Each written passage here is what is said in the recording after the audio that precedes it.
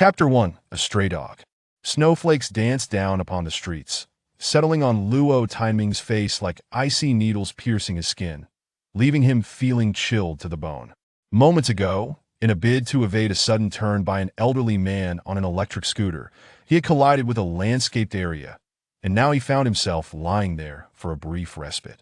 His left knee throbbed painfully, yet he could still move it, suggesting that it was not fracturita, small mercy in an otherwise unfortunate situation.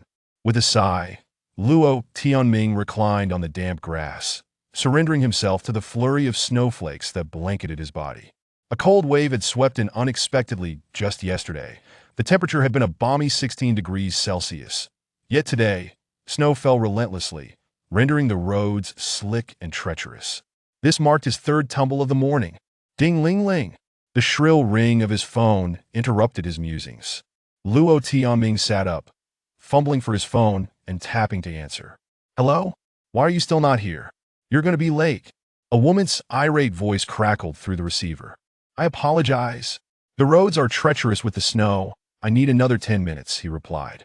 "That's unacceptable. If the food oxidizes after this delay, I refuse to accept it.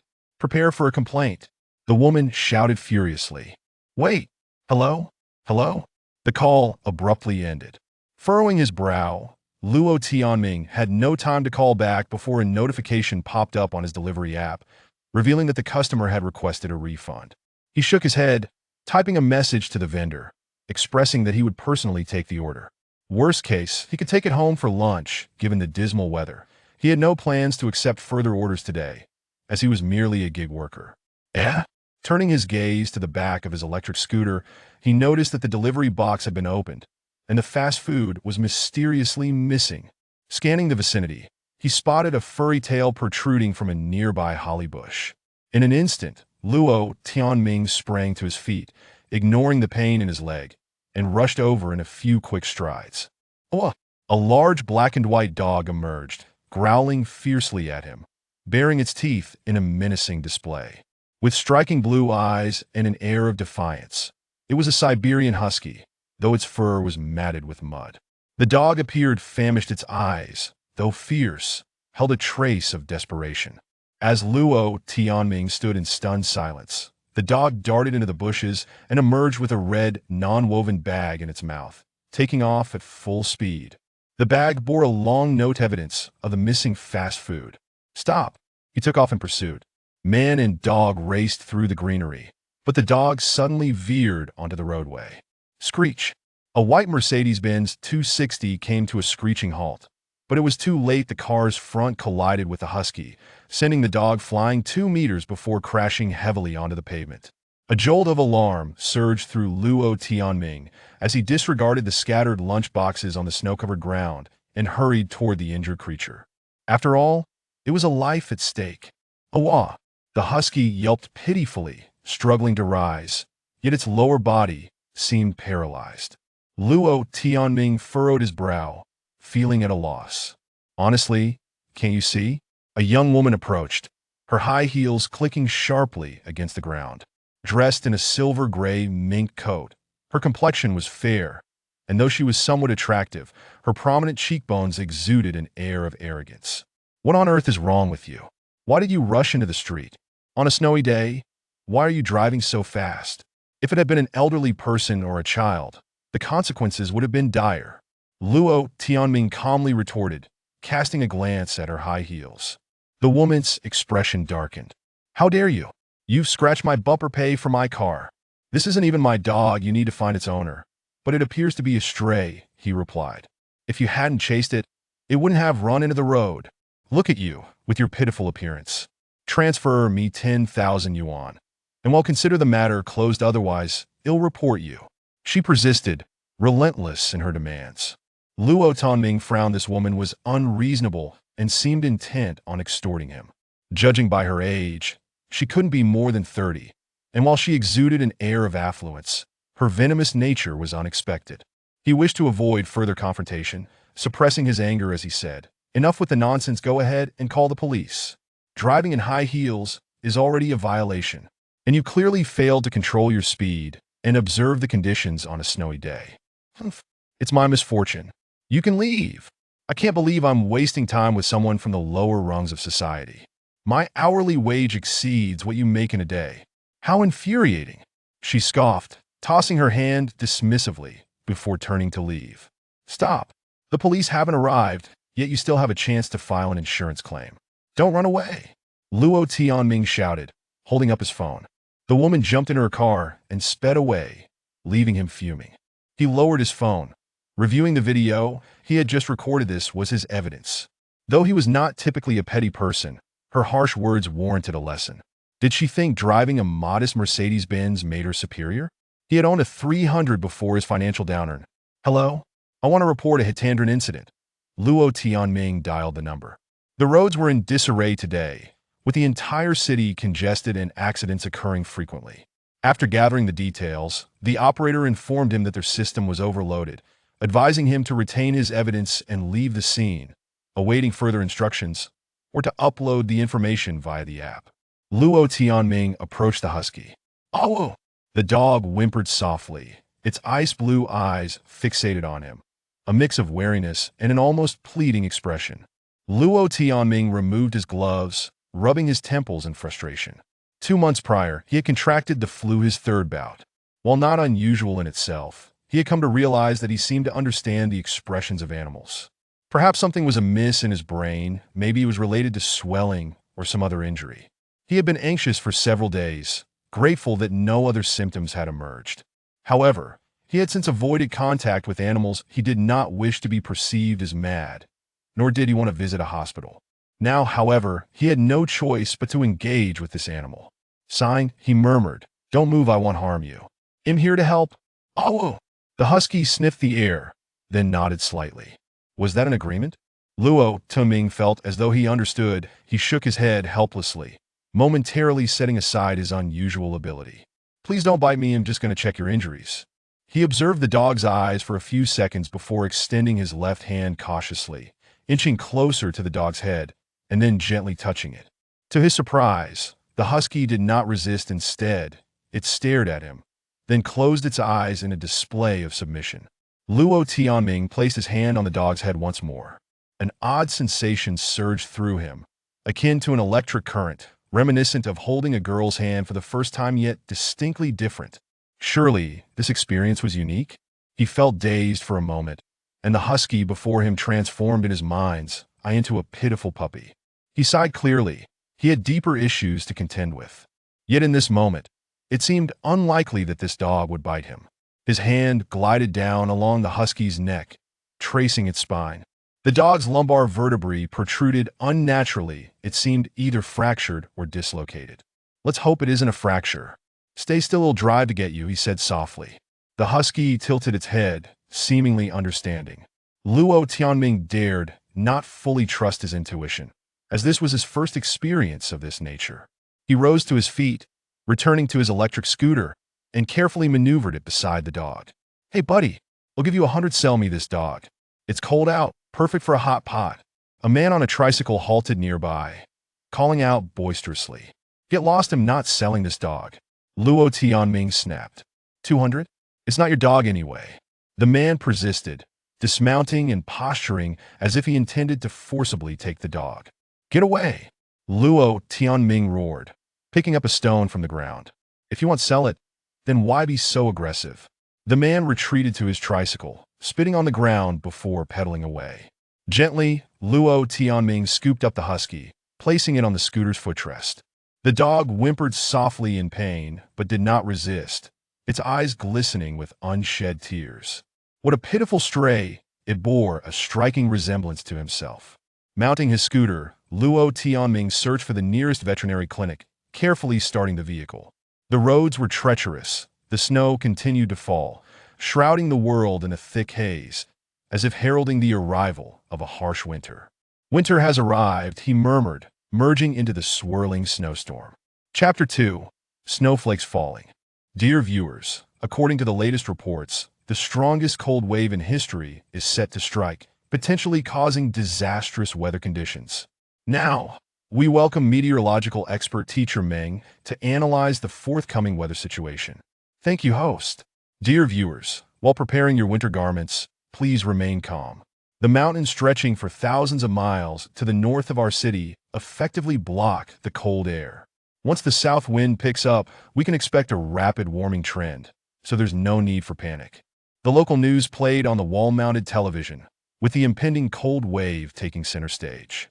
Luo Tianming approached the water cooler, filling a paper cup with hot water and sipping it slowly. The temperature had plummeted drastically, from a comfortable warmth to a chilling -6 degrees Celsius. Yet he was still clad in his teal delivery uniform, primarily designed for wind and water resistance, offering little in the way of warmth. This is a pet hospital, where two staff members clad in white coats are attending to a Siberian husky. After consuming 3 cups of hot water, Lu Tianming finally feels warmth return to his body. He sets the cup down and approaches the operating table. My friend, this dog's spine is misaligned. We have successfully realigned it through manual manipulation, including the cost for the X-ray, deworming, and rabies vaccine booster. The total comes to 3,800. You can scan the code for payment, says the masked male veterinarian. Is it really that expensive? This is a stray dog, Lu Tianming frowns. This is already a generous offer. This dog has a microchip. You can seek reimbursement from its owner. Moreover, we maintain transparent pricing. Xiaoan, the male veterinarian calls out. Print out the billing details. You are responsible for this gentleman's payment. All right, no need to shout. Lu Tianming shakes his head, his expression displeased. The veterinarian seems overly concerned that he might flee, appearing rather pretentious. What's wrong with wearing a blue coat? The assistant, referred to as Xiaoan, approaches, removes her rubber gloves, and operates the computer for a moment before printing a lengthy invoice. Handsome, we offer a complimentary bath here. Would you like to wash the dog now? The female assistant feigns cuteness, tilting her head in inquiry. Yes, let's do it now. Additionally, give me a collar and leash, and please issue an invoice. Lu Tianming replies. Oh, very well, she responds. You mentioned this dog has a microchip. What does that entail? Lu Tianming inquires. The microchip is located in the dog's neck. Would you like to contact the owner for reimbursement? Xiaoan asks. Of course. Lu Tianming nods. Please hold on, I will check the information on the computer, Xiaoan responds. She retrieves the owner's phone number and scribbles it on a piece of paper. Lu Tianming dials the number, and a male voice answers. Upon hearing that the dog was struck by a vehicle and that the medical expenses amount to several thousand, the man immediately declines responsibility. I abandoned that dog 6 months ago. If you want to consider it a gift, please send a video as evidence so I can update the registration of the management office. Otherwise, you need to come and settle the bill. Additionally, the vehicle that struck the dog was a Mercedes, and the owner demands $10,000 in compensation for repairs. You can also seek reimbursement for the dog's medical expenses. Brother, please don't meddle in my affairs. I'll add you on WeChat now. Just wait a moment. The man impatiently hangs up the phone. A moment later, the dog owner adds him on WeChat and sends a text message. Lu Tianming complies with the man's request, stating he will cover the dog's medical expenses and take full responsibility for the traffic incident. Brother, I see you are a kind-hearted person. Let me be frank, that kind of dog is a menace. You'll see in time. Be careful, only a fool would raise a husky. Thank you. The owner sends a voice message that oddly conveys a sense of relief. Lu Tianming shakes his head. It is well known that huskies are notorious for their destructive behavior, yet he has no intention of keeping this dog long-term. Once he resolves the situation with the Mercedes owner, he plans to give the dog away. Moreover, the dog is rather attractive. For some reason, Lu Tianming finds this dog quite charming, its features appealing. At this moment, the 2 staff members have finished bathing the dog and are now blow-drying its fur. The husky stands on the table, its blue and white eyes darting about with lively energy, and its black and white coat is striking, adorned with 3 distinctive markings on its forehead, making it look quite dashing. However, having been a stray for a while, it appears somewhat emaciated. Once the dog's fur is dry, the female assistant leads it over to Lu Tianming. He picks up a plastic basin and pours half a basin of complimentary dog food from a nearby bag. Eat up. By the way, what is this dog's name? The dog was called. Let me check, the female assistant replies. No need. Lu Tianming raises his hand and declares, from now on, your name is Lunchbox. You little rascal. Who told you to steal my lunchbox? The husky's eyes turn, and it lowers its head to begin devouring the dog food. Clearly, it is starved, consuming the food with an eager ferocity reminiscent of a famished spirit. Lu Tianming tentatively reaches out to stroke the dog's head surprisingly. It does not guard its food, but rather squints its eyes contentedly, crunching away. Lunchbox? Woof. Lu Tianming furrows his brow. Has the dog accepted its new name? Is it truly that simple? Can he genuinely communicate with a dog in such a manner? Is this merely an illusion? Lunchbox. Lu Tianming attempts to call again. The husky suddenly halts its feast, lifting its head and gazing at him expectantly. Ah, this dog seems to have a strong connection with you.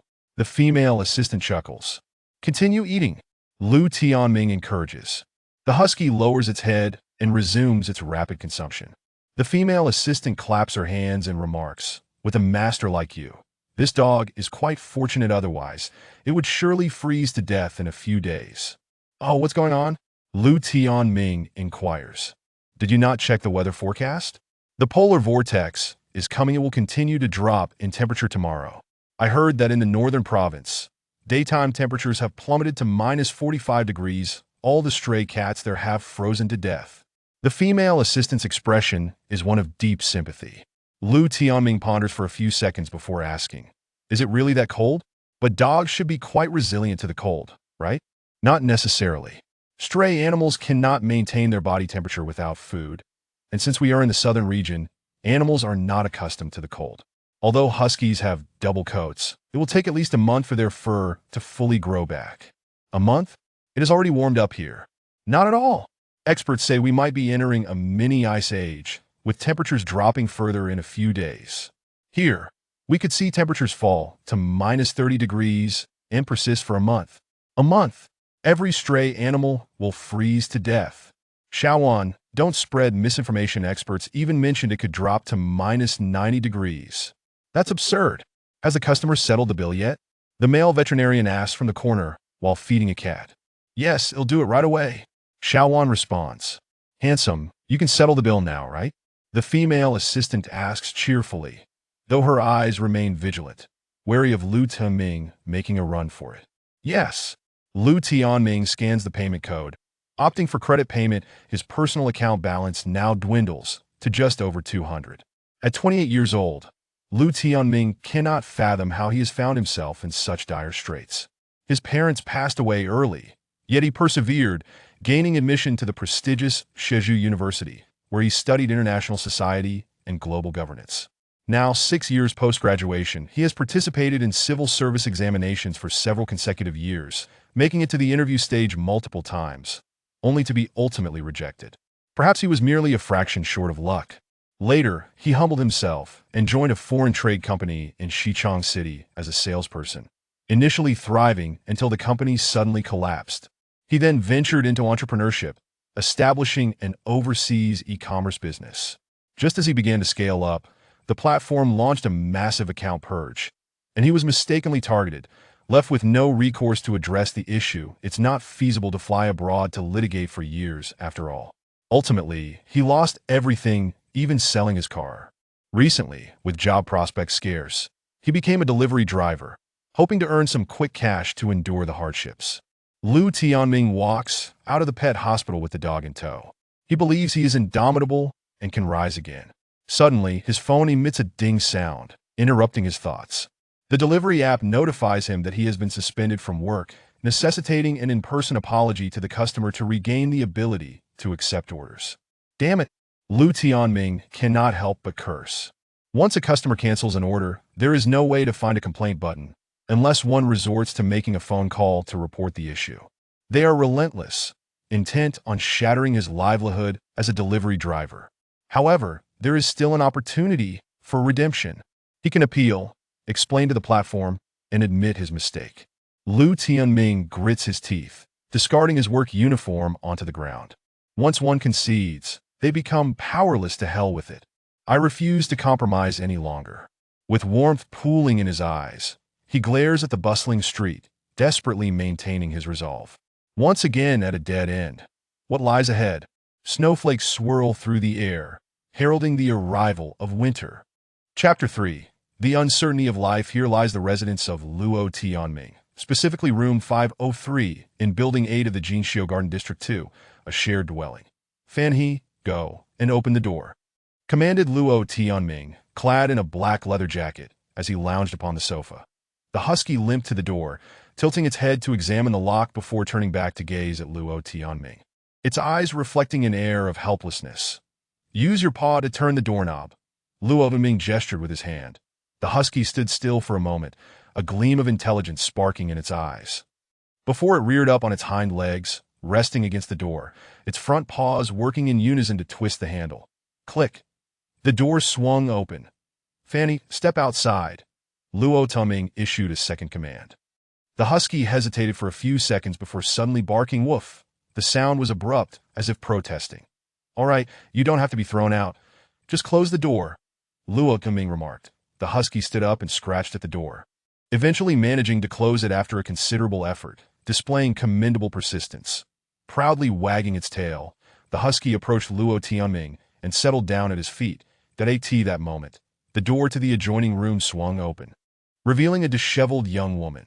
Luo Tianming's roommate, the slightly older northern girl, Lu Tianming. You're off work so early? She inquired, making her way to the automatic coffee machine, yawning as she activated it. Sleepily, she prepared a cup of coffee and shuffled over to the nearby single sofa, where she plopped down with half-closed eyes, suddenly exclaiming, "Oh my goodness, don't be afraid. This dog is quite docile and won't bite," Luo Tianming assured her. Lu, placing a hand on her chest, hastily retorted, "It's not the dog I'm afraid of. It's the sudden appearance of this furry creature that startled me awake. This dog was picked up from the street after it was injured by a car, that I took it in temporarily because I felt sorry for it. In a few days, I planned to." Luo Tianming trailed off, suddenly feeling reluctant to part with the dog. Moreover, this husky was incredibly intelligent, showing no signs of destruction. Why had it been abandoned? Are you planning to give it away? Then please let me have it. What a handsome dog, Lu exclaimed, beckoning with open arms. The husky regarded the woman in her pajamas with an expression akin to bewilderment, and Luo Tianming understood. Why are you ignoring me? Is this dog foolish? Well, it seems huskies are generally not the brightest, Lu mused, scratching her head. This dog simply doesn't take to you, Luo Tianming commented. Woof, the husky immediately concurred. It's not a matter of compatibility. You just don't want to give it up, you miser, Lu pouted, indulging in her coffee. Though Lu was reasonably attractive, scoring a solid 7 without makeup, with sparkling eyes and a curvaceous figure, Luo Tianming remained indifferent. He saw her daily and the novelty had worn off. Previously a kindergarten teacher, she had recently lost her job and turned to gaming as a streamer. Despite her lack of skill, her beauty had attracted a following. Though it came with the burden of late nights and early mornings that moment, she still wore pink pajamas, her hair a chaotic mess, and her face unwashed. Quite a sight indeed. She was a few months older than Luo Tianming, which led her to frequently call him a Ming, with an air of authority that he did not mind too much. The apartment comprised 3 bedrooms and a living room, with another tenant named Bao Zihan, a relationship streamer who appeared youthful and only revealed her face while keeping her figure hidden, attracting views through her melancholic narratives. Although they shared the space, the two women maintained a degree of aloofness, occasionally clashing, while Luo Tianming found it relatively easy to converse with them, albeit only in passing. In truth, cohabiting with the opposite sex often lacked the romantic allure. It was merely two down-on-their-luck individuals seeking to save on rent under one roof. Luo Tianming rubbed his chin, feeling the stubble. Perhaps it was time to shave. Time, like a relentless knife, had chipped away at his youth, leaving behind only traces of weariness. Those days of vigor, he sighed silently. He held no particular feelings toward his 2 female roommates. A man of his stature should not indulge in matters of the heart. Besides, once one has tasted the vastness of the ocean, why yearn for mere drops without a solid foundation? At present, Luo Tianming's sole desire was to earn money, to escape his current plight, to ascend to the pinnacle of life, to soar like a dragon in the sky. Ming, what are you pondering? By the way, why aren't you at work today? I must remind you, it's almost time to pay the rent, Lu remarked while sipping her coffee. The sound of a key turning in the lock was heard, followed by a click as a petite girl clad in a black down jacket entered. She exhaled in the cold, stamping her feet before hanging her jacket by the door and slipping into fuzzy slippers. Oh, why is there another dog? She asked that I found it on the street, injured that it's already been cleaned at the vet, no fleas, and has received its rabies vaccination, that I plan to find it a home in a few days. Luo Tianming quickly explained. This girl was Bao Zihan, a fellow alumnus of Luo Tianming, who had graduated just a year and a half ago with a degree in psychology. Petite and dainty, with a doll-like hairstyle and gold-rimmed glasses. She appeared quite youthful, yet bore the demeanor of an obsessive perfectionist, often exuding an air of superiority. Oh, Bao Zihan rubbed her hands together, seemingly cold. She gazed down at the squatting husky and cautioned. You need to be careful. The landlord will have objections. This genuine leather sofa costs 20,000. If it gets chewed up, you'll definitely have to pay for it. The rental agreement clearly states that any furniture or items must remain undamaged. Even scratches, any damages will fall on me. Luo Tianming replied that I'm merely offering a friendly reminder. Are you wealthy? Bao Zihan scrutinized Luo Tianming, her gaze piercing. This younger girl, 5 years his junior, made Luo Tianming feel distinctly uncomfortable. Luo Xuezhang, have you quit your delivery job? Bao Zihan inquired. How did you know? Luo Tianming felt a bit short of breath. Well, your work uniform isn't at the door, that I had to fall on the way. And the food was snatched by this dog, which led to a cancellation and a complaint. Luo Tianming chuckled lightly. Better off not doing it. There's no future in being a delivery driver. It tarnishes the reputation of our school. Bao Zihan replied with a cold smile. Luo Tianming felt a wave of discomfort wash over him. After all, he had ventured into the world for a few years. Life naturally had its ups and downs. Yet a girl just out of college wielding such authority felt exceedingly presumptuous. Life is unpredictable. It's merely a stumble. Why must even the lowly creatures interject? Ming, I think you should consider becoming a streamer. Aren't you a graduate from a prestigious university? Your major was global governance, right? You could specialize in current affairs commentary, economic forecasts, and stock market analysis. Men have an advantage in this field. Shuai Lu suggested that the correct term is global governance. Please don't mix it up. Bao Zihan scoffed, then turned back to Luo Tianming, maintaining her condescending posture. Senior, you should return to your field of study. You don't necessarily have to be a boss. You ought to lower your stance and try being a streamer. With your expertise, analyzing current events will surely attract an audience. Just be mindful of the content. Moreover, she pointed to herself.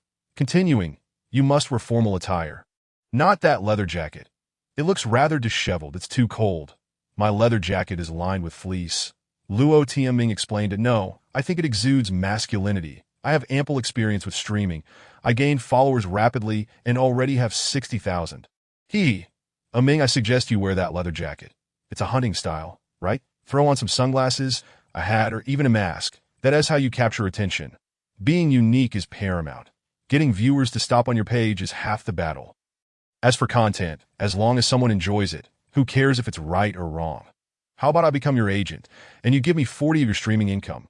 Shuai Lu rambled enthusiastically.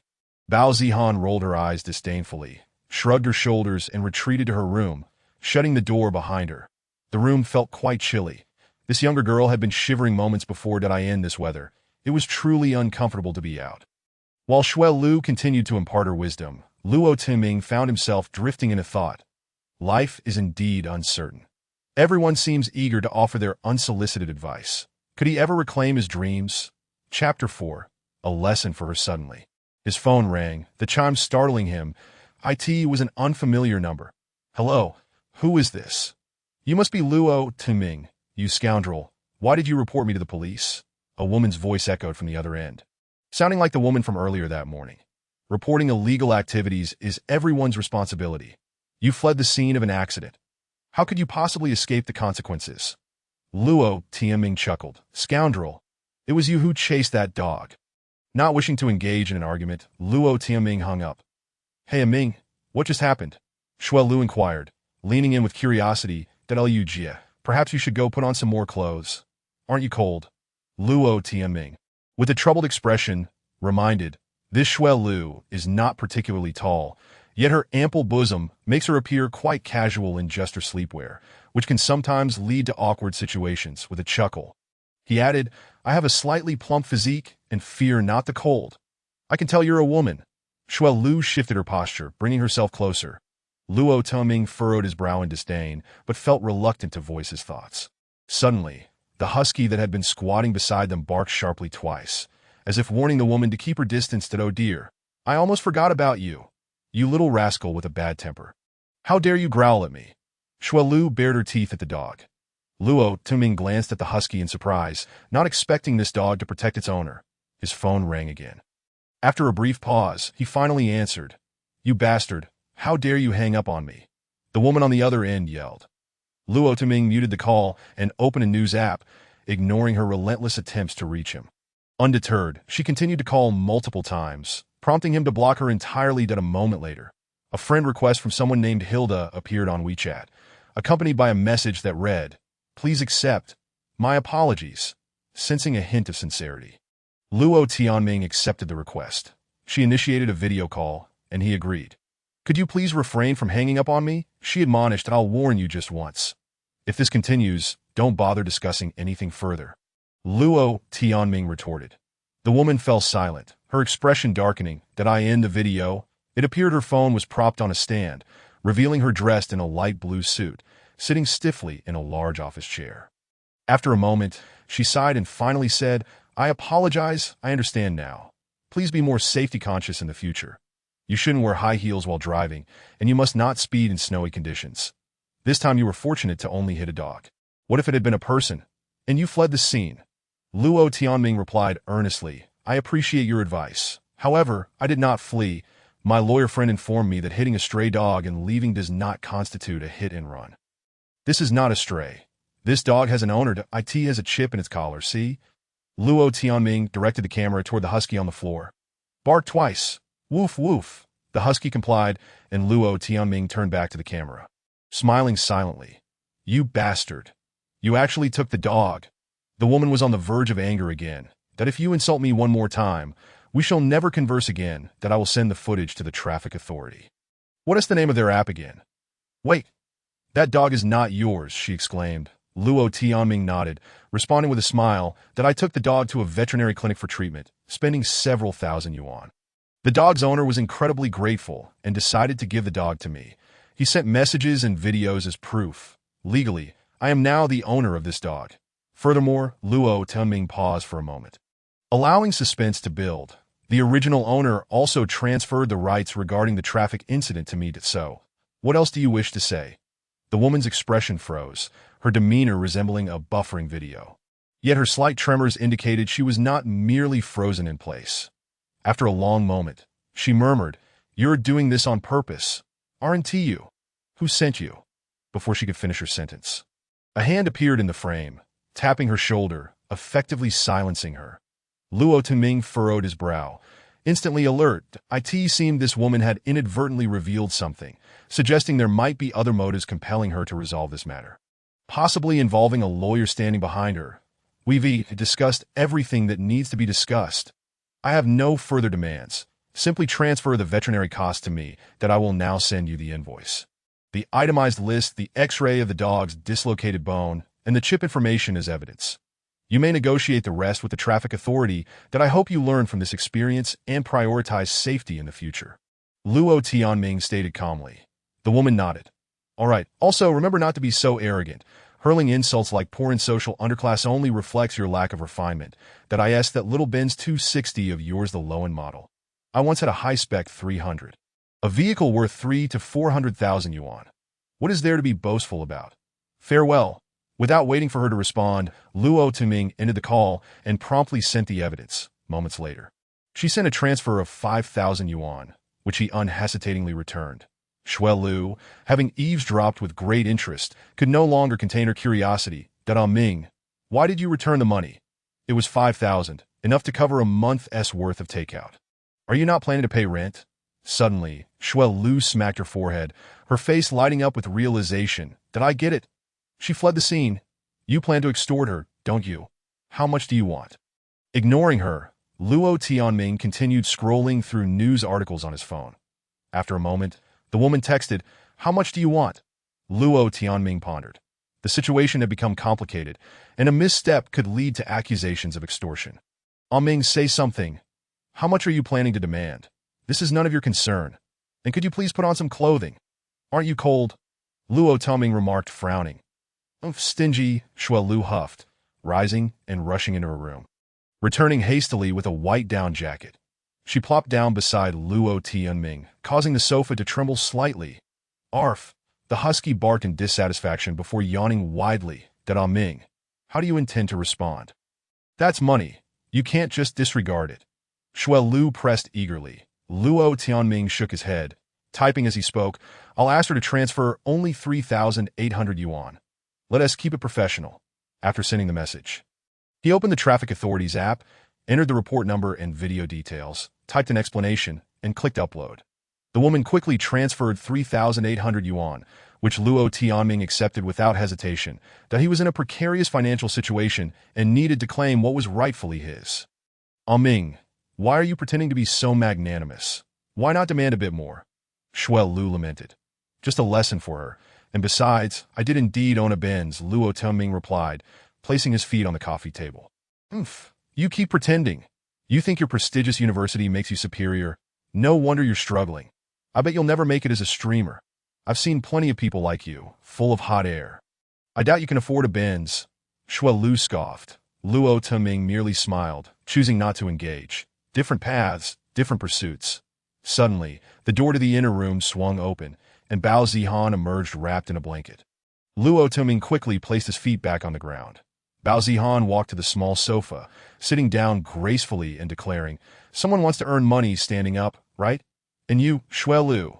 She suddenly raised her voice. Her eyes filled with a mix of pity, disdain, and world-weariness. Please be mindful of your word choices. Do is not appropriate when referring to being a streamer. Chapter 5. Special abilities. The slightly plump Shuai Lu had meticulously dressed for lunch, as she had a friend traveling from afar to see her. Bao Zihan, on the other hand, ordered takeout, retreating into her room and shutting the door. Luo Tianming felt somewhat restless, absent-mindedly stroking the dog head on his lunchbox as he contemplated his plans for the coming days. Today's news was rife with discussions about how the cold wave could lead to extreme weather. Previously, he had been too preoccupied with delivering takeout to pay attention to such matters, but now that he had some downtime to scroll through the news, he immediately sensed something unusual.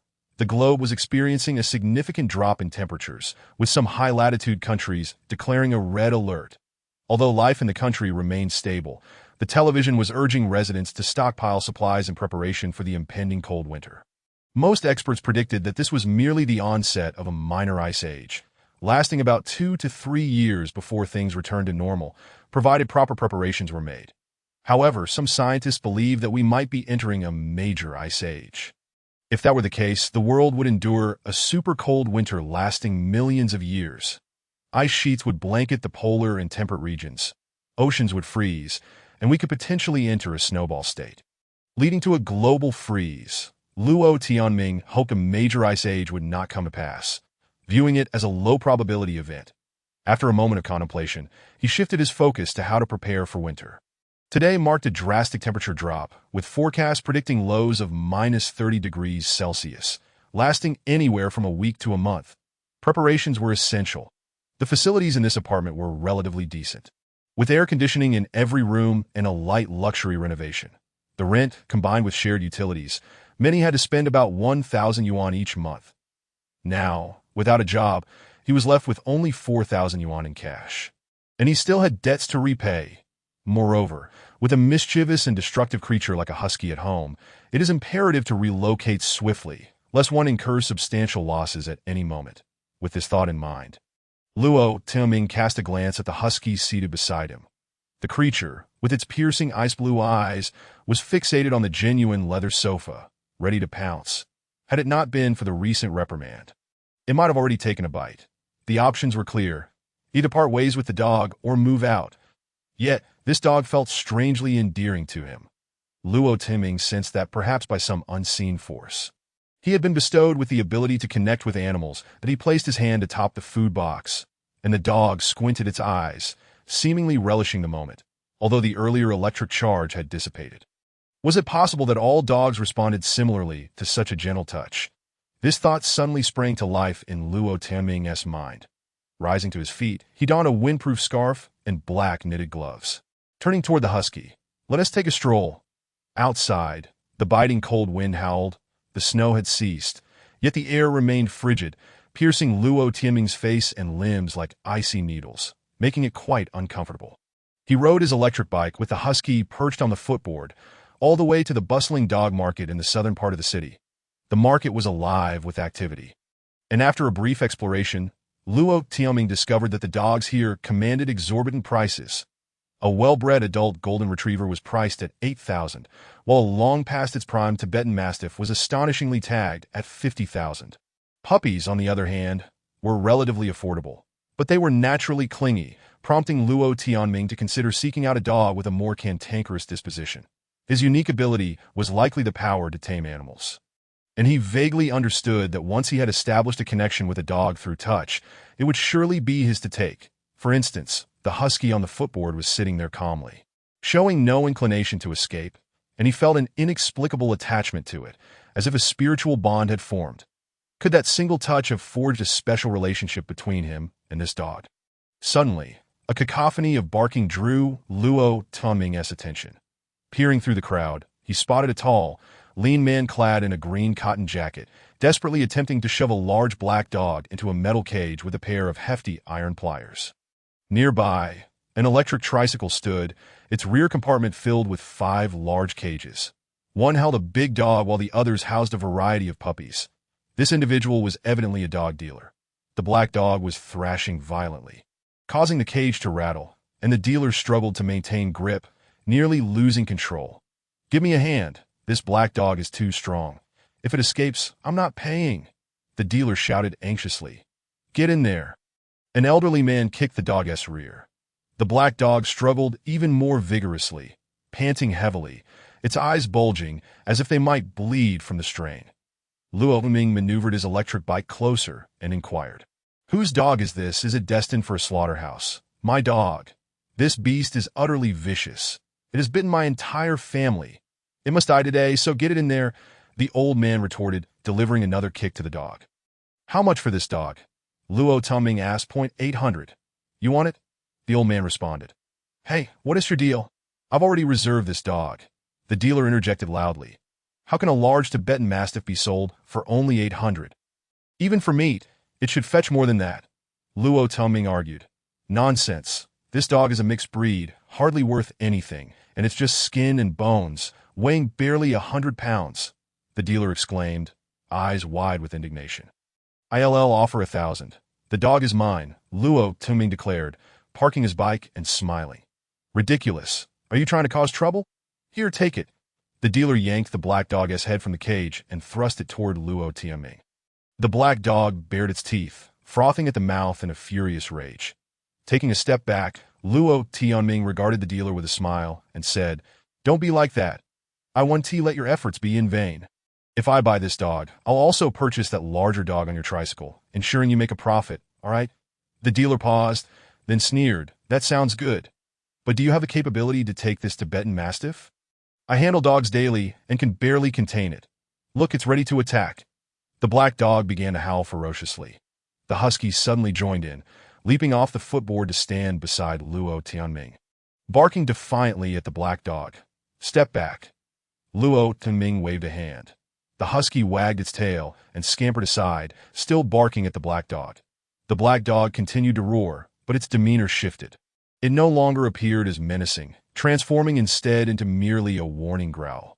Taking a deep breath, Luo Tianming moved closer, extending his palm toward the black dog.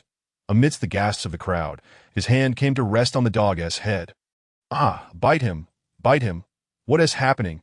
A faint yet distinct current surged through his palm, and Luo Tianming felt momentarily dazed. The black dog before him suddenly fell silent, and moments later, it shook its head. Ceasing its growl, Luo Tianming withdrew his hand, locking eyes with the dog for a brief moment. The ferocity in its gaze vanished, replaced by a sense of familiarity and confusion. "That don't be afraid. I am your master, and no one can harm you today," he reassured, gently stroking the dog's head to his astonishment. The black dog let out a soft whimper. "Wow! Incredible! This person must possess a unique affinity for dogs," an elderly gentleman exclaimed. The dealer's grip slackened, the pliers slipping from the dog's neck. "Quick, back away! Don't get bitten!" a voice cried out in alarm. Luo Ming slowly picked up the dog leash from the ground and gave it a gentle tug. The black dog stood frozen for a few moments before finally taking a step forward. Sighing with relief, Luo Tianming turned to the old man selling the dogs. 8,000. Bring me your mobile for payment. Wait, you're just going to listen to him? No way. This dog is worth 1,200, the old man suddenly declared. Ha! What a shameless move, raising the price after the fact. Someone laughed nearby. The old man retrieved his phone, entered the 1,200 amount, and displayed the payment code. Without hesitation, Luo Tianming scanned the code and completed the transaction. Truly shameless. How can you raise the price like that? Someone scoffed, with a haughty look. The old man turned and walked away. Young man, you've made a terrible mistake. Tibetan Mastiffs are practically worthless now. They're just meat dogs, an elderly gentleman cautioned. Indeed, nowadays Tibetan Mastiffs are merely meat dogs. The market price is about 8 yuan per pound, right? The recently slaughtered dogs only fetch 10 yuan per pound for their leg meat. A middle-aged man chimed in. Luo Tianming paid little heed to their comments. His mind and spirit were already brimming with a profound joy. He had discovered his ability to tame animals. He possessed a unique gift. Chapter 6. Acquiring a dog. This dog is an Alaskan Malamute. Priced at 1,200. To consider it an act of kindness on my part, as I was originally going to sell it to a meat market. However, you won't be at a loss. Purebred dogs normally cost several thousand. The dealer explained, as he opened the cage door and pulled out a large gray and white dog by hand. The dog appeared dejected, tail tucked between its legs, trembling incessantly. Luo Tianming quickly scanned the dealer's phone, paid the 1,200, and placed his palm on the dog's head. Moments later, the Alaskan Malamute wagged its tail, its body no longer trembling, and its expression transformed into one of joy. The small dogs in the cages on the tricycle erupted into a chorus of excited barks, all becoming agitated. Luo Tianming straightened up, exhaling deeply, that he had once again validated his ability, but he had reached his limit. His instincts told him that he could not replicate such actions today. Feeling fatigued, his mind was blank, akin to the sensation of having drunk too much. Brother, you're quite the talent. With your skills, if you were a dog thief, you'd be able to snatch any dog you wanted. The dealer remarked enviously. That is a dog whisperer for you. We've had someone like that in our shop before. As soon as they walked in, all the dogs flocked to them. What an incredible connection with dogs. A young man added. Luo Tianming understood that he was no dog whisperer, but there was no need to argue with others over it. Do you have a leash and collar? He asked the dealer. None. You'll have to sort it out yourself. There is a pet shop right at the market entrance, the dealer replied, shaking his head. Little brother, since you're so compassionate, why not adopt some of the other dogs as well? Each of these puppies can be yours for 800, the dealer suggested. Luo Tianming remained silent and simply turned to leave. He was already feeling exhausted, and he was not a charity organization capable of rescuing all the dogs in the world. If you wish to accrue some good karma, why not take them in yourself instead of morally pressuring others? A young woman, resembling a student, chimed in, Exactly. These are all pet dogs, and they might even be stolen. Can you really bear to send them off to be slaughtered? Another girl added sarcastically. Luo Tianming mounted his electric bike, the husky leaping onto the footboard, while the large black dog was tethered to the back. And the Alaskan Malamute stood nearby, looking rather dazed. Follow me. Luo Tianming uttered to the Alaskan, as the electric vehicle glided along. Two large dogs trailed behind, trotting leisurely to the pet store. Luo Tianming bathed the two dogs, administered treatment, vaccinated them, ensured they were dewormed, purchased new collars and leashes, acquired a muzzle, and obtained 3 bags of dog food.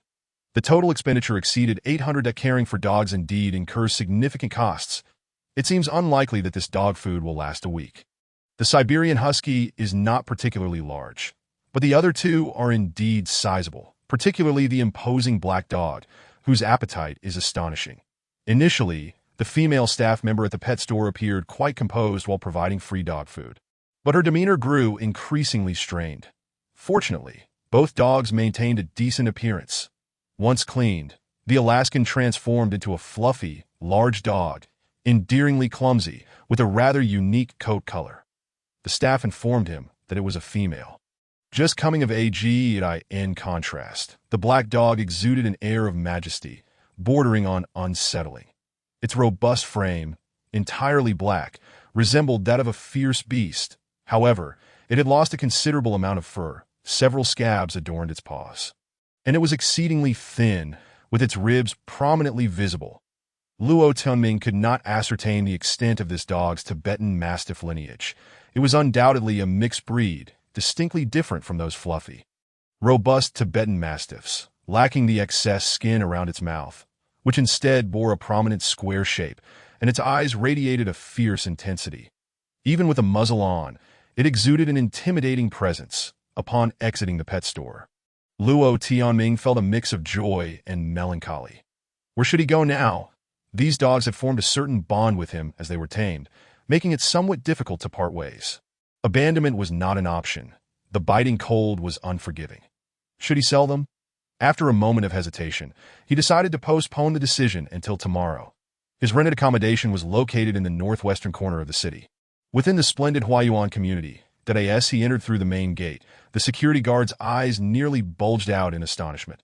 After much negotiation and a promise to keep the dogs leashed, Luo Tianming handed over a pack of cigarettes as a bribe. And the guard finally relented. He parked his vehicle in the public shed, leading the 3 dogs, his heart heavy with trepidation. It was imperative to find another place to live, preferably a bungalow with a yard. Luo Tianming had a premonition that his collection of animals would only grow in the future. "Stop right there." A woman's voice suddenly rang out. "Woof! Woof!" At that moment, the black dog began to bark ferociously. "Goodness, are you out of your mind, keeping so many dogs?" The woman's tone was laced with reproach, and her frosty expression was unmistakable. She was the same female driver from the road, elegantly clad in high heels and a mink coat. Luo Tianming frowned but chose to ignore her, tightening his grip on the leash. "Please refrain from speaking. Allow me to handle this." Another woman approached, dressed in a black down jacket, her hair styled in a ponytail. Appearing to be in her 20s, her eyes sparkled with clarity. Her makeup was minimal, and the collar of her white shirt peeked out from beneath her jacket. The female driver scoffed and moved to the side. The ponytailed woman cautiously halted 3 meters away, glancing at the 3 dogs, and politely introduced herself. "Hello. My name is Wang Hui, a friend of Ms. Sun Silly, that we have come to extend our apologies." That what you call an apology? Never mind, I have other matters to attend to." Luo Tianming turned to leave. "Stop right there." The female driver shouted, "Woof, woof, woof." The 3 dogs erupted into a cacophony of barks, their presence formidable. "Cease this at once." Luo Tianming shook the leash in his hand, and the dogs fell silent. "These dogs have rather poor tempers. Should you continue to behave poorly, I will not be responsible for any bites," Luo Tianming stated firmly. "Humph, speak. How much will it take for you to let this go?" the female driver retorted coldly. Luo Tianming fell silent. Did this woman truly consider him a fool? In plain view of the public. The ponytailed woman, with her lawyer-like demeanor, seemed to be attempting to ensnare him. "Indeed, the platform suggested we reach an amicable resolution regarding this minor issue. The Ms. Sun Silly was pressed for time to attend a crucial meeting. I have no time for your nonsense. Since the platform has informed you, you may handle it as you see fit. However, we require your understanding and request that you withdraw your report on the platform that I do not understand. Would 10,000 suffice?" 20,000. The female driver brandished 2 stacks of cash from her bag, shaking them in a domineering manner. Luo Tianming's brows furrowed, and his expression soured considerably. "Continue like this, and I shall unleash the dogs upon you." "Wait a moment, Li Jie. Remain here," Wang Hui interjected. Luo Tianming led the dogs into the hallway, opting for the stairs instead of the elevator, given that his rented apartment was on the 5th floor. The likelihood of complaints would be high if he took the elevator with the large black dog. After all, he was merely a tenant. Upon reaching the 5th floor, to his surprise, Wang Hui had followed him. Albeit maintaining a distance of 5 meters, "Do not follow me. I wish to be left alone regarding this matter," Luo Tianming said. "All right. However, I find these dogs quite appealing. Could I purchase one?" Wang Hui replied with a smile.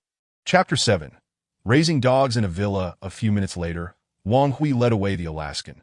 This woman was efficient, not mentioning the settlement at all, but rather expressing her desire to buy a dog. She even suggested that Luo Tianming record a video on his phone to certify that this was merely a transaction involving pets.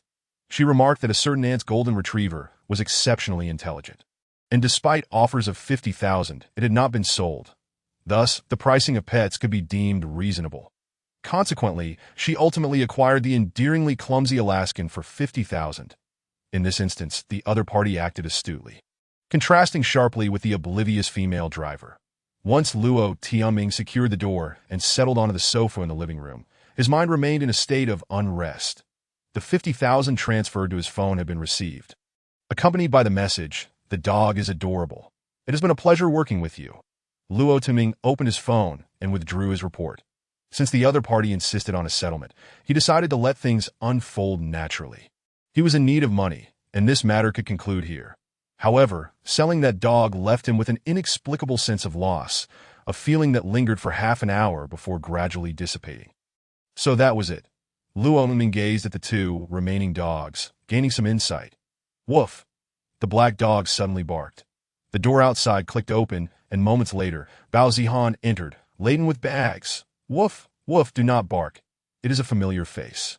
Luo Tianming patted the black dog's head, silencing its barks, while the husky remained composed, sitting quietly. Upon entering, Bao Zihan paused upon seeing the black dog.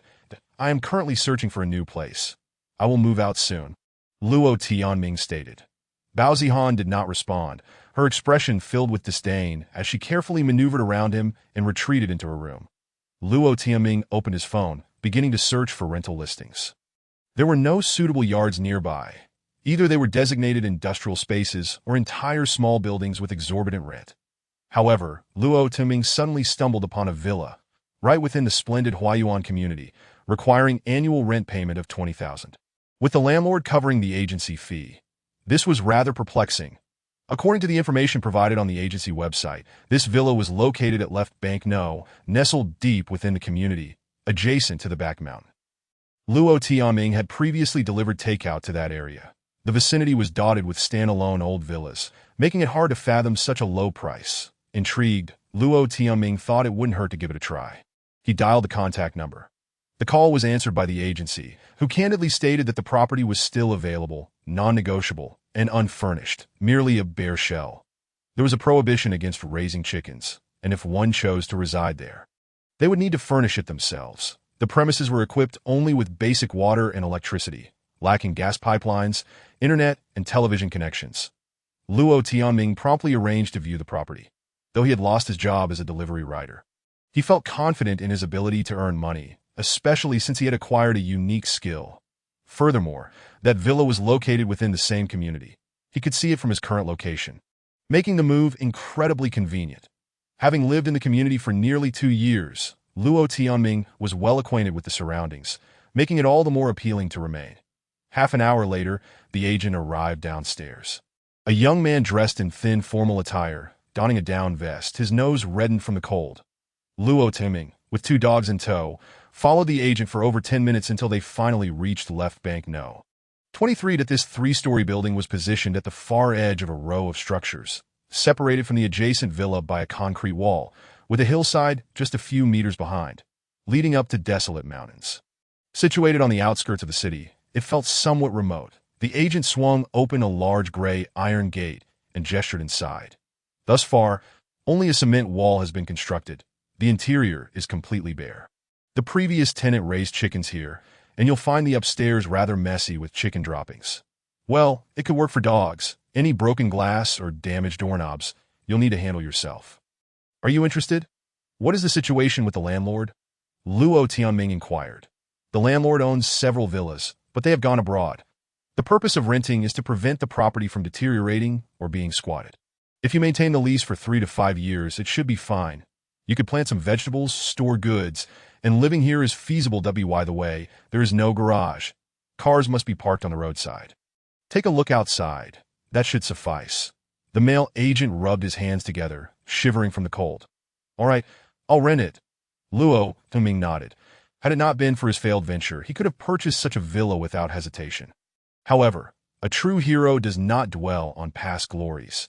The agent acted swiftly, promptly advising Luo Tianming on how to complete the electronic contract via the app after a brief phone conversation with the owner, who was an elderly lady surnamed Sun. She also signed on the app. Luo Tianming then proceeded with the payment transfer, and within mere minutes, the contract was finalized. The agent patted the head of the husky, casting a timid glance at the large black dog before leaving the keys behind and bidding farewell. Standing in the front yard, Luo Tonming finally exhaled with relief. His previous approach had always been to cut through the chaos with decisive action. He hoped this time would bring good fortune as well. "This is my territory now," he declared, shutting the door behind him. That he removed the leashes from both dogs and took off the muzzle from the black dog. "No running out the door, do you understand?" Luo Tonming pointed towards the entrance, observing the dog's reactions. The husky tilted its head, suddenly leaping sideways a couple of times before scampering off joyfully. The black dog, however, remained still, its eyes betraying a hint of confusion to "No running out the door, and no biting," Luo Tonming reiterated emphatically, yet the black dog's face still bore an expression of puzzlement. Did this dog have communication barriers?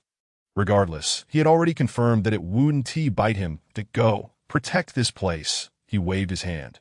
The black dog stepped outside cautiously, glanced back once more, and then bounded away with a newfound lightness. Luo Tianming felt a momentary daze, suddenly realizing that communicating with dogs was rather exhausting. This peculiar talent of his seemed to drain his energy, but he sighed in relief and began inspecting his surroundings.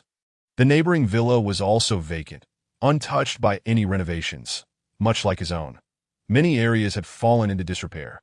The courtyard walls were thick, standing approximately 2 meters high, topped with rusted steel spikes designed for security, which would likely deter anyone from attempting to scale the walls.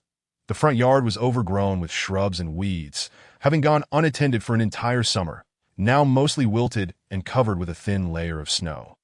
"So cold," Luo Tianming huffed, directing his breath towards the house as he walked inside, that he unlocked the front door to reveal a barren cement floor, indeed somewhat dirty, with a small amount of chicken droppings still lingering in the corner.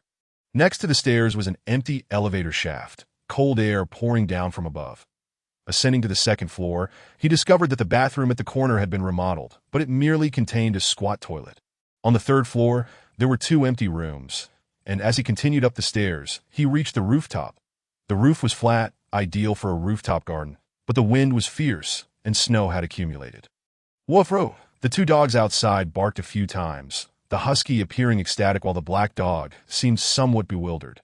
Luo Tonming exhaled a puff of white vapor, feeling as though the wind might seep into his bones. He had rented this villa, compelled by the need to care for the dogs, yet he intended to move in as well. Winter was approaching. How would he survive the cold? Chapter 8. The Warmth and Cold of Humanity, Ming. "Have you really gotten another dog?" Shuel Lu exclaimed, eyes wide with disbelief. "Yes, it just so happened, but I want to be keeping the dog here. I've already found a suitable place," Luo Tonming replied as he packed his belongings. Leaning against the doorframe, Shuel Lu lamented, "So you're moving today? I'll miss you." "Ah, thank you. I won't be leaving just yet. The other place is completely bare, just a shell of a house with a yard suitable for dogs." Luo Tianming explained that he dared not take Shuel Lu's words too seriously. She had just finished meeting friends, claiming to have enjoyed a hearty meal with a lavish spread. Luo Tianming truly had no time for such details, even though Shuel Lu was quite affectionate towards him. After all, they were merely passing acquaintances. Time flew by swiftly, and before he knew it, dusk had arrived. The 2 dogs were still wandering around the empty villa. Luo Tianming gathered the dog food, grabbed a water bucket and a plastic bowl, and hurried back to the villa, fearing that the 2 dogs might be starving and jump over the wall. Especially the black dog. If it ran away, it could lead to serious trouble. Upon arriving at the villa, he was greeted by the joyful barks of the dogs from within. Relieved, he stepped inside, filled the plastic bucket with water, and poured kibble into the bowl. The 2 dogs eagerly devoured the food. Both were male dogs, with the black dog being larger and more assertive, often pushing the husky aside. However, after a few scoldings, they ceased their squabbling and began to develop a tentative understanding. "Black dog, you shall be named Ahe." Luo Tianming attempted to pat the black dog's head. The creature cautiously raised its head, but did not attempt to bite. "Your name is Dahe," Luo Tianming reiterated. "Woof." The black dog barked, its eyes seemingly sparkling with newfound recognition. "Eat up. Tonight, you stay here and absolutely do not go outside," Luo Tonming instructed the dogs, surveying the villa. Night was fast approaching, and while the villa had basic wiring, there were no lights, leaving the interior shrouded in darkness. The night wind howled through the broken windows, creating an eerie atmosphere. The chill in the yard was palpable. The building boasted a substantial area of at least 200 square meters. Preparing it for habitation would undoubtedly require considerable effort, explaining the low rental price. Returning to Unit 503, he ordered takeout and hastily finished his meal before devising a shopping plan. He actually had few belongings, as this was meant to be a move-in-ready place, but relocating to the villa meant he would need to purchase everything anew. The rooms required light fixtures. The cheapest bulbs would suffice. And the yard needed lighting as well. He would also need a roll of electrical wire, a voltage tester, and various tools. Although he still had 34,000 yuan in cash, it was depleting rapidly, necessitating careful budgeting. He needed to buy a sofa set, preferably fabric, along with a bed, tables, chairs, and bedding, perhaps even sleeping bags for portability, so he could take them with him when he no longer rented. He also required kitchenware, cooking tools, a new lock for the front door, and a shovel, axe, hammer, and other equipment for the yard. Adding numerous items to his shopping cart, he soon realized that the total exceeded 5,000 yuan. And these were merely the basic living necessities, all chosen on a budget. He was not one to dither. Once decided, he placed the order using his credit limit. The dogs needed beds. The kitchen required a stove. And perhaps he could create a fireplace in the living room? An idea sparked, and he resolved to build it himself. He found a vendor with quick shipping and ordered 3,000 yuan worth of red bricks along with 5 bags of cement. Including shipping, the total was just over 4,000, and after all, the landlord was abroad, and he had already paid a full year's rent, allowing for some long-term planning. The sound of the television echoed from the living room, blaring loudly as if broadcasting news, interrupting Luo Tianming's train of thought. "Come out and see." Shuo Lu shouted from outside that it was already past 8 in the evening, and Luo Tianming wondered why this woman wasn't properly live-streaming. He rolled out of bed, opening the door to be met with the overwhelming volume of the television. Breaking news! The crisis escalates. A super cold wave has suddenly struck Dunlin and Islaga, with the entire northern hemisphere facing a new round of rapid temperature drops. The lowest temperatures are expected to plummet to minus 70 degrees. It will reach our country in the next couple of days. We now connect with our overseas correspondent. Please keep it down. Bao Zihan emerged from her room, covering her ears and complaining. All right, Shuo Lu gestured in agreement, lowering the volume before anxiously stating, I called you out to see the news. Oh my, look at this. The screen displayed images of a blizzard. Skies darkened, and countless sheep frozen on the ground. Even dogs resembling icy sculptures. The text at the bottom of the screen indicated that this was from a country near the Arctic Circle, highlighted in red with the alarming temperature of minus 79 degrees. That's abroad. What is there to be afraid of? All this fuss. Bao Zihan shook her head dismissively. Shuo Lu turned the volume to the lowest setting, then picked up her phone and walked aside to make a call. Luo Tianming pondered for a moment. Sister Lu's hometown is in the northern province. The cold wave will hit tomorrow. Sorry, Sister Lu. Tell your family to be cautious, Bao Zihan chuckled. Luo Tianming shook his head, bemused by this junior. Whether she was being deliberately insensitive or simply lacked social awareness, it was rather harsh. Shuo Lu seemed oblivious to the exchange, her focus on her urgent phone call, while Bao Zihan also grabbed her phone. Luo Tianming settled onto the sofa, feeling a twinge of pain in his knees. Tonight's temperature seemed to have dropped further. After rubbing his knees for a while, he recalled his previous injury and rolled up his pant leg, revealing a sizable bruise on his knee. Glancing at his phone, he saw that the local temperature was minus 11 degrees. This was rather serious. Luo Tianming furrowed his brow. Having drifted in this southern city for several years, he had grown accustomed to the mild winters. His old down jacket had rarely been worn and was long lost in the shuffle of his many moves. The leather jacket could fend off the wind, but was inadequate against the biting cold.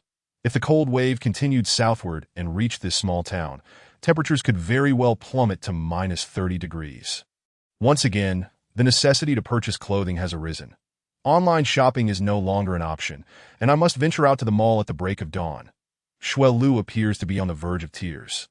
Her voice choked with emotion as she struggles to articulate her thoughts, wiping away tears that mar her visage.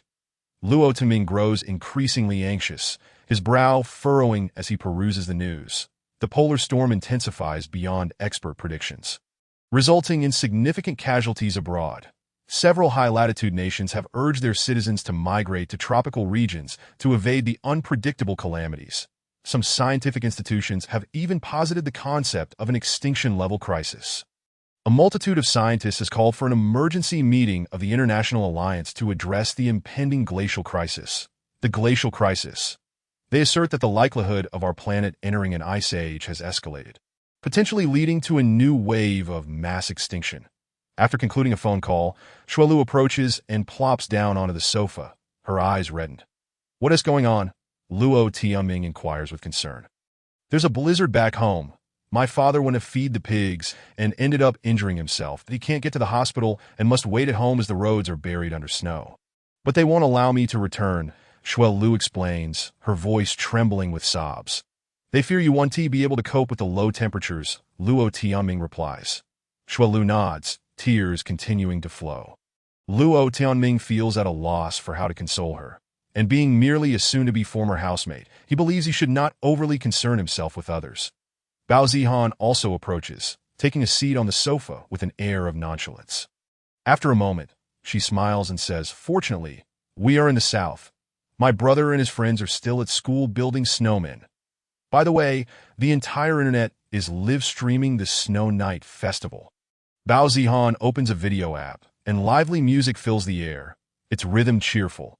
Amidst the swirling snow, people wave glow sticks as a rock band performs passionately on stage, the sound of a swona resonating loudly. Luo Tianming's emotions become conflicted. Alongside the fear of disaster, there exists a tinge of sadness. Some revel, while others lament. The human heart feels so cold. Chapter 9. A sense of unease with over 30,000 yuan remaining in hand. Yet the combined credit limits across several shopping platforms exceed 100,000 that Luo Tianming hesitates, unwilling to act impulsively, yet an insistent intuition claws at him like a devil, refusing to be shaken off. He paces restlessly for a while before sitting down again. Surely, he has been spooked by the news. There is no such thing as intuition. But what is happening? Has he truly become a startled creature anticipating disaster? Could it be a spiritual connection with the dogs? This intuition feels akin to an animal instinct. After pondering for a moment, he resolves to follow his instincts and at least take half measures. After all, experts have warned that local temperatures could plunge to -30 degrees. Luo Tianming opens the shopping app Dongdong and selects vacuum-packed rice, entering a quantity of 100 that once the order is placed. It swiftly indicates that it is being processed, that if he is erred, it would merely be a false alarm. He can always find someone to dispose of the stock, even at a loss that he has endured far worse losses in his years of business. But what if his intuition is correct? The living room is quite chilly. Luo Tianming shivers and continues to place orders.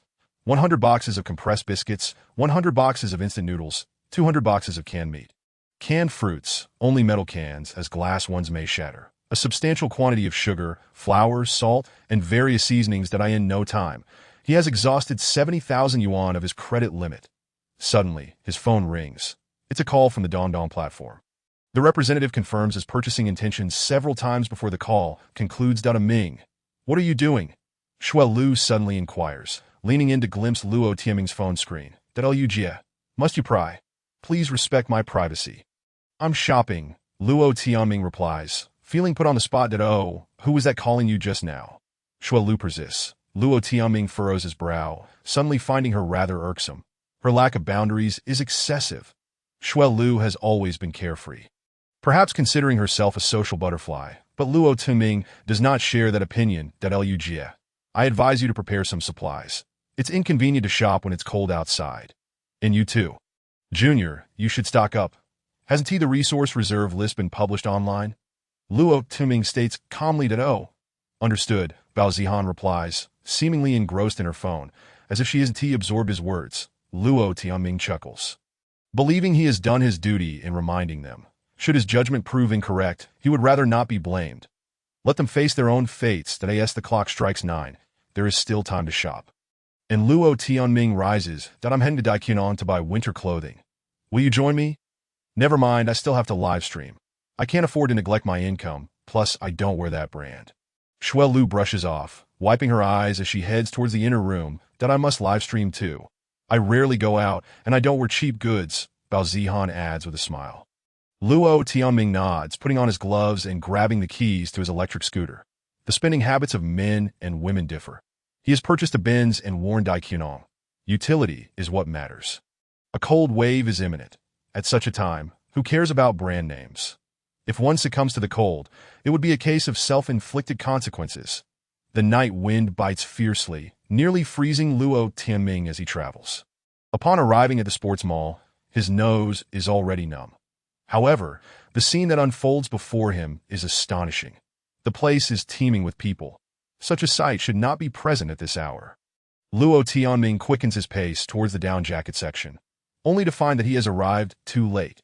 The affordable down jackets are sold out, leaving only extra small and extra large sizes. Moving on to the skiing equipment area, he finally spots a blue ski jacket in his size, priced at 1,500 yuan. Considered the most expensive here, yet significantly cheaper than Canada Goose. The jacket is labeled to withstand extreme weather conditions, including polar expeditions. Luo Tianming takes the jacket off the rack and places it into his shopping basket. Nearby hangs another green ski jacket. After a brief moment of hesitation, he adds it to his basket as well. He selects snow boots, thermal underwear, thermal socks, earmuff hats, and warm gloves, ensuring to grab at least 2 of each item. In the camping section, he purchases waterproof tarps, a 50-liter backpack, a sleeping bag, a regular windbreaker, a tent lamp, a headlamp, and even climbing ropes and safety hooks. An array of miscellaneous items, some of which he is unsure how to use, but they are included on the official recommendation list. Luo Tianming feels a touch overly anxious. Yet he is not alone in his apprehension. A portly man is even purchasing a kayak, squatting on the ground to inflate it, claiming he wants to test it out. Luo Tianming can't help but chuckle. Yet as he passes by the man, he grabs a box of fishing line and hooks from the shelf. It's only a few yuan, better safe than sorry. The atmosphere is abuzz with chatter, and the announcements repeatedly urge shoppers to exit as closing time approaches.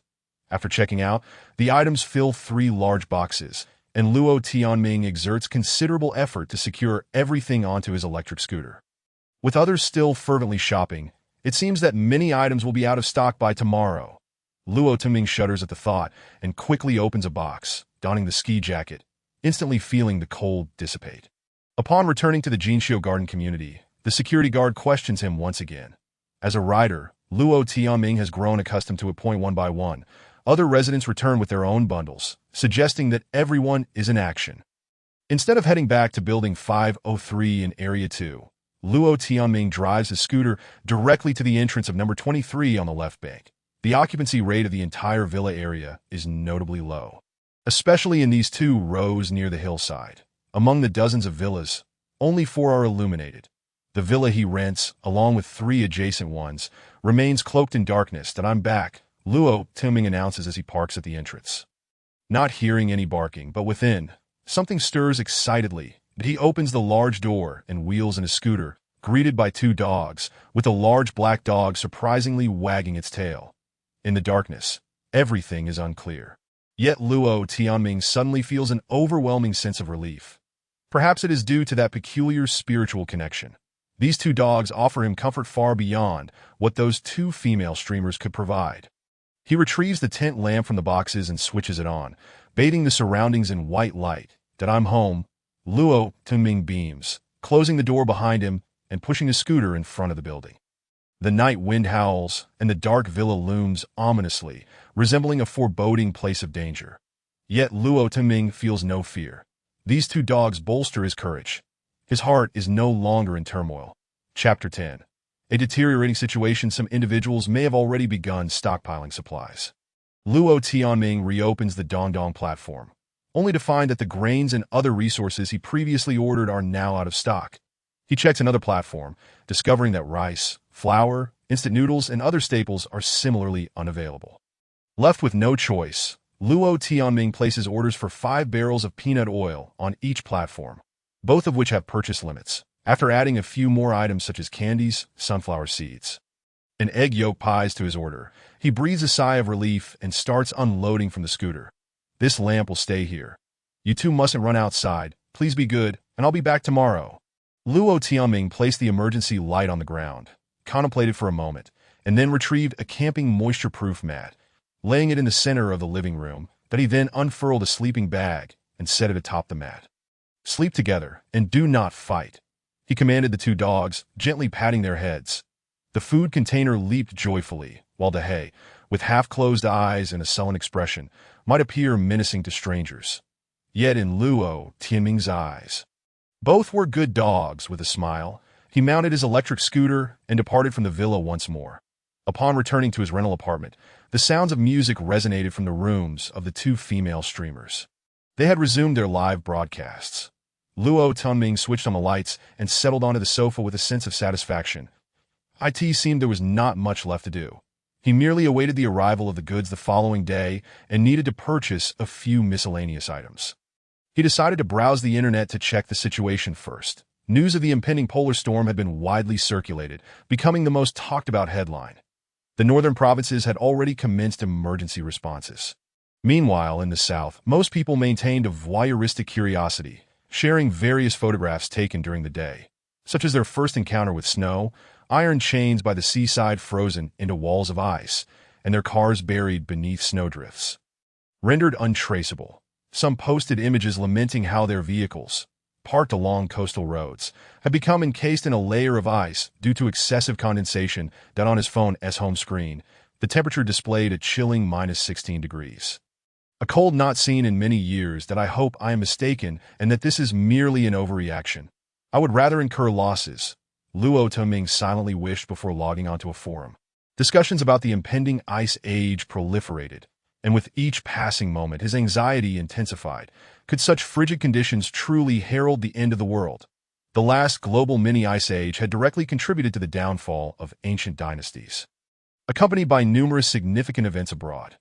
Yet that was the extent of it. That a mini-ice age merely resulted in summer frost, heavy snowfall, and crop failures, lasting only a few years. However, a full-blown ice age was an unimaginable prospect. Most species would face extinction. And when ice sheets enveloped the globe, any struggle would be futile. Unless one could find refuge in an underground shelter, ideally equipped with nuclear batteries for warmth. Human civilization, so advanced, should surely endure a great ice age. But such shelters would only protect a minuscule fraction of the population. It was unlikely that someone like him would be among them.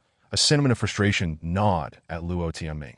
Nevertheless, he found himself influenced by the posts he had read, prompting him to open a shopping website and begin purchasing survival essentials. Candles, lanterns, lamp oil, toilet paper, lighters, thermometers, and various vitamins and medicines.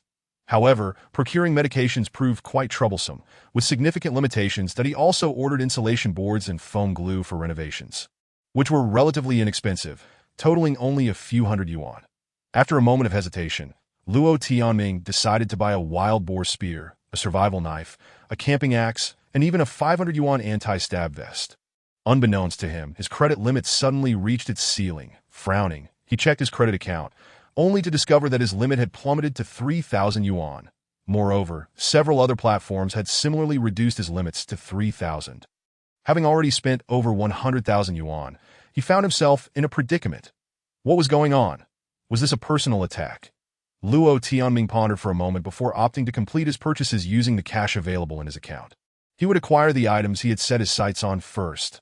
Someone in a forum suggested stockpiling dehydrated vegetables and tea leaves. Luo Tianming proceeded to place several more orders. Suddenly, the door to the inner room swung open, and Xuelu emerged with a displeased expression, plopping down onto the sofa with a thud.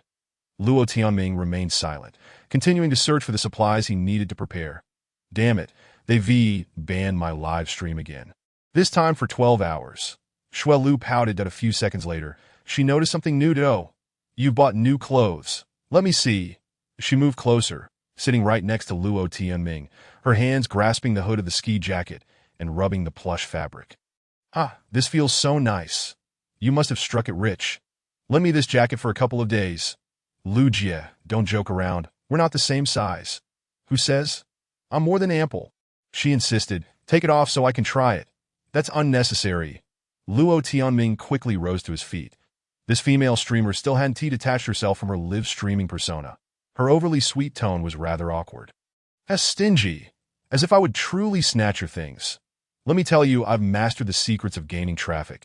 A single night of streaming income surpasses what you earn in a week running errands. Xuelu chuckled with pride. Yet the next moment, her expression shifted to one of concern. Unlike you, who can feast to your heart's content while your family goes hungry. I've given all my money to my parents. My younger brother just finished courting, and they're asking for a 50,000 yuan betrothal gift at Lujia. I'm quite busy right now. Let us discuss this later. Luo Timing frowned. Do you have no sympathy at all? Lu Jie, please don't speak like that. Just then, the door swung open again, and Bao Zihan stepped out. Luo Timing swallowed the words he had been about to say. Back already? Bao Zihan greeted him flatly. Yes, Luo Tianming replied, taking a seat on the adjacent small sofa, relieved. With Bao Zihan's icy demeanor present, the atmosphere remained stifled. You purchased a new down jacket, Bao Zihan continued. Luo Timing nodded, explaining the sports mall was packed. The down jackets were nearly sold out, so I got a ski jacket instead, but if you all are looking to stock up, go early tomorrow. Otherwise, there won't be any left. Did I ask it that serious? Bao Zihan furrowed her brow. That be by the way. Check your shopping apps for any changes in your credit limits. Mine was reduced to 3,000 at Luo Tianming stated. Bao Zihan pulled out her phone, tapping a few times before exclaiming in surprise.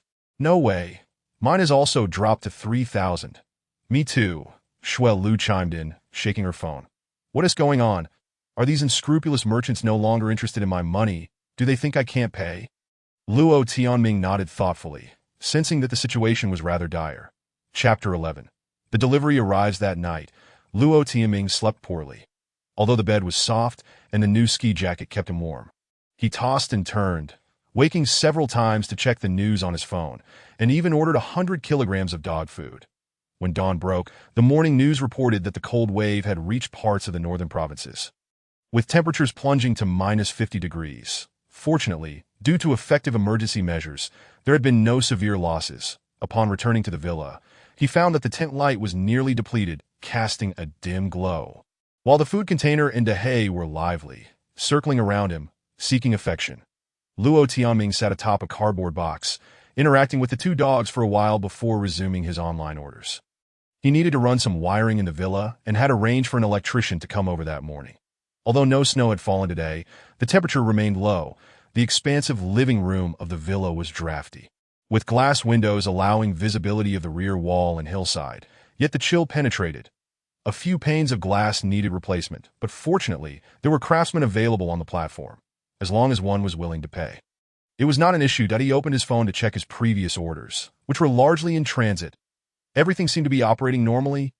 Luo Tianming scrolled through his phone, and in the homeowner group for the Jingsua garden, someone was complaining about a dog that had howled throughout the night, a cacophony of wails, threatening to lodge a complaint if the owner did not take action. That a flurry of homeowners joined in, some criticizing the lack of civic responsibility among villa owners for keeping so many dogs, which hindered others from jogging. Others suggested dismantling the wall at the back of the villa area to facilitate easier access for climbing the mountain, as the detour outside the complex was excessively cumbersome. An O1 from the villa owners seemed to respond. It appeared that most were not part of this group. After 10 o'clock, a loud pounding echoed from the large iron gate, accompanied by the sound of a truck. Luo Tianming tethered the two dogs to a fire hydrant in the corner of the yard before opening the gate. Boss, your place is really hard to find. The security guard wouldn't let us in at first. Outside was a delivery van from Dongdong platform, driven by a young man who continuously complained about the difficulties of entering. The truck's back door swung open, and two delivery personnel wheeled in the goods, stacking them in the spacious kitchen. Luo Tianming had ordered the most items from this platform. The sheer volume of supplies, including 100 bags of rice, canned goods, and biscuits, filled the kitchen and spilled into the empty room at the back. Wong Wong. The husky suddenly began barking furiously that a plump, black-faced security guard parked his electric scooter at the entrance, striding in with a proud demeanor. Boss, your two dogs are quite impressive. The guard cast a sidelong glance at the dogs and then scrutinized Luo Tianming. What is the matter? Luo Tianming asked, somewhat impatient, as he helped the delivery personnel move items. The guard had entered without permission, which was rather uncomfortable. Boss, this villa has been vacant for quite some time. Are you planning to move in? Indeed, some homeowners have complained about barking dogs here. I came to verify whose dogs they are, the guard stated. There are many dog owners in this villa area. If you wish to inquire, you'll have to go door to door, that I'm quite busy. Why not lend a hand with the moving? Luo Tianming asked with a smile. No thanks. You carry on. The security guard's eyes scanned the interior briefly before he turned and mounted his electric scooter. Departing without delay, IT took over half an hour to unload the cargo, with some larger items simply placed in the yard. Luo Tianming hardly had time to check everything. After expressing his gratitude, he sent the delivery personnel on their way and promptly secured the gate. The curiosity of the onlookers outside was overwhelming, and there was no telling if any ill-intentioned individuals might cause trouble. Among the boxes was a long cardboard carton containing a modular sofa. Luo Tianming opened the box, dragged the sofa into the living room, and began assembling it. Within a mere 10 minutes, a simple fabric sofa was completed. It was rather flimsy and could comfortably seat 3 individuals, yet it would suffice for sleeping as well. Luo Tianming decided against purchasing a bed for the time being, opting to sleep on the sofa in the living room instead. Should the temperature plummet to -30 degrees, he would undoubtedly need to set up a fireplace or even a heated brick bed, for it would be impractical to venture upstairs into the cold. He proceeded to open several more boxes, retrieving an electric kettle. Filling it with water from the bathroom faucet, he was relieved that it was still dripping and had yet to freeze. However, he suddenly realized there were no electrical outlets. The entire villa's power supply consisted solely of a few wires at the circuit breaker. Shaking his head, he settled onto the sofa to rest. After a brief interval, there was another knock at the door. The electrician had finally arrived. The workers responsible for installing the glass also showed up, and soon thereafter, a succession of delivery personnel made their appearances. The previously boisterous meal box lay quietly in a corner of the yard, its ice-blue eyes scrutinizing the comings and goings of individuals, while the dark dog remained sullen, silently alert with its head held high. It wasn't until 4:30 in the afternoon that tranquility descended upon the villa. 2 wall-mounted outlets had been installed in the living room, and another outlet along with a ceiling light fixture was added in the second-floor bedroom. Luo Tianming deemed this sufficient for the moment. As a mere tenant, there was no need for extensive rewiring. Functionality was all that mattered. He boiled water with the electric kettle and ordered takeout, settling back on the sofa to continue placing orders. He needed to purchase a coffee table. It wouldn't do to keep the kettle and cups resting atop cardboard boxes. Should he also acquire chairs? Perhaps it was best not to invite anyone over just yet. However, with the approach of the spring festival, should he gather with a few old classmates and friends from the market? After a moment's hesitation, he decided to order 2 single sofas and 6 folding chairs. Additionally, he would need tea sets and cups, and a drip coffee maker was a mere 89 yuan. 2 bags of coffee beans would also be added.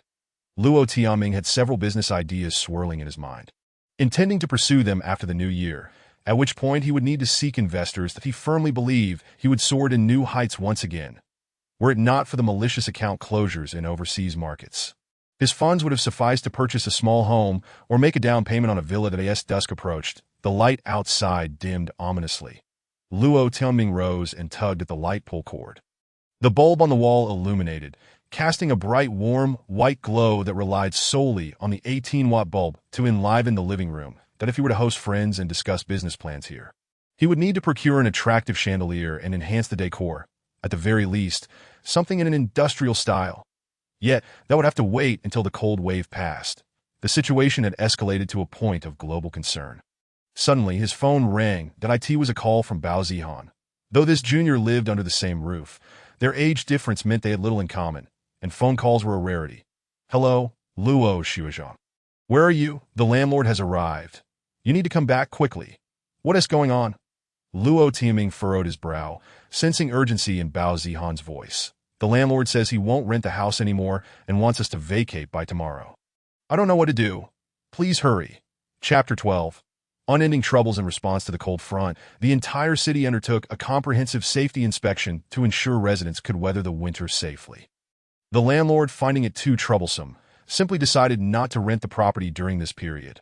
"Let me tell you, it's not that I'm unreasonable. The weather forecast predicts a significant drop in temperature. If anything were to happen to you, I couldn't bear the responsibility." The landlord, Zhou Bo, was a balding old man, his face lined with wrinkles that betrayed his insincere smile. Shui Lu, hands on her hips, argued back, "Zhou Bo, listen to me. Even if there are issues, we will never hold you accountable, and I've already purchased an electric heater. This cold wave will pass soon. I don't want to hear it. I will do as I please. They say my facilities are inadequate. So they are inadequate. Hurry up, I will return your deposits. It would be best if you could move out today. Ming, say something. Shuel Lu exclaimed, fuming. Luo Tunming frowned.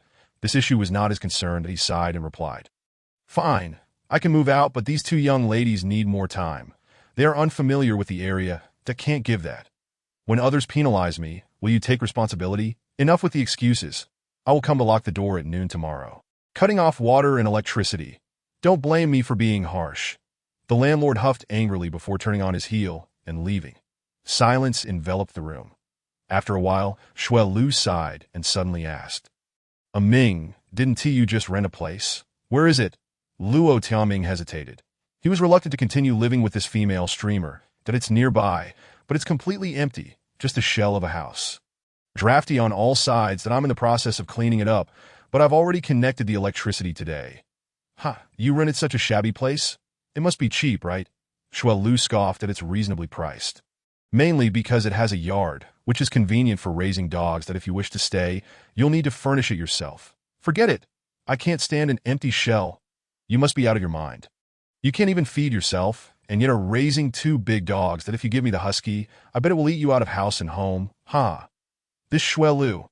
Luo Tianming couldn't help but smile. Then it settled. Sister Lu, how about we share an apartment? The Warm Sun apartment across the street is available for rent. There are plenty of two-bedroom units that would be perfect for us. It is managed by a property company, so it should pass inspection that we could go inquire about it. Moreover, it belongs to the same community, so it would feel like we haven't moved at all.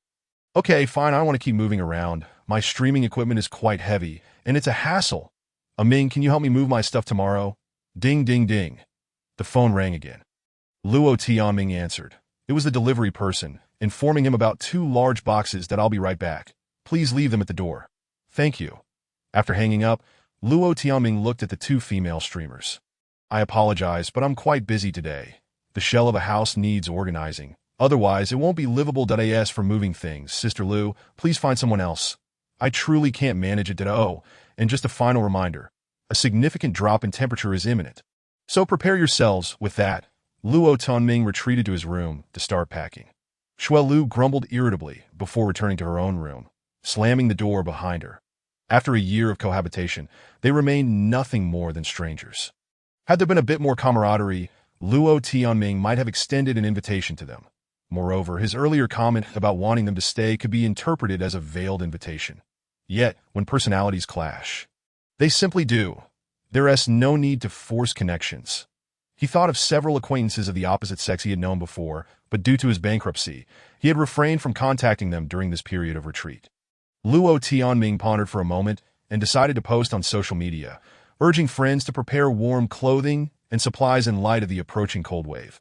That would suffice. His friends would naturally take notice. Upon returning to the villa with his belongings, he indeed found two large cardboard boxes at the entrance, and a delivery rider in yellow had just arrived with the ordered takeout. Luo Tianming stepped into the living room.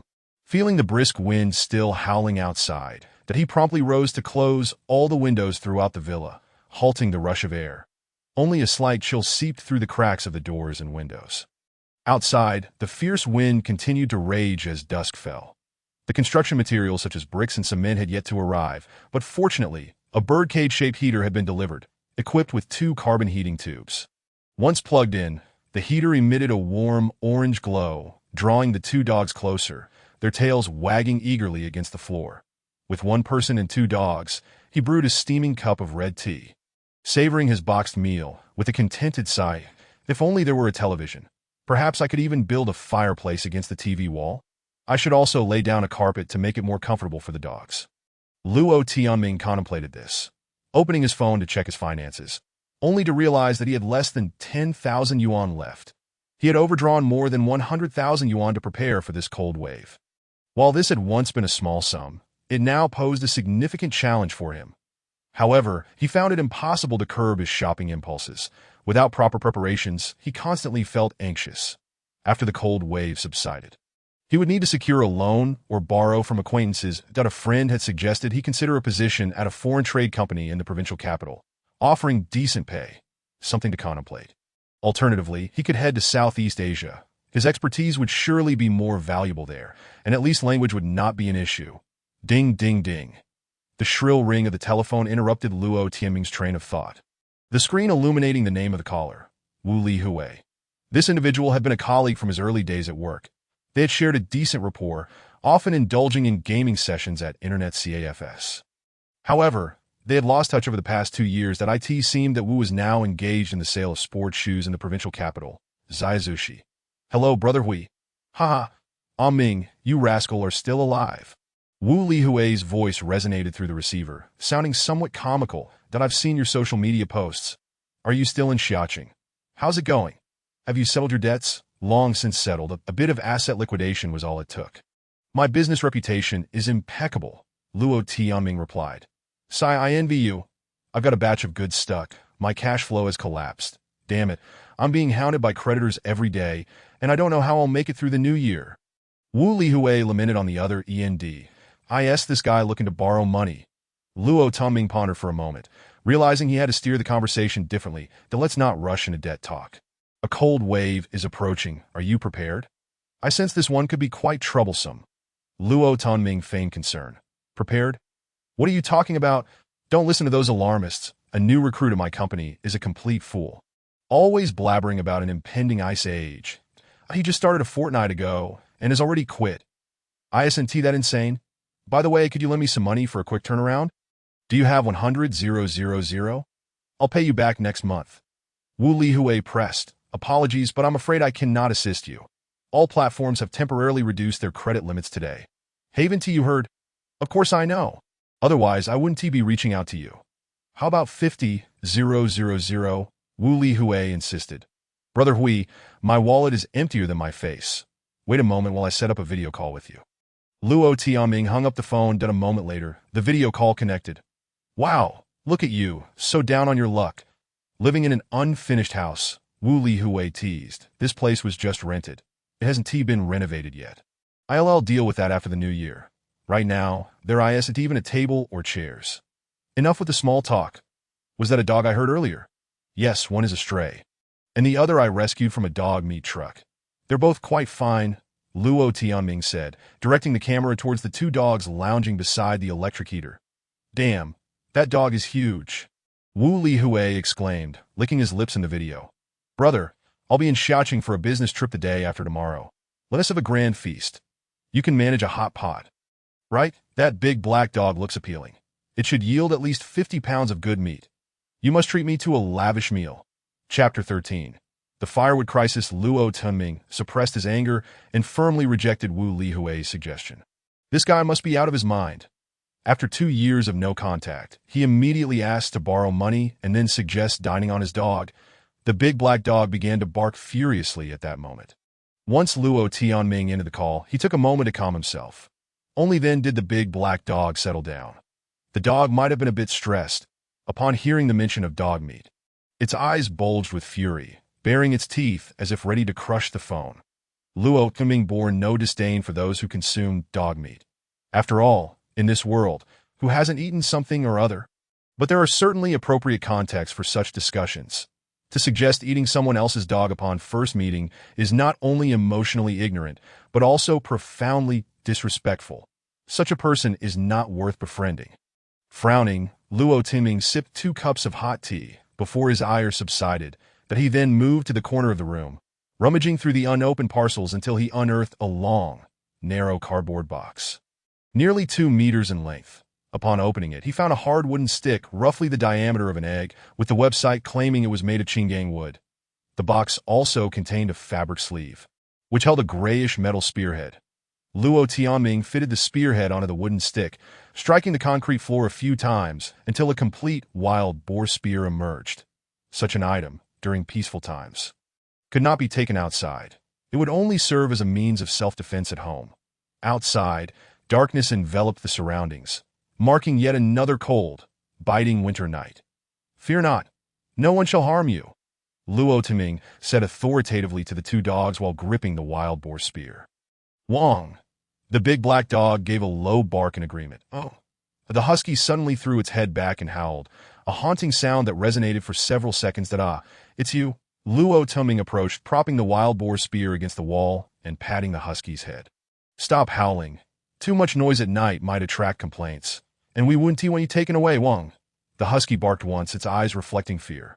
Also, while I'm away, Don't make too much noise. Dogs ought to be discreet, understand? There are many unsavory characters in society these days. The A.S. Luo Ming rambled on. The two dogs stared at him, their eyes glazed and bewildered. This could be considered a form of entertainment.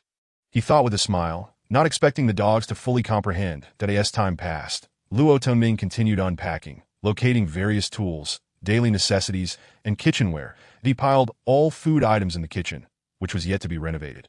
The dry floor perfectly suitable for storage. In the deep of the night, Luo Ming wrapped himself in a sleeping bag and dozed off on the sofa. When he awoke in the middle of the night, he felt a sense of security seeing the two large dogs beside the electric heater. However, at 5 in the morning he woke again, this time from the cold. -21 degrees. Impossible. Luo Ming rubbed his eyes, glancing at his phone screen, where the -21 glaringly caught his attention, alongside the words blizzard. No wonder I've been receiving so many text messages. Wrapping himself tighter in the sleeping bag, he scrolled through the messages. All disaster prevention notices from various provincial and municipal departments. Today, the temperature was set to plummet to -30 degrees. A jolt of realization surged through him, fully awakening him. Xiaoqing is a small southern city. It has never experienced such low temperatures. Could it truly be entering an ice age? He opened a local video app, where the feed was flooded with various clips of people shivering. Numerous streamers joked about the sudden extreme cold. One even ran into their yard, jumping about in the dark snow, performing a ridiculous dance. After scrolling for a while, Luo Ming's foreboding sense intensified. Things are going south. He opened a shopping app to check his orders, only to discover that the 200 kilograms of charcoal he had ordered had been halted in transit. The page stated that due to weather conditions, it could not be shipped and a refund had been arranged. This is bad. Luo Ming rubbed his temples. Realizing the situation was far worse than he had anticipated, he quickly searched for local suppliers, and after a considerable search, he found a factory selling whole tree sections directly. The product page indicated the wood had only been sawed, not split, with a price of 700 yuan per ton. Luo Ming swiftly placed an order for 5 tons. Around 8 in the morning, his phone rang. It was the lumber mill. The caller a man. "Boss, we can't deliver the wood. The price has changed. You should cancel your order." "What is the new price?" Luo Ming asked, keeping his composure. "Locally delivered, it's now 1,500 per ton, half up front." The man hesitated before adding, "Then bring it over immediately. I'll wire you the money now." Luo Ming replied decisively that he had already taken the gamble. This was merely all an hour later. The sound of an engine echoed outside, a blue truck coming to a stop. Luo Ming secured the dogs and opened the door, directing the workers to carry the wood inside, stacking it in the designated corner, and he wasn't too sure if the quantity would suffice. But the lumber mill owner assured him it would be adequate. At this point, he had no other options. An old man stood at the entrance, loudly asking if he could have some wood to start a fire at home. Ignoring him, Luo Ming shut the door firmly. Though it was cold, the entire city was still powered, and everything seemed peaceful. This man wanted to take advantage. The old man cursed outside, and the two dogs barked back at him for a while before he finally left. The owner's group chat. Someone mentioned seeing a truckload of firewood enter the community, prompting others to express outrage, claiming it polluted the environment and suggesting they report it. Some insisted the property management should intervene. But one person remarked, "Have you considered how cold it is now? Would the management dare to go out? I checked my thermometer, and it reads -27 degrees. Is it broken?" Someone inquired.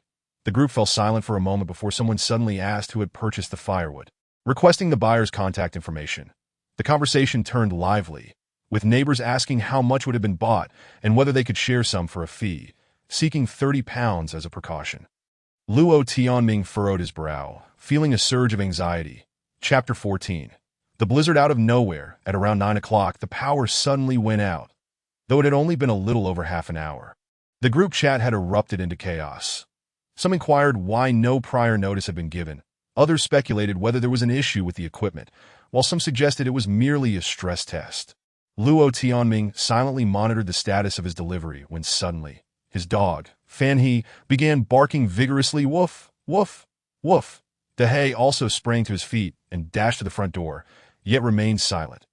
Luo Ming approached the entrance and peered through the crack in the door, discovering a middle-aged man standing outside. "Who are you looking for?" "Hello, I'd like to ask if you've purchased some wood. What's the matter? This is quite unsafe. I'm going to call the police. Luo Tianming shouted back, No, please don't panic, I just wanted to ask for a phone number. I could buy it myself, the middle-aged man hurriedly replied. After a brief silence, Luo Tianming finally responded, The number is 189-8928. And please don't create any trouble for me. All right, I understand. Thank you. The man departed. More than an hour later, the sound of a diesel engine echoed outside, and a large blue, three-wheeled vehicle parked, laden with bricks and cement. The ordered building materials had arrived, piled on one side of the yard, along with insulating foam boards, and a truckload of sand had also been delivered, with the owner boasting that it was river sand. A young woman stood outside the gate, observing the commotion. She wore a red fleece hat and a white down jacket, her small face pale from the cold, appearing to be in her 20s. When Luo Tianming glanced at her, she smiled and walked away, seemingly headed towards the villa district as well. It was quite impolite to pry into others' privacy. Luo Tianming shut the door, momentarily setting aside these matters. With only a little over 2,000 yuan in cash remaining, he needed to save it for emergencies and refrain from further expenditures. Fortunately, he had purchased tools such as shovels and even a trowel for masonry work. After pondering for a moment, he began his labored, 28 years of age. There was no task Luo Tianming could not undertake, nor hardship he was unwilling to endure. He mixed the sand and cement, recalling the techniques he had observed among workers at construction sites and roadside, stirring the mortar, and then began laying bricks in the living room, stacking them according to the designs in his mind. Gradually, he found his rhythm. However, he was not entirely satisfied and decided to halt construction. The wall was leaning. He should have used a fine line as a plumb line and drawn a design plan to follow. No, he should consult the internet for the correct methods instead of constructing haphazardly. He opened his backpack, retrieved a long-and-used laptop, connected to a hotspot, and after some research, resumed his work. Around 10:30, Shuai Lu unexpectedly called him via video, urgently requesting his help with moving. Luo Tianming directed the camera towards the cement mortar in his yard, informing her that he was busy and had no time, then hung up that he was not her go-to man. And moreover, this woman was becoming increasingly unreasonable. The entire living room had morphed into a storage area and a construction site. Luo Tianming didn't even pause to eat lunch, working tirelessly until 3 in the afternoon, finally completing a satisfactory fireplace. After stuffing it with dry hay and twigs, flames erupted, and he added 2 pieces of wood. The smoke was not overwhelming, slightly irritating, but the area around the fireplace was warm, and his face felt pleasantly toasty. His heart was content, yet his hands ached terribly, having developed a blister from the labor. If only he had a few more people to assist him. Unfortunately, there were just 2 dogs. Those 2 female streamers, had they been present, would most likely have been lounging about, snacking, waiting to be attended to at that moment. The only trustworthy companions in the world were these 2 dogs. Fan He. Dehei, Luo Tianming called out. The 2 dogs bolted from outside, crashing against the door before pushing it open, with the husky being the first to enter. Luo Tianming shook his head, resolving to create a proper door soon, to prevent the dogs from constantly pushing it open with their heads. You guard the house. I'll run to buy a few things and be back shortly. He instructed that in the community, the accumulated snow had not been cleared, yet many residents had emerged, seemingly in a rush to procure supplies. A middle-aged man slipped and fell, groaning on the ground, possibly having injured a bone. Luo Tianming paused to inspect his newly acquired snow boots, then took a few steps on the icy pavement before feeling reassured to continue. He dared not ride his electric bike, as the tires were too slick to traverse the snowy and icy surface. Yesterday, he had examined his knee, discovering it had turned a dark purple. Fortunately, he could still move it normally. Were he to fracture a bone, he wondered if there would be any hospital beds available today. Besides, it was uncertain if he could even reach the hospital, as snow had begun to fall again. The sky appearing gray and hazy, the entire universe enveloped in snow. After a 10-minute walk, he finally arrived at the hardware store outside the community, just as the owner was about to close. Luo Tianming hurriedly selected several galvanized iron chimney sections, connectors, and a wind cap, as well as a claw hammer, steel saw, chisel, iron wire, and 2 boxes of nails. Having watched several wilderness construction videos yesterday, Luo Tianming believed he could become self-sufficient. Purchasing furniture was far too expensive. Upon returning to the villa's entrance, The delivery person arrived with additional items and even attempted to strike up a conversation with Luo Tianming. With so many purchases, even the courier couldn't suppress his curiosity. But Luo Tianming promptly refused that I end the homeowners group chat. Discussions continued regarding what supplies to stock up on. Some were adamant, claiming no preparation was necessary, as they had just ordered takeout without any delivery issues. Dismissing others' concerns as mere paranoia, that a person named Ning Zhizhi Yuan shared the phone number of a lumber factory, garnering a wave of gratitude. Starving, Luo Tianming boiled a kettle of hot water, prepared a bowl of instant noodles for himself, and fed his 2 dogs that he left an opening at the top of the fireplace and installed the iron chimney, leading it down the corridor to the back of the villa, passing through the designated hole for the ventilation fan to extend outdoors. Topped with a wind cap. This process took over 2 hours, leaving his fingers sore and his leather jacket grimy. However, the fireplace was finally completed. Seated on the sofa, facing the fireplace, the galvanized chimney glinted silver gray. Flames crackled fiercely, and the air was fresh, with only a faint smell of smoke. Another night had fallen. The news suddenly turned urgent.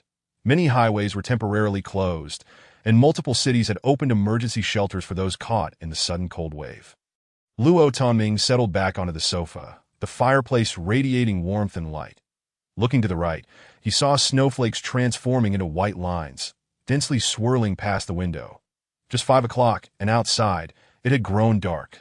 Had the blizzard arrived? Luo Tianming approached the door, struggling to comprehend the scene before him. Chapter 15. The Ice River Crisis Emergency Notice. All residents must remain indoors. Do not venture outside unless absolutely necessary. A severe cold wave is rapidly moving south and is expected to reach our city within 3 hours. Temperatures are predicted to plummet to minus 38 degrees Celsius. Our city has initiated a red alert. His phone buzzed incessantly with various alert messages. Luo Tianming stood in shock for a moment before rummaging through the stack of deliveries. There were so many unopened packages that it was impossible to distinguish one from another. After unboxing a dozen parcels, Luo Tianming found a cardboard box containing 2 thermometers, the red liquid column resting at the 7-degree mark. Holding one of the thermometers while seated on the sofa, he watched the liquid rise to 13 degrees after a few minutes. The indoor temperature remained quite cold, as evidenced by the white mist he could see when he breathed near the door. The homeowners group chat was in an uproar. Many were lamenting the lack of groceries, and someone at Aunt Xian's fresh produce store was asking if delivery was possible, while others inquired if anyone had cold medicine. A person named Wen Jie, whose avatar depicted a frog, was organizing a group purchase, announcing a batch of vegetable packages priced at 299 yuan each, with limited quantities available, urging people to act quickly. Luo Tianming hesitated but remained silent. He had several boxes of dehydrated vegetables already delivered. Given the current circumstances, he could only ensure his own sustenance, foregoing fresh produce. Besides, he was down to just over 2,000 yuan in cash. Ding-ling-ling. His phone rang again, the caller ID revealing it was Shui Lu. What did this woman want? After waiting for several seconds, Luo Tianming finally answered. Hello? Ming, where are you? Shui Lu's voice was laced with urgency. I am indoors, sheltering from the blizzard. Luo Tianming replied, calmly, Ming, please come help me.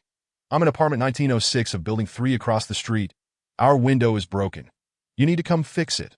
Lu Jie, are you out of your mind? Why don't you call property management? They said they couldn't spare anyone, and I can't fix it myself. Please help me. I'm begging you. It's minus 38 degrees outside. Are you trying to get me killed? Use some common sense. Just find a piece of wood, a cardboard box, or a blanket to block it. If that doesn't work, just start a live stream and let your fans help you with ideas. Luo Tianming snapped, that I'm live right now, and my fans are urging me to find you. Luo Tianming frowned and promptly hung up. Was this person out of her mind? He opened the video app and entered Shui Lu's live stream, where she was indeed lamenting her plight. Numerous fans are condemning the scoundrel from earlier, while some ridicule Shui Lu for having taken up with a thankless wretch, entirely contrary to her claims of him being a devoted admirer. Luo Tianming gazes in astonishment, questioning when he had become Shui Lu's sycophant. Shui Lu, do not tarnish my reputation. We are merely housemates. I haven't even touched a single strand of your hair. If you continue in this manner, I shall report you. This is slander. Luo Tianming hastily typed a message. Wow, this Tianming must indeed be the scoundrel, right? Welcome, scoundrel brother, to the live stream. A rather irresponsible fellow. Should you not show some accountability? Various criticisms flooded in, overwhelming him that I have taken screenshots as evidence. So be prepared. He reiterated, once again, I declare that I have no relationship with Shui Lu. Luo Tianming typed, that Ming, come help me. Shui Lu implored pitifully, to hell with you. Luo Tianming typed in fury, but it displayed as a series of asterisks that he exited the live stream and searched for Bao Zihan, who, as it happened, was not broadcasting, leaving him in uncertainty about her whereabouts. She was likely residing with Shui Luo. The husky beneath him barked, seemingly affected by Luo Tianming's emotions. No worries. You all continue to rest. Luo Tianming exhaled deeply, relieved that he had not taken in that older woman. Shui Lu'd. He resumed watching videos, as the entire internet buzzed with discussions about the sudden intensification of the cold wave. Some rejoiced at their swift escape, already aboard flights to tropical islands, assured of a month of sun and sand. Others wept for help, reporting that they, along with several friends, were stranded in the mountains, snowbound and lost, with supplies running low, pleading for kind-hearted individuals and authorities to come to their aid, naming multiple organizations. Additionally, news circulated of ravaging blizzards in the continent of Meiji-zhou, leading to widespread power outages, with several states completely cut off. Scrolling further, he encountered reports of international flights ensnared in ice, plummeting from the skies. With casualty numbers still uncertain, scrolling again, the next update was about a military helicopter crashing into a city, igniting a fire that was quickly extinguished by sleet. The internet was rife with disaster broadcasts. Hosts analyzing future weather patterns, some optimistic, others pessimistic. Many engaged in discussions about the impending ice age and the end of the world. Luo Tianming watched for a while, feeling increasingly unsettled. The online realm is one world, while reality is an entirely different one. No matter how long they debated online, they could not contend with the frigid temperatures of the physical world. Only resources could offer salvation. Luo Tianming retrieved his phone, plugged in the charger, and casually scrolled through that a female singer was performing live, a warm breeze amidst this restless night. While listening to the music, he began unpacking supplies that he unearthed a heavy sleeping bag, labeled to withstand temperatures as low as -20 degrees, placing it on the sofa. Tonight, it would serve him well. The coffee machine and beans remained in the box for lack of space. Luo Tianming opened several boxes. Items not immediately needed were piled in a corner. The 10 barrels of peanut oil were temporarily relocated to the kitchen. Several packages had yet to arrive, despite his swift and decisive actions. It was still too late. Many others, too, were unprepared. Other minor items being delayed was one thing, but the cancellation of his order for 100 kilograms of dog food left Luo Tianming disheartened. The seller citing force majeure as the reason. The outdoor world resembled an apocalyptic wasteland. He dared not venture out, fearing he might freeze to death. Yet, the remaining dog food would only last a day. As the two dogs had prodigious appetites, the husky consuming even more than the large black dog. If push came to shove, he would have to resort to feeding the dogs rice, flour, and canned goods.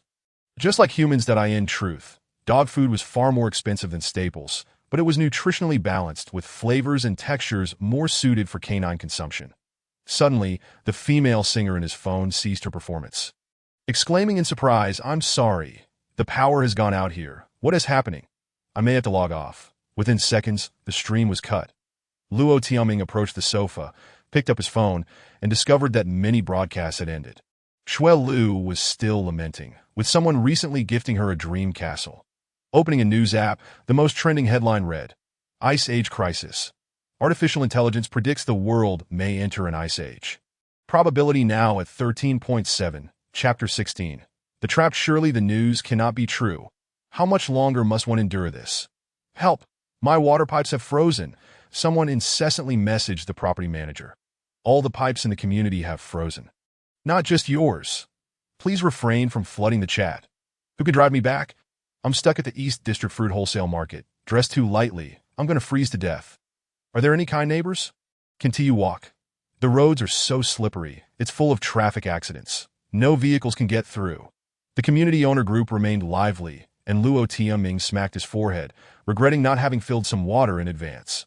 Given the current situation, the faucet in the yard was surely frozen. Oh well, with snow everywhere, he could just fill a bucket. Boiling it would make it drinkable. Luo Tianming sighed, feeling a conflict within that if conditions worsened. As long as this persisted for a month, his frenzied shopping spree from the last few days would undoubtedly pay off, and he could even share some with others. Yet if this catastrophic weather continued for a month, surely there would be fatalities? And what of that 13.7 probability? What would entering an ice age entail? Luo Tianming did not wish to speculate, yet the tangled web of news spun relentlessly in his mind, compelling him to remain vigilant. Nevertheless, having stocked up on essential supplies, he managed to sleep soundly that night that he operated the electric heater while stoking the fireplace, awakening only twice in the night, still due to dryness. However, the indoor temperature remained quite low. He had secured a thermometer to the cement wall, merely 2 meters from the fireplace, and the reading had plummeted to 4 degrees. The flimsy iron door and single-pane glass could scarcely retain the warmth indoors. By 7 in the morning, Luo Tianming arose early, fed the dogs, and prepared a pack of instant noodles for himself, opening 2 cans of beef, sharing one with the dogs while keeping one for himself. It was bitterly cold, and the body's craving for fat was exceedingly strong. The oils melted in his mouth, and he felt no greasiness, only comfort. His hands and feet quickly warmed. Luo Tianming donned snow boots and a ski suit, moving from the living room to the kitchen, then to check the doors and windows on the 2nd and 3rd floors that he ought to acquire some cotton curtains to separate the living room from other areas. Regrettably, this thought came too late. Ordering blankets or cotton curtains now would likely yield no deliveries. After browsing a shopping site, he found all items marked as undeliverable. How long would these services take to resume? Would they ever return? Luo Tianming dared not dwell further on such thoughts. Upon entering a video site, he was immediately confronted with a distressing message glaring in red. "We are sorry. This website is temporarily out of service." Luo Tianming stood frozen for several seconds before switching to a news site, which continued to update, filled with reports of the severity of the disaster, urging everyone to take precautions, absolutely avoid going outside, and await the end of the cold wave, hoping for warmer weather. One particular article stood out. International Alliance holds online meeting to discuss climate reversal plans. Delving into it, he encountered a shocking proposition. The end of the ice age is upon us. The planet is set to enter an ice age, with the likelihood of a major ice age now soaring to 14. In stark contrast to the previous AI prediction, this article clearly stated a major ice age. A collective of scientists proposed feasible solutions, asserting a significant chance to avert the impending ice age. The method? To trigger large-scale volcanic eruptions. By igniting numerous volcanoes, the planet could rapidly warm up, thereby reversing the climate. The situation had evolved far too swiftly. Overnight, the discourse shifted from how long the cold wave would last to how to save the world. Luo Tianming remained stunned for quite some time, struggling to believe his eyes. Once he regained his composure from the shock, he chose to focus on some optimistic forecasts.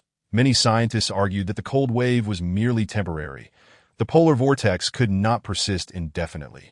There would inevitably be a cessation, likely within a month or even a mere week, allowing the temperate regions to warm rapidly. As the situation devolved into catastrophe, overthinking would prove futile.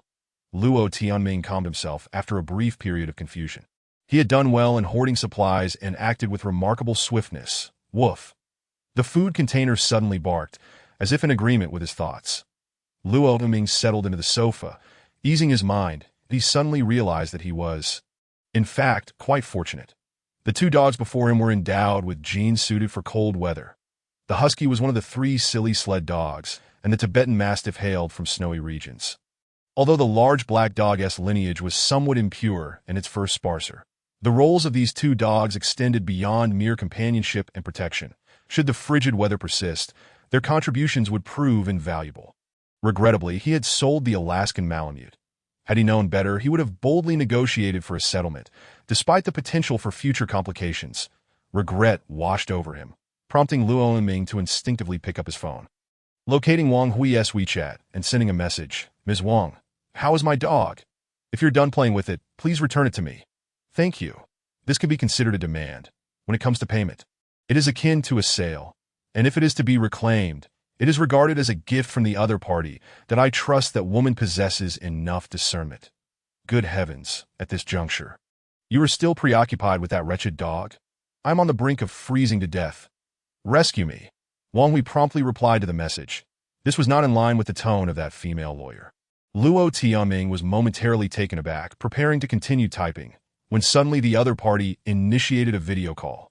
After glancing at the cement wall behind him and finding no apparent flaws, he clicked to accept. The screen flickered, revealing Wang Hui's face, which appeared haggard, her eyes wide with anxiety. However, the image was somewhat blurred. "Where's my dog?" Luo Tianming inquired. "That my goodness, you actually ask about the dog first. Do you possess any humanity?" A woman's voice echoed, yet Wang Hui remained silent. It was that female driver. Luo Tianming furrowed his brows and fell silent for a few seconds. "Enough with the trivialities. Where's my dog?" "Mr. Luo, I apologize. We are trapped in room 1818 of the Times Wind building, and we've been stuck since last night. We can barely endure. It is freezing here. The building has lost power, and the elevator is malfunctioning." Wang Hui explained. "You can use the stairs that I will ask once more. Where is my dog?" "Your dog is here and can be returned to you at any time, Mr. Wang. The isolation door in the corridor is jammed and will not open. The building security is off duty today. We worked late last night. Could you possibly come to rescue us? We would be immensely grateful," Wang Hui said, her voice tinged with urgency. "You should contact the building management or dial the public rescue hotline. It is nearly -40 degrees outside, and a blizzard is raging. Venturing out could easily prove fatal," Luo Tianming replied. "The management has refused to assist us, insisting we find our own solutions. The public rescue service is overwhelmed. And the lines have been busy. We cannot get through. The entire city is shut down today," Wang Hui said, wiping her eyes with the back of her hand, now brimming with tears. "What about your friends and family? We came from Nanzhou to negotiate a business acquisition. So you understand, Sister Li had to leave the accident scene out of necessity. Why waste time with him? Just tell me, how much do you want?" The female driver's voice chimed in, followed by a shaky camera angle revealing her sharp, acerbic face on the screen. Luo Tianming decisively ended the call and sent a message. "Find some combustible materials to start a fire for warmth while awaiting official rescue. Perhaps the weather will improve soon to end. One should risk their life for a spiteful woman." Then a minute later, the other party sent a voice message, which Luo Tianming had yet to click on when it was retracted. "Interference," the other party texted, and then fell silent. "What does this mean, a ploy of feigned restraint? Do you think I am susceptible to manipulation?" Luo Tianming scoffed, tossing his phone onto the sofa. Chapter 17. The Homebound Plan After a While.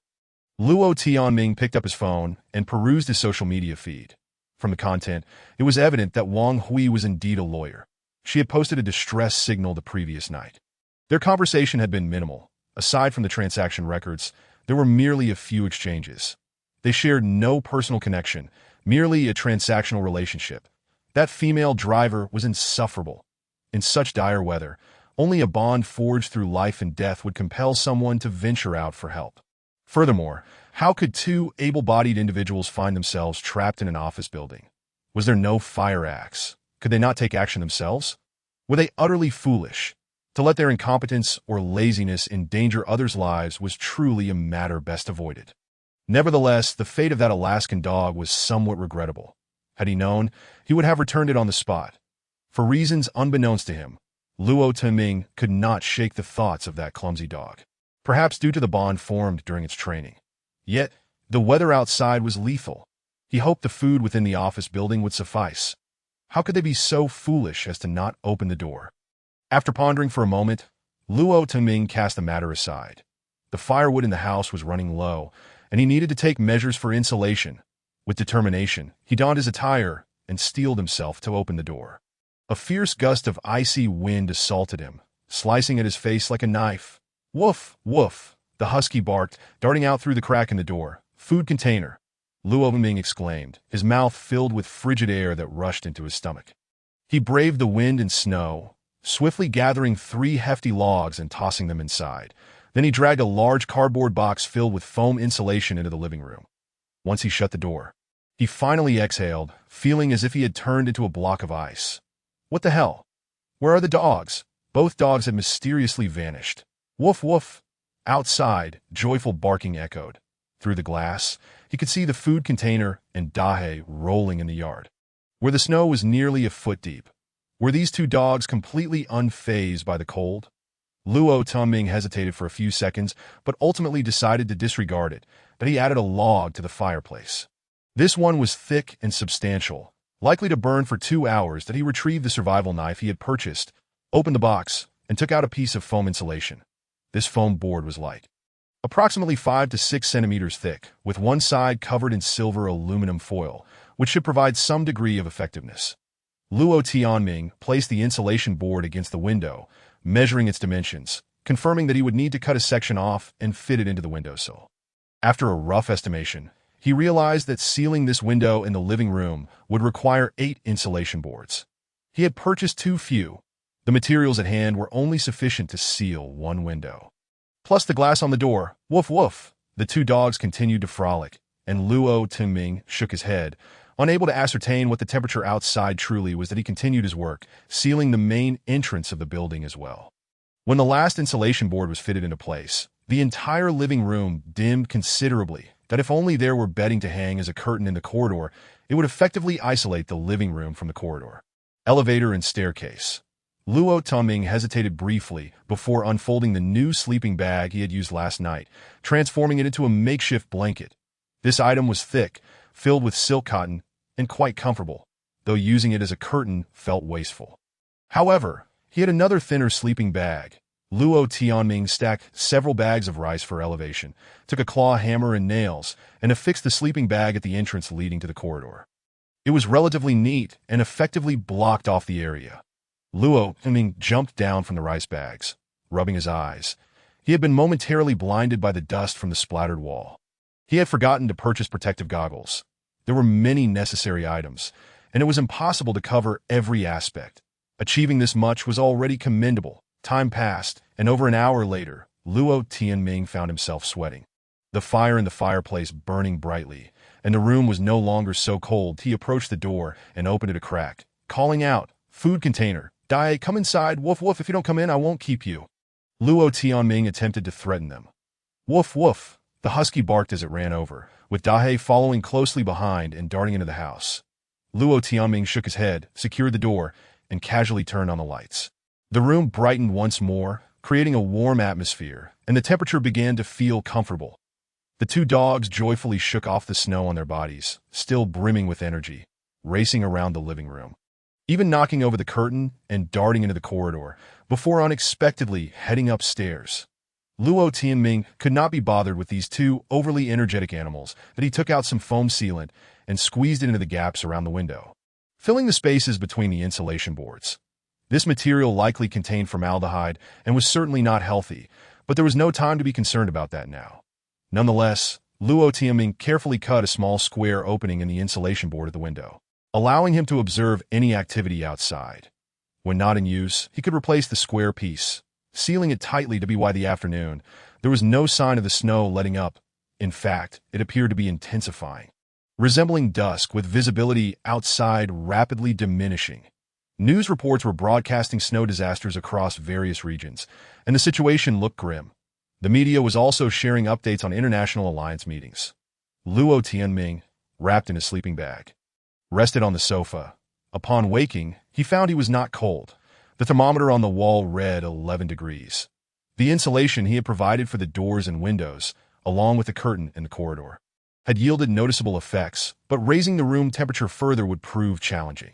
After contemplating for a moment, Luo Tianming temporarily abandoned the idea of constructing a heated platform. That he was well aware that it would be a monumental task. And the bricks were still outside. All that remained was to huddle in the sleeping bag and endure this frigid day. His social media feed was abuzz, with some lamenting the weather while others were even engaging in snowball fights. Luo Tianming found it hard to believe. Upon closer inspection, the individual was in Nanzhou, a tropical region. Had he known it would turn out this way, he would have gone to Nanzhou instead. Now, all he could do was envy. According to the latest reports, the likelihood of entering a major ice age had risen to 15.1. Some speculated that if a frozen apocalypse were to occur, tropical regions would serve as humanity's last refuge. Luo Tongming both believed and doubted this notion, his mind swirling in confusion. Surely not. Everything appears normal. No one is panicking. It will soon pass. Luo Tongming endeavored to maintain a positive outlook. Moreover, even if an ice age were imminent, was there not a plan to detonate volcanoes? That proposal was no jest. It had been put forth by an international panel of experts. Luo Tianming opened a news application, scrolling to the volcano detonation topic. Discovering it had already entered the voting agenda, he let out a sigh of relief. The nations of the world would undoubtedly not stand idly by as humanity descended into a frozen apocalypse. However, many experts opposed the idea of detonating volcanoes, deeming it unnecessary and excessively costly. According to their analyses, the polar vortex was still developing. Only if the ice caps continued to expand would it be imperative to initiate rescue measures. If the storms dissipated on their own, it would merely be a false alarm. Regardless, humanity possessed the means to tackle this climate crisis. Domestic media echoed this sentiment, asserting that the immediate priority was to urgently evade the cold wave and await the resolution of the crisis in safer areas. Some websites even provided guidance on how to stay indoors, recommending the top 10 television series to binge watch and pairing them with advertisements for snacks. Amidst the tension, there was a semblance of order, almost resembling a small carnival, as people shared various videos of snow play. The initial phase of anxiety had finally passed. Luo Tuming felt his mind stabilize, gradually succumbing to drowsiness. The past few days had been overwhelmingly tense, depleting his mental energy and leaving him utterly fatigued. Outside, the cold wind howled, and he saw no better option than to sleep. The disaster would surely pass. Everything would return to normal. Luo Tuming smiled and closed his eyes. Drifting into slumber. Chapter 18. The rescue operation. Luo Tuming slept soundly, but when he awoke again, the sky had darkened and the room was shrouded in gloom. After tugging on the light cord several times, he realized there was a power outage. His phone still had 68 battery, and he felt a twinge of anxiety, wishing he had kept it charging. When would the power return? Luo Tuming muttered to himself. 2 dogs lay by the fireplace, having descended from upstairs at some point. He realized he had formed quite a bond with these 2 animals. It was already 6 in the evening. Opening the homeowners group chat, he was met with a chorus of lamentations. Nearly everyone complained of the bitter cold, with some even resorting to lighting their gas stoves. One person expressed relief at having purchased 200 pounds of firewood, while another pleaded for a share, offering to buy it at a high price. Someone shared a video of burning textbooks for warmth, accompanied by comical music that in his social circle. A post he made yesterday garnered several likes. Yet Wu Lihui left a snide comment. Luo Tianming chuckled it off and blocked him. Those he once knew were also posting updates about their lives, mostly hunkering down at home. Wang Hui shared several photos depicting burnt furniture, candlelight, views of snow from her window, and a screenshot of her location. One photo featured her with a large dog, an adorably goofy Alaskan Malamute, its tongue lolling out. Luo Tianming frowned and closed his social media app. The power was still out, and his phone battery had dropped to 54, prompting him to switch to power-saving mode. Bang, bang, bang. Was someone hammering on the heavy iron gate outside? Woof, woof, woof. Woof. Both dogs sprang to their feet, alertly gazing toward the door. Quiet. Don't make a sound, Luo Tianming instructed. The dogs wagged their tails and fell silent. In such weather, it was improbable for any delivery personnel to be making rounds. The authorities had announced a work stoppage the previous night. Bang, bang, bang. The noise persisted, yet the person outside remained silent, which seemed rather ominous. Luo Tianming glanced at the wild boar spear by the door, feeling a sense of composure rather than fear. The banging continued for several minutes before finally ceasing, leaving no sound from outside. Don't bark loudly. If there's something, whisper. Understood? Quiet, Luo Tianming advised the 2 dogs. The husky wagged its tail, seemingly comprehending, though its expression conveyed strong skepticism. Luo Tianming believed he could communicate with them, but the husky's demeanor was often puzzling and difficult to decipher. As for Dehe, this dog had always been reticent, and Luo Tianming had come to understand its character over the past few days. Dehe was brooding and preferred silence, which perhaps explained its tendency to bite. After a while, the 2 dogs returned to the fireplace, relaxing completely. Their ease suggested there was no threat. The person outside had departed. On such a frigid day, no one would linger in the snowstorm. If there were an emergency, the individual would have spoken up long ago. Ignore them. Any villain daring to linger at the door will soon learn a lesson from the biting cold. Time passed swiftly, and after a peaceful night, morning arrived without incident. At 6 o'clock, the indoor temperature was a tolerable 8 degrees, while the snow outside exceeded knee height. Fortunately, the snowfall had finally ceased, and the wind had abated, though the sky remained ominously overcast, as if brewing something. Luo Timing opened the door to bring in a few logs, only to find the two large dogs darting outside, joyfully racing between the front and backyards. Luo Tianming resigned himself to returning indoors to warm himself by the fireplace, opening a can of beef and boiling a pot of noodles. After a while, the dogs began pawing at the door, with the husky barking excitedly. Luo Tianming opened the door to feed them on his phone. The news page still displayed the previous day's headlines. Video streaming sites were offline, and forums had also shut down, citing power outages at the data center. Life was both safe and somewhat monotonous. Luo Tianming scanned the living room, his gaze landing on the cardboard box that had housed the sofa. The box was wrapped in a layer of protective padding made of wooden planks. With slight modifications, it could be transformed into a makeshift sled, or what one might call an ice cart. Luo Tianming could hardly contain his enthusiasm. He had been contemplating this idea since the day before. As a child, he had played with ice carts, nailing two thick wires beneath a wooden board to serve as runners, allowing it to glide over ice and snow with exhilarating ease. Luo Tianming had once sped down a snow-covered slope on such a cart, hurtling down 300 meters. It had been thrilling, of course. Using angle steel as runners would be more professional, but after all, it was just a toy that if he were to embark on this venture. He had ample tools and materials at hand, not to mention the sled dogs ready to pull it. This was not merely a whimsical notion, but rather a response to the enticing environment.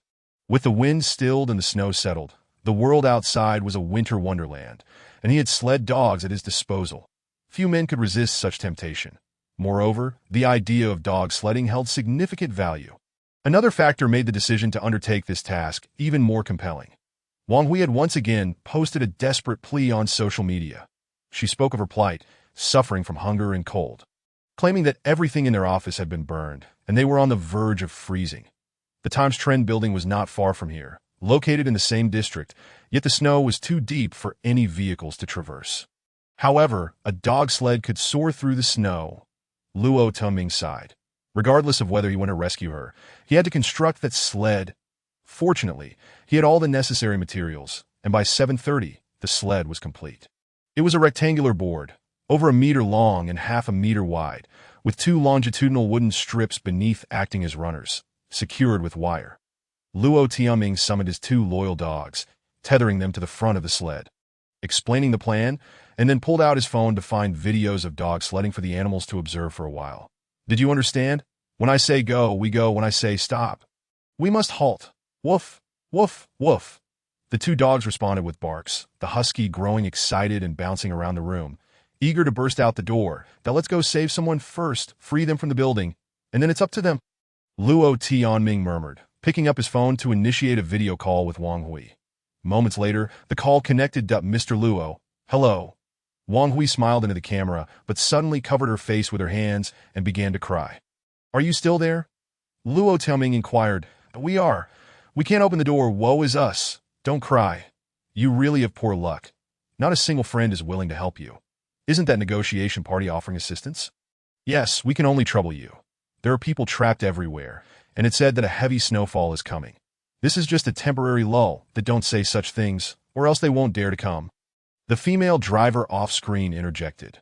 Luo Tianming frowned. Wang Hui glanced nervously to the side before returning her gaze to the camera. I'm sorry. Li Jie can't speak. Could you just wait? I can't guarantee anything with that. Luo Tianming ended the call. The female driver was too harsh and had a sharp tongue. Rescuing such individuals would only compromise his principles. Nevertheless, Luo Tianming had already resolved to set out. First, he needed to rescue his dogs. Second, he wanted to test the sled. Saving Wang Hui was merely a secondary consideration. Success would depend on her luck. Chapter 19. I'm here to save the dogs. The sled emitted a faint creaking sound, but remained sturdy enough not to fall apart. Thanks to multimedia training and his prowess as a dog trainer, the two dogs quickly mastered the art of pulling the sled, running merrily. Their paws kicked up snow, showering Luo Tianming with flakes. The snow was too soft, and the low seating position of the sled made it challenging, and he had to pull the windbreaker up to his nose, squinting against the cold. After running a few hundred meters, He finally found his rhythm. It was akin to swimming or running, requiring a keen sense of timing for breathing. He had to synchronize with the dog's pace, inhaling deeply when their paws hit the ground and closing his air intake as their paws lifted. "What on earth are you doing? You're quite the player." At the entrance of the community, a security guard, bundled in a puffy down jacket, resembled a black bear as he dashed out of his booth. "Open the gate. A friend is trapped. I'm going out to rescue them." Luo Tuming shouted security. "Return to your post." Moments later, the barrier lifted, followed by an unusual sound as it became stuck. Luo Tuming exclaimed, "Advance." The husky dashed out ahead, nearly toppling the sled, while the large black dog lagged a moment behind. His phone battery had plummeted to 44, and he was astonished by the rapid depletion. The road was blanketed in thick snow, with cars along the roadside entombed, transformed into mere mounds of snow. However, for the sled, the absence of vehicles in the middle of the road meant an unimpeded journey, allowing for greater freedom of movement. The two dogs grew increasingly exuberant as they ran, but Luo Tuming felt quite miserable, his face covered in snowflakes, the air biting cold to the bone, each breath a torment. The sled sped down the center of the road, where he occasionally glimpsed humans frolicking at the roadside, all of them waving and shouting, more excited than the dogs. After running for over 20 minutes, the two dogs were panting heavily, their bodies steaming like two miniature steam locomotives. There simply weren't enough dogs. If only there were 6 or 7. Prior to departure, Luo Tianming had researched and learned that one dog could pull an adult, but for sustained running, it was best to have 6 or more. The more dogs there were, the better the endurance, potentially allowing them to run all day across vast expanses of land. Fortunately, the Times Wind Tower was relatively close. "Just around the next corner. Stop, we've arrived." Luo Tianming called out. The two dogs halted and Luo Tuming rolled off the sled, drawing an axe from his waist, directing his gaze at the two dogs that don't run off. "Stay here and watch the sled. Do not leave. Wait for me. Understand? Woof, woof." Good, he nodded contentedly, a surge of joy swelling within him. His unique ability was indeed proving invaluable. The glass door of the building was tightly locked, and with a swing of his axe at the corner of the glass, the entire door shattered. Since the power was out, even if someone were to investigate later, he could argue it was for the sake of saving lives. Surely this qualified as an emergency measure? Upon entering the building, it was indeed dark, and he could only ascend the stairs. Encumbered by layers of clothing, climbing was a strenuous task, and he soon found himself gasping for breath, perspiration soaking his back by the time he reached the 18th floor. It was unbearably uncomfortable. While his body was drenched in sweat, his head and face remained frozen with ice and snow. In the corridor, he encountered a blue isolation door. Approaching it, he shouted, "Wang Hui! Wang Hui!" "I'm here," a woman's voice responded. "I'm here." Someone rushed toward the isolation door, and through the small observation window, he could see an excited woman on the other side. Luo Tuming twisted the doorknob vigorously, but it was locked. He struck the observation window with his axe, only to leave a few white marks. Was this bulletproof glass? What was the point of such a door in an office building? "Woof, woof," came the barking from the other side. As the Alaskan dog scratched at the door, that a wave of warmth surged in his heart. "Everyone step back. I'm going to break down the door." Luo Tuming stepped back a few meters, gathering momentum, and then bang. He slammed his body against the door, momentarily losing sight. Yet the door remained steadfast. "Try again." "Have you not eaten today?" came the voice of the female driver from the other side. "Shut up." Luo Tuming could no longer contain himself. This woman was utterly unreasonable. Did she deserve saving? He turned to leave, Mr. Luo. "Mr. Luo, I'm sorry." Wang Hui called out anxiously from behind the door. "Woof, woof." Luo Tianming's anger flared, and he made his way to the stairwell. Smashing the glass of the fire cabinet with an elbow, retrieving a long-handled fire axe from within. This tool had a far greater leverage than the short axe. Luo Tianming hung the short axe at his waist and returned to the isolation door. Swinging the fire axe to crack, crack, crack with 3 powerful blows, the lock flew off. However, the door still wouldn't budge. After several more strikes, the door finally yielded. "Mr. Luo," Wang Hui was in tears, crouching on the floor. "Woof." The Alaskan dog rushed over. Luo Tuming knelt down and embraced the large dog, feeling as if a connection had been re-established, a delightful sensation that he stroked the dog's head, noting how cold the Alaskan's body felt, still quivering. "What is wrong?" Haven't you fed the dogs? He inquired. We have nothing to eat.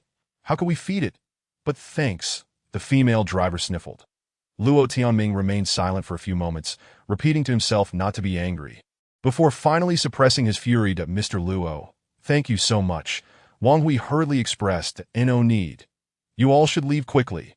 Luo Tianming produced a handful of items from his pocket, extending his palm toward the dog's mouth. The Alaskan cautiously took it, its movements gentle as if afraid of biting its owner's hand. "You actually brought dog food? Is there something to eat?" the female driver exclaimed, eyes wide. Ignoring her, Luo Tianming turned to Wang Hui. "You can leave on your own, right?" Wang Hui stood up, glancing at the female driver, quietly advising, "Li Jie, say it. How much do you want? Get lost. I'm here to save the dog," Luo Tianming declared. The female driver's expression turned cold, as if ready to erupt. Wang Hui pressed her hands on the woman's shoulders, pushing her away. The two women retreated several meters, murmuring quietly. Luo Tianming paid them no mind. His focus was solely on the dog. In this creature, he saw the reflection of his future. After depleting the dog food in his pocket, he stood up. Time was of the essence. The daylight outside was fading, and another snowfall could commence at any moment. They needed to leave promptly. Once they returned, he would ensure the Alaskan received proper nourishment. By the way, I'll give you a name. From now on, you shall be called Dehua. Dehua, the Alaskan whimpered softly.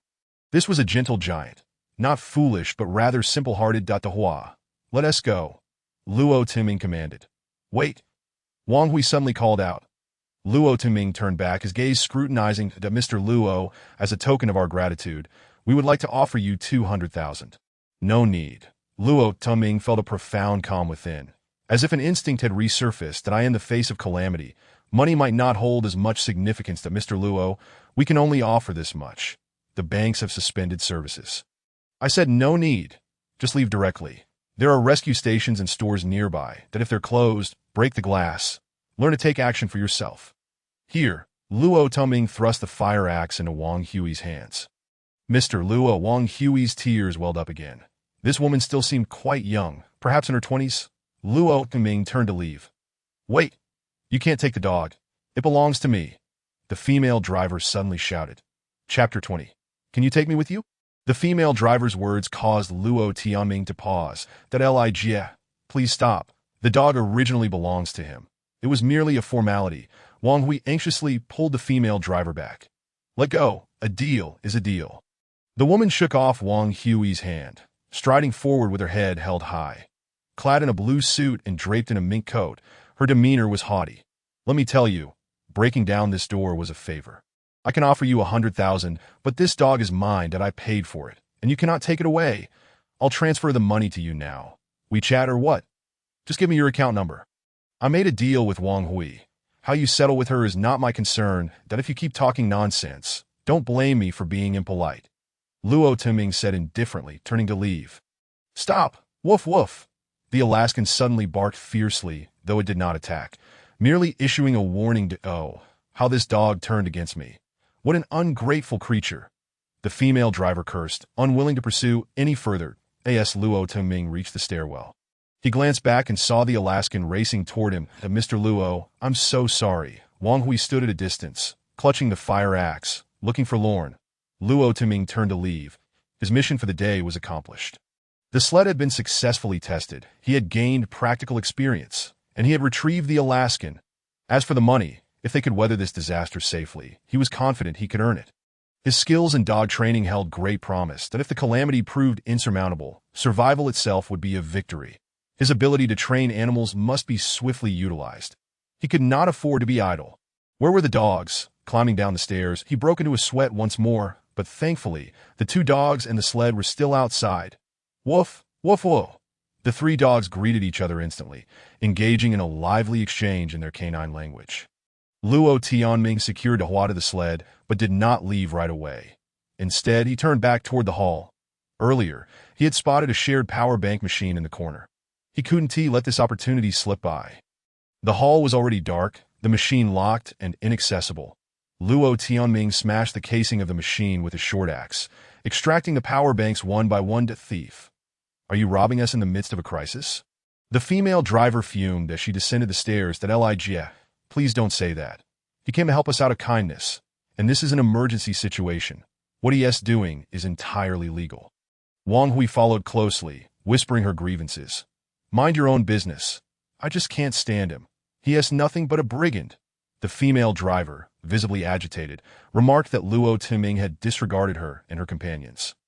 Instead, stuffing a multitude of power banks, approximately a dozen, into his pocket, ensuring that their phones would soon be revived. His pockets bulging, he resolved to bring a backpack on his next outing. As he reached the entrance and settled onto the sled. The female driver hastened after him, calling out, "Stop! Don't leave just yet." The large black dog emitted a low growl, stepping forward and tautening its leash. "Are you courting death? Do you believe I won't unleash my dog upon you?" Luo Tianming retorted. The food container also barked, its icy blue eyes glaring fiercely. Yet Luo Tianming perceived that the canine was merely putting on a show, its tail wagging cheerfully. The large flower dog chimed in with a warning bark. Only the large black dog seemed genuinely intent on biting, its head bowed, eyes bloodshot, and tail curled tightly behind. I've only heard of dogs relying on their owners. Today, I witnessed a person relying on a dog. Fine, I won't hold it against you. Once we return to Nanzhou, I shall call you, and I want to let your trip be in vain. The female driver declared. Has this woman regained her sense of reason? Wang Hui, nearly frozen, thought to herself, do you not have any awareness of your situation? Luo Timing gestured behind the female driver, stating, do not waste my time. If you have any conscience, allow your colleague to wear that mink coat. Rest assured, I will start the vehicle, and warmth will soon envelop you. This wretched place is truly frigid, while Nanzhou is far more comfortable. The female driver, full of pride, approached the square only to be struck dumb by the sight before her. The parking lot was littered with snowdrifts, densely packed, approximately 40 or 50 of them. Xiao Hui, where do we park our car? Oh dear, had I known, I would have opted for the underground garage. Luo Timing sighed, contemplating how futile their rescue efforts appeared. The female driver's loud demeanor posed little threat. Yet the young lawyer seemed pale as a ghost, shrinking inward with her hands buried in her pockets. Appearing utterly dazed, just moments ago, she had been conversing in the lobby. How had she lost her ability to speak so swiftly? Wasn't she an attorney? Perhaps her slender frame was ill-equipped for the cold. Luo Tianming stood from the sled, taking hold of the female lawyer and leading her away. What are you doing? The female driver exclaimed in surprise. Leave me be. Hurry, find your car. Can't you see others are freezing to death? Luo Tianming snapped in irritation. Xia Wang Hui managed to squeeze out a single word through clenched teeth that a gust of wind swept by, sending snowflakes swirling, momentarily blinding him. Luo Ming blinked vigorously, vowing to acquire a pair of goggles. The young lawyer's arms were slender. She was clad only in formal attire and thermal underwear, perhaps with a wool sweater beneath. After dragging her for over 20 meters, he seized the fire axe from her grasp and swung it at the glass door of a nearby shop. With a resounding crash, the tempered glass shattered, scattering shards across the concrete steps like a shower of diamonds. Inside was a clothing store, appearing quite upscale. Luo Timing pulled a long down jacket from a rack, hastily draping it over the young lawyer before leading her in a circle around the store. Thank you, Wang Hui stammered, her teeth chattering. You possess no common sense. Without appropriate winter attire, frostbite is merely a heartbeat away. Moreover, you should not have lingered there, Luo Tianming admonished her, retrieving a wool hat from the side and placing it atop her head. In truth, he wasn't particularly knowledgeable himself, but there was a certain satisfaction in lecturing others, especially since she currently lacked the capacity to dispute his words. Now, you find yourself some clothing. Choose the thickest items, along with gloves, scarves, and thermal boots that if you lack the sense to do so, then freeze to death for all I care. Luo Tianming declared sternly, in the midst of the snow and ice, those who fail to heed caution shall inevitably be eliminated. Woof, woof, woof, woof, woof. Outside, a chorus of barking resonated, causing Luo Tianming's heart to race as he swiftly approached the door. Flurries descended in the wind, the sky ominously dark, casting a dim light across the scene. Luo Tianming surveyed the store, filled with fashionable attire, most of it flimsy, with only a few down jackets suitable for warmth. A model showcased a brown leather backpack adorned with numerous letters, V and L. Emblazoned upon it, he removed the bag, slinging it over his shoulder and carelessly stuffing it with items. A stack of fashion magazines sat at the cash register, snagged. A pair of sunglasses grabbed. The shelves held woolen gloves, knitted scarves, gauzy wraps, and wool socks. Within 2 minutes, he had filled the backpack to the brim. "Move quickly. A heavy snowfall is imminent," he shouted, turning to dash towards the sled. The husky led the way, having already approached. "I found the car, and it can start. Shall we? We can return to Nanzhou," the female driver exclaimed, excitement bubbling through her amidst the wind and snow. She could not escape. Becoming stuck on the road was all too easy. He urged her to seek refuge at the rescue station, that if she continued to act foolishly, even her mink coat would not save her. Luo Tianming climbed onto the sled, offering one last reminder. "Wait a moment, Mr. Luo, could you possibly take me along?" the young lawyer suddenly implored. "Following Li Jie, I am in peril. Could you provide me sanctuary? I am willing to pay any price." "Please," Wang Hui pleaded. Luo Tianming hesitated. Logically, if Wang Hui boarded that vehicle, she would soon be enveloped in warmth and could endure for several hours without issue. Yet accompanying the female driver would undoubtedly diminish her chances of survival. That woman was troublesome, likely exhibiting traits of a provocative personality. Her essence might not be inherently malevolent, but her character was undeniably flawed, and she displayed a degree of selfishness. The young lawyer, however, was reasonable and capable. Bringing her back might prove beneficial, that if they could survive this ordeal, it would be an act of kindness. Her appearance was quite delicate, an oval face, rosy lips, and pristine teeth, though her complexion was now a bluish hue from the cold. And she appeared famished, utterly listless to go and clarify matters with her. "The sled is too small to accommodate that lady." "Thank you. I shall return promptly," Wang Hui declared, clumsily setting off, only to stumble and fall. 2 minutes later, Wang Hui returned, all set. "She has her own plans and does not wish to join us. My departure would only please her. She has a large tin of butter cookies in her car," Wang Hui said with a wry smile. "Sit behind me. How long has it been since you last ate?" Luo Tianming inquired. "Since yesterday afternoon," she replied. She insisted on working overtime to finalize a contract. "And since I am still an intern, I had no choice. We aren't even in the same department." Wang Hui shivered as she squeezed into the back, spreading her legs to wrap around his waist.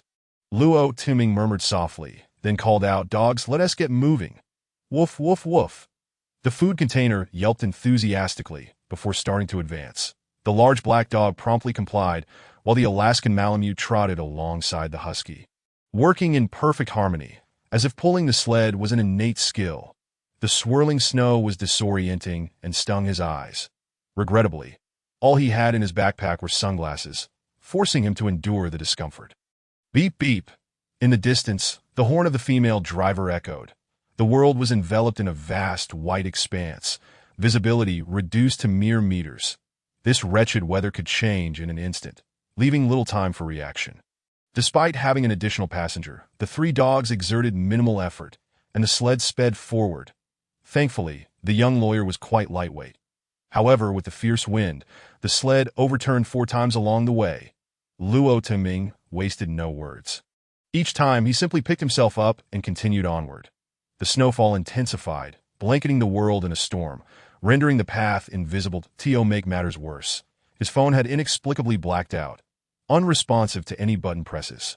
Was the battery dead? Food container, big black, big flower. "We're heading home. Do you understand? We're retracing our steps," Luo Tianming shouted. These dogs seemed to share a telepathic connection with him, even if they did not comprehend human speech. They could likely sense their master's emotions, at least he hoped so. Though it was still before noon, the sky was dark and foreboding, resembling the twilight hours. "Damn it, this outing is nothing short of perilous," Luo Tianming muttered to himself. His sense of direction had always been poor. Now, surrounded by snow and wind, he had effectively lost his way. Yet the 3 dogs continued to run fervently, oblivious to their direction. After over half an hour of struggle, an aluminum pole suddenly appeared before him, angled toward the sky. Luo Tianming stared for several seconds, finally realizing it was the entrance to the Jinxiu garden community. When they had left, this pole had been broken and stuck. "We're back. Put in some effort." "Home awaits," Luo Tianming cheered. The 3 dogs trudged through the snow, exuding warmth. After another 10 minutes, the sled came to a halt. Woof, woof, woof. The food container wagged its tail, joyfully barking and jumping. Before them stood a large iron gate. Luo Tuming trembled as he fumbled in his pockets, only to find his keychain had slipped away. He removed his gloves, bare hands searching through the snow until he finally retrieved the keys, unlocking the gate. They rushed into the courtyard and opened the entrance to the villa that a gust of cold wind rushed in from behind. Luo Tuming turned and shouted, "Hurry inside!" Wang Hui seemed momentarily dazed by the cold, needing a gentle shove to finally stumble into the house. Luo Tuming unclipped the leashes from the dog's collars, and the three canines followed him into the warmth. Bang! The door slammed shut, and the icy snow outside vanished in an instant. Haha, what an exhilarating experience. Luo Tuming lay on the ground, encircled by three dogs that were both nudging and barking at him, their excitement palpable. Wang Hui, still somewhat dazed, sat beside the fireplace on the floor, her gaze fixed and unblinking. "Hey, your hat is burnt," Luo Tuming remarked. Wang Hui stared blankly for several seconds before finally coming to her senses. She removed her hat and patted it down, only to suddenly cover her face and burst into tears, sobbing, "Well, I'm freezing to death." Luo Tuming shook his head, rose, and filled a pot with water, placing it atop a few bricks in the fireplace to begin boiling. Cooking over the fireplace was quite inconvenient. A separate stove was certainly necessary, that I should have bought a few more pots, he muttered, before heading outdoors to secure the main gate, then braving the wind and snow to gather several dry logs. This should suffice to keep the fire burning until dark. Moments later, the flames in the fireplace roared to life, steam beginning to rise from the pot. Luo Tianming opened 5 cans of beef, pouring their contents into the pot, and retrieved a bag of egg noodles from a cardboard box, not bothering to count how many there were, and dumped them in as well.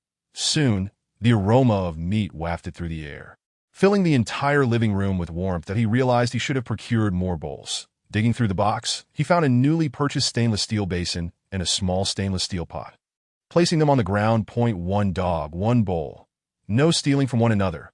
You can only eat when I give the command, he instructed. Donning gloves, he lifted the large pot from the fireplace, grabbed a spoon and chopsticks, and began distributing food to each dog as fairly as possible, ensuring they were well fed, for these dogs were indeed his loyal companions. The husky received the small pot, while the 2 larger dogs were given the stainless steel basins. Watching the steaming beef noodles, the drool from the spotted dog dripped onto the floor that it's too hot now. "We'll eat once it cools down," Luo Tuming chuckled. The husky paced restlessly, snorting, while the large black dog sat calmly, exuding a sense of stability. Luo Tianming retrieved 2 large porcelain bowls from the box, rinsed them with cool boiled water, and filled them with beef noodles before handing a pair of chopsticks to Wang Hui.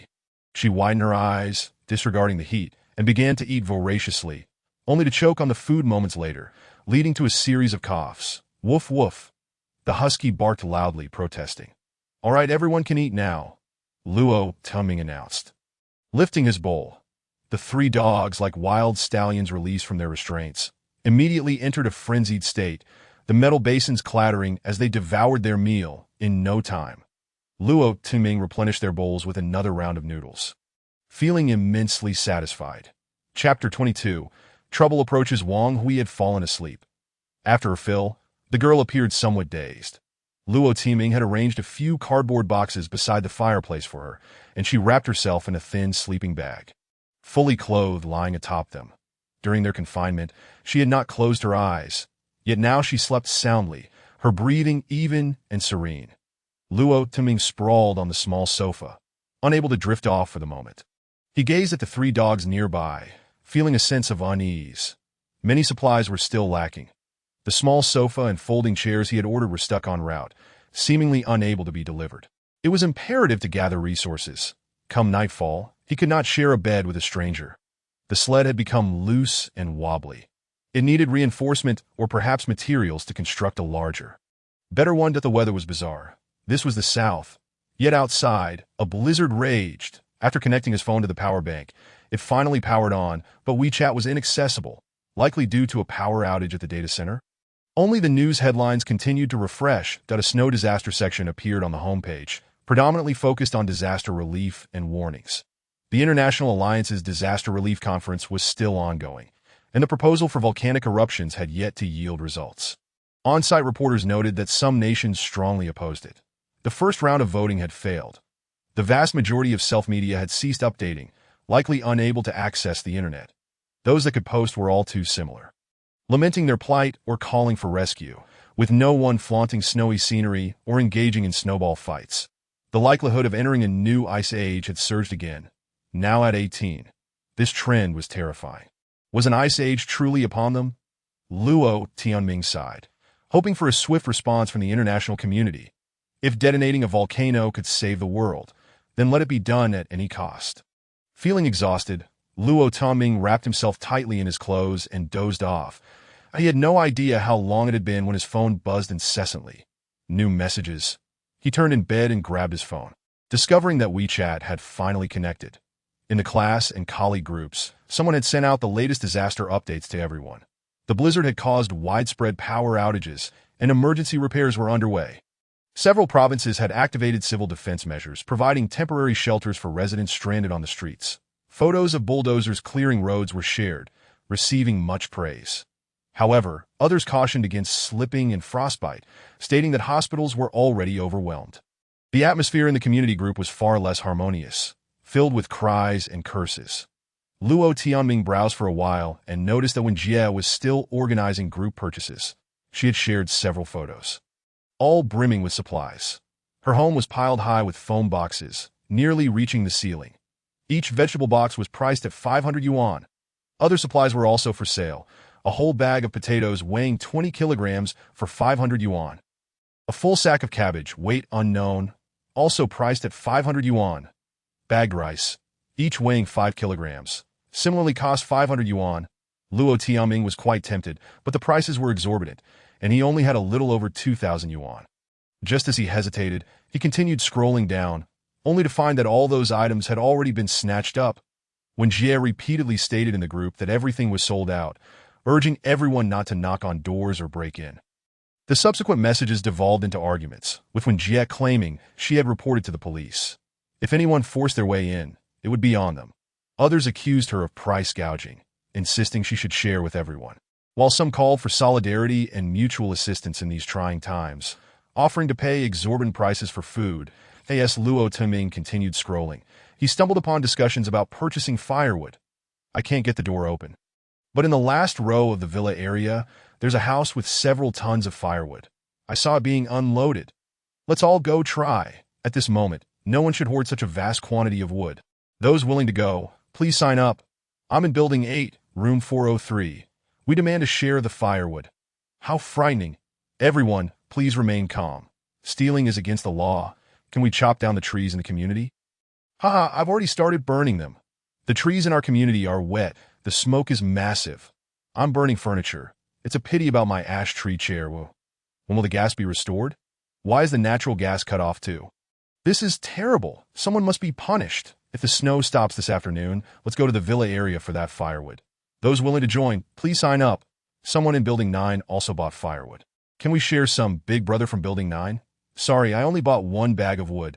It will be gone in 2 days. Liar, I saw a blue truck parked at Building 9. Don't be so selfish. Maybe the snow will stop tomorrow. There are elderly and children at home. Don't blame me for fighting back if you come knocking. Thanks for your understanding. Go to hell. Who doesn't have elderly and children at home?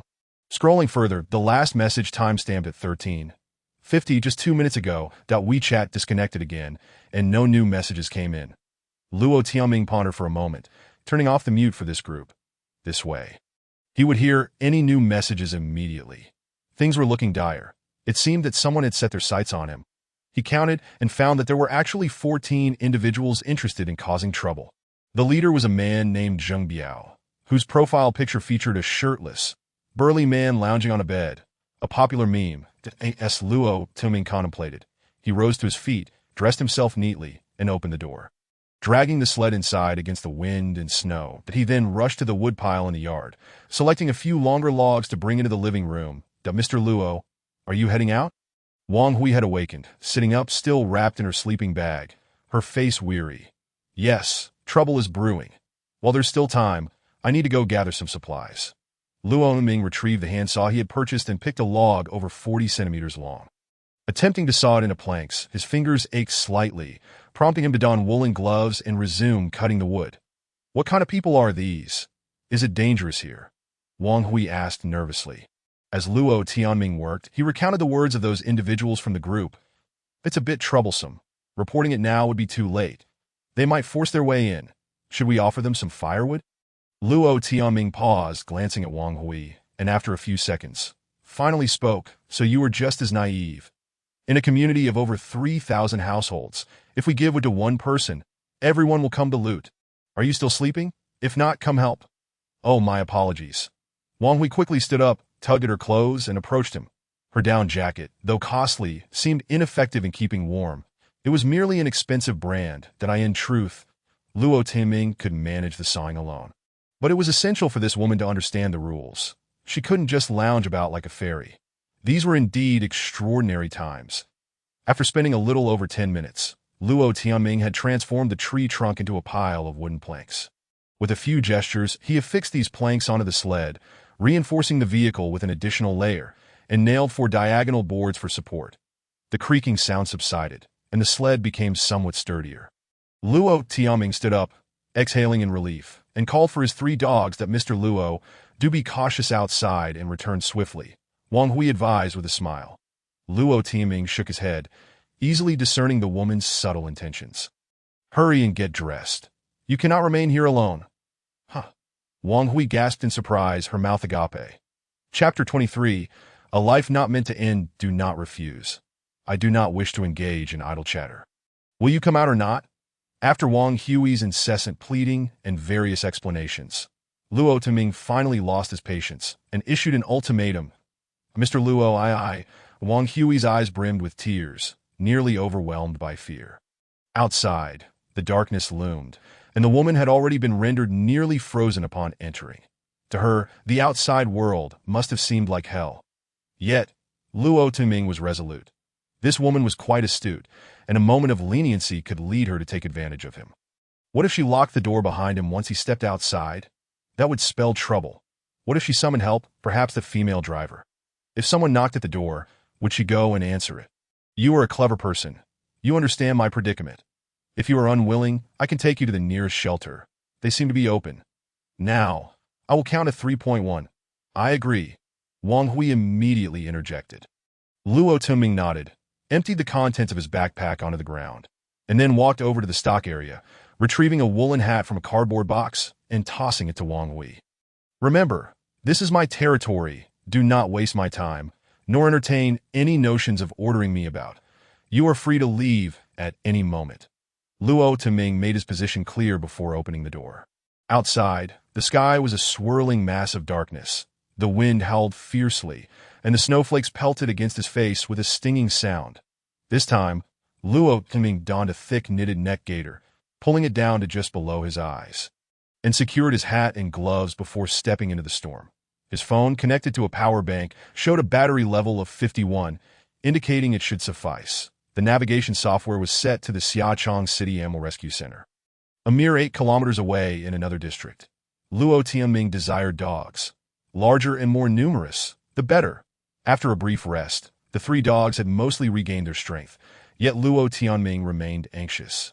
The snow was too deep, and the temperatures were perilously low. This journey proved exceedingly arduous, with the biting cold making it nearly impossible for him to breathe. My God. Help! Suddenly, the sled became lighter, and Wang Hui had vanished from behind him. Luo Tianming glanced back to find the woman had tumbled into a snowdrift, nearly buried. Stop, he shouted several times, prompting the 3 dogs to halt. Luo Tianming rushed over and pulled Wang Hui up. We must move quickly. We cannot stop. I can't breathe anymore. Wang Hui cried, squatting on the ground in tears. Luo Tianming glanced at the dogs standing resolutely in the storm. If they paused, the heated dogs could risk freezing. Hurry, if you do not move, you will remain here. I truly cannot. Luo Tianming released Wang Hui's arm and turned to leave. Wait for me.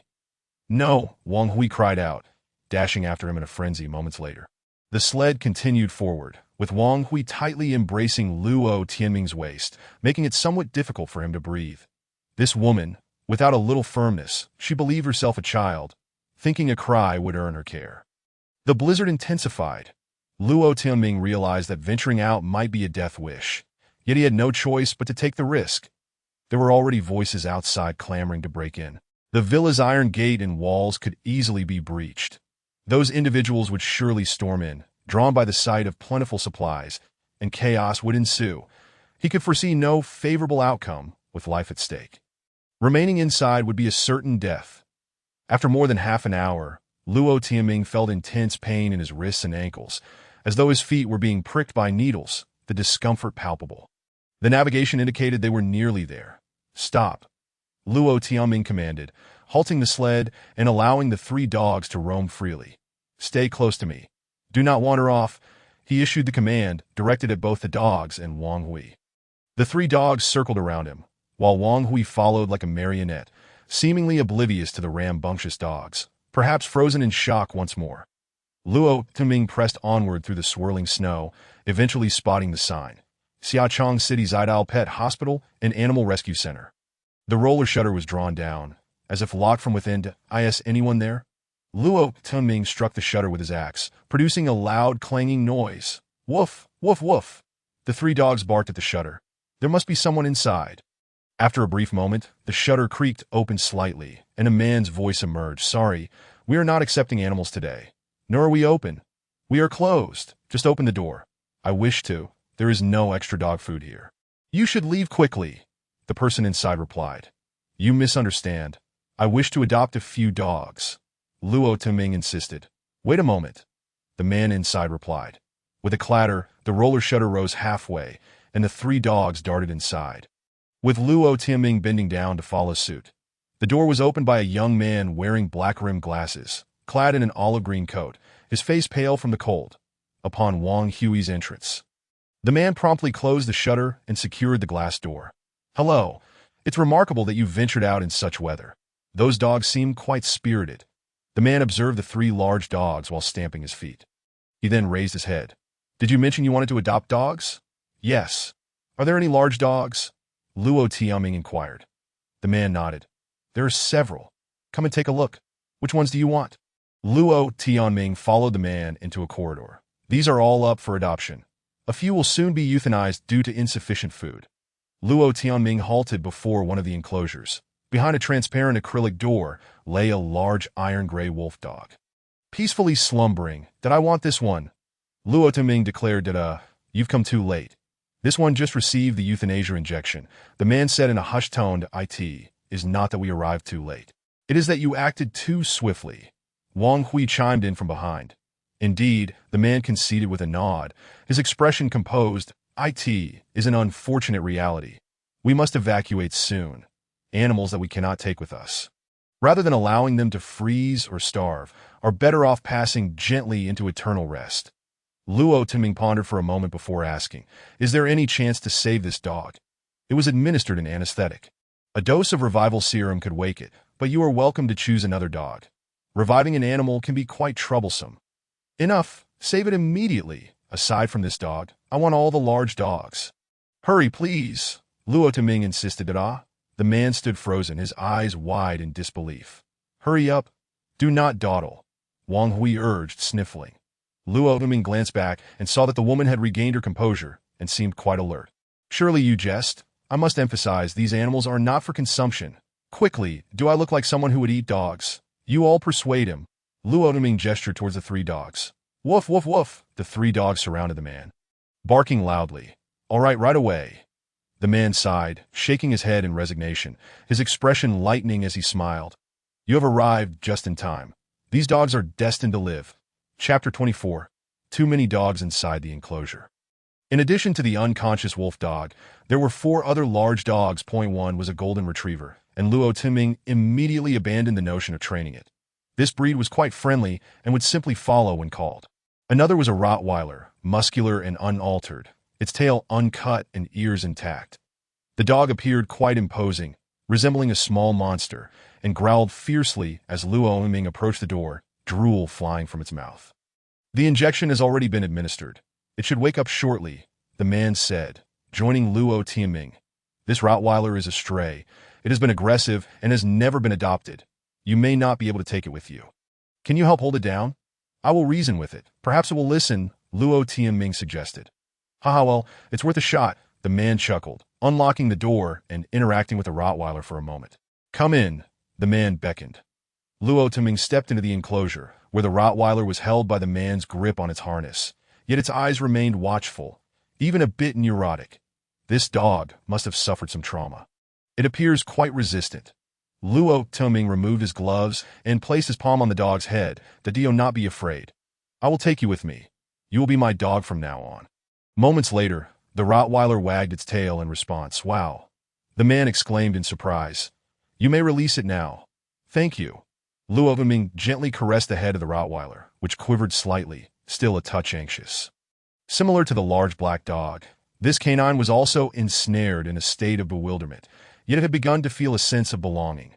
Luo Tianming proceeded to the adjacent room, where a large yellow dog was confined, its fur around the mouth now white. This is a native dog, isn't it? Yes, a rural breed, already 9 years old, an elderly dog, yet in relatively good health. However, you must exercise caution. It has bitten several people, including myself. The man rolled up his pant leg to reveal a scar on his ankle. Luo Tianming nodded and inquired, What is your surname? My surname is Lu Xiaoping. Just call me Dr. Lu. I'm a veterinarian, the man replied.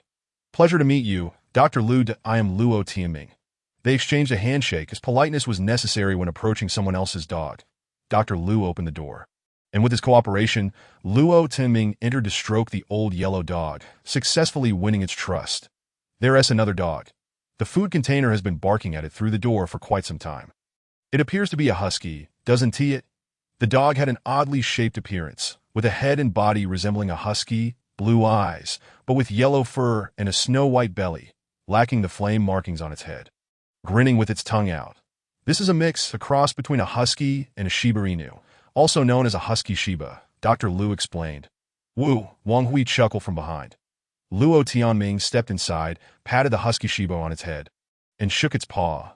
This time, he mentally reminded himself not to use his abilities, and surprisingly, he felt no electric shock while petting the dog. No training was conducted this time. However, the husky Shiba had a pleasant temperament. Always smiling and friendly, Dr. Lu, puzzled, inquired, What is different this time? What is wrong? Luo Tianming asked out of nothing. You must have a special affinity for dogs. I've never encountered someone like you before. Luo Tianming shook his head and continued to observe in the corridor. Several dogs trailed beside him, resembling a constellation of stars surrounding a moon, provoking a cacophony of barking from the dogs in the adjacent pen, with some small pups desperately scratching at the door, eager to escape. Are you planning to adopt these little ones as well? Actually, not many, only 36, Dr. Lu said, smiling sheepishly. Luo Tianming shook his head in silence. Although endowed with special abilities, he was not a savior. If he took in every dog he encountered, he would not survive. In his mind, a vague picture of the future had begun to form, devoid of any small breeds, that if the crisis passed and he were to be responsible for a multitude of dogs, he would inevitably face financial ruin. It would be wiser not to adopt them at all. Dr. Lu, what do you plan to do with the remaining dogs? And the room next door, it houses cats. Right? Wang Hui asked that we have arranged for a vehicle equipped with snow tires. We should be able to come by before nightfall. However, our capabilities are limited, and we cannot support all the animals. Some may need to be euthanized. Dr. Lu stated. This sounded somewhat like moral coercion, yet Luo Tianming was unconcerned.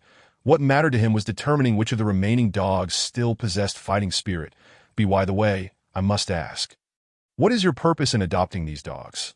It's a requirement. Dr. Lu replied that I own a villa, and I keep dogs for defense that my supplies can last for 2 weeks. Caring for a few large dogs is manageable. Oh, 2 weeks. Do you believe this cold wave will pass quickly? Luo Tianming remained silent for a few seconds, unwilling to lie that I don't know. It might take a long time. You should prepare yourself. I share the same sentiment. I purchased a farm with a few friends, planning to spend the winter there. That sounds promising, Luo Tianming praised. Wang Hui's interest piqued. She suddenly asked, Where is your farm? Are your supplies adequately prepared? We are situated in the suburbs that if you're interested, we can exchange WeChat contacts. Sure. Wang Hui pulled out her phone. There is no signal at the moment. Please note down my number. Dr. Lu instructed. Luo Tianming took a few steps forward, not interrupting their conversation, that if Wang Hui wished to leave, that was perfectly fine. He would not hinder her, for he had dogs, and their numbers were increasing. After all, this was a small shelter, and amidst the search, he could find no suitable candidates, ultimately deciding on 3 yellow-haired chihuahuas, as these 3 little dogs appeared rather unique, with expressions that seemed to harbor some fierce intensity. The large wolf dog had awakened, albeit still a bit dazed. Wang Hui held on to this dog, bending down to pat its head, teasingly asking, "Have you had enough sleep? Did you see your great-grandmother?" The wolf dog's whiskers twitched, as if offended, and it began to bare its teeth. Luo Tunming chuckled and said, "Let us go. Don't tease the unfamiliar dog. You should hold on to these 3 chihuahuas as well." "All right, these little dogs are simply adorable."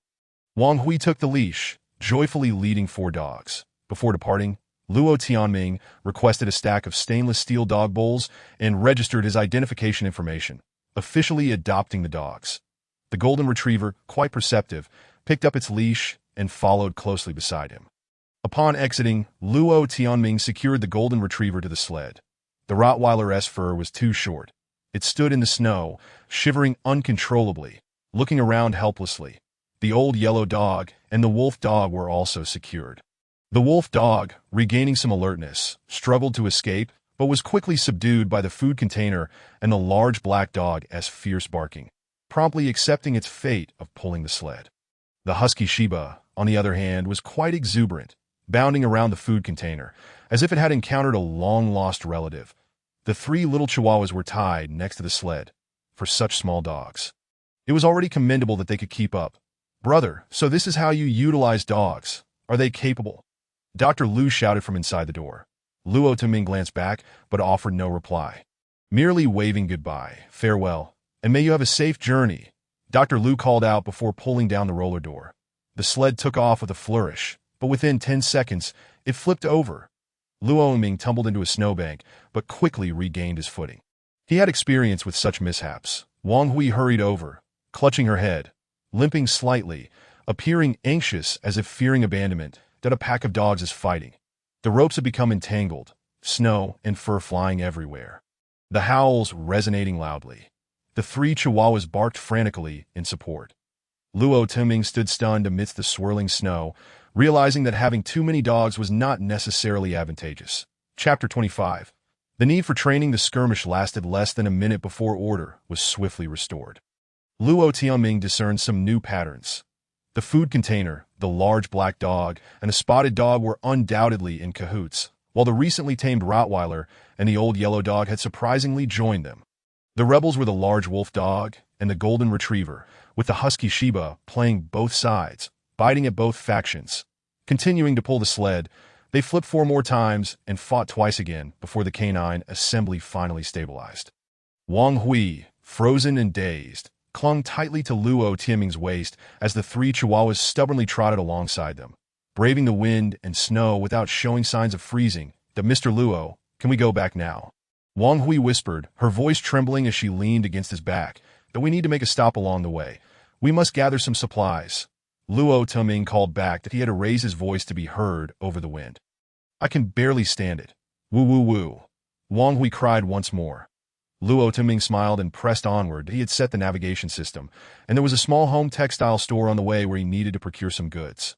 Upon arrival, he was taken aback to find the door ajar. The roller door remained open, and through the glass window he could see lights on inside, with people moving about. Luo Tunming left the dogs outside and entered the store with Wang Hui, discovering several individuals perusing the merchandise. The owner was a sturdy man in his 30s, sporting a buzz cut, dressed in a down jacket without a hat, his ears reddened from the cold. "Take what you need. Everything is at tag prices. Offline payments are disabled. If you lack cash, come back to pay later. Don't hesitate. Just help yourself," the owner called out as soon as he noticed them enter. Luo Tianming hesitated for a moment. Approaching the nearest shelf, the tag prices were not exorbitant. A blanket cost 98 yuan, soft and thick as a cotton quilt, marked as being made from long staple cotton from the northern frontier, was priced at only 268 yuan, quite hefty. "Take what you like. You can pay later," the owner encouraged. Luo Tuming smiled and asked, "What do you mean by that? Aren't you worried about incurring losses?" "Ah, if these items sell out, so be it. It's only a few thousand yuan worth. Who takes them is using them anyway.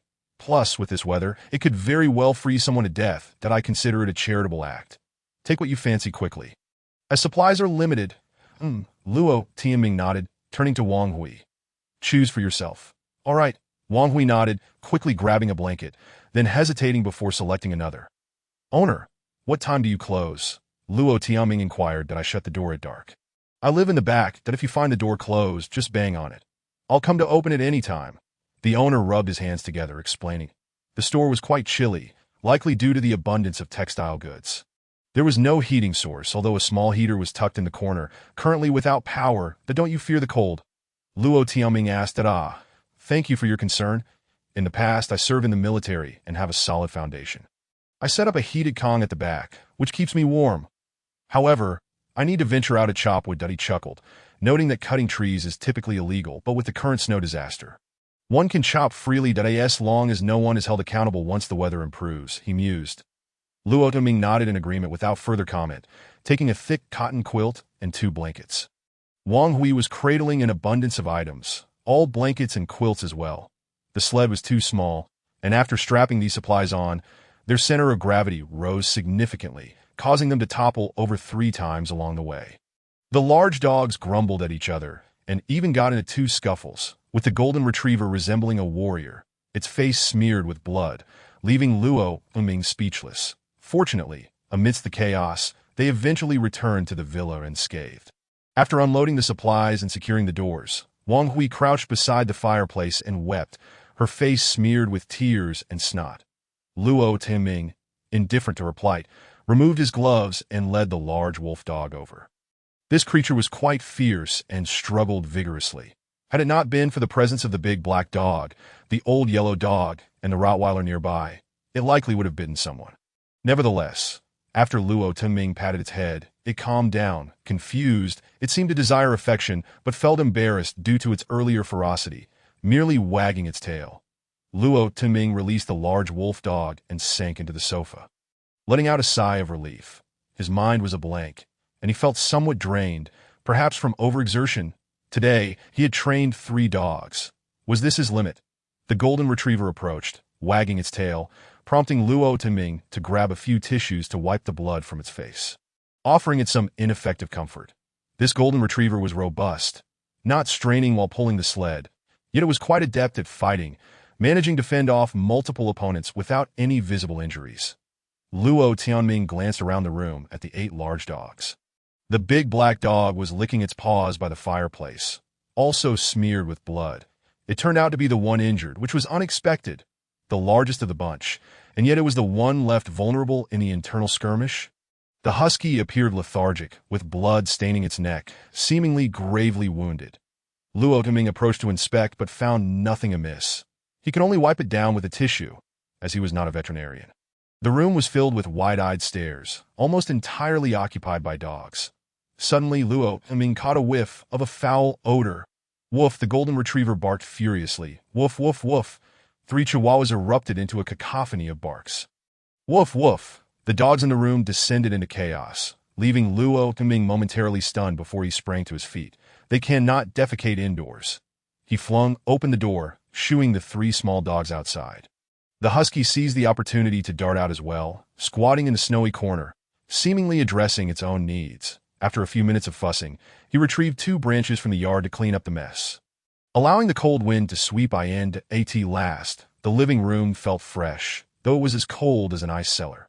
Luo Tianming scooped some ash from the fireplace and covered the spot where the chihuahua had relieved itself. His irritation did not dissipate. It intensified.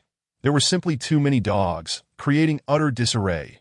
You all listen here, Luo Tianming commanded, addressing the dogs in the room, issuing a series of orders primarily forbidding them from defecating indiscriminately, barking unnecessarily, and fighting.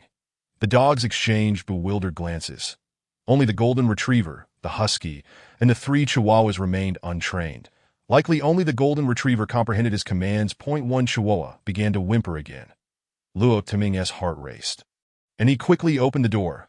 The little dog dashed outside, barking wildly, only to require him to let it back in a minute later.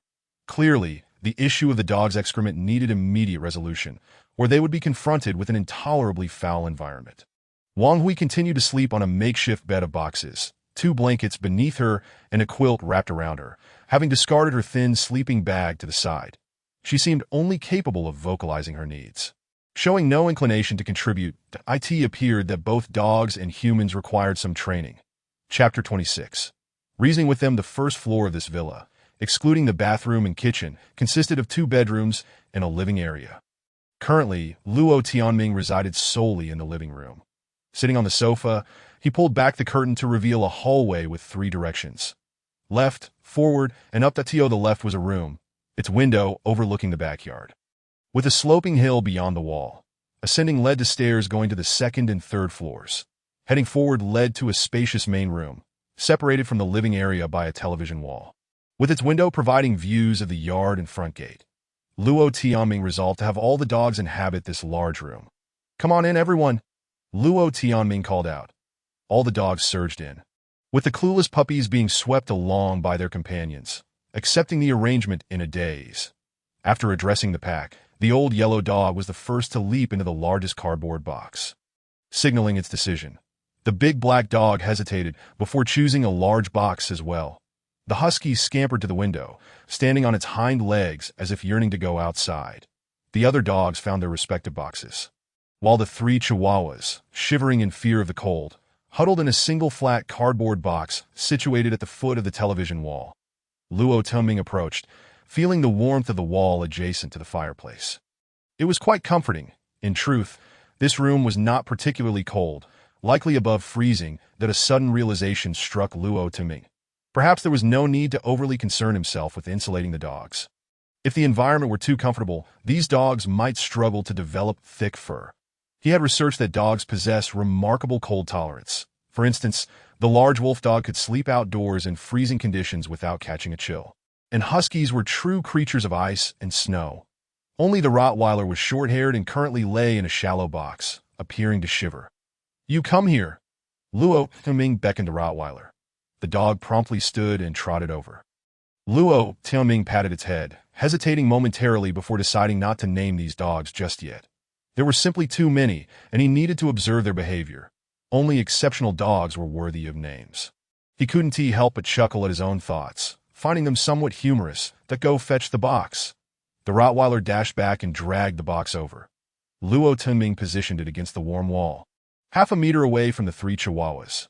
"You will sleep here from now on, Woof." The Rottweiler barked in response, squinting its eyes and wagging its tail vigorously, causing the nearby box to rattle, eliciting growls from the 3 little dogs. Luo Tianming smiled, crouching down to continue petting the Rottweiler's head. Having never owned a dog before, he had rapidly acquired some knowledge about them and now understood that Rottweilers are guard dogs with strong obedience. "Woof!" A bark erupted from the golden retriever nearby, its face contorted in displeasure, revealing how jealousy could warp a dog's expression. The other dogs glanced over with anticipation. "Never mind, today has been exhausting. You are all prohibited from fighting." Luo Tianming returned to the living room, picking up the scattered leashes from the floor, and found a sledgehammer to drive a few nails into the wall of the dog room, hanging the leashes there. This room would henceforth be known as the doghouse. Wang Hui remained asleep. Perhaps truly fatigued, he retrieved an online-ordered kettle from the box, opened the door to fill it with tightly packed snow, and brought it back to the fireplace. After a while, the kettle emitted a buzzing sound. The water had boiled. Luo Tianming brewed himself a cup of hot tea, picked up a fashion magazine from the floor, and reclined on the sofa to peruse some point. A dog had settled beside him, leaning against the arm of the sofa. It was the golden retriever. This creature seemed eager to bond. Luo Tianming set down the magazine, took a sip of his warm tea, and continued to stroke the dog while flipping through the magazine, which featured various stylish women, each one a paragon of beauty. With high cheekbones and an air of unattainable grace, Luo Tianming yawned, gradually succumbing to slumber. "Woof, woof, woof." A raucous chorus of barking jolted him awake. Upon opening his eyes, he found all the dogs crowded in front of the fireplace, rousing Wang Hui from her slumber as well. Luo Tianming signaled for silence. "Woof, woof." That a chihuahua barked twice before the golden retriever silenced it with a paw, its eyes blazing with hatred. "Silence, everyone!" Luo Tuming instructed. Bang, bang, bang. A loud knocking resonated from outside. Stop hiding. Open the door quickly. I can hear you in there. A voice called from beyond the yard wall. Luo Tuming approached the window, prying open a pre-cut insulation panel to peer outside. The yard was pristine, but with each knock, the door rattled, causing snow to tumble down from its surface. The force of the knocking was substantial, accompanied by a loud sound, not produced by hands, but rather some hard tool. Damn it, Luo Tuming swore under his breath at Mr. Luo. What is happening? Wang Hui asked, rising with a look of concern. That I don't know, but prepare yourself. A fight may ensue. Luo Tianming replied. What? Wang Hui exclaimed, her mouth agape in astonishment. What is wrong with this woman? She had previously shown great acumen in her tasks. Yet now she seemed to play the fool. Is her strategy to do nothing as long as I can manage things? Luo Tianming frowned, donning his skiing attire, gloves, and hat. Grabbing the wild boar spear from the wall, he surveyed the dogs before him. 8 large, 3 small, a total of 11 dogs, 6 of which had been trained. Prepare for battle, Luo Tuming declared. Woof.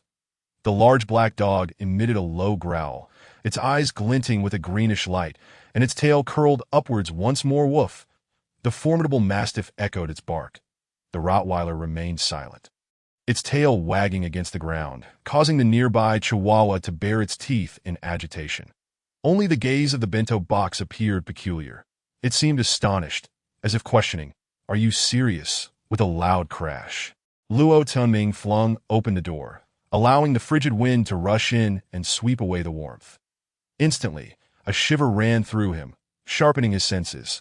The large and small dogs hurried past him, dashing into the courtyard. The snow lay thick on the ground, making it a struggle for the Chihuahua, which could only manage a series of hops, each landing a potential catastrophe.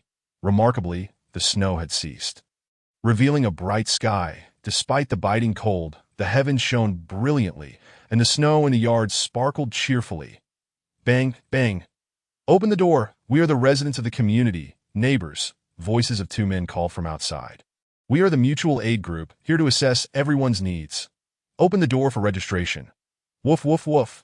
The 3 Chihuahuas barked in unison. Haha, who said there are vicious dogs inside? That bark sounds just like my little Tyree Tion. One man laughed heartily. Luo Tuming raised a finger to his lips, gesturing for the dogs to remain silent. That IT went smoothly, perhaps due to his unique ability. These dogs were remarkably perceptive. Only the Chihuahuas continued to bark furiously. I don't need to register. You are not an official organization. Don't provoke me, or I want to hold back. Luo Tianming shouted. He had already pulled out his phone, recording the scene and placing it on the windowsill, directly facing the door. Ha! Indeed, there are people. Open the door. We are all neighbors. Let's discuss something. You have so much firewood in your yard. Share some with everyone to help us through this crisis. Rest assured, once the snow disaster passes, we will petition to reward you with a banner for your generosity. In these extraordinary times, we must uphold our values and assist one another. No one should hoard. The voices from outside clamored together. Luo Tuming felt a wave of nausea wash over him. He did not wish to engage in further dialogue with these individuals, but instead glanced back. Wang Hui had finally emerged after a prolonged delay. Show them your prowess and reason with them, Luo Tuming urged Wang Hui. Chapter 27. The Battle of Man and Dog. You outsiders have already committed multiple offenses, including trespassing and robbery, that if you do not leave immediately, the consequences will be dire. According to, damn it, I'm freezing to death. Why do you have firewood? Have you hoarded food too? Open the door. A man shouted gruffly. Bang. The heavy door was struck forcefully, causing snow to cascade down. Exactly. Our family is starving and freezing. What's wrong with taking some of your firewood? You've been silent in the group chat. Damn it.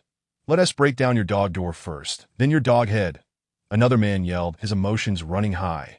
Friends inside, surely you understand the situation. The group chat has made it clear. We are on the brink of an ice age. The entire world is experiencing power outages, and all cameras are down. Do you comprehend? Don't be foolish. Open the door and voluntarily give us something. It's better to lose a little than face disaster. Hurry, we're freezing to death, and I haven't even had breakfast yet. Don't push me to the edge, a man yelled, his threats laced with vulgarity. Bang, bang, 2 more heavy strikes hit the door. causing it to bend inward. "All right, stop the noise. You think you can force your way in? I'll open the door," Luo Tianming shouted. There were likely 4 men outside. It was uncertain if there were any silent observers. But the arrow was already drawn, and there was no time to wait for them to break in. "Mr. Luo, we can't open the door. If we do, we're done for. I understand these criminal psychology better than anyone," Wang Hui exclaimed, nearly in tears. Luo Tianming shook his head, stepped forward, and while manipulating the door latch, he said, "I advise you for the last time, robbery is a serious crime, and once the snow disaster passes, you will face severe punishment. Damn it. What if I am a robber?" The broadcast said that in Meiji Prefecture, half the population has perished from the cold, and the whole world is in the same boat. "We all doomed, fool. Do you really think there is still hope for rescue?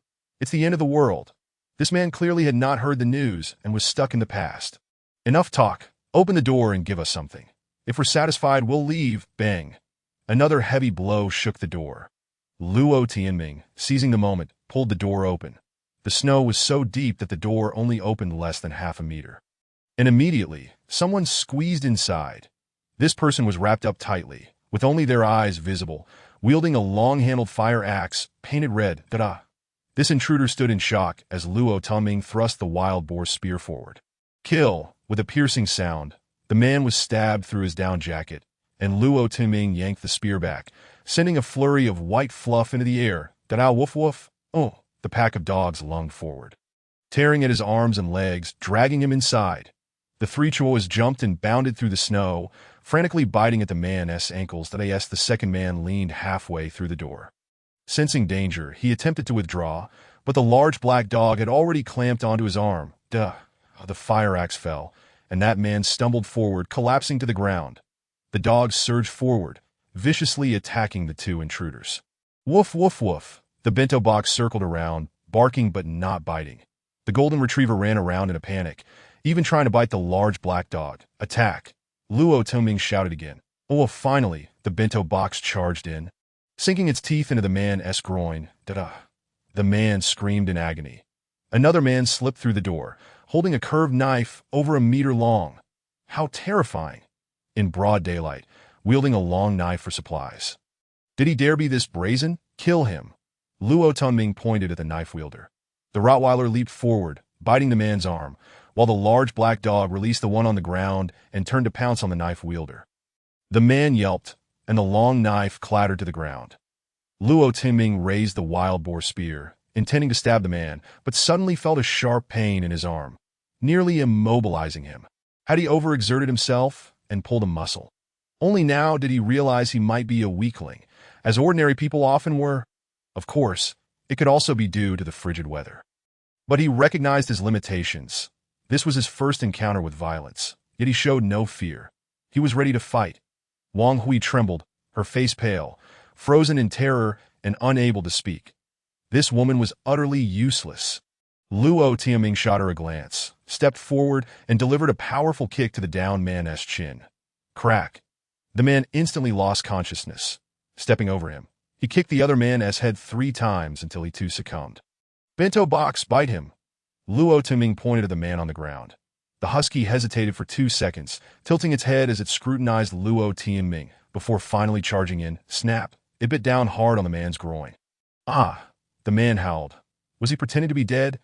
Luo Tianming kicked him 5 or 6 times, causing blood to spurt from his nose, finally rendering him unconscious. The bento box continued to gnaw at his groin. But he had ceased to respond. Eliminate them all! Luo Tianming roared, and the pack of dogs surged forth, immediately met with screams from outside. Oh. One dog suddenly howled in despair. Luo Tianming's heart raced as he grabbed the wild boar spear and rushed outside, only to feel a painful cramp in his thigh muscles. Was his leg cramping too? He could only slow his pace, limping out of the courtyard as if partially paralyzed. Outside, in the snowy expanse, 2 men were battling with the pack of dogs. One figure in a green down jacket was fiercely striking the large black dog's head with a sledgehammer, creating a resounding clang. Kill him! Luo Tianming pointed at that man. The other dogs charged forward. Just 3 meters in front of Luo Tianming stood a tall man, clad in a thick, fur-collared coat, blood streaming from his hands. With ripped sleeves and trousers, The dog that had just bitten him had now turned to attack another. The man paused for a few seconds, then turned to face Luo Tianming. Luo Tianming, his legs cramping and too painful to move, could only tuck the wild boar spear under his arm and lunge forward sideways. The man's arm moved, knocking the wild boar spear aside with the handle of the axe, and then he kicked Luo Tianming down. This was bad. This man was trained. Woof. Luo Tianming fell to the ground, his face colliding with something hard hidden in the snow, and the wild boar spear fell from his grasp, blinded by snow. His head spun in confusion. He turned over, spitting out the snow from his mouth. He even sat up when he saw the enemy raising the axe. Suddenly, a shadow darted overhead. By the time Luo Tianming stood up, he saw that the man had already collapsed, with the Rottweiler fiercely gnawing at his face. "Help!" The man screamed, flailing his arms, the axe nowhere to be found. The Rottweiler suddenly clamped down on the man's neck, shaking vigorously. The man could not utter a sound, thrashing helplessly in the snow. "Come back, that one." Luo Tianming thought to call the Rottweiler back, only to realize he hadn't named this dog yet, leaving him with no recourse. The Rottweiler's head was drenched in blood, resembling a monstrous creature with a crimson crown, and its excitement escalated. Another individual was brought down, with a pack of dogs relentlessly attacking him, oblivious to the fate that awaited him. Luo Tianming sat in the snow, his heart racing wildly, his vision spinning. After catching his breath and rubbing his eyes, he suddenly spotted a person fleeing towards the exit of the villa area. "Capture him!" Luo Tianming shouted. The large yellow dog dashed after him, and mere seconds later, it tackled the man from behind. Luo Tianming exhaled in relief, feeling a warmth spread across his face as the golden retriever approached, its tongue lapping at Luo Tianming's cheek, seemingly offering comfort that "Don't lick him." Wang Hui called out, rushing over to shoo the golden retriever away. "Your nose is bleeding. Do not wipe it. Preserve the evidence. The network has just been restored. Should we contact the police?" Chapter 28. Alone and isolated, a miraculous event unfolded. Order appeared to be swiftly returning. A police car arrived over half an hour later, surprisingly a tracked cargo vehicle. The blue and white lights flashed wildly, and the sirens echoed throughout the entire community. All 5 assailants were apprehended, the most severely injured one suffering from deep facial lacerations and a ruptured neck vessel. After urgent bandaging, he was confined in the cargo vehicle, unconscious yet handcuffed like the others that I in principle. "You must accompany us," the male officer stated, scrutinizing Luo Tianming's face, deep in thought. The female officer beside him inquired, "Your face is covered in blood. Do you require medical assistance? My head aches a bit. May I rest for a while before proceeding?" Luo Tianming suggested, displaying a modicum of understanding. "That is acceptable, given the current circumstances. Our manpower is critically limited. For your safety, we advise you to recuperate at home and return to provide your testimony after the crisis has subsided. We will retain the video evidence. Please ensure to keep the originals and await further instructions." The female officer smiled briefly. "Thank you. You have worked hard. Today must be quite hectic for you?" Luo Tianming asked. "Extremely busy. However, we will not tolerate acts of violence, for minor incidents like traffic accidents or neighborhood disputes. We recommend resolving them amicably. These are exceptional times, and we sincerely appreciate your understanding," the female officer replied. "Additionally, please keep a close eye on your dogs. Regardless of the circumstances, any dog that bites must be euthanized. At present, we lack the vehicles to transport these dogs, so you must supervise them closely. Should they harm innocent individuals, the legal consequences will be severe," the male officer cautioned. Luo Tianming nodded, feeling a surge of anxiety.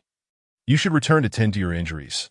You cannot leave the city unless absolutely necessary. We still need to investigate and gather evidence at the scene, which will take about half an hour. Should anything arise, do not hesitate to contact us." The female officer offered a few more instructions before departing with her partner. Luo Tianming sighed, limping back inside the gate. Before the officers arrived, he had secured all the dogs indoors, fearing they might escape and face dire consequences. The phrase "dogs that bite must be euthanized" weighed heavily on his heart, causing him great distress that I in the living room. Wang Hui was packing. Luo Tianming felt no surprise, merely nodding in acknowledgement that I was simply terrified. Besides, my presence here would be of no assistance. Wang Hui lamented that "It's all right. The police vehicle is still outside. Please hurry." Luo Tianming urged kindly. This woman had failed her evaluation. She held no value. Even if she hadn't mentioned it, Luo Timing would have still sent her away. He hobbled over to the sofa, poured himself a glass of water, only to find it cold and devoid of warmth. Yet it invigorated his mind. This was Luo Tianming's first encounter with combat. It was exhilarating, yet left him with lingering fear. He was merely an ordinary person with unremarkable physical abilities, possessing no experience with melee weapons. In moments of excitement, his arms and legs would cramp. With nearly 10,000 residents in the community, many unprepared fools would soon find themselves in peril. Once they faced hunger and cold, their emotions could easily spiral out of control, transforming them into rioters. How had residing here suddenly become so perilous? Thankfully, he had these dogs.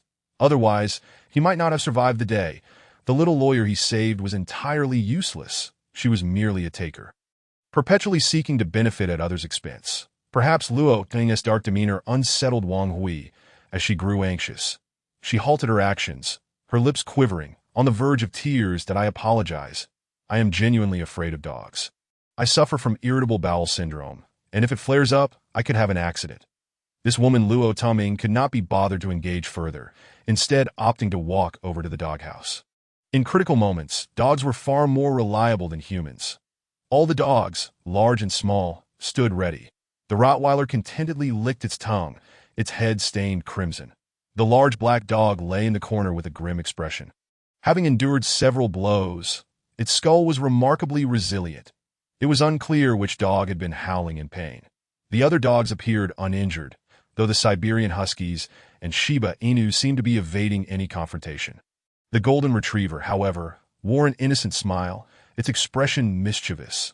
Luo Timing chuckled, calling out, "Hey, you two, come here." He gestured towards the Rottweiler. Back in the living room, Wang Hui had tied up the blanket with a rope. Standing there helplessly, "That I'm ready. Thank you. I've left one blanket behind. Could you spare me some biscuits?" she inquired.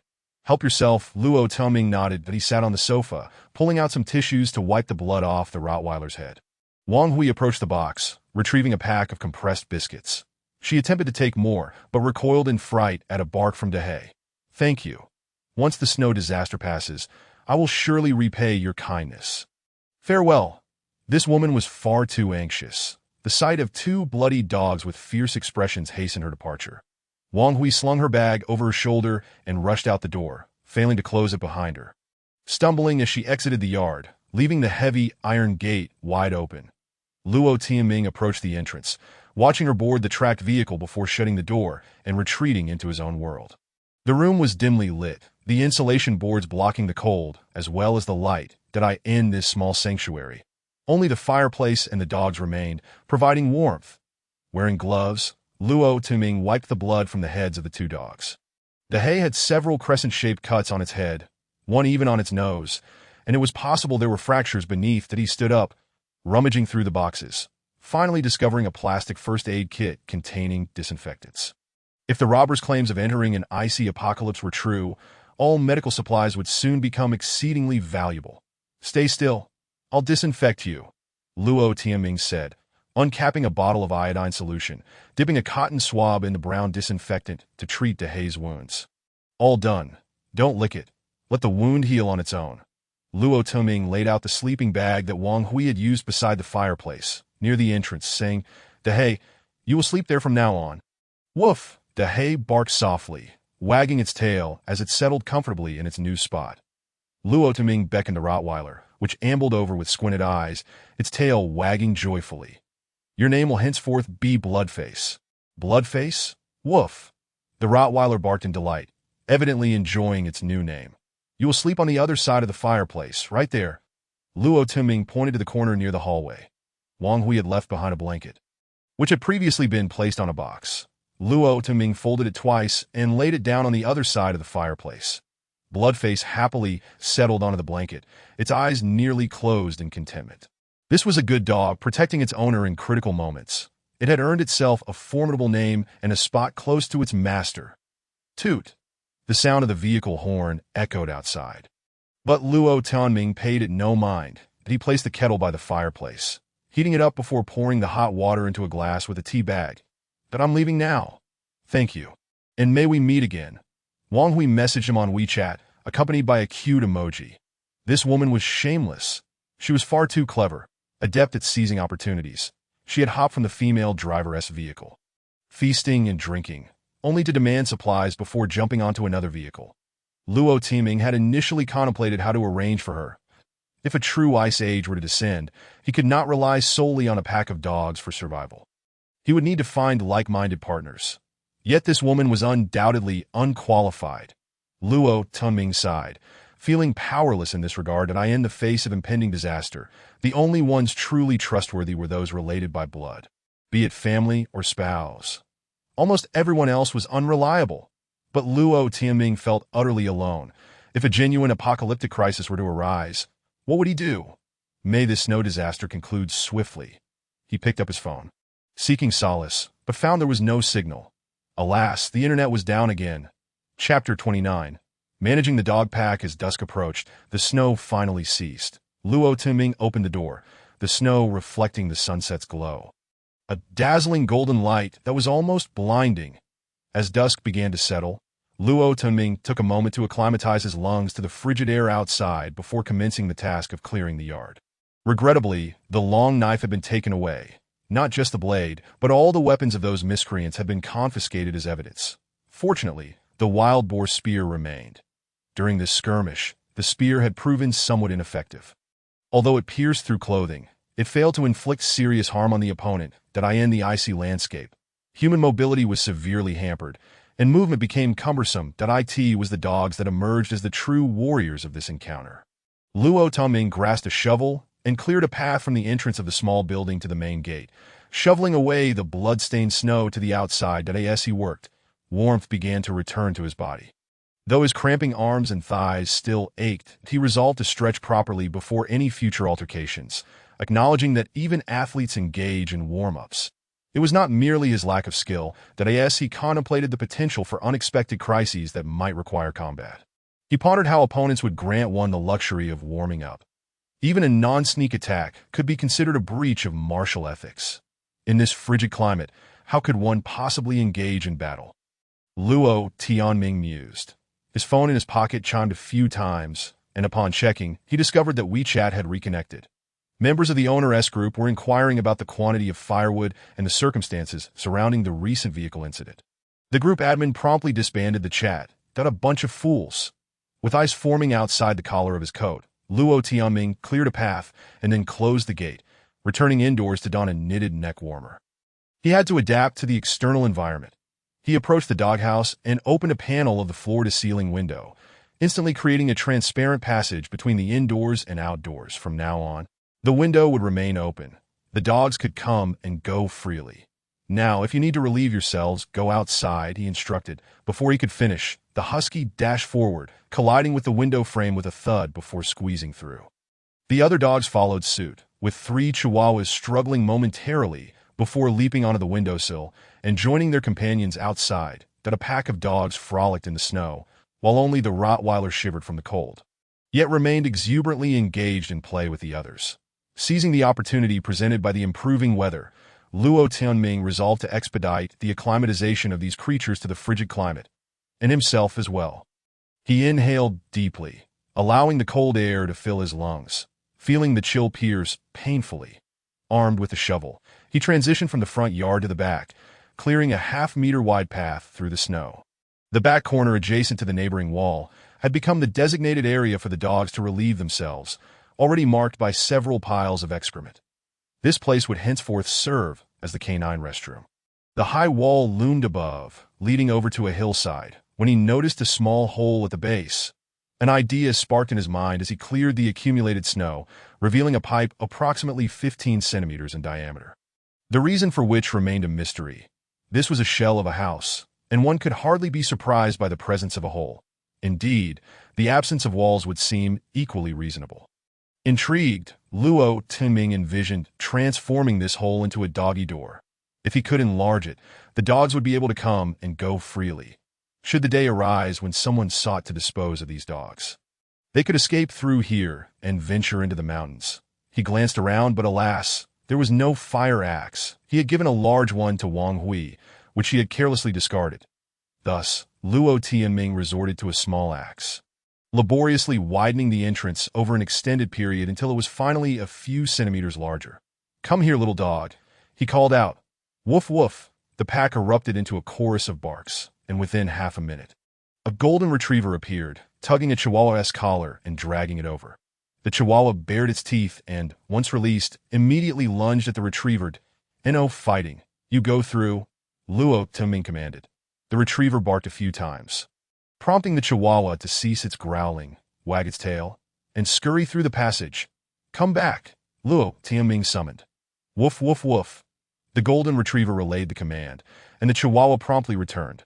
Luo Tianming affectionately patted the Chihuahua's head in reward, pondering that while he could not train animals today, his gentle touch seemed to bring them joy. That he mused for a moment longer, then stroked the golden retriever's head a few times, realizing, indeed, had he somehow developed a knack for attracting dogs? Is this a mutation? He wondered. Could it be a side effect of the flu? Regardless, it felt like a gift, were it not for these dogs. He might have faced dire consequences today, that he resolved not to neglect them. In the afternoon, taking advantage of the sunny weather, Luo Tianming busied himself with crafting. First, he connected the neck warmers he had collected from the clothing store and fashioned one for the Rottweiler. Lacking needle and thread, he resorted to using a screwdriver to puncture holes and tied them together with thin string, resulting in a rather makeshift but functional garment. The Rottweiler now donned 3 knitted neck warmers. Although it appeared rather comical, it was nonetheless a form of canine attire. The dog no longer trembled. It bounded joyfully through the snow, eliciting jealousy from the other dogs. The husky and the yellow dog, unable to tolerate the sight, soon engaged in a skirmish. The scuffle carried a whiff of aggression, and the husky even nipped at the Rottweiler's hind leg.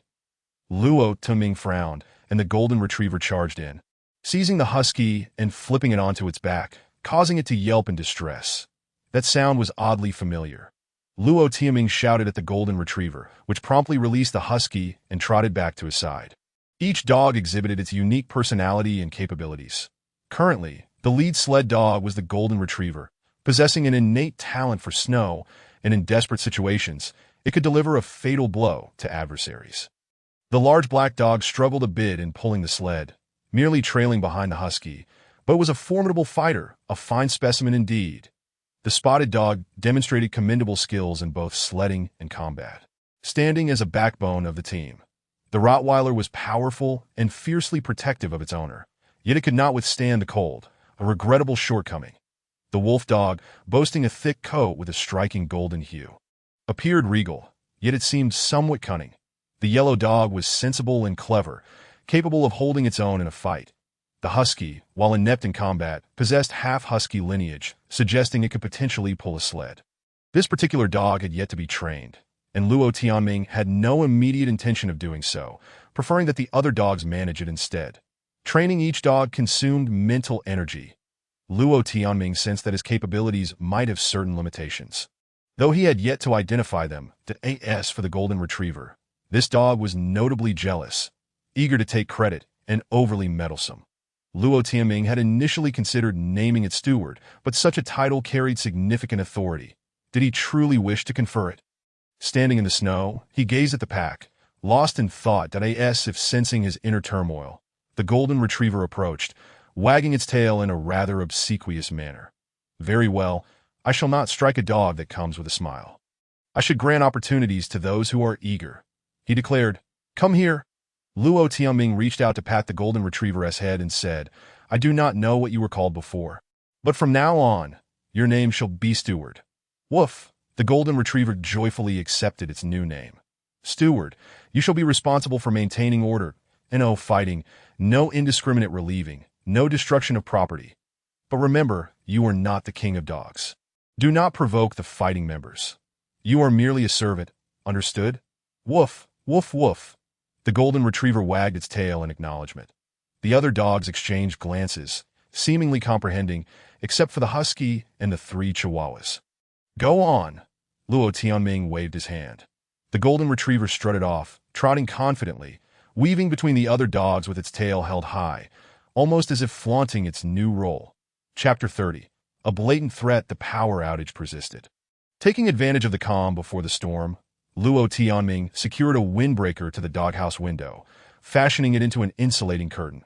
When the dogs entered and exited, they could push the curtain aside.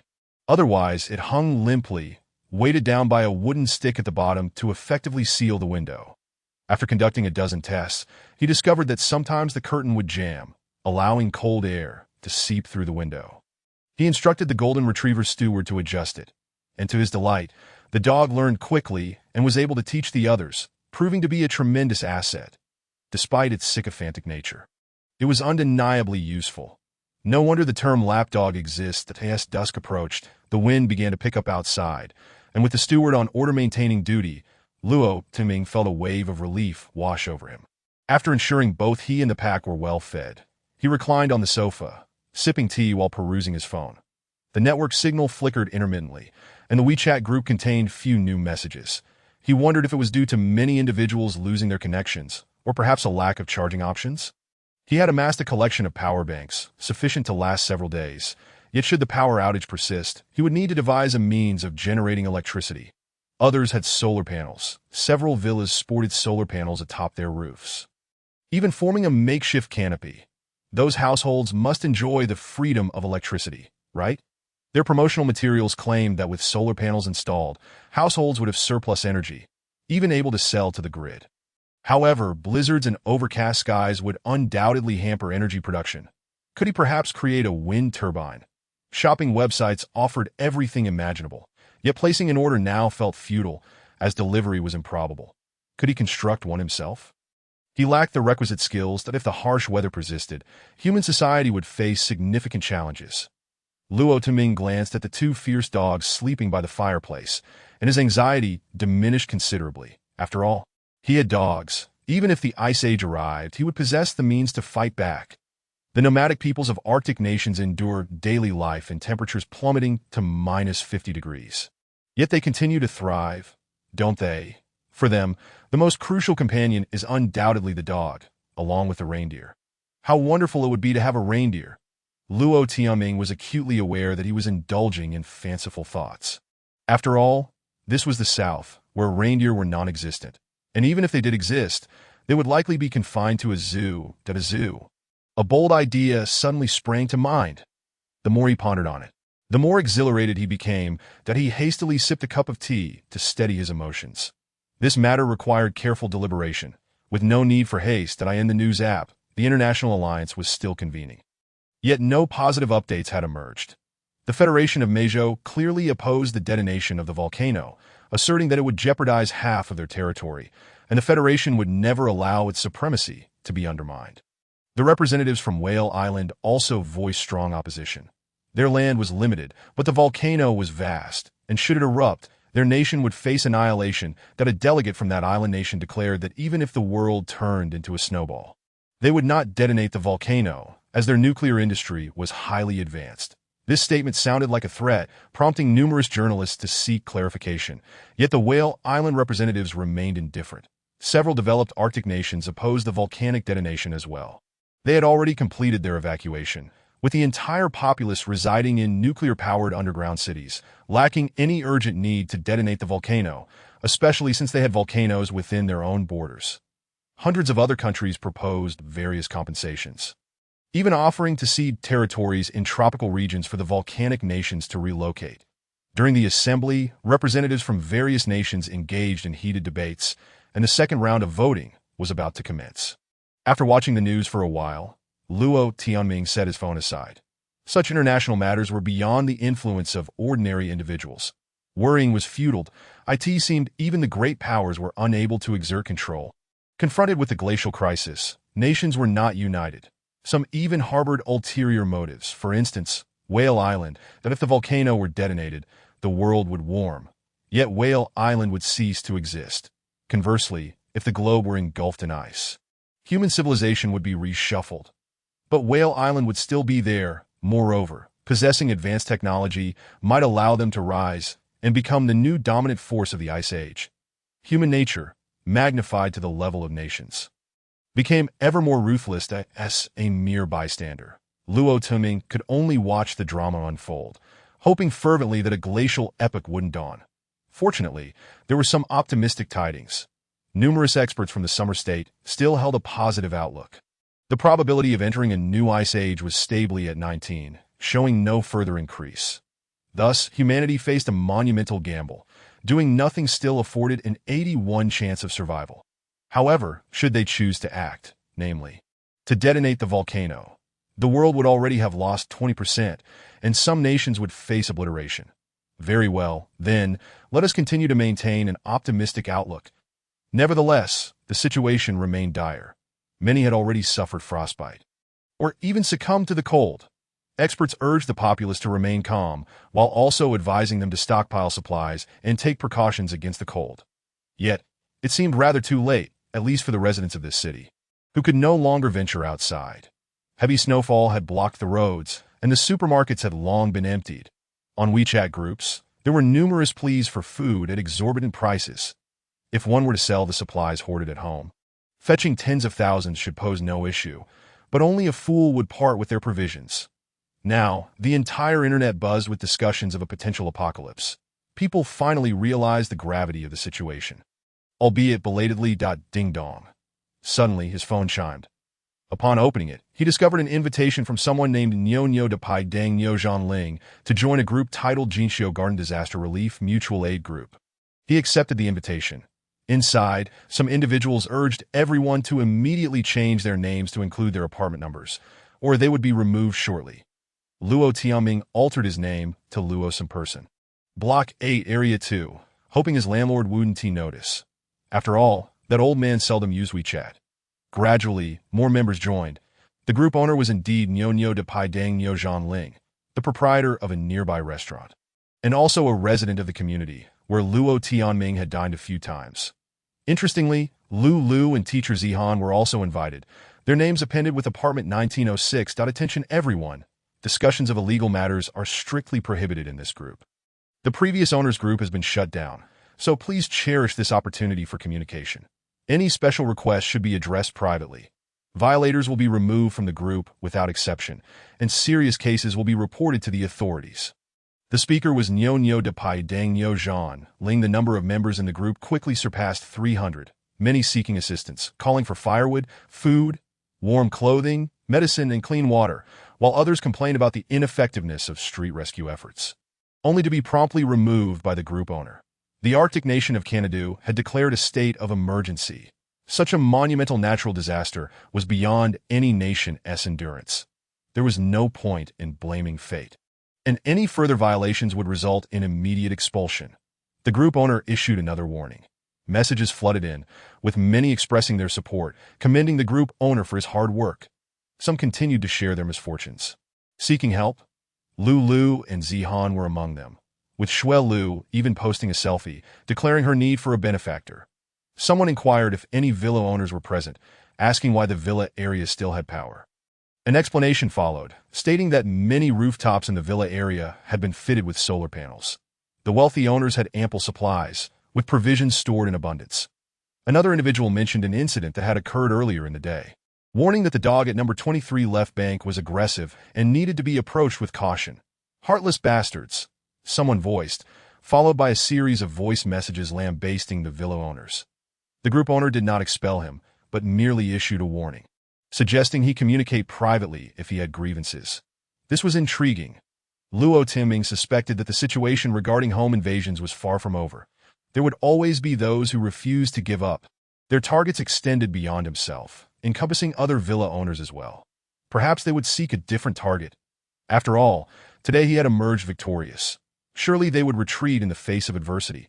A person named Jack commented that dog meat was a popular delicacy, known to invigorate one's vitality, and that consuming it would stave off the cold.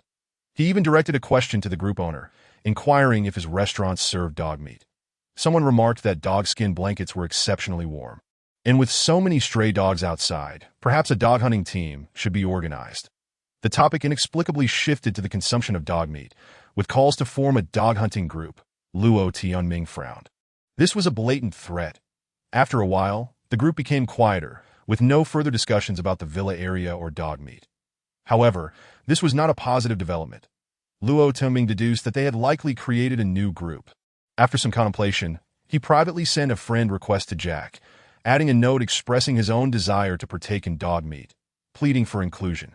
However, after more than half an hour, he received no response. In the Jinshio Garden Disaster Relief Mutual Aid Group, the discourse revolved around the impending ice age.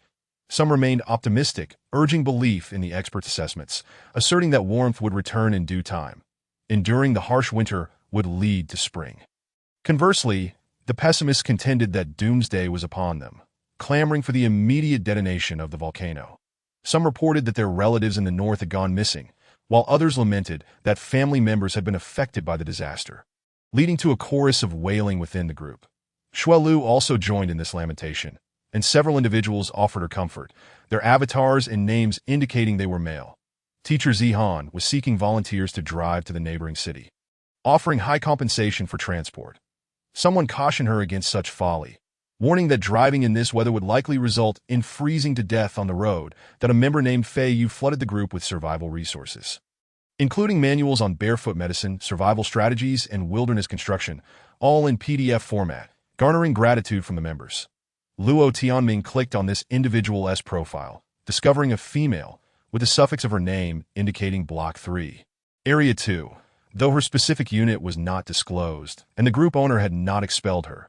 Luo Tianming modified his own details, removing the apartment number, and simply displaying as Luo, some person, Block 8. Area 2. After all, the owner of Nyo de Pai Dang should know him. He checked the chat history with Nyo Zhanling and found several past ordering conversations. Thus, there should be no issue. Which owner would expel their customer? Someone named Fei Yu complained that the files she shared were inaccessible, repeatedly asking for assistance, until someone finally replied, advising her to install a plugin. She then inquired how to do so, demonstrating a lack of understanding despite repeated attempts at instruction. Others praised Fei Yu, asking if she had any surplus food or clothing.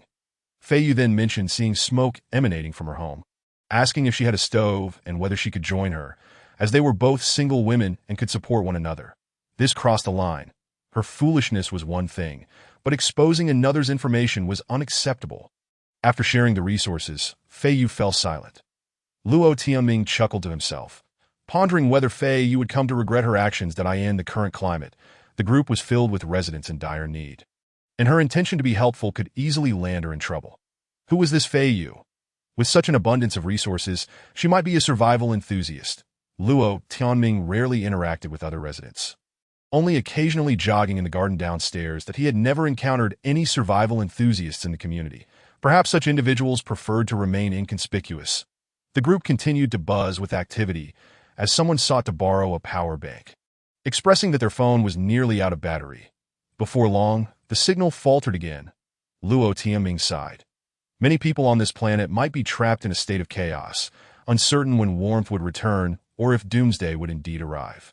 Suddenly, Dehei and Xuelian, who were lounging by the fireplace, stood up, followed by a cacophony of barking from the neighboring dogs. "Be quiet.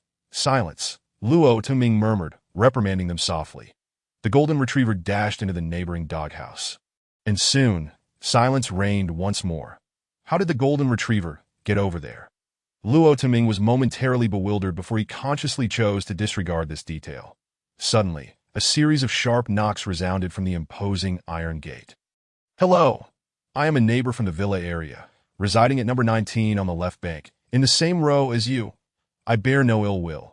I merely wish to invite you into the homeowners group." A man's voice echoed from outside.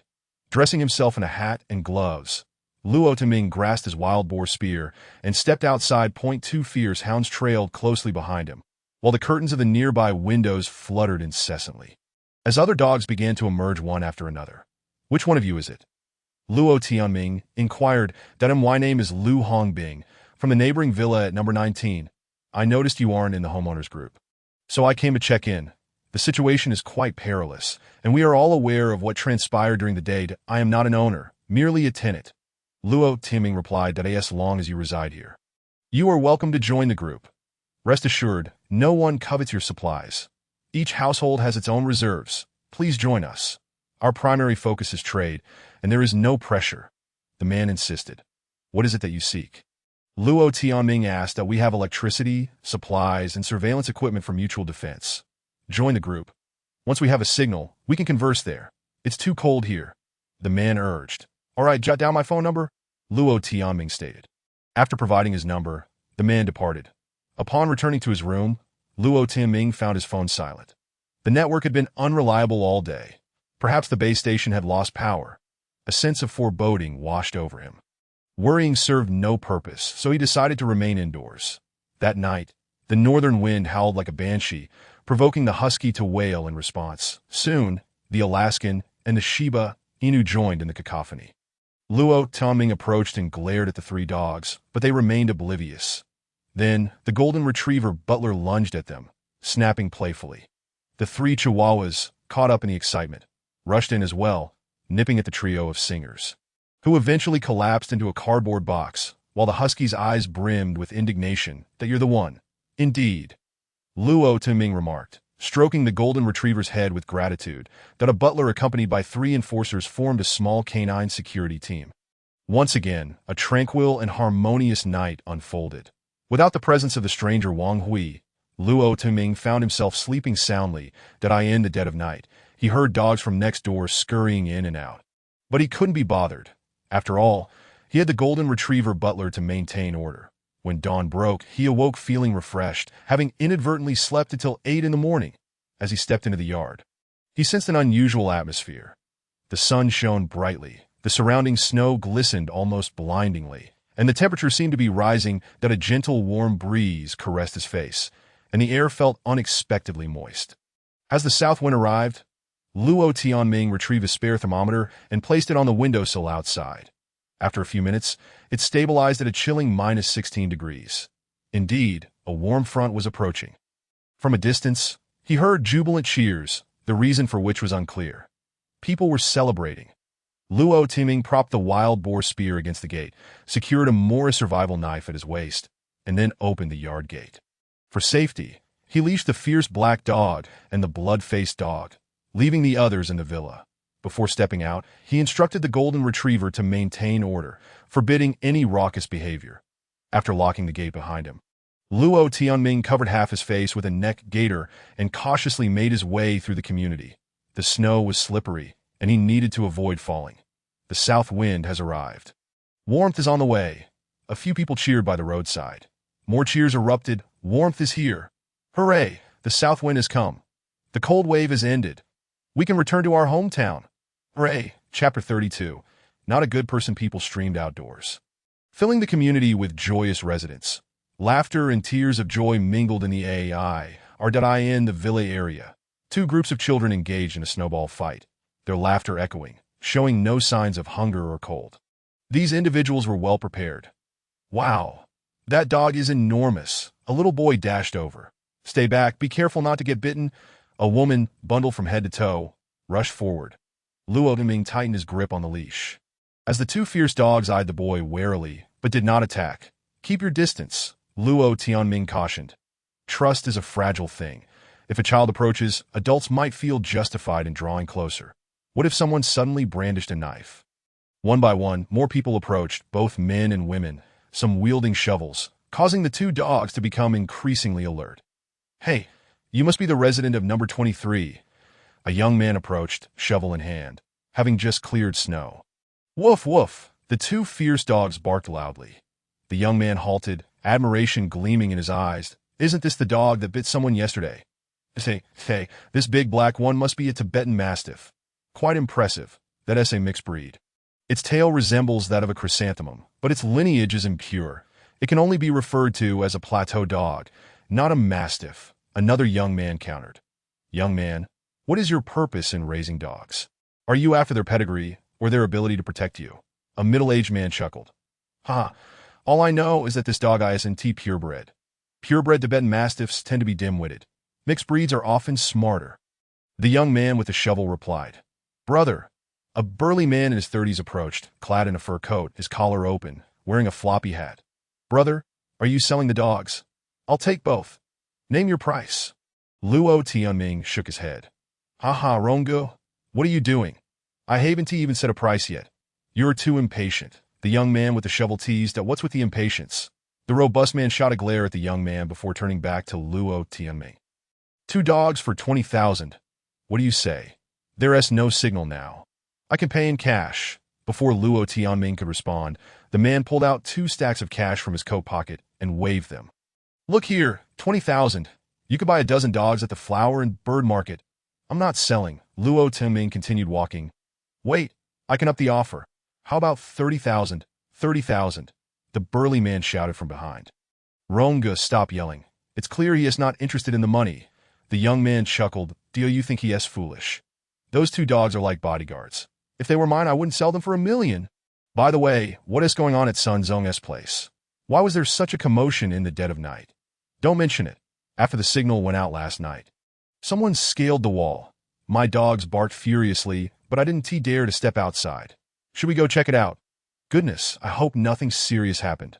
Let us go take a look. Upon hearing this, Luo Tianming paused, standing by the roadside to observe. The group moved toward a distant villa. Moments later, gasps of shock erupted, and many turned to flee, slipping and falling in the snow, while a few women burst into tears. There has been a murder at that villa, someone shouted in panic, claiming there were several corpses in the yard. To make matters worse, there was still no signal on the phones, making calls impossible. Can we have a word? Someone nearby whispered. Luo Tianming turned to see the young man with the shovel standing 5 meters away, too afraid to approach. That my surname is Deng. You can call me Xiao Deng. I genuinely wish to buy one of your dogs. Name your price. I just need a guard dog. The young man implored, visibly flustered that I can't part with them. These are fully grown dogs that only recognize me as their master. Luo Tianming replied, that it's all right. Just hand me the leash, and we can exchange money for the dog right there. They can understand. I prefer large dogs. They don't tear up the house, and I have ample experience. Plus, my home has air conditioning, so the dog would be comfortable. How about 100,000 for this mixed Tibetan Mastiff? The young man seemed earnest, but Luo Tianming shook his head. Friend, be rational. You're overly frightened right now. And there is no need for panic. I am rational. Damn it, I'm terrified. Didn't you see how tragic it was at Sun Zhong's house? His family was wiped out. Please, help me out. Sell me a dog. The young man, trembling, removed his watch. This Daytona is worth 200,000. How about I trade it for your 2 dogs? I don't have cash at home, but this watch is valuable. My dogs are not for sale. There are plenty of dog owners in the community. You can look around. But your dogs are fierce. Please help me out. Consider it making a friend. The young man persisted. Luo Tianming shook his head and turned to leave. Not only did he want to avoid entanglement, but a group of dangerous individuals was also approaching. They wielded weapons like wooden sticks, axes, and machetes, with a few even carrying wild boar spears. With such a menacing demeanor, would it be wise to stay and invite trouble? Fortunately, those individuals did not pursue him. Luo Tianming reached the flower bed, standing behind a large tree to observe, while the 2 dogs lay silently in the snow. The group had gathered in the community square, now exceeding 30 individuals. All wore masks, and while some were speaking, their voices were too hushed and distant to decipher. After a while, the crowd raised their weapons and began to chant, "Mutual assistance for survival. Humanity will prevail. Mutual assistance for survival. Humanity will prevail. Mutual assistance for survival. Humanity will prevail." A figure raised a large megaphone, and after a piercing crackle of static, a clear voice echoed through the community. Residents, the Survival Mutual Aid Association of Jingsua Garden is now officially established. Hooray! It is founded. A chorus of cheers followed as the individual continued to proclaim, I hereby announce that our community will implement temporary regulations, strictly prohibiting all unlawful activities. We shall register the owner's information, establish effective communication channels, and safeguard everyone's safety. In the face of disaster, we must unite as one to weather the storm. We shall undoubtedly overcome this calamity and persevere until help arrives. Mutual aid for survival. Humanity shall triumph over nature. Mutual aid for survival. Humanity shall triumph over nature. Mutual aid for survival. Humanity shall triumph over nature. Another wave of cheers erupted. Luo Tianming furrowed his brow, pondering the audacity of these individuals. Were they truly so courageous? Order still prevailed. He held no faith in their declared prohibition of all crimes. From the moment they had raised their weapons, they had ceased to be good people. Chapter 33. The Villa District Patrol Team. As noon approached, there was a knock on the heavy iron gate, inciting a flurry of barking from the dogs. Luo Tianming stepped into the courtyard and engaged in conversation with the visitor through the gate, an unfamiliar woman. She claimed to represent the Mutual Aid Association, seeking to reassure Luo Tianming, asserting that all criminal activities would henceforth be eradicated in the community, urging him not to panic and inviting him to join their ranks. He declined, citing a cold as his reason, promising to reconsider once he recovered. Suddenly, a bold group had emerged, establishing their own organization. Who among sensible individuals would dare to join them? Those who would were either desperate individuals or troublemakers. Or simply fools. Before departing, the woman slipped a flyer through the gap in the door. That it was a printed A4 sheet, the first line declaring, "As disaster looms, the world is on the brink of freezing. The Mutual Aid Association will lead the residents in survival through the apocalypse." The subsequent content outlined 10 rules, demanding all residents comply with their directives. Such a reckless endeavor, before the liaison from the Mutual Aid Association had departed for even half an hour. Another knock resounded at the door. That it was Lu Hongbing, the man from Villa number 19, residing in the same row. Lu invited him to a meeting at his villa, located in the courtyard. Luo Tianming consented, this time bringing along both the large wolf dog and the old yellow dog, for these 4 canines would serve as his combatants. The 2.5 sled dogs would be of significant utility, requiring concealment and discretion. Upon reaching the courtyard of Villa number 19, Lu Hongbing closed the gate behind them. 9 individuals stood within, 3 of whom were women. His villa was expansive, with over 300 square meters of courtyard. Resembling a miniature park, in the corner of the front yard stood an octagonal pavilion. Where the assembly convened, to enhance his own safety, Luo Tianming removed the leashes from the Rottweiler and the large black dog. This action evoked a sense of apprehension among the others, yet some remained unfazed, treating it lightly. "Your dogs appear quite obedient. They must be well trained," inquired a middle-aged man in his 40s. This man displayed a confident demeanor, standing relaxed in the snowy ground rather than taking a seat on the pavilion's bench. "Yes, they have received some training," Luo Tianming replied. Nearby, a portly individual chuckled, retrieving a bag from his pocket, tearing it open and tossing it over. "Here, have a smoked chicken leg, chomp chomp." The rotund man continued to tease the dogs, tossing 2 chicken legs in quick succession. The old yellow dog wagged its tail, eager to approach, while the large wolf dog stirred. A wave of intense aversion surged within Luo Tianming. "Woof woof!" The large black dog and the blood-faced dog barked sharply, infused with anger and warning. The old yellow dog and the large wolf dog retreated, settling beside Luo Tianming's feet. "Well, this is impressive. They won't accept treats from outsiders," the man exclaimed, his surprise evident, his gaze fixated on the Rottweiler and the black dog, openly revealing his admiration. "I had considered purchasing a dog previously," remarked Xiao Deng, stepping out of the pavilion, leaning against a crimson pillar, eyeing the canines longingly. "Little brother, for those 2 dogs, a flat rate of 300,000. What do you say? I can pay in cash." The portly man offered with a grin, adding, "The weather will warm up, and the municipal services will come to clear the roads tomorrow. Soon everything will return to normal. You deliver takeout, right? We all know that selling these dogs would save you the hassle of working for 5 or 6 years. Once this opportunity is gone, it won't come again." The middle-aged man cast a disapproving glance at the portly individual, seemingly dissatisfied. Luo Tianming suppressed his rising anger, replying coolly, "Is this why you sought me out? I'm providing you with an opportunity to earn." Previously, the Tibetan Mastiff commanded exorbitant prices, but times have changed. Even purebred Tibetan Mastiffs are merely meat dogs now. That my offer is already quite generous, the portly man insisted. "Be silent, or I shall unleash my dogs upon you," Luo Tianming said with a smile. "Oh." The large black dog was the first to growl, with the Rottweiler rising to its feet. Luo Tianming loosened his grip, prompting the old yellow dog and the large wolf dog to join in, beginning a low growl, adopting an aggressive stance. "Brother, don't be like this. Business is business. What are you doing? I mean no harm." The portly man stood up nervously, while a woman beside him restrained him. "Mr. Huang, please remain calm. If you provoke the dogs, it could backfire on us. I implore you to keep your composure." Her voice was melodious and youthful, much of her face obscured by a white scarf and knitted hat. Luo Tianming felt a flicker of recognition. Was she not the same woman who had been lurking nearby during his delivery? Lu Hongbing cleared his throat, interjecting, "Xiao Luo, Do not be so agitated. Keep your dogs in check that we still have matters to discuss. If you allow them to roam freely, how can we converse? Luo Tianming's expression darkened. Was he being reprimanded? Enough. You are all quite disappointing, the middle-aged man suddenly sighed, speaking earnestly. Let us postpone discussions about the dogs.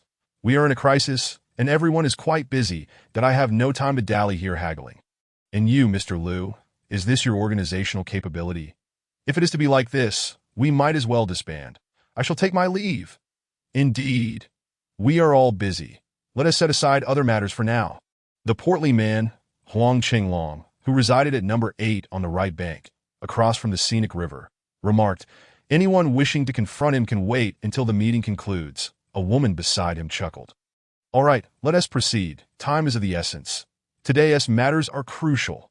The middle-aged man continued, Young Luo, let us commence the meeting. Mr. Liu, you need not preside over this. I shall take charge. Luo Tianming frowned, remaining silent. The middle-aged man continued, Today, we have 2 primary announcements to share. Due to the lack of signal, communication within the group has been impossible. Thus, we must hold this small meeting in the future if conditions permit. It is advisable that we avoid face-to-face encounters. It is far too easy to attract trouble. Some individuals, with a bit of wealth, become arrogant, and this will lead to future complications. At this point, the middle-aged man's expression grew more serious. The first piece of news. I have channels to relay the latest information. The current warming is only temporary. A severe global cooling trend is inevitable. Unless a volcano erupts, this cannot be reversed. Thus, do not let your guard down and do not mislead others. We all reside here and must support one another in the future. That I don't have any. I genuinely thought the portly man had just chimed in. But he was interrupted as the woman beside him pressed down on his shoulder. The second matter. An illegal organization known as the Mutual Aid Association has emerged within the community. They consist of around 30 individuals, primarily young adults, and their numbers are growing. Shall we choose to resist or to join? Each of you has stockpiled supplies. Even Xiao Luo has made preparations. If we join that Mutual Aid Association, our resources are far too abundant to safeguard, and we risk losing our homes to them. At that point, we would be at their mercy, and I cannot abide by that. What do you all think? I cannot accept it either. Did you see the flyer they distributed? It is clear they intend to prey on the affluent. We possess wealth and power. Why should we let those residing in pigeon coops dictate to us? Our levels of thought are simply not on the same plane. I, too, cannot accept this. Our resources, utilities, and other provisions were not intended for them. How did it come to this? Had I known, I would not have taken up residence here. What shall we do now? We cannot take our belongings with us? Is it possible to ignore them? Surely they would not dare to act against us. Satellite phones are still functional. No, that group is quite radical and has begun to adopt doomsday tactics. It is frightening.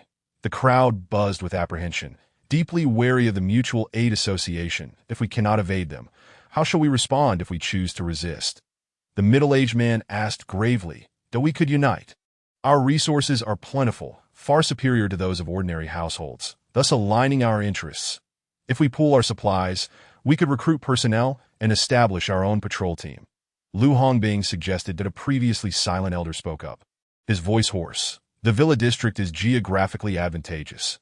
A wall could be erected at the intersection with the apartment complex, achieving physical separation within 2 days. Additionally, we could hire personnel to stand guard, patrolling day and night, ensuring our security. Agreed. Funding is not an issue. I fully support the establishment of a patrol team. Chimed in the woman beside the portly man. That I, too, can contribute. We can connect with 30 households in total. Once organized, we need not fear that group. Count me in. One by one, individuals raise their hands to express their opinions. Xiao Luo, all you need to do is put in some effort. You have 8 large dogs. Correct? We intend to gather all the dogs together and enlist a few professional dog trainers that if you are interested, you can participate. The salary is quite generous and will not leave you empty-handed. A middle-aged man stated. Lu Hongbing crossed his arms and smiled as he inquired, Xiao Luo, though you are merely a tenant, we do not exclude you. The very fact that we have called you here for a meeting indicates that we do not regard you as an outsider. Once the difficulties pass, any one of us can lend you a hand, and you'll be back on your feet. I tell you, opportunities like this are rare. Do not let them slip away. The stout man chimed in cheerfully. If you are not willing to sell the dogs, you could work as our security, patrolling daily with the dogs that we can offer you a salary of 8,000. How does that sound, should a new ice age descend upon us? You won't have to worry about food and shelter. A young woman suggested, if you offer a bit more sincerity, I can finalize the deal. 1 million. The middle-aged man declared. Chapter 34. The super cold wave after the middle-aged man spoke. Others exchanged glances and whispered among themselves, ultimately nodding in agreement. Lu Hongbing's expression soured. He furrowed his brow and replied, fine, we will jointly invest 1 million to purchase Xiao Luo's dogs, and then gather the remaining dogs. Xiao Luo, you may continue to reside here, and should you wish to join the patrol team, we will offer you a salary of 10,000. Just accompany me, and no matter the circumstances, you will always have a meal. The crowd ceased their discussions, turning their attention to him. Luo Tianming suppressed his rising anger and smiled. All right, have you all calculated this well? But you have no right to decide whether I stay here or not. We are strangers to one another, and there is no need for us to befriend each other. Keep your distance. Do not provoke me. This is my only warning. With that, Luo Tianming turned and left, followed closely by his 4 large dogs, which barked a few times in protest. Xiao Luo, wait a moment, exclaimed a voice. Young people are too impulsive these days. What is the big deal? He is just a tenant. Another added, why can't you be a bit more polite? He isn't your employee, nor has he rented from you, a woman complained. Damn it. All you know how to do is cause trouble. Why did you call me here? Someone cursed. Who are you cursing? You're the one in the wrong. The stout man's voice rang out. The commotion escalated, and Luo Tianming pushed open the large door and stepped outside. These people are exceedingly arrogant. Perhaps some are contemplating whose favor to curry, but in Luo Tianming's eyes, they are merely refugees with a bit of money. Damn it. Luo Tianming suddenly halted, glancing at the large yellow dog and the wolf dog trailing behind him. He felt an urge to kick the 2 foolish creatures. The dogs tucked their tails between their legs, looking quite wronged. You are not to accept anything from others. Luo Tianming raised his foot, feigning a kick but ultimately held back. Upon returning to the villa, it took quite some time for his anger to subside. There was no need to stoop to the level of those fools. Ignoring them would suffice. The air was thick with moisture. After entering the courtyard, he had checked the thermometer, and the temperature had risen to -11 degrees. This was originally a good omen, yet Luo Tianming felt discontented. After lunch, he rummaged through a box and found a packet of coffee beans that he grabbed a handful, crushed them, and placed them in a pot to brew while adding several spoonfuls of sugar. After consuming half a pot of hot coffee, Luo Tianming felt a twinge of stomach pain, and his mood remained restless. While the temperature had risen, there was still no electricity, leaving him perplexed. Suddenly, a deep, thunderous explosion echoed outside, seemingly distant. Yet the dogs remained silent. Luo Tianming stepped outdoors to find the sky had turned overcast, and a cold wind began to blow again. Boom. Another series of loud crashes followed. Was that thunder? How could it thunder in the dead of winter? Such bizarre weather. Luo Tianming gazed upwards, filled with confusion. Moments later, small particles began to fall. Striking his face with a patter, he extended his palm to examine the tiny, white ice particles resembling grains of rice. Was this phenomenon called sleet? Suddenly, something struck his foot. Luo Tianming's heart raced, and he quickly retreated to the doorway. In an instant, hail the size of pigeon eggs began to pour down from the sky, assaulting the entire world. All dogs, stay inside, Luo Tianming shouted. The cacophony of barking erupted as the Huskies and Alaskans dashed toward the curtain, diving into their doghouse. All around him, the sound of ice colliding filled the air. The hail landed silently in the snow, but bounced loudly upon hitting the ground. Several pieces rolled to Luo Tianming's feet, and fortunately, he was sheltered beneath the eaves. This was the first time Luo Tianming had witnessed such a spectacle. The relentless hail fell like a torrential downpour, quickly accumulating into a layer of icy balls in the courtyard, growing larger by the moment. The latest hailstones exceeded the size of eggs, and a few even reached the size of fists. Rolling to his feet, the large iron gate clanged loudly under the assault. Crash! The sound of shattering glass echoed above. Luo Ming hurried inside, swiftly ascending the stairs that on the 2nd and 3rd floors, the glass had shattered. With a dozen hailstones flying indoors, that it mattered little, as no one lived on those floors. As long as the structure remained intact, it was acceptable. Unfortunately, the second and third floors had yet to be fitted with doors to block the cold air. Crash! The sound of tiles falling indicated that the decorative tiles on the exterior wall had broken. Luo Tianming shook his head and returned downstairs. The hailstorm lasted for over half an hour before finally abating. Snow began to fall again, blanketing the world in a desolate white, rendering anything beyond a few meters invisible. The temperature plummeted rapidly, and a chill seeped through the gaps in the doors and windows.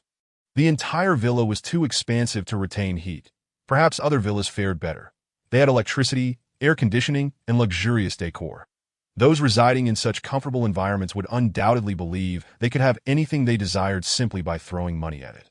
Ding dong! His phone suddenly chimed with a pleasant notification, causing Luo Tianming's heart to leap with joy, albeit tinged with confusion. After such a heavy hailstorm, the outdoor electronic systems should have sustained significant damage. How could the signal be restored so quickly? He unlocked his phone to reveal a message. Black disaster alert. Our city is currently enduring an assault from a super cold wave, and temperatures are expected to drop to minus 48 degrees within the next 8 hours. All citizens must remain indoors and utilize all available resources to survive the cold. Wartime policies are now in effect, prioritizing the protection of citizen lives.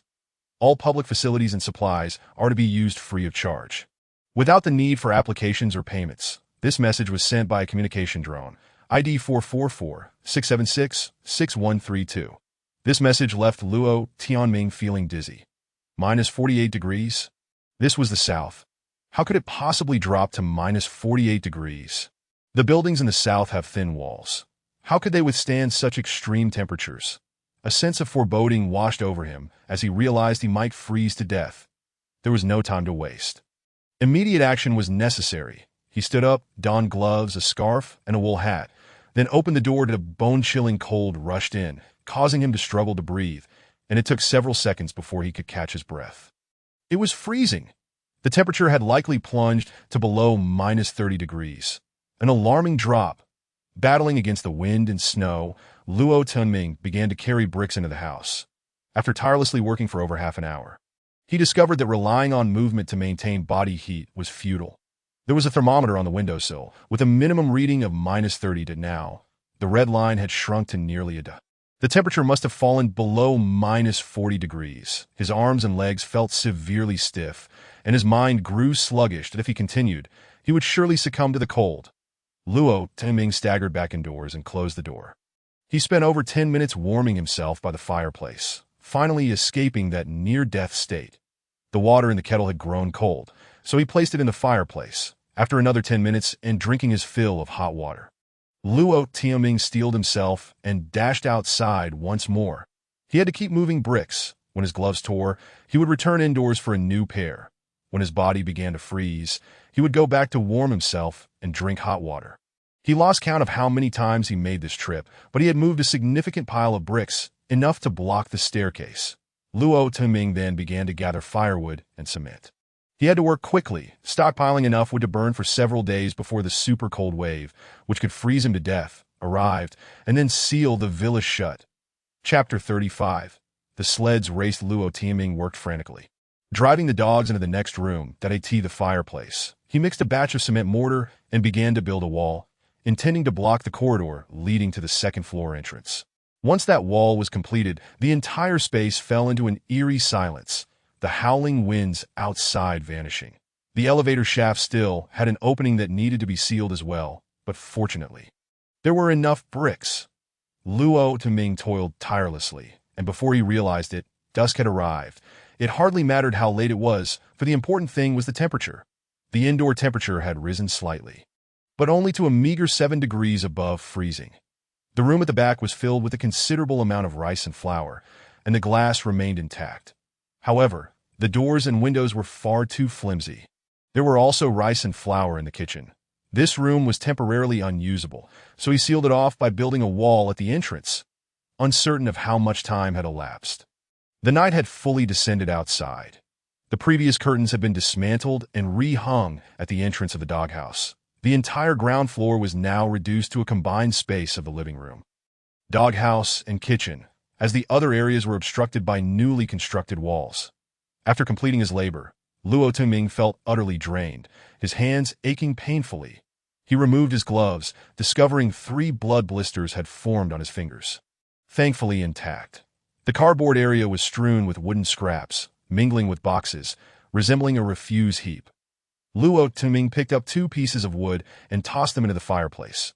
Shortly thereafter, flames surged, heating the air to an almost unbearable degree. "As long as the fire burns, I shall not freeze to death." He muttered to himself that if a heated bed were constructed, living conditions would improve somewhat. Yet the remaining bricks were insufficient, and Luo Tuming dared not venture outside to fetch more. Given his current state, he risked losing consciousness to the cold outdoors. Moreover, constructing a heated bed was a technical endeavor, and Luo Tuming possessed no knowledge in that regard. Thus, he moved the sofa closer to the fireplace, leaving merely a meter of distance, allowing for warmth and the easy addition of fuel. As night deepened, after satisfying his hunger and ensuring the dog was well fed, Luo Tianming prepared the sofa, wrapped himself in a blanket, and began to sleep. 2 fierce canines lay at his sides by the fireplace, imparting a sense of security. In the middle of the night, a hand reached out, feeling the warmth of a large dog resting against the sofa, its fur heated by the flames. Surely, it was the golden retriever. When he awoke again, his phone displayed 7:11. The long, dreary night had finally been endured. He had already utilized his 4th power bank. In the extreme cold, its charge was dwindling. What would happen if the power never returned? Would civilization come to an end? Luo Tianming felt a sudden pang of panic. The indoor temperature maintained a steady 7 degrees, though the air felt stifling. Fortunately, the doors and windows allowed for ventilation, preventing carbon monoxide poisoning. Fully satiated, Luo Tianming rested until 10 in the morning, before finally opening the door. Snow continued to fall softly outside, blanketing the landscape in a hazy white. Thankfully, there was little wind, and the snowflakes drifted down freely, each one substantial, a true feather-like snow. Cautiously, Luo Tuming breathed in, allowing his mouth and nose to gradually acclimate to the biting cold. It was certainly colder than the previous days. His nasal passages were instantly chilled, and the sensation of needles piercing his lungs took several minutes to ease.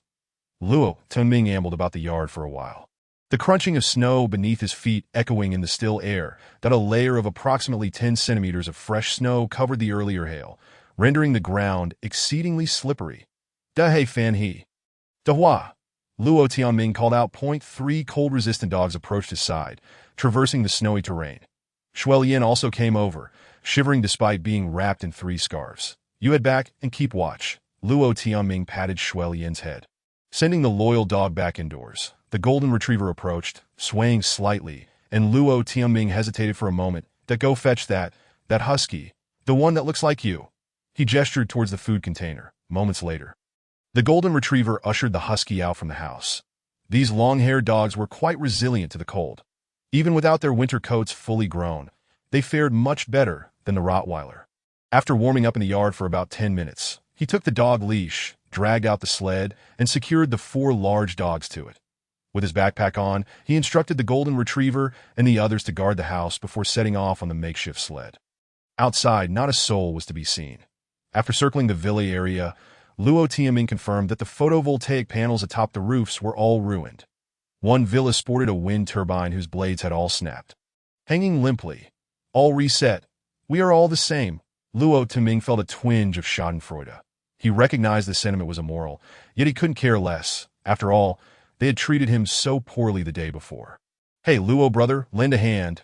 As he passed by the gate of Villa 19, a speaker suddenly emitted a voice, seemingly belonging to Lu Hongbing. Luo Tuming pretended not to hear and urged the 4 dogs onward, gliding past cheerfully.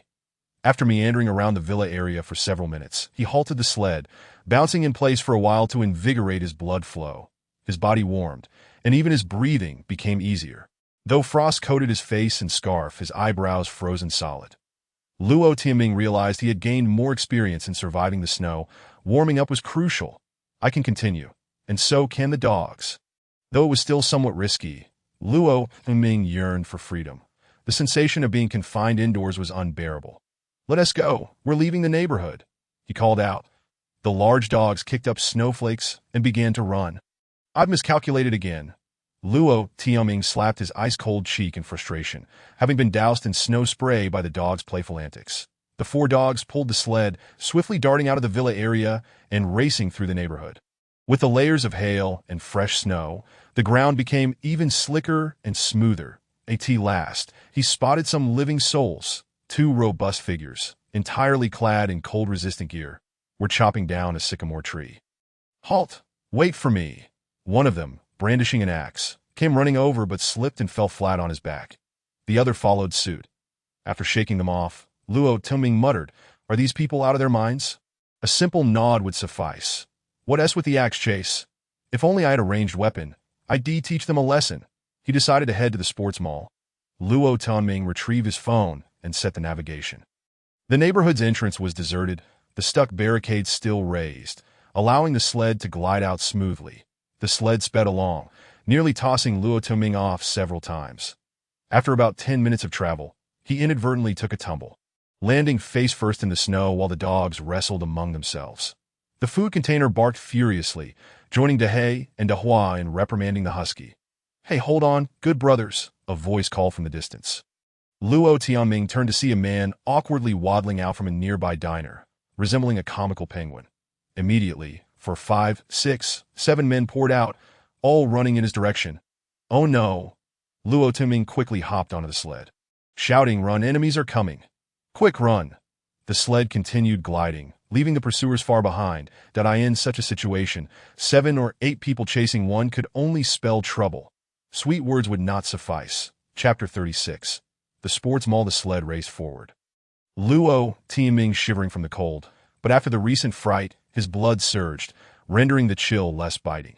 Fortunately, he encountered no further obstruction, only a few dazed individuals clumsily walking by the roadside, unable to react as the dog-pulled sled zipped past. With the continuous snowfall and hail, the road had risen nearly half a meter. Vehicles were completely submerged, visible only as snow mounds. The shops along the roadside were also buried halfway, many with doors and windows ajar. Entering to grab something might not require payment. However, Luo Tianming was eager to reach the sports mall. He needed to acquire some windproof goggles or risk injuring his eyes from the snowy spray. "Stop!" Spotting a small supermarket, he could no longer resist. He leapt from the sled and stumbled into the store, where the doors and windows were shattered, evidence of previous looting. Scattered debris lay on the ground. All buried in snow. Upon digging, he found nothing but worthless cardboard boxes, with shelves entirely bare. Who would dare venture out in such frigid weather? Due to the broken windows, a significant amount of snow had blown inside, forming a thick layer on the ground. Luo Tianming rummaged through the snow and eventually unearthed a blue glass bottle. Liquor, 52 degrees. He twisted off the aluminum cap, only to find the contents completely frozen solid. He tucked the bottle into his ski suit's inner pocket and pressed on. Half an hour later, he finally arrived at the sports mall. The roll-up door was still open, but the glass entrance was shattered, and the cement steps were littered with shards of tempered glass. The entrance gaped wide, revealing a dark interior that appeared somewhat foreboding. Luo Tianming pulled the liquor bottle from his ski suit. Noticing it had partially thawed, containing perhaps a mere few milliliters, he tilted his head back, finally taking a couple of swigs. It was not that he was greedy for drink. His body was too cold, and his mind was becoming a bit muddled. While alcohol might accelerate heat loss, it also stimulated blood circulation, invigorating the body. This was crucial. After stowing the bottle back in his clothing, Luo Tianming untied the dogs and ventured into the darkened mall. The effects of the alcohol took hold swiftly, warming his blood and sharpening his mind. Luo Tianming surveyed his surroundings. The absence of electricity rendered the mall dim, yet he could still discern the outline of various items. It was unclear whether the place had been looted, but only about 10% of the inventory remained.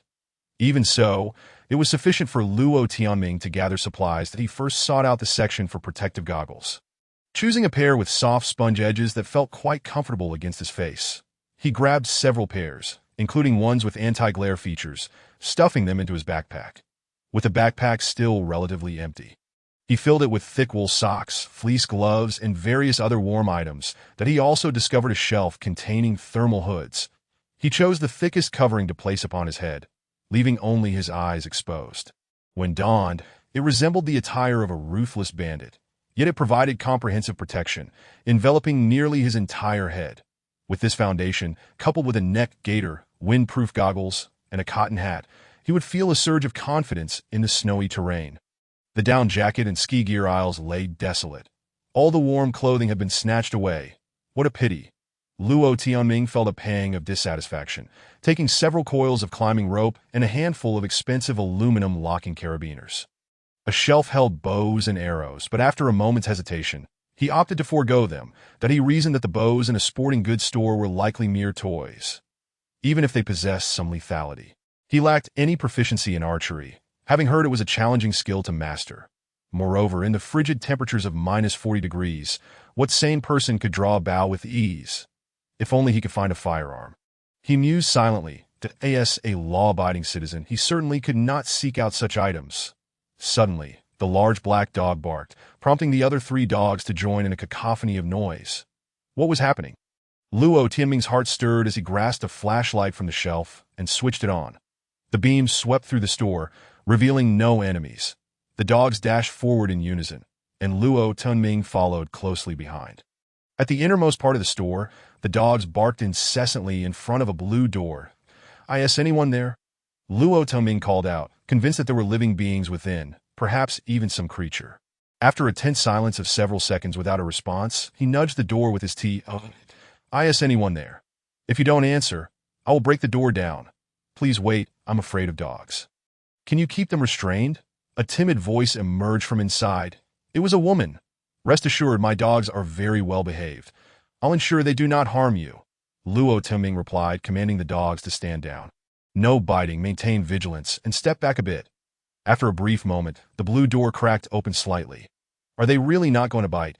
A gentle voice inquired from within. "Fear not, see, they aren't even barking. They are good dogs," Luo Tianming asserted confidently. "I will step out now. Please keep the dogs in check." A woman clad in a white down jacket awkwardly emerged from the room, her entire form swathed in layers, revealing only a pair of striking eyes, likely aged between 20 and 30. "Who are you? What are you doing here?" Luo Tianming queried. "My name is Kai Yongmei. I'm a staff member here. A few days ago, my supervisor assigned me to this shift, but with the heavy snowfall, the door broke and wouldn't close. I have been trapped here," the woman explained in a soft tone, suggesting her youth. "I am Luo Tianming. I came here to, find some supplies." As he spoke, an unsettling feeling crept over him, realizing he was taking items without payment. "Take whatever you need. There's no way to pay now anyway," Kai Yongmei said. Glancing around, "You can take items, but please do not cause any destruction. There are cameras here." Luo Tianming chuckled softly, finding her somewhat endearingly naive. The power had long been out, rendering the cameras useless. "By the way, do you have any sleds here? This is a southern city. We don't sell sleds. However, there are plenty of snowboards over there. You should hurry and grab one if you want." The woman gestured towards the distance, her demeanor suggesting a desire to retreat back into her room. Luo Tianming hesitated. The cold was akin to an icy tomb, and he should really leave. Yet he felt a spark of curiosity about the woman before him. "How have you managed to survive?" he inquired. "I've been using a camping stove in the room. There are 2 more stoves in the camping supplies section. You can take one if you wish. There are still some high-energy foods left, such as fruit gels and energy bars, that I can only share half, though. If I give you everything, I'll starve," Kai Yongmei replied. Luo Tianming remained silent, contemplating his idea, though he felt a sense of indecision, all due to that little lawyer from before. Kai Yongmei observed him for a moment, then finally stepped aside to fully open the door. "This is the staff break room. Supplies are on the shelves. Hurry and take what you need. My stove is about to go out." Was this woman truly so quick to share her supplies? Was she foolish? Luo Tianming felt no concern about traps. The 4 large dogs by his side were no pushovers. Yet, her polite demeanor made him feel somewhat uncomfortable. He was the one intruding to scavenge supplies, while she treated him like a customer. And she was willing to share half of her supplies. Having secured the goggles, he had accomplished his primary objective. Given the harsh conditions, he should focus on his own survival, avoiding unnecessary complications. However, a small idea lingered in Luo Tianming's mind. Chapter 37. Wishing her good luck. The staff dormitory was rather small, merely about 10 square meters, with 2 shelves against the wall. One shelf held daily necessities: cups, water bottles, tissues, while the other had 4 open cardboard boxes filled with energy bars, protein biscuits, fruit purees, and a canister of protein powder. To his surprise, there were also a few boxes of sparkling water and coconut water. Luo Tianming was intrigued. The offerings here paled in comparison to his own supplies. Could a normal person survive on such rations? In the corner stood a folding bed, with an open sleeping bag atop it, and on the floor was a small cylindrical stainless steel stove with a few meager embers still glowing. The air in the room carried a strange odor, rather unpleasant. Luo Tianming wrinkled his nose, understanding that living continuously in such a confined space, with all bodily functions taking place, would certainly lead to a foul atmosphere. Please take what you need quickly. I've just managed to raise the temperature, and I'll need to reignite the fire soon, Kai Yongmei urged. Her tone hinted at nervousness, perhaps a touch of embarrassment. Luo Tianming shook his head. Don't worry, I'm not here to take your supplies, that I'm simply curious. Have you really been living like this? Yes, perhaps I'm more resistant to the cold, and I eat high-calorie foods. You could try this fruit puree, Kai Yongmei said, producing a tube resembling toothpaste. Thank you, Luo Tianming smiled. His body felt less cold than before, and his thoughts began to clarify that he resolved to rescue this female staff member. It would be a noble deed. He shouldn't create trouble for himself. But if she remained here, she might perish from the cold. With her beautiful eyes and melodious voice, it would be a shame for her to freeze to death. He decided to take her with him, even if it meant escorting her to a shelter. He couldn't stand by and let her suffer. Luo Tianming firmly asked, How long do you plan to stay here? I don't know, maybe just another day or two. I want to hold out until my supervisor arrives, Kai Yongmei replied innocently. Luo Tianming rubbed his temples, suppressing a chuckle. Are you really so optimistic? Haven't you stepped outside these past few days? I've ventured out twice, but it's far too cold. I understand your concerns. The news has covered everything, but experts also say it will warm up. She maintained her hopeful outlook, raising her gloved hand in a fist as if to encourage Luo Tianming that he found himself at a loss for words. This woman, shivering and trembling, remained so optimistic. Her spirit was even more buoyant than a husky. After a few moments of observation, Kai Yongmei suddenly blinked and said, Don't worry, order will surely be restored.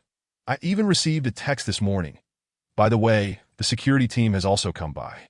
They've been patrolling nearby. Didn't you see them? It's not as simple as you think. Just yesterday, hail the size of fists fell, damaging all the facilities outside. Communications have been severed. It will likely take 10 days to 2 weeks to restore. Luo Tianming replied. He removed his hat and goggles, then pulled off the head cover to reveal his face. He was aware that his hair was somewhat disheveled, but he did not appear menacing. By showing his face, he aimed to express sincerity and reduce her wariness. It's difficult for you to survive alone here. Perhaps? Kai Yongmei blinked and then broke into a smile. Are you suggesting I leave? Yes, I have a sled that can take you to the nearest shelter, though I'm unsure of the conditions there. It's best to bring some supplies. Thank you, but I've already tried calling. And no one answered. Kai Yongmei shook her head. There's a second option. Luo Tianming inhaled deeply, speaking earnestly. I have a place at Jinxiu Huayuan community, with plenty of supplies. However, Luo Tianming was not particularly inarticulate. Yet he found himself hesitating. Wang Hui had been a cautionary tale, dampening Luo Tianming's enthusiasm for recruiting companions, that if he invited this woman, he would have to screen her again. If she didn't meet the standards, he would have to send her away. Thank you. I can see you're a good person. But I can wait a little longer. Perhaps someone will call soon. I have survival skills, so don't worry about me. Plus, my colleagues will arrive anytime. I've briefed them on the situation here, Kai Yongmei assured him. Luo Tianming scrutinized her. Though her face was hidden, this woman was either very confident or rather foolish. Remaining here would lead to a dead end. She was misjudging her circumstances. Working in such a store, she might possess some knowledge about the outdoors and survival. But outside, it was 40 degrees below zero, and a severe cold front was ravaging the city. What on earth was this woman thinking? If it were Xuelu, she would have been crying and begging for someone to adopt her long ago. Could it be that she feels too unappealing? Or perhaps she appears to be a villain? Woof! Suddenly, the large black dog at the door barked. Luo Tianming rubbed the back of his head, finally coming to a realization. Are you afraid of me? Kai Yongmei remained silent for a moment before softly saying, I'm sorry, I know you're a good person. But I can't go with strangers, please. Just take what you need and leave quickly. She shrank back, seemingly wanting to grab something from the shelf for Luo Tianming. Luo Tianming stepped forward. If you want to take everything, that's fine, just don't hurt me. Kai Yongmei retreated 2 steps. Her back pressed against the shelf, curling up that's how it is. Luo Tianming rubbed his face in frustration. It's so exasperating. I sincerely invite someone, and I'm mistaken for a bad guy. But why do my hands feel sticky, and why is there a scent of alcohol? Luo Tianming pondered for a few seconds before realizing that he had just been drinking, and the smell lingered on his breath. Looking at his clothes again, he noticed bloodstains on his chest and sleeves from a previous altercation. There was also blood on his pant legs and snow boots from kicking someone. Oh no. Given this appearance, it's no wonder I'm seen as a villain. All right, I'll leave now. Luo Tianming took 2 steps back, casting another glance at the woman hiding beside the shelf. She was petite, bundled up in a bulky down jacket, resembling a foolish little penguin. I'm sorry, it wasn't intentional. I just wanted to wait here. Someone said they would come to rescue me, but I'm truly grateful. Please don't be angry. Kai Yongmei explained nervously. I understand. Goodbye. Luo Tianming turned and exited the small room. I'm sorry. Take what you need, the woman said quickly, shutting the door behind him. Luo Tianming felt a bit disheartened. This shop assistant had been cautiously navigating the situation, being very polite, only to perceive him as a threat. It's understandable. After all, the power is out, the surveillance is down, and there is no signal. Calling for help is futile. As he walked, Luo Tianming stuffed supplies into his bag. The portable stove is great.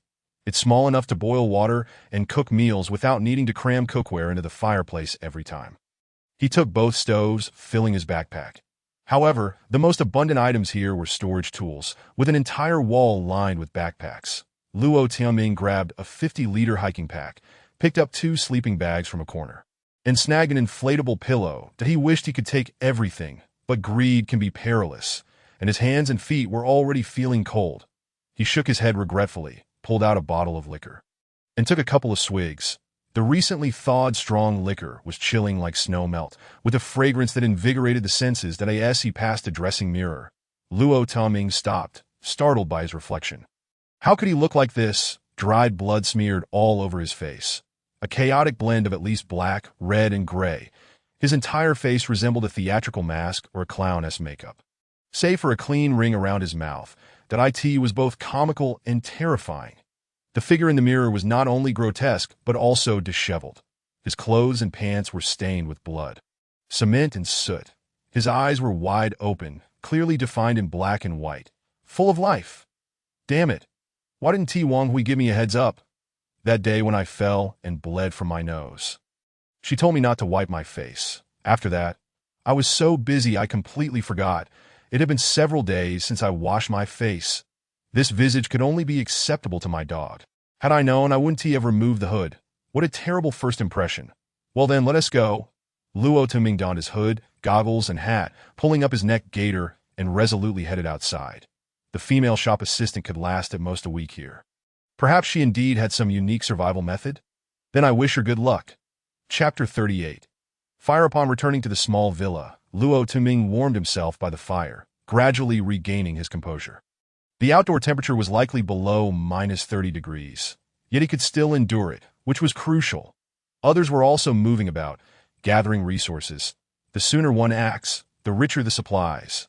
According to the news before the internet outage, even without an ice age crisis, the extreme cold could last for a month. Luo Tianming was skeptical of the warming claims. Just yesterday, there was a brief thaw followed by hail that smashed outdoor equipment to pieces. Many windows were shattered, and the open-air carport in the community had collapsed. When Luo Tianming passed by, he checked for his electric bike, which was now lost beneath the snow. Now sitting indoors, he roasted by the fire while retrieving a stainless steel outdoor stove from his bag. Chopping some firewood to throw in soon, flames erupted, crackling loudly. No wonder this thing is called a rocket stove. Luo Tianming marveled. Woof! The golden retriever beside him barked in agreement, clearly adept at flattering. Luo Tianming placed the kettle on the stove. And before long, the kettle lid whistled, steam billowing forth as the water boiled. He kept one stove indoors for boiling water and cooking, while the other went in the bag, allowing for warmth during breaks on the road. Luo Tianming felt his experience with snow and ice was once again enhanced. Next time he goes out, besides the rocket stove, he should also carry chopped firewood and dry grass or paper for kindling, along with some food that if only he had grabbed a thermos from the sports mall. In the rush, he had overlooked it. He didn't even have a water bottle, and his previous online order had yet to arrive. He would have to search for one next time. After all, he had tested it today, and he could endure this low temperature. The danger was still significant. Earlier today, while on the road, there was a moment when Luo Tuming felt he might freeze solid, prompting him to drink a few more sips of liquor, leaving him somewhat dizzy. Not only was he feeling off, but the dogs returning were also lethargic, unsure if it was exhaustion or a cold. The husky even sneezed several times. After resting until the afternoon, Luo Tuming awoke to find it was already past 3 o'clock. I should get a watch, he muttered to himself, lying in bed contemplating. Suddenly, a faint knocking sound echoed from outside, as if someone were banging on a gong. Luo Tuming sat up abruptly. The dogs in the house remained still. After several lessons, they had learned not to bark unnecessarily. Luo Tuming dressed and walked to the yard, where several dogs wagged their tails, following him out. With the wind calmed and the snow ceased, a temporary peace settled. Yet in the distant sky, there was an ominous black plume of smoke. People outside were banging pots and shouting loudly. Luo Tuming pondered for a moment, commanded the Rottweiler to guard the house, and took the large shepherd and the old yellow dog out. That it was essential to bring the dogs. He had been chased a few times on the road today, making him somewhat anxious. Stepping outside, he noticed many people watching, all bundled up tightly. To his surprise, the sun was shining in the sky, and the reflected light from the snow was blinding, forcing Luo Tianming to squint. Upon exiting the villa area, he could see the site of the incident, which was a high-rise building near the community entrance. Thick black smoke billowed, with flames licking out of windows. The fire likely originated from the 11th or 12th floors, but it had already spread to 2 or 3 more floors, and people were frantically calling for help from the windows. Even from a distance, the chilling cries could be heard. "Help! Someone please! My front door is frozen shut. I can't open it. Can anyone come help me? Help! Are there any brothers from the mutual aid group? I am a member. I paid my dues. Please save me." Suddenly, the crowd gasped. Someone jumped from a window, landing in the snow with a loud thud. The snow was deep, but the person did not get up, struggling briefly before lying still.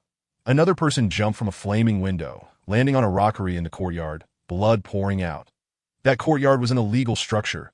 It should have been public grassland. That don't jump. There is something in the snow. Don't jump. Someone shouted from below. What should we do? There is no way to save them. There is simply no water. Someone said helplessly, "It's reach my home." It's over. It's over. Why hasn't the property management come yet? The property management is off duty. Everything is at a standstill. We can only rely on ourselves now. That is how the world is. Go call the mutual aid group. Didn't they say they would ensure everyone's safety?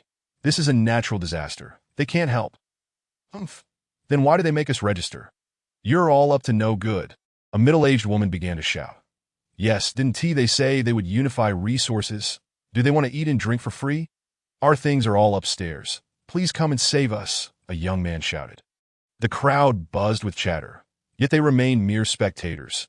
More people jumped from the upper floors. 1, 2, 3 to some fell and got injured, struggling to crawl in the snow, while others were fortunate enough to get up and leave.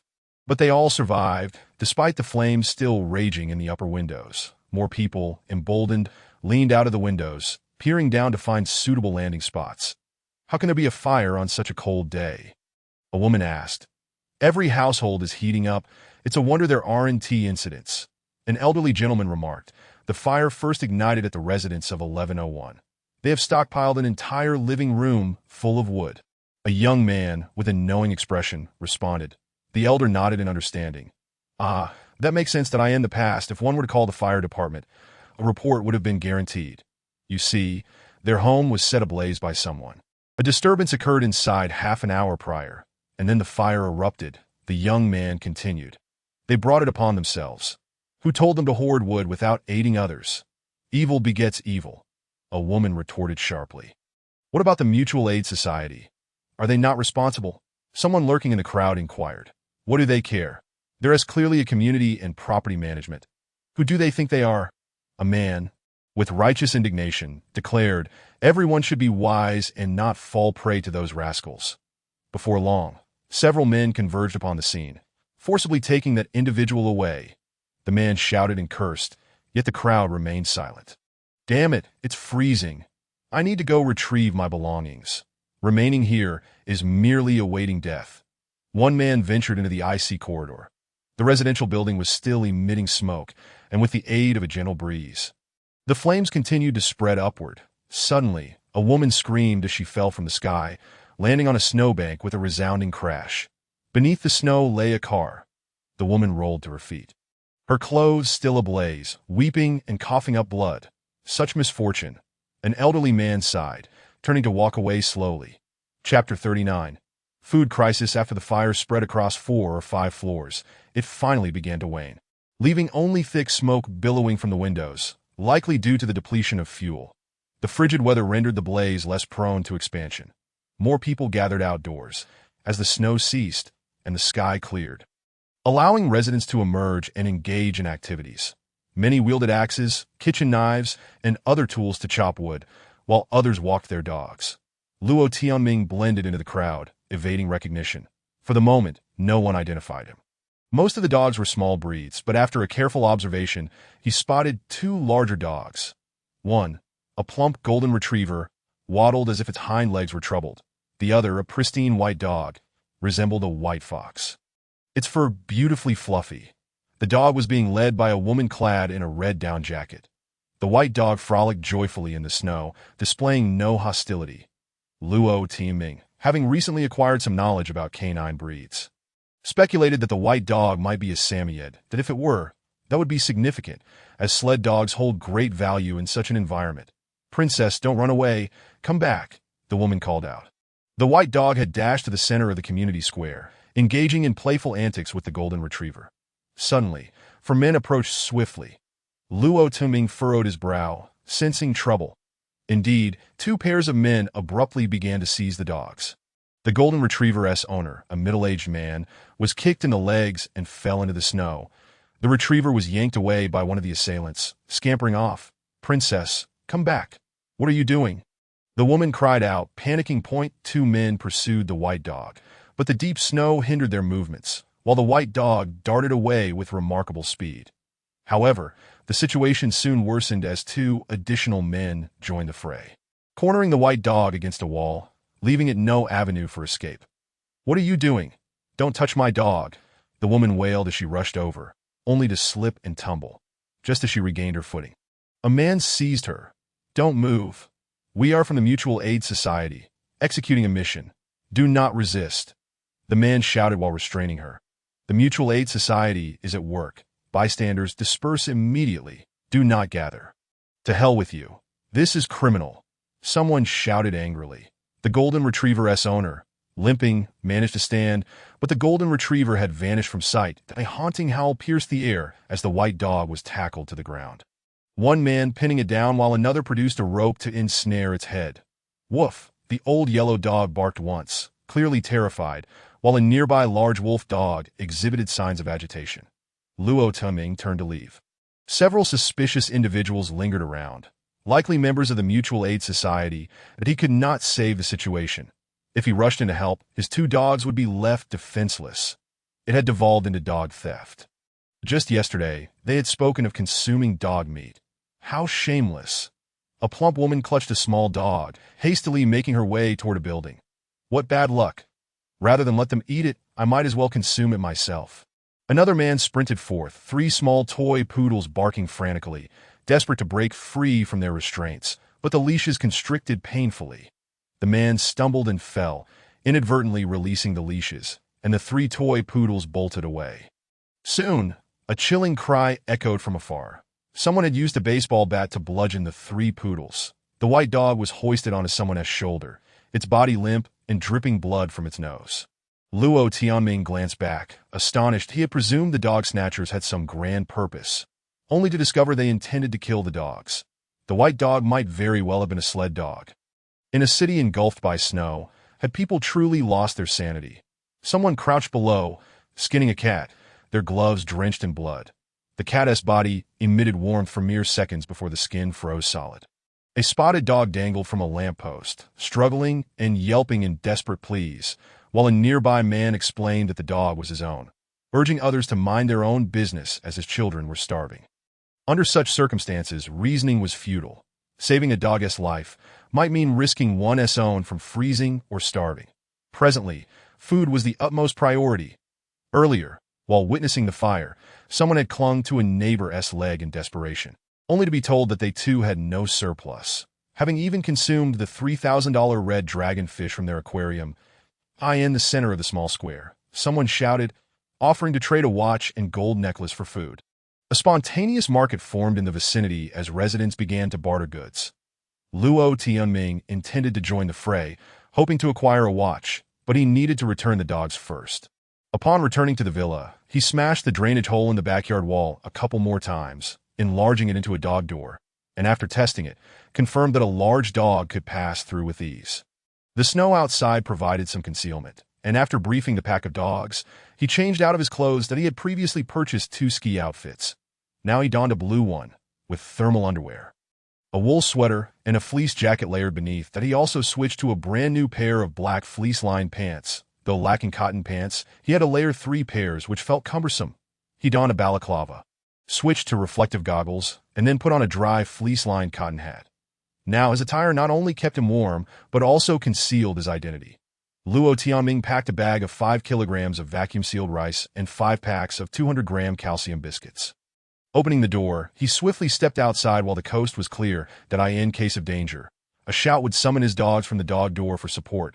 As Luo Tianming walked, he contemplated what else he might have overlooked. A few minutes later, he reached the small square. Aside from his feet feeling somewhat cold, everything else was satisfactory. "Hey buddy, what do you have in your bag?" A man approached, his eyes darting suspiciously behind Luo Tianming. "Nothing much, just some toilet paper. What do you want to trade?"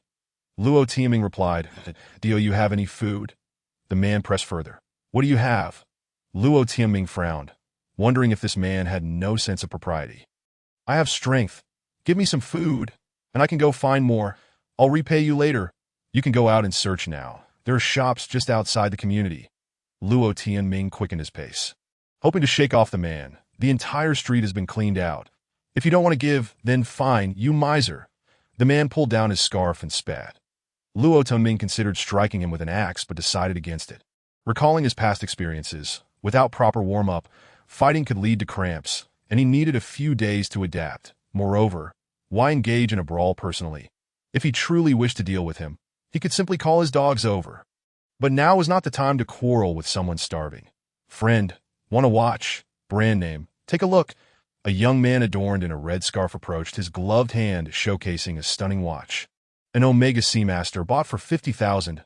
What do you have in your bag?" The youth inquired, "Did I have rice and biscuits? But I'm unsure about that watch." Luo Tianming hesitated. With so many counterfeit watches available, and considering the youth's outfit appeared to be of lesser brands, he found it hard to trust the authenticity of the watch. "Deal. I'll take a loss. A luxury watch for what's in your bag. And I'll take the bag too. You're coming out ahead, Sai." The youth lamented, though his eyes shifted, evidently gauging Luo Tianming's reaction. "You think too much. I'll take a look again. Thanks." Luo Tianming shook his head and continued walking forward. He was merely scouting the situation, not in a hurry to trade. Don't walk away. Once asked, "You must buy." "What's with the haggling? Do you suspect my watch is fake?" The youth seized Luo Tianming's backpack from behind, his face contorted with anger. "Don't be reckless. Let go." Luo Tianming frowned. "Give me something. Do you have biscuits or canned goods? Just 10 will do. If you're worried about fakes, you can swap for this gold necklace. It has pure gold, 3 nines. The young man, trembling, fished a slender gold chain from his pocket, unmistakably a woman's accessory. "Release it. If you continue this way, I shall not hold back," roared Luo Tianming, with reddened eyes and a body quaking. The youth eventually loosened his grip on Luo Tianming's backpack after a considerable pause. Luo Tianming took a few steps forward but turned back to glance at the young man, who stood forlornly in place. One hand extended, still showcasing his watch and necklace that in such frigid weather, with ice and snow blocking the roads, everyone found themselves trapped. Food had become the true currency. Luo Tianming was short on funds and yearned to exchange some precious metals. hoping that once the calamity had passed, he could convert them back into cash and offset his losses. However, everyone was clamoring for food, offering up once-cherished necklaces and rings. It seemed many had been overly optimistic and ill-prepared for the rapid onset of the food crisis. Luo Tianming was reluctant to take advantage of others' misfortunes and felt a sense of dread for the future. Let us wait and see. Chapter 40. The Spontaneous Market Brother. Do you have anything to eat? I have money, inquired a stout woman. Investment gold bars from the bank, all in original packaging, 5 grams each, for a bag of rice. Other trades are welcome, shouted a man brandishing a handful of plastic containers. Cold medicine, antibiotics, ibuprofen, in exchange for food. Come quickly if you need any. A woman stood by a flower bed, an open sports bag at her feet, that a man in a black coat approached, rummaged through the bag, and picked up a box of medicine. The two exchanged hushed words, and the man produced a package from his coat, handing it to the woman. She nodded and quickly stowed it away, likely biscuits. Luo Tianming found it intriguing. Were medicines truly this affordable? He hurried over. The woman's bag contained a considerable assortment of drugs, predominantly antibiotics. How do you trade for this? Luo Tianming pulled out a box of azithromycin, manufactured by a joint venture, which had previously cost over 70 yuan per box. 1 box of medicine for 4 compressed biscuits, or 2 cans, or 2 pounds of rice. What do you have? She queried. The price was indeed low. Perhaps she was not in need of medicines herself. Are you from a pharmacy? Luo Tianming asked. Yes, do you want some? All the pharmacies outside have been cleared out. The Mutual Aid Society has taken over all the shops on this street. And no one can touch them, that I still have some stock, the woman replied softly. Luo Tianming took out 4 boxes of antibiotics and 1 box of ibuprofen, stating, I'll give you a bag of rice. 10 pounds, great. The woman turned and waved to a young man in a green military coat who approached. Luo Tianming set down his backpack, opened it, and retrieved the bag of rice. Pleasure doing business. I am Chen Xiaoling. I live in this building. Just shout downstairs, and we will hear you, she exclaimed with excitement. The young man took the rice and turned to leave, but commotion ensued as others chased after him, clamoring for a share. Chen Xiaoling sighed and asked, Pleasure doing business. Do you need anything else? She glanced at Luo Tianming's backpack with a hint of reluctance that we'll see about that later. You did provide me with your contact information. Luo Tianming placed the medicine into his backpack and turned to depart. This woman might possess a wealth of pharmaceuticals. Should there be future needs, he could seek her out. Luo Tianming felt fortunate that the medicines he had ordered had yet to arrive, as he now had an emergency reserve. These few boxes of medicine should suffice for a month.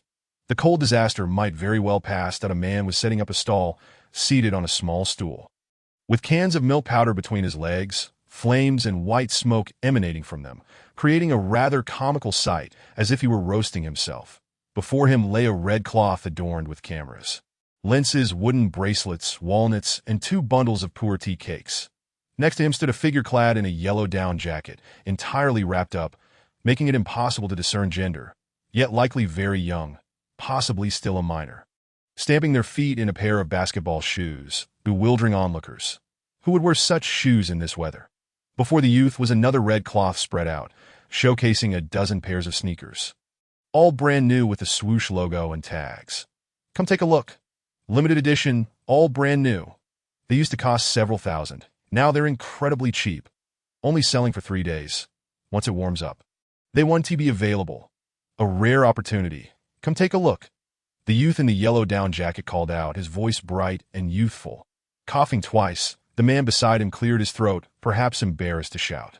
As Luo Tianming passed by, he continued on his way, that a diminutive man leaned against a lamppost, a cardboard sign at his feet reading, Custom-made cotton jackets and pants, all-inclusive service. Zhao from Building 5, Apartment 403 at your service.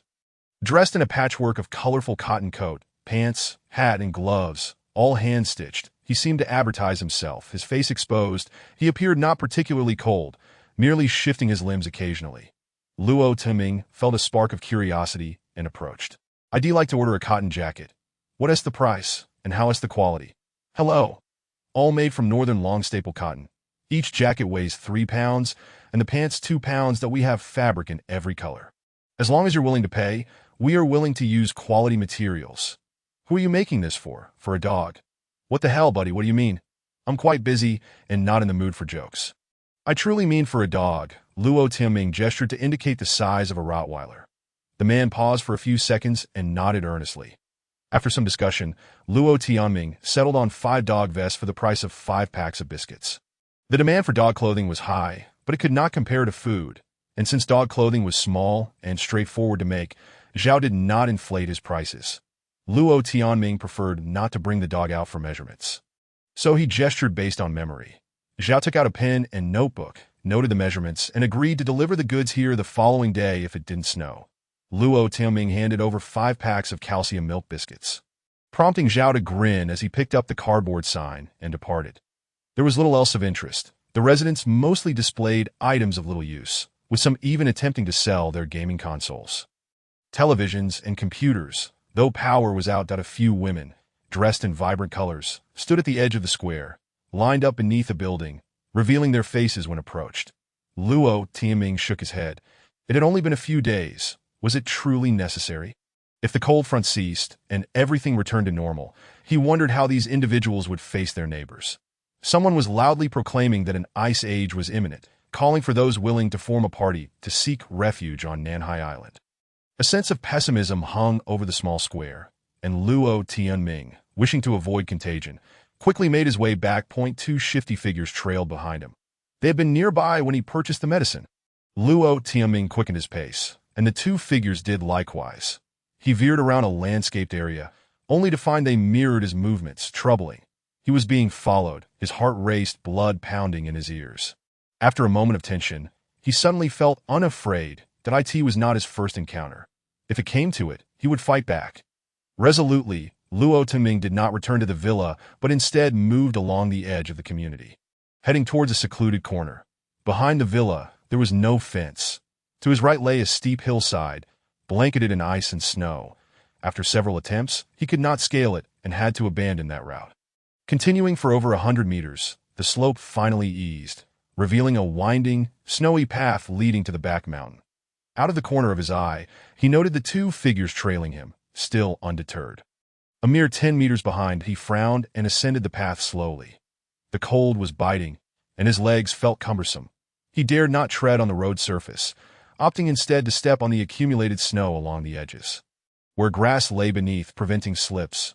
After struggling for several minutes, he finally reached a high ridge, overlooking the entire villa area. His rented unit was just 200 meters away. "Dong, Shuelian, come here," he shouted.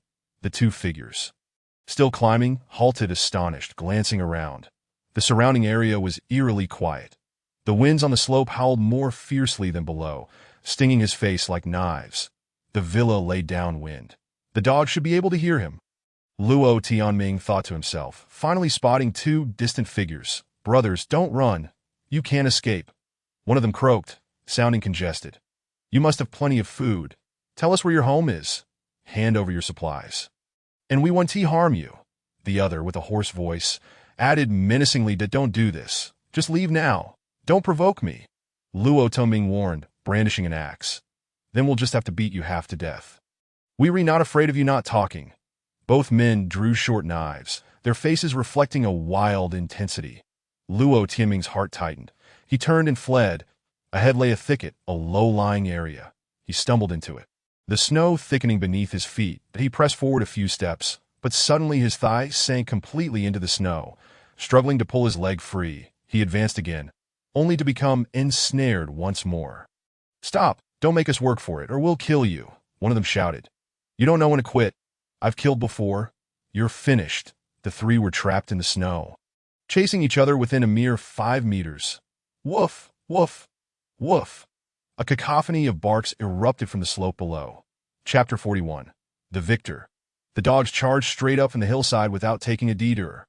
By the time the 2 men sensed the impending danger, Dehe and Shuelian had already lunged at them, sinking their teeth into their respective targets. A fierce struggle ensued between man and dog, blades flashing, blood spraying, as crimson blossoms burst forth upon the snowy ground.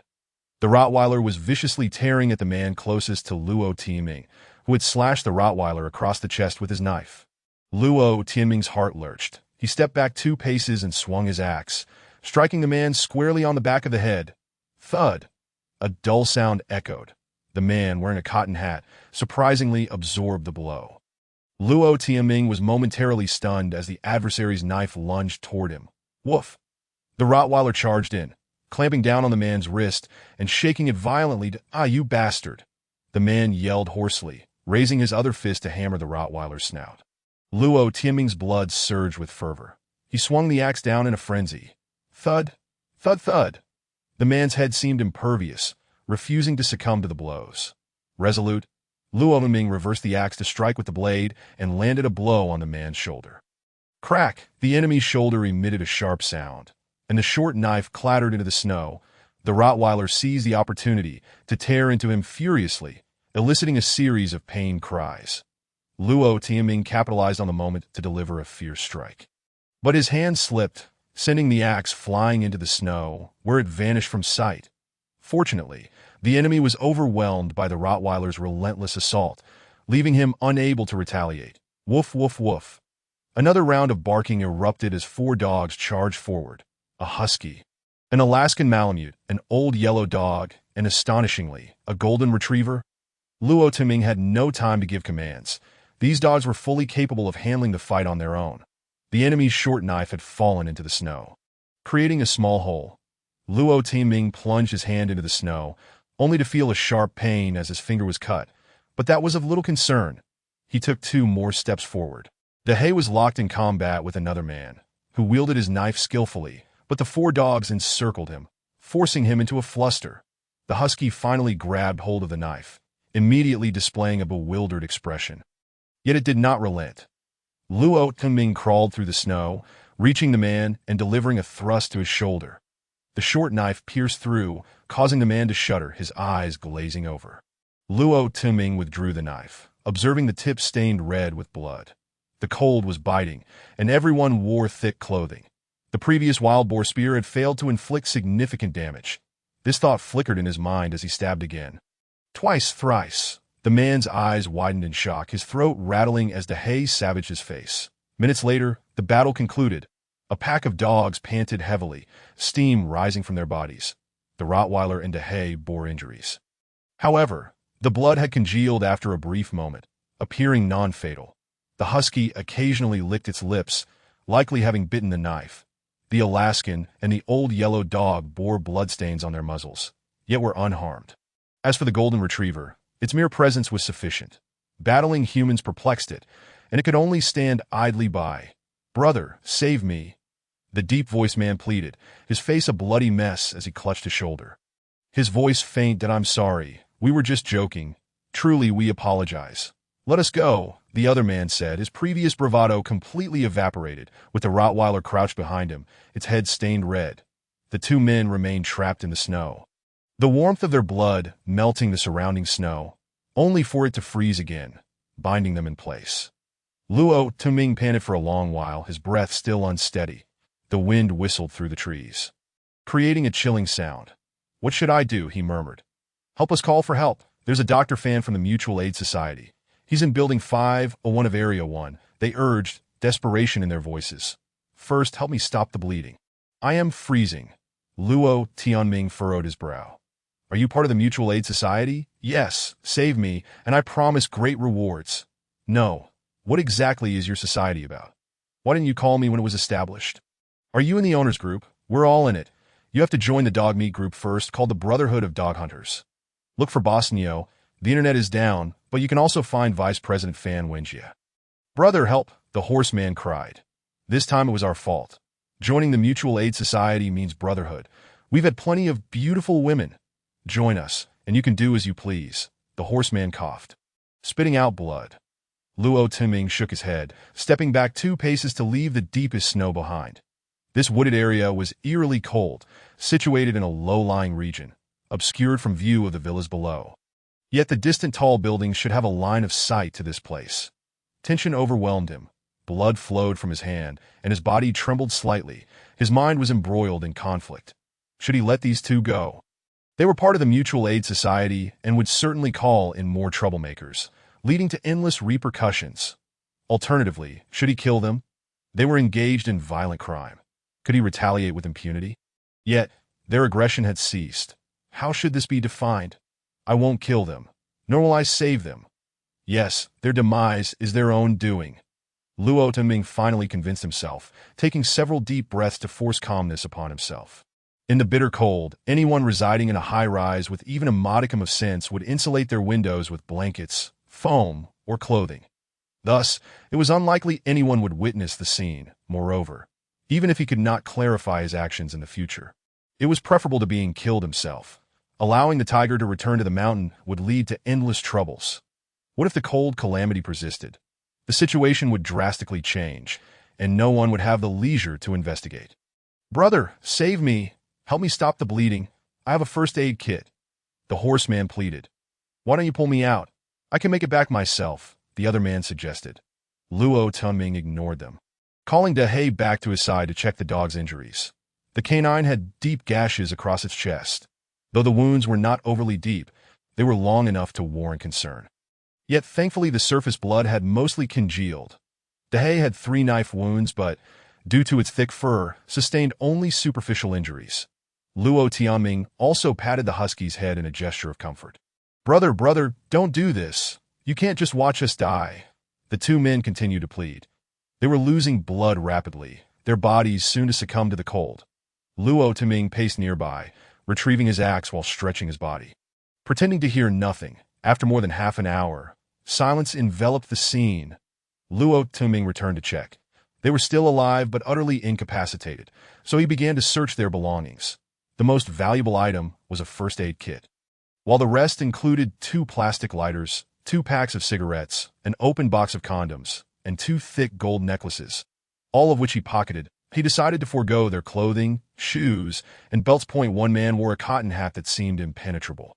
Upon inspection, Luo Tianming discovered it had a stainless steel bowl tucked inside, which was quite thick. The bowl had been shaped into a rounded form, fitting snugly against the head, but it was too rudimentary. And the hat was stained with blood, which Luo Tianming disdainfully cast aside. There were also 3 thick stacks of cash, approximately 30,000 yuan. He pocketed that as well, even if it might prove unnecessary. Both men carried wallets containing identification, and Luo Tianming glanced at the horseman. "Your name is Qian Jieka. Is it the Jieka from the group?" The man's throat rattled, rendering him speechless, yet his eyes darted up and down. "Likely a sign of affirmation that I added you as a friend before. Why didn't you respond?" You can't blame anyone else for that," Luo Tianming sighed. Qian Jieka's face reflected regret, yet he could only widen his eyes in response. After a while, the other man closed his eyes. The injured dogs rested nearby. "You 3 come over to help dig a pit." Luo Tianming directed the Alaskan, the yellow dog, and the golden retriever. The dogs dug through the snow with remarkable speed.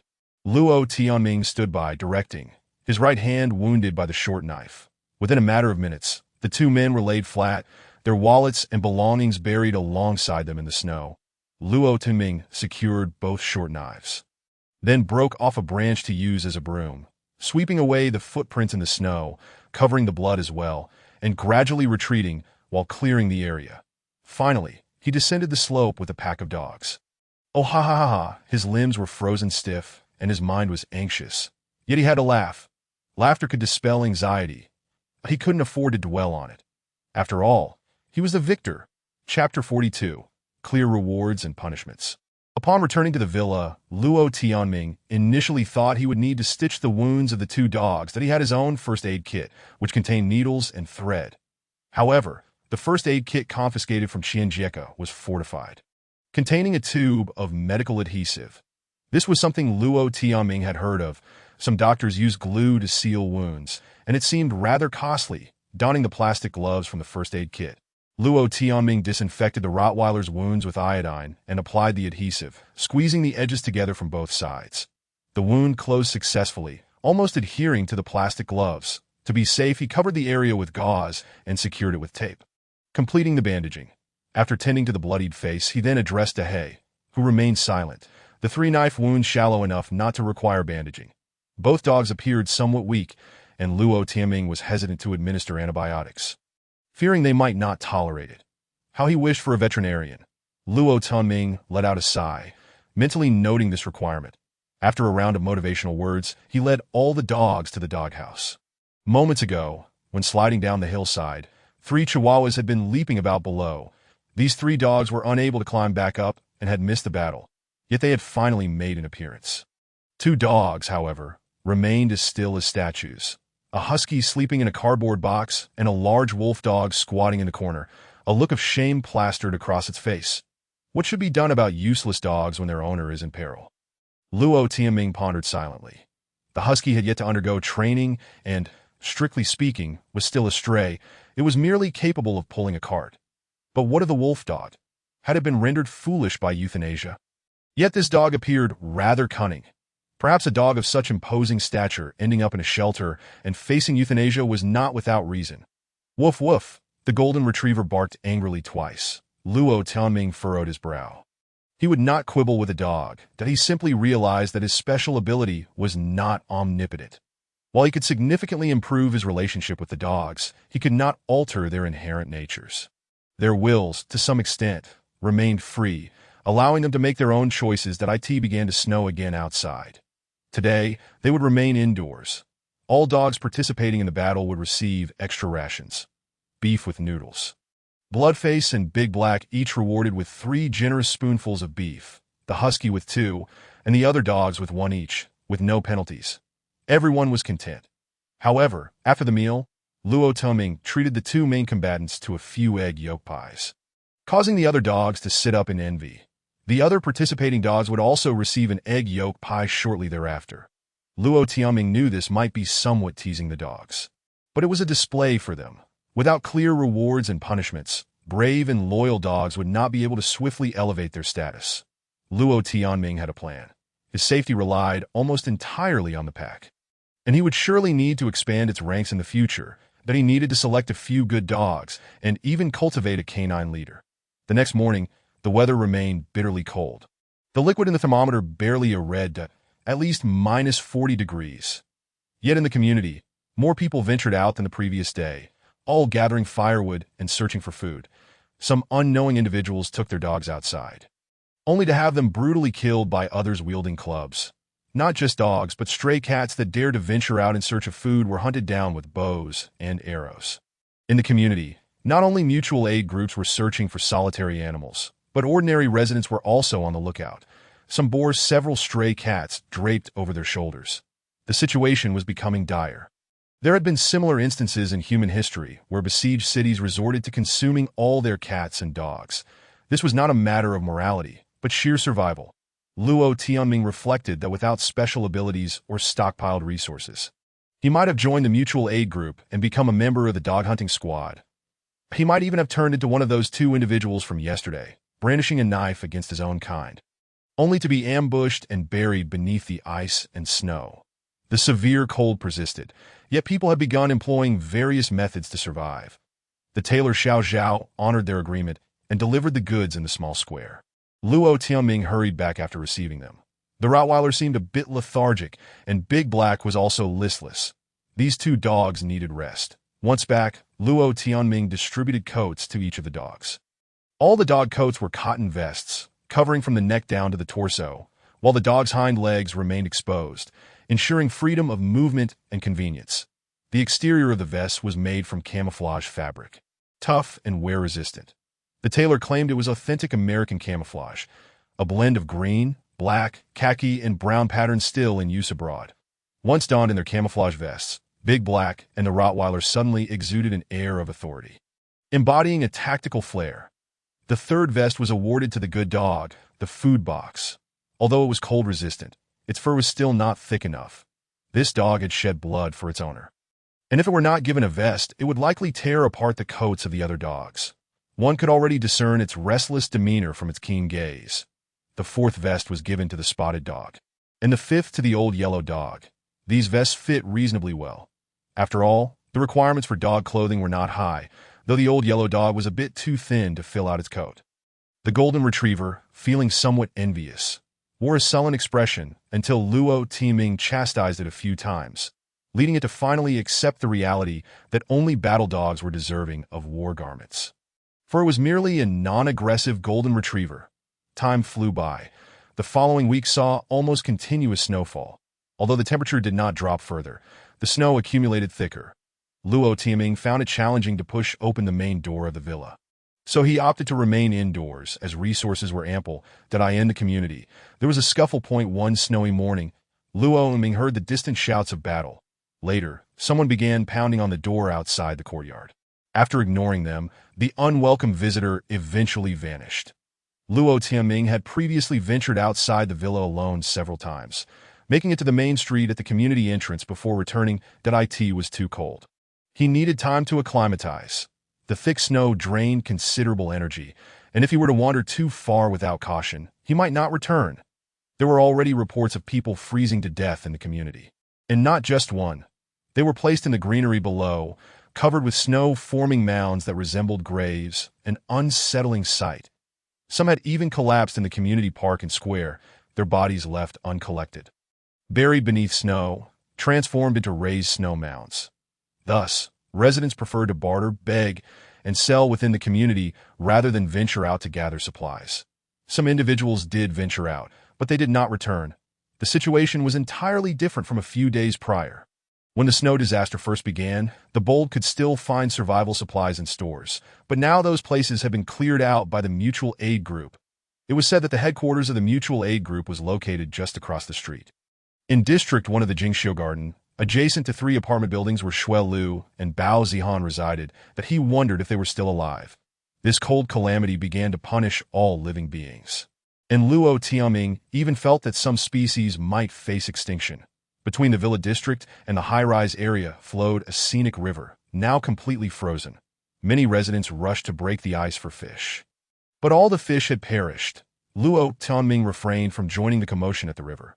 He had sufficient supplies, and the river was polluted. In the days before freezing, numerous tilapia had perished, floating in droves upon the dark water's surface. A most unappealing and unenvironmental sight. Nevertheless, he engaged in daily activities in the yard, allowing his body to better acclimate to the cold. The dogs were similarly involved, with the exception of the 2 severely injured dogs. The others followed him outside for adaptive training, for the fear stemming from having killed those 2 humans. It gradually dissipated in the harsh cold that on January 5th, the little cold, the 10th day of the super cold wave assaulting Shachang City. There was still no electricity and no mobile signal.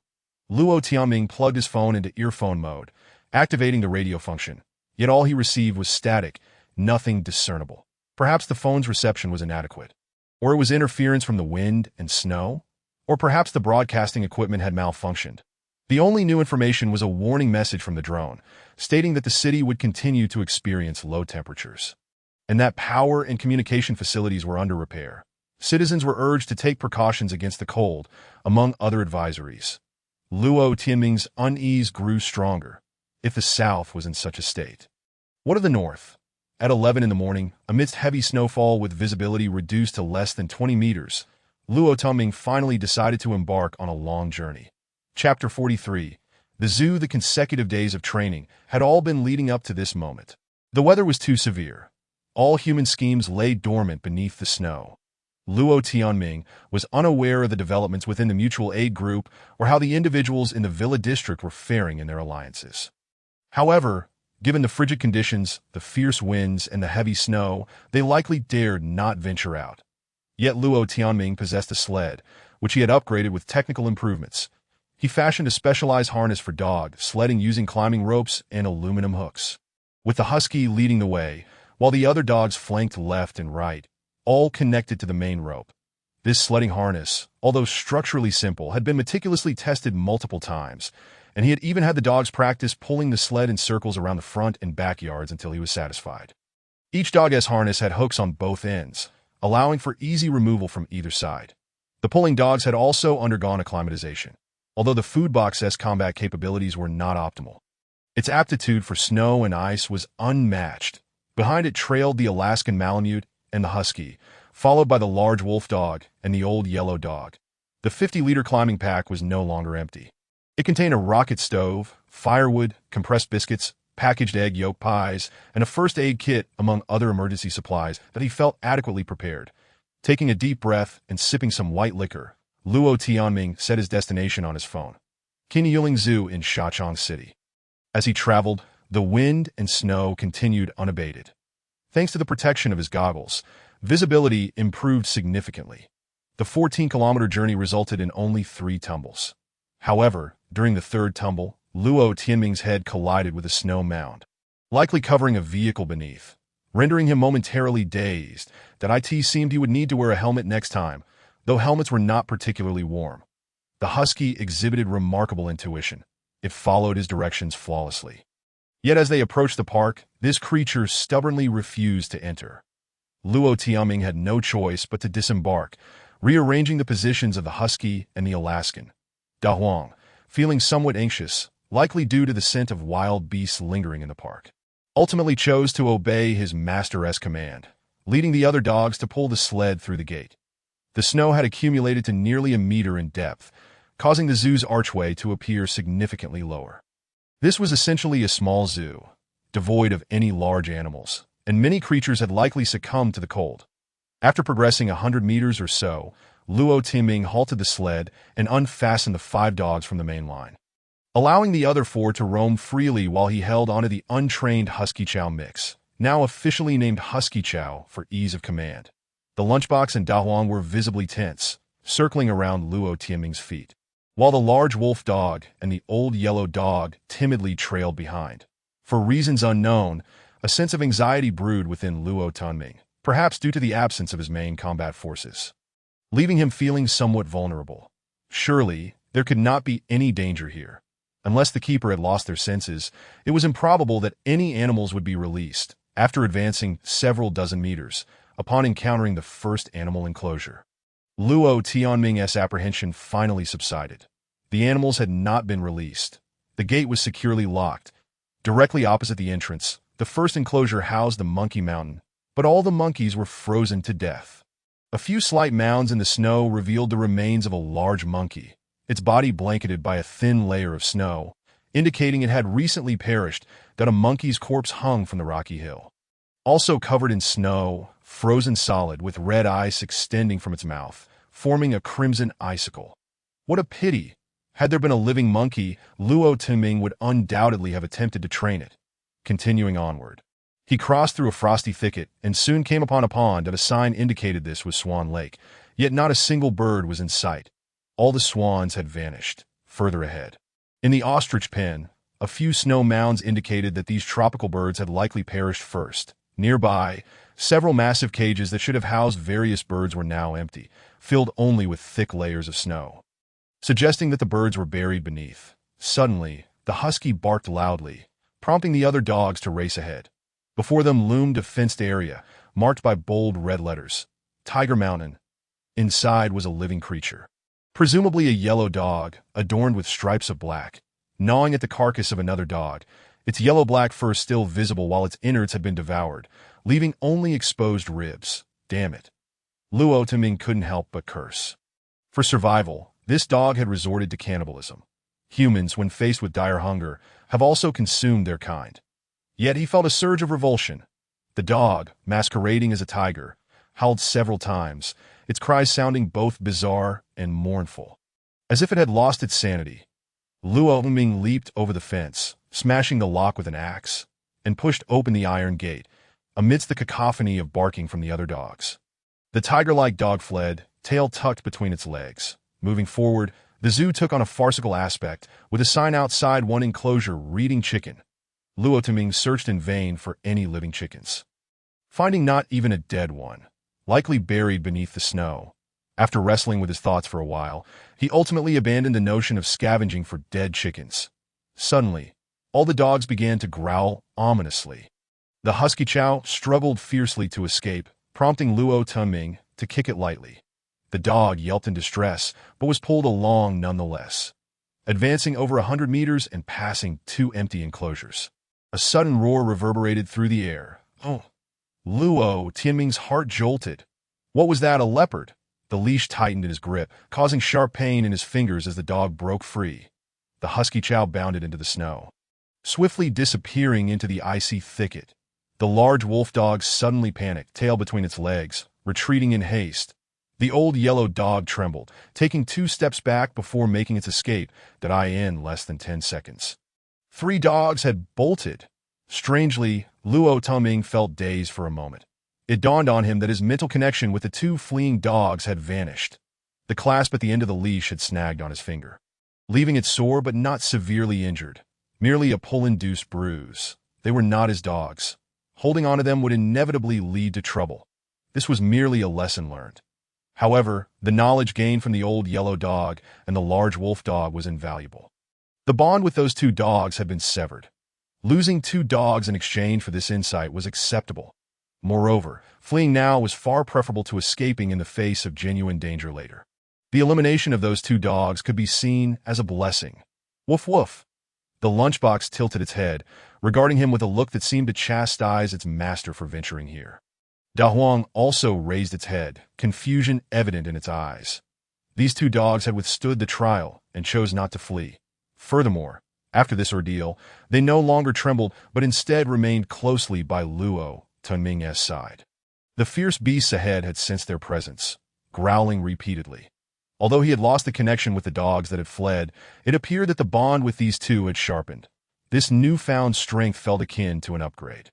There was no time to ponder these revelations, for a target had finally come into view. Behind the steel bars, a large black cat stood atop a rocky outcrop, its amber eyes ablaze with fury.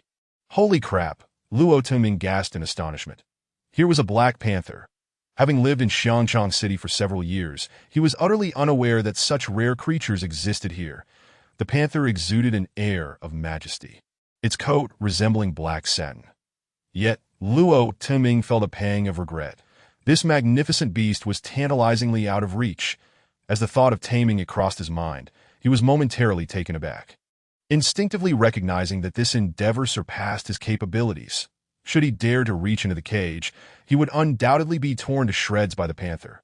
Even if someone were to assist in restraining the creature, success seemed unlikely.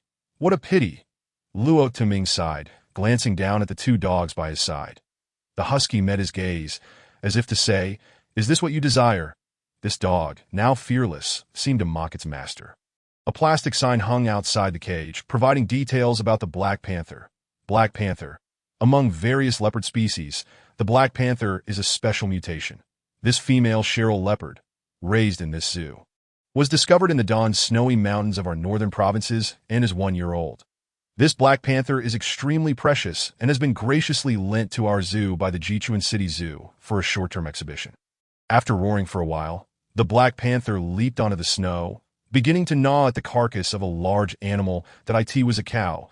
Its remains unrecognizable, yet at least half of it remained, likely left as an emergency food supply by the keeper before their departure. Cheryl leopards are indeed rare species, and the value of this mutated black panther is incalculable. The sign indicated that there are only 594 black panthers in the country, most of which were imported from abroad. The wild native Cheryl black panther is a singular specimen nationwide. After a moment of longing, Luo Ming continued on his way. Time was of the essence. The cold was unforgiving, and lingering too long could lead to frostbite. Wandering through the zoo revealed little of novelty. It was, after all, a small city zoo.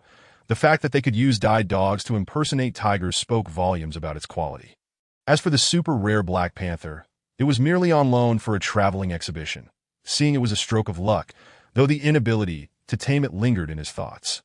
After searching for another 10 minutes, Luo Tianming stumbled upon another enclosure housing 4 foxes, 3 red and 1 white. Upon seeing him, their eyes sparkled, darting back and forth while emitting sharp cries, seemingly pleading for help. These creatures possess considerable spirit. Perhaps if he made an effort to communicate, one might even extend its head for a touch. His intuition found no objection to taming foxes. In fact, he had a vague sense that the likelihood of success was quite promising. However, after a moment of hesitation, he merely approached the enclosure, smashing the iron lock with his axe before pushing the door open. The foxes bolted out, eagerly attempting to approach him, but Luo Tunming waved his hand, and the 2 dogs barked furiously, assisting him in ushering the clever creatures away. Luo Tunming grew increasingly aware of his capabilities. Today, he felt a tinge of regret for not finding a suitable target for taming and for losing 3 dogs. Oh! A mournful howl echoed through the zoo, seemingly emanating from another corner 200 meters away. Whoa, whoa. His 2 remaining dogs began to howl in response, echoing the call. Oh! An animal in the distance called out once more. What was it? A wolf or a dog? Luo Tianming's heart leapt with excitement. Surely, it had to be a sled dog. This zoo housed several dogs. They also raised chickens, rabbits, ducks, and geese, but all perished. They may have even been captured by the caretaker for consumption. After all, with the biting cold of winter, food is in dire scarcity. As the chill seeped further into his bones, Luo Tianming hurriedly made his way, accompanied by 2 dogs, even breaking into a light jog, until he finally discovered a hidden corner that was wolves. Astonishingly, there were 5 live wolves in the enclosure. Their brown bodies and grayish-black fur were complemented by white patches on their limbs, abdomen, and chest. Upon seeing a human approach, the wolves grew excited, dashing back and forth within the confines of their cage, occasionally clawing at the wire mesh, emitting low, plaintive whines. These creatures were starved, their eyes gleaming with hunger. And one particularly notable white-pawed wolf was drooling, fixated on the 2 dogs outside. Woof woof woof woof from outside the iron bars. The food container was met with a flurry of harsh admonitions, with Big Flower joining in with a few barks of her own. Remarkably, these 2 dogs exhibited no fear of the wolves. In terms of size, Big Flower was even larger than the wolves confined within. Among them, one wolf stood out with its unique physique and straw-yellow fur. Though its facial fur was black, that was the largest of the pack, likely weighing around 70 to 80 pounds. Luo Tianming gritted his teeth, an insatiable greed swelling within him. Surely, these creatures could be tamed. Observing their emaciated state, he realized that if he dared to extend his hand into the cage, the consequences could be dire. After a brief contemplation, Luo Tianming climbed over the railing and stood before the iron cage. The wolves, clearly fearful of humans, recoiled a few steps, distancing themselves from the wire mesh. Animals confined in zoos are generally aware of the brutality of bipeds. Luo Tianming chuckled softly, setting down his backpack to retrieve a packaged egg yolk pie. He tore open the wrapper and shoved one pie through the hole in the wire. Oh! In an instant, one wolf snatched the egg yolk pie with lightning speed, swallowing it whole. Oh! The largest black-faced wolf erupted in fury, lunging at the thief with a flurry of bites. The other 3 wolves joined in, fur flying as chaos ensued within the cage. Stop fighting. There's enough for everyone.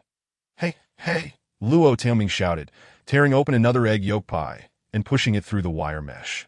The previously battling wolf rolled and quickly charged forward to snatch the new pie, gulping it down in a heartbeat.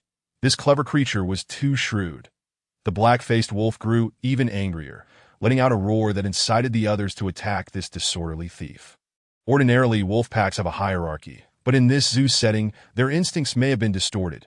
Luo Tianming retrieved another egg yolk pie, but before he could open it, the fighting ceased, and all the wolves turned their gaze towards him. 10 glimmering green eyes fixated on the sweet treat in Luo Tianming's hand, that a chill ran down his spine. Yet he was overwhelmed with excitement. He pushed the pie through the wire, and before it even touched the ground, it was devoured by the largest wolf. Luo Tianming continued to feed 6 egg yolk pies in succession before finally stopping. The cunning wolf managed to consume 3, while the big wolf only got 2. And one was snatched by the white-pawed wolf. Who wants to come with me? All meals and lodging provided, Luo Tianming said with a smile. The wolves remained silent, standing like statues, their eyes fixed on him. The 2 dogs outside could no longer contain themselves, barking wildly as if hurling insults. The holes above the railing were relatively large, so Luo Tianming removed his gloves and cautiously extended a hand through the opening. The wolves stirred, displaying a hint of eagerness. Did they wish to eat a human? Perhaps, but it seemed not entirely so. The black-faced wolf's gaze was complex, as if contemplating the situation, sensing some underlying scheme. Luo Tianming pondered as well. Touching a wolf through the wire mesh would render him vulnerable.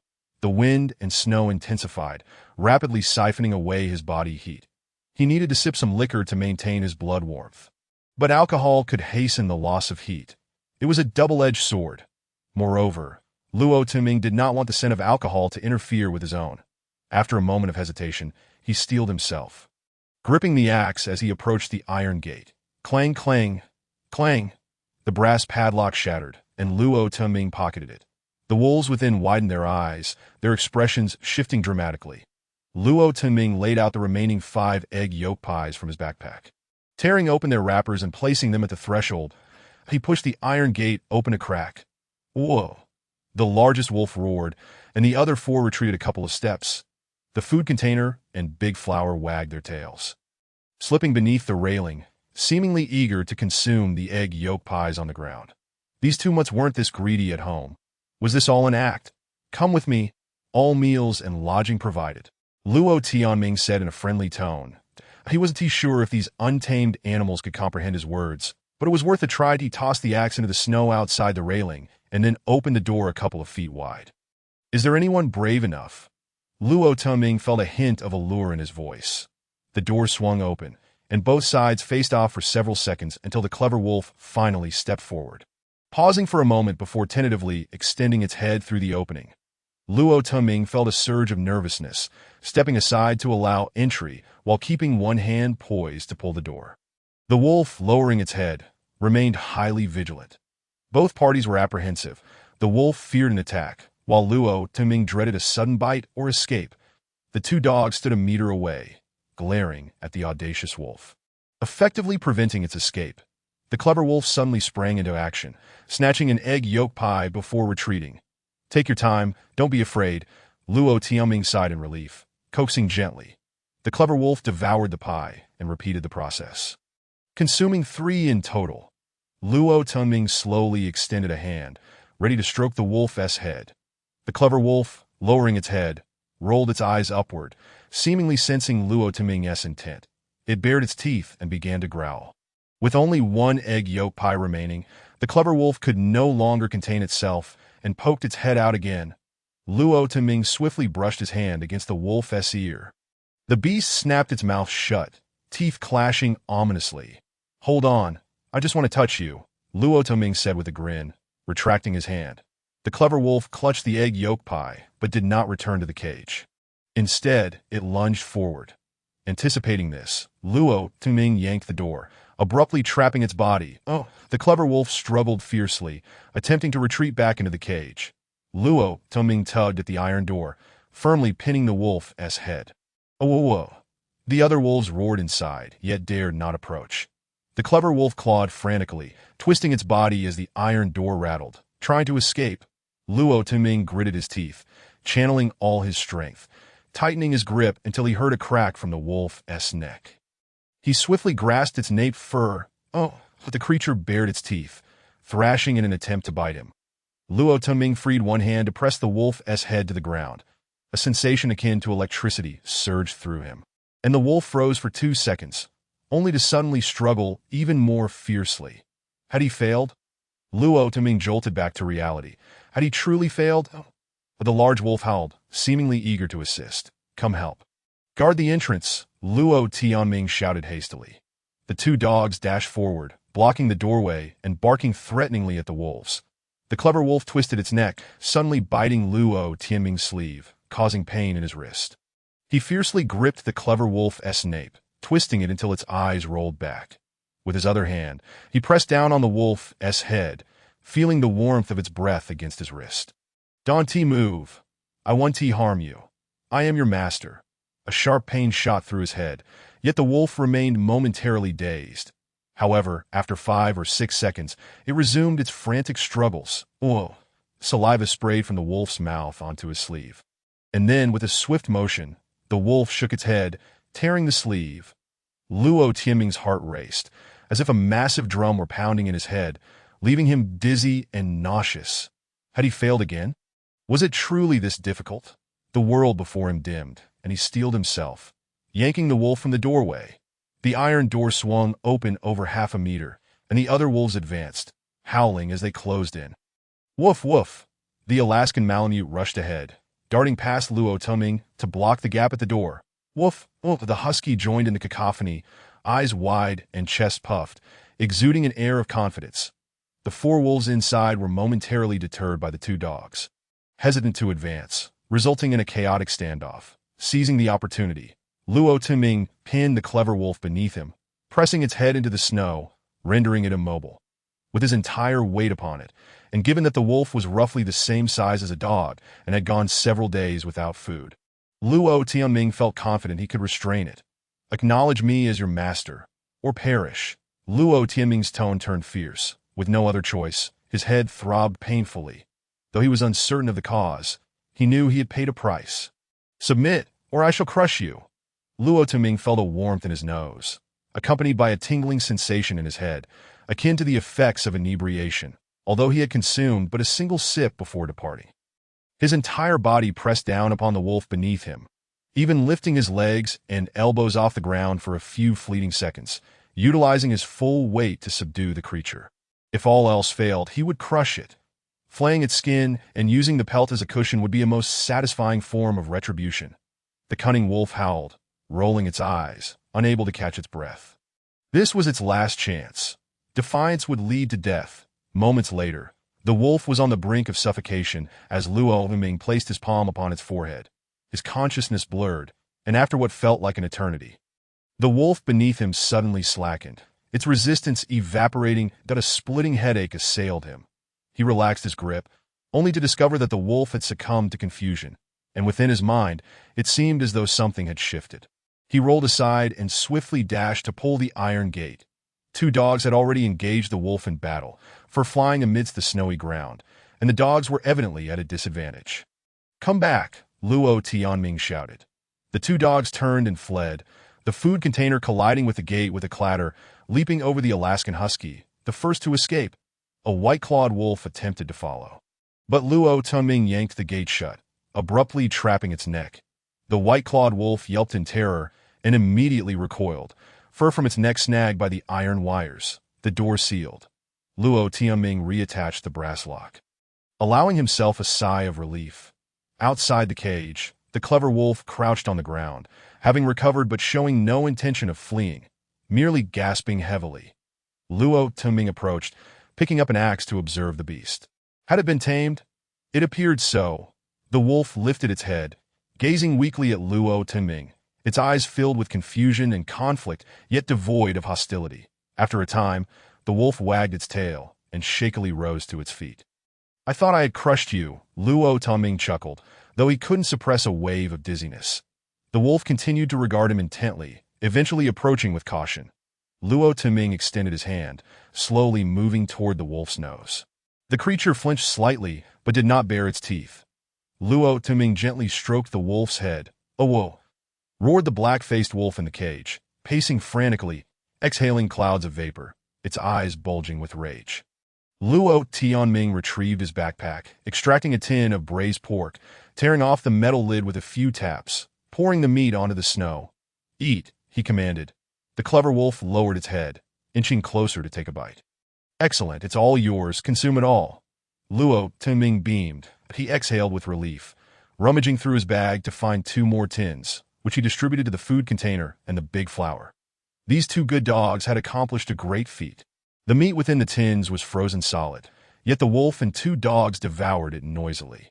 The wolf in the cage grew increasingly agitated, pacing back and forth, clearly driven mad by desire. "That's enough for today." Luo gestured dismissively.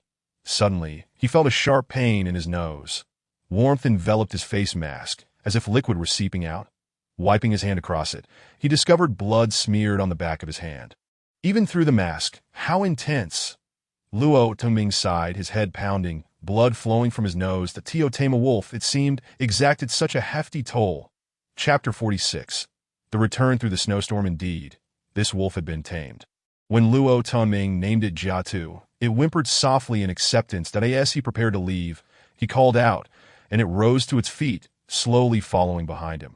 The wolves in the cage howled in anger and despair, but Jiatu steadily distanced itself from them. Upon reaching the entrance of the zoo, the old yellow dog was surprisingly waiting there. Upon seeing Luo Tuming return, it wagged its tail. This cunning creature. Its spiritual connection with Luo Tianming had been severed. What was their relationship now? Partners for mutual benefit. Some dogs that are difficult to raise may cultivate a relationship with their owners that is merely sufficient. Oh! The food container suddenly raised its head and howled. After about half a minute, a yellow and white dog sprang from the snowy thicket, wagging its tail as it stood beside the food container. It was a husky. This fellow must have become the food container's little brother long ago. This pairing was quite fitting. The food container held a bit longer, and the Alaskan husky joined in, yet the large wolf dog did not appear. Amidst the swirling snowstorm, that dog vanished. Luo Tianming secured the husky and the old yellow dog to the main sled line, while the wolf maintained its distance, remaining 5 meters away to let's go. Luo Tianming settled into the sled, feeling mentally drained. Today had taken a heavy toll. The sled sped along, and several times he glanced back to find the wolf trailing behind, showing no signs of escape. And so it was. Luo Tianming began to discern certain patterns. Perhaps not entirely accurate, but it seemed thus far to hold true. Tamed animals exhibit loyalty, likely influenced by each animal's temperament. For instance, the blood-faced dog was innately protective of its owner, and once tamed, its loyalty was unwavering. Similarly, the big black dog, though somewhat sullen, displayed commendable loyalty. The two sled dogs, while not particularly formidable in combat, were exceptionally loyal, having passed the test posed by the leopard today, as for the husky. There was no immediate need for taming. It had become the food container's little brother and would not stray in the future. It could be designated solely for pulling the sled. This creature was rather timid in a fight. In taming, it would be a waste of energy, as it might flee at a critical moment. Regarding the wolf, having exacted the highest cost, it was imperative to cultivate its loyalty. One could not expect a wolf to possess a noble spirit. Natural protectiveness and affection for its owner were not inherent to its character. Luo Tianming had not utilized kindness to subdue it, but rather brute force. Wild beasts likely revere strength. Luo Tianming pondered this, lamenting that he was merely an ordinary modern human, prone to cramps in a fight, having failed to tame a wolf twice in succession, ultimately resulting in a nosebleed that felt as though it had drained his vitality. His head was heavy and muddled, and he feared he might unknowingly succumb to slumber. Stop. Luo Tianming called a halt to the sled, disembarking to stretch his limbs, then retrieved a bottle of liquor from his pocket. Taking a swig of the strong spirit, his spirit was flagging severely. He needed a jolt. He felt a twinge of anxiety. The return journey would take at least another half hour, and it would be best to rest along the way. Surrounding him were flimsy metal factory buildings, roofs damaged, offering little in the way of warmth. Luo Tianming removed his gloves and scrolled through his phone, checking the navigation map. Continuing forward would lead him to the Dick Long Sports Mall. Luo Tianming decided to seek refuge there, also curious to see if that woman was still present. Many days had passed since he last saw her. Her small room lay deep within the mall, sheltered from the wind, providing a chance to rest. After about 10 minutes, the sled reached the mall. Luo Tianming released the dogs and glanced back. The wolf remained in the snowstorm. Jiatu, come here, it's safe. He beckoned, then stepped through the wide-open door. Taking a few steps forward, the food container joyfully barked, racing ahead with the other dogs. Luo Tianming entered, backpack in tow, only to find the dogs blocking the entrance to the blue door at the far end. There were people inside. Luo Tianming shook his head and called out, "Everyone, come back." If there were indeed people present, it would be best not to disturb them. Luo Tianming found a sheltered corner from the wind, pulled out 2 picnic mats from the shelves, and retrieved his rocket stove and firewood, quickly igniting a flame. "Forget about that woman," he said to the dogs. The 4 dogs lay on the mats, their heads steaming. The food container, Big Flower, and old yellow dog all donned camouflage vests, appearing quite warm, while the husky wagged its tail, showing no signs of shivering. It seemed its sled dog lineage was quite effective. Whether dressing the dogs was ultimately beneficial or detrimental was uncertain to Luo Tianming. Perhaps exposing them to the cold would encourage quicker fur growth. Proper insulation might spoil them.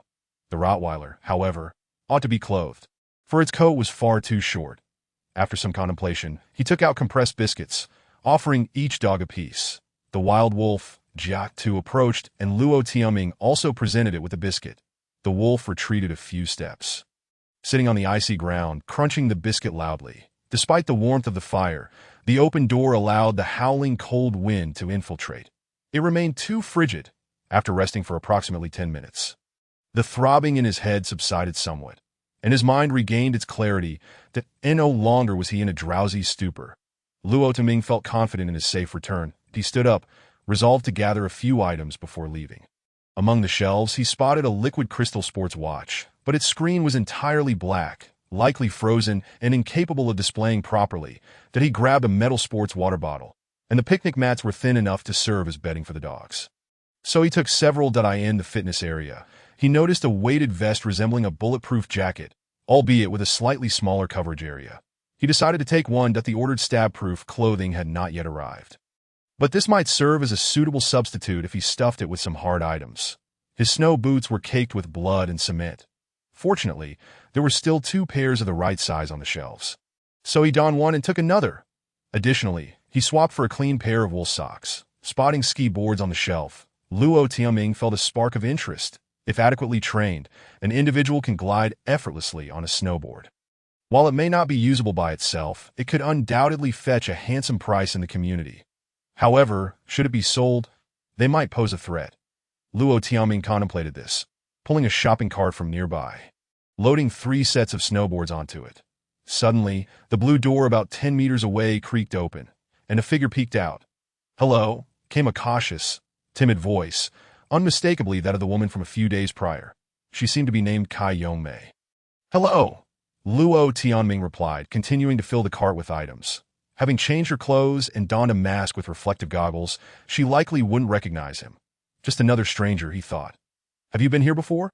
"Your voice sounds somewhat familiar," Kai Yongmei inquired cautiously. "Woof, woof." 2 large dogs wagging their tails appeared from behind the shelves, barreling towards Kai Yongmei. "Oh dear, keep your dogs in check," she exclaimed. Chapter 47. An encounter. This woman had a remarkable memory. She even recalled Luo Tianming's name. However, after a brief exchange of pleasantries, she indicated that he could choose what he needed, maintaining her polite yet cautious demeanor, devoid of any inclination for assistance, inquiring about down jackets. Luo Tianming was informed that they had all been taken, prompting him to allow her to return to the small room. Their fleeting encounter was just that. She clearly had no desire for help. Summoning the dogs, Luo Tianming prepared to depart, securing the items from the cart to the sled. Just as he tethered the dogs and was about to leave, a cacophony of barking erupted through the swirling snow. Figures emerged, 2 towering men, likely around 6 feet 3 inches tall, clad in black and blue coats, trudging slowly through the snow. Feeling a surge of anxiety, Luo Tianming ready to leave, but one of the men called out. "Hey, wait a moment." Despite the face mask obscuring his features, his voice boomed with confidence. "Your dogs are impressive. Where did you get them?" "They're my own," Luo Tianming replied tersely, "and a Czech wolfhound, no less. Quite a rarity." The man in the black coat stood a few meters away, marveling at the wolf. "Are you selling this dog? What's the price? Give me a quote," the man in the blue coat said, shifting his backpack to his side as he prepared to retrieve something from it. A chill of danger coursed through Luo Tianming. "Let's go," he shouted. The 4 dogs sprang into action, pulling the sled away swiftly. "Stop," came the shout from behind. The sled had already traveled 7 or 8 meters when Luo Tianming glanced back, witnessing the 2 hulking figures retrieving mechanical components from their bags, assembling what appeared to be bows and arrows. "Bite them! Attack!" Luo Tianming commanded. In that instant, the wolf had stealthily circled to the side, and upon receiving the order, it launched its assault. The wolf pounced unexpectedly, sinking its teeth into the leg of the man in blue, causing him to stumble as the components fell from his grasp. Unassembled. Meanwhile, the other man had successfully strung his bow. Knocking an arrow aimed directly at Luo Tianming, he shifted his weight, and the sled lost its balance. Thud. A black arrow embedded itself deeply in the snow beside him, the red-feathered shaft quivering ominously. The dogs halted, barking furiously. Luo Tianming scrambled to the dogs, his hands trembling in panic as he fumbled to unfasten the Alaskan. It surged forward immediately. Thud. A sudden jolt to his chest felt akin to receiving a punch. Luo Tianming's heart sank as he realized his chest was wet. "Oh no, have I been struck by an arrow?" One had lodged itself in his chest, most of it protruding from his jacket. His mind momentarily blank, he quickly regained his composure, that he had to fight for his life. He unlatched the husky, which darted out cursing. The 2 men, distracted by the wolf and the dogs, ceased their attempts to shoot arrows, granting Luo Tianming a fleeting opportunity to unleash the old yellow dog and the husky as well. Regrettably, neither of these dogs engaged in the fray. The husky, tail between its legs, fled into the shopping mall, closely followed by the old yellow dog. "Damn it." Luo Tianming cursed under his breath. It seemed he had finally been outmaneuvered. The arrow in his chest was excruciatingly painful and cold, growing numb that he dared not extract it. Squatting down to catch his breath, overwhelmed by fear, His hopes rested entirely on the two dogs and the wolf. Both adversaries were robust, dwarfing the three canines. However, one had failed to assemble his bow, while the other was hindered by the husky's bite on his hand, causing the bow to drop. The Alaskan clamped onto one man's leg, tugging with all its might.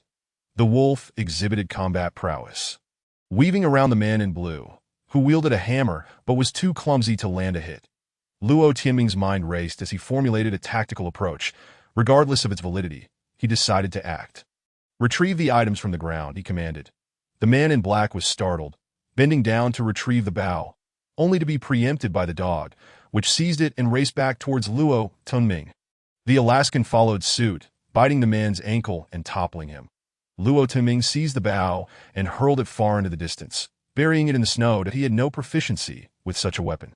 Better that none could use it. "Now for the other one, the short one, quickly," he ordered, and the dog darted out, returning moments later with a white, elongated object. This item was likely a spring for the bow, composed of an unknown yet lightweight material. With a swift motion, Luo Tianming tossed it aside.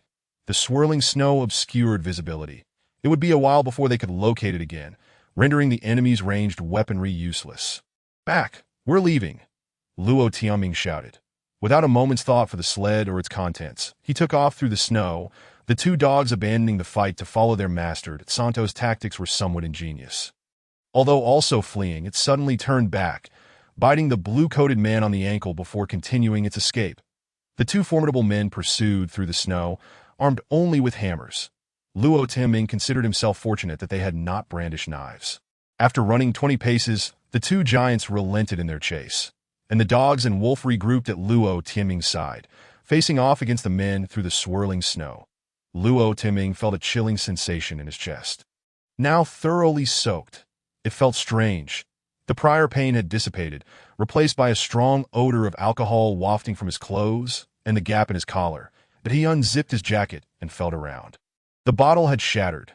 The arrow had dislodged easily, the tip cylindrical and devoid of blood. Luo Tianming, lacking knowledge of archery, surmised that this was likely a toy meant for target practice. The arrows depicted in films bore sharp, triangular blades. What a close call. He removed his glove to examine the wound. It no longer hurt.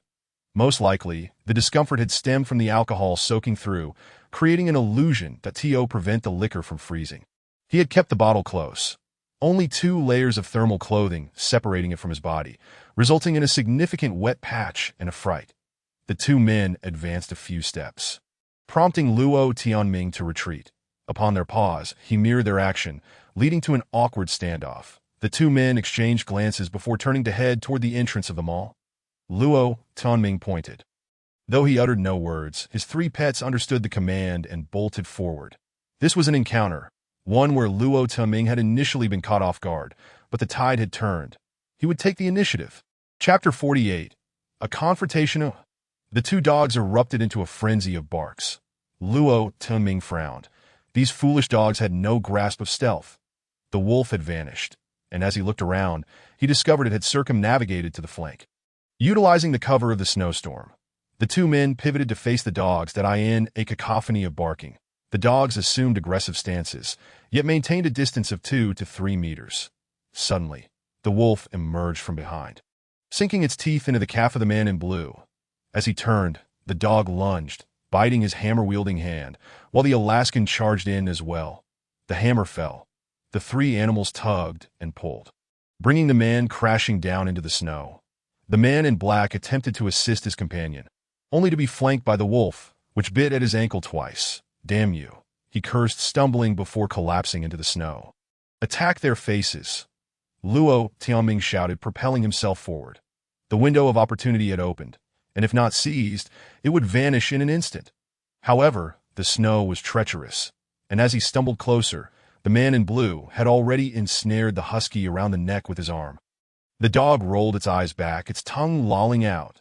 The large flower tore at the man's collar, yet he stubbornly refused to let go, intent on dispatching the husky first. The wolf, disregarding commands, relentlessly assaulted the individual on the ground, retreating whenever the opponent retaliated, and darting behind to tug at the back of the black-clad giant's cap, which was yanked off, revealing a bald pate. Luo Tuming fumbled at his waist, extracting a short knife he had previously confiscated. With 3 meters still separating them, the blue-clad giant sensed the impending danger, raising his head, eyes ablaze with malice. Luo Tuming's heart tightened. Confronting such a robust adversary, he felt no chance of victory. Bite him. He shouted, "Did I end the face of confrontation?" It was a battle of the brave. There was no time for retreat. The giant relinquished his grip, and the husky, shaken, broke free, turning to flee while howling continuously, yet it sounded less like fear and more like a stream of curses. Luo Tianming charged forward, armed with both a dog and a knife. He was no weakling. After serving as a delivery rider for so long, he considered himself a laborer of sorts. To hell with you. I'll end your life. The man stood, barehanded, ready to confront him. Luo Tianming lunged forward with the short knife, their bodies colliding, the blade plunging into the man's clothing. However, the opponent seized him, lifting him off the ground as if he were weightless. "Ah!" the man bellowed, squeezing Luo Tianming, rendering him breathless. The opponent's physical advantage was overwhelming. Luo Tianming found his arms trapped, unable to thrust the knife a second time. Suddenly, the man lost his balance, staggering before crashing to the ground. The lunchbox had returned, tugging at his legs alongside the Alaskan. Once on the ground, Luo Tianming gripped the short knife tightly, rolling over to kneel. The motion was far from graceful, yet in the snow. He acted as he saw fit, that he advanced on his knees for 2 steps, raising the knife to deliver a flurry of wild stabs. "Ah, save me!" The blue-clad giant finally panicked, being dragged by 2 dogs at hands and feet. Unable to rise, impotent against the keen blade, red liquid gushed forth, staining the snow like blooming plum blossoms. Luo Tianming released him and crawled forward on hands and knees, rapidly reaching the black-clad giant. The opponent was also kneeling, and a punch met him squarely. Stars exploded in his vision, and darkness enveloped him. After several seconds, Luo Tianming heard fierce roars. His sight was hazy, only able to discern the chaotic mingling of wolves, dogs, and men. "Bite him! Bite his neck!" Luo Tianming attempted to command once more. However, the 3 pets seemed disobedient, adhering to their own tactics. Amidst the confusion, a realization struck Luo Tianming. He should not micromanage. He was human. Why instruct canines on how to fight? These 3 animals were intelligent and understood how to cooperate. "Bite him! Bite him!" Luo Tianming issued a result-oriented command. Regardless of how these animals chose to do it, the goal was to eliminate the enemy. His nose throbbed, bleeding, the mask soaked, soon turning icy. After an indeterminate span of time, perhaps 2 minutes, the double vision cleared, and Luo Tianming beheld the scene. The blue-clad giant lay on the ground, limbs twitching, the surrounding snow drenched in warm blood, forming a significant depression. The black-clad giant was also down, the wolf's forepaws pressing against his chest, gnawing at his neck. The man emitted faint groans. The 2 dogs circled around, having ceased their attacks. "Stop! Come here!" Luo Tianming called out. The wolf turned, its face smeared with blood, appearing exceedingly ferocious. "Cease the attack." Luo Tianming reiterated the command. The wolf hesitated for a few seconds before finally abandoning the black-clad giant's body, retreating 5 meters away. This beast possessed its own strategy. Luo Tianming used his hands and feet to rise, slowly approaching. After delivering a few kicks, he confirmed both adversaries were finished, though they were still breathing. Without immediate medical attention, survival was unlikely. The wolf had been merciless, tearing the black-clad brute's throat apart, a portion of flesh even missing. "Damn it!" Luo Tianming cursed vehemently, spitting into the snow, noticing the blood mixed in. He had taken a powerful punch earlier, and his face still throbbed, all his teeth feeling loose. How had it come to this? All because there were no surveillance cameras, because they desired his dog, because they wielded bows and arrows. Why did they forsake the law, allowing chaos to reign? After a moment of contemplation, Luo Tianming ceased to dwell on it. Everything was for survival. To hell with it.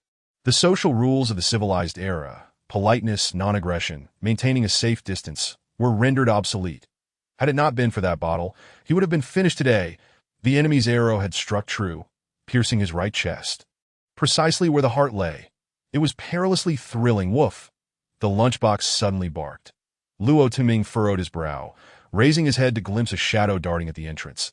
The figure was diminutive yet donned an oversized white down jacket. Resembling a comical penguin. Kai Yongmei, I'm sorry, I didn't see anything. Kai Yongmei stammered, abruptly turning to flee. Don't run, I'm not a bad person. Let me explain, Luo Tuming shouted, but the woman dashed away faster than a rabbit. Vanishing. Luo Tianming shook his head, pursuing towards the entrance of the mall. Chapter 49. You must come with me. Encountering Kai Yongmei at the scene of the fight would inevitably lead to trouble. She had previously mentioned the presence of patrols nearby. If they truly arrived and she reported him, it would spell disaster. Although Luo Tuming suspected the woman was deceiving him, what if she was telling the truth? He had to clarify, to eliminate any potential threats. Kai Yongmei had fled into her small room, locking the door. You need to listen to my explanation. They attacked me first. Look at my chest. I was shot with an arrow. Luo Tianming called through the door. Just go away, please, came the terrified voice of the woman from inside. I was acting in self-defense. They wanted to steal my dog. They wanted to kill me. That's none of my business. I don't know them, and I don't know you. Kai Yongmei's voice trembled with tears. That's so. Will you report me? Of course not. Just go away. Please don't come in. Luo Tianming fell silent for a moment. Have you left? After a long pause, the woman inside quietly asked. Luo Tianming remained silent, the lunchbox standing a few steps away, tilting its head, curiously observing him. The three animals were utterly silent, as if waiting for their prey to reveal itself. Have you left? I have a weapon. Don't come in. I will resist. Kai Yongmei muttered softly, as if speaking to herself. Luo Tianming sighed, finally speaking. If you trusted me, you wouldn't say such things. Oh my God. Why aren't you leaving? The woman inside began to cry. I must clarify things face to face. I can't leave with you like this. That's not my concern. I saw nothing. I know nothing. Kai Yongmei shrieked in despair. Luo Tianming shook his head. It seemed prejudice had already taken root. The first impression was ruined, and any subsequent explanations would be futile. No matter how he explained, he would always be the villain. Since you don't believe me, there is nothing more to say. Open the door, otherwise I'll break in. There are all sorts of tools here. Luo Tuming said helplessly. No, please, spare me. Kai Yongmei cried out that I'll give you 2 minutes to control your emotions. No crying. Open the door voluntarily. Then we can negotiate. Otherwise, I'll break in and the consequences will be dire. Luo Tuming threatened. Some individuals might respond to force like wolves, unyielding to gentleness. Please no, spare me, came the shattered cries from within. After a while, Luo Tianming said, It's too cold outside. You have 1 minute. Just a reminder, my dogs will eat people.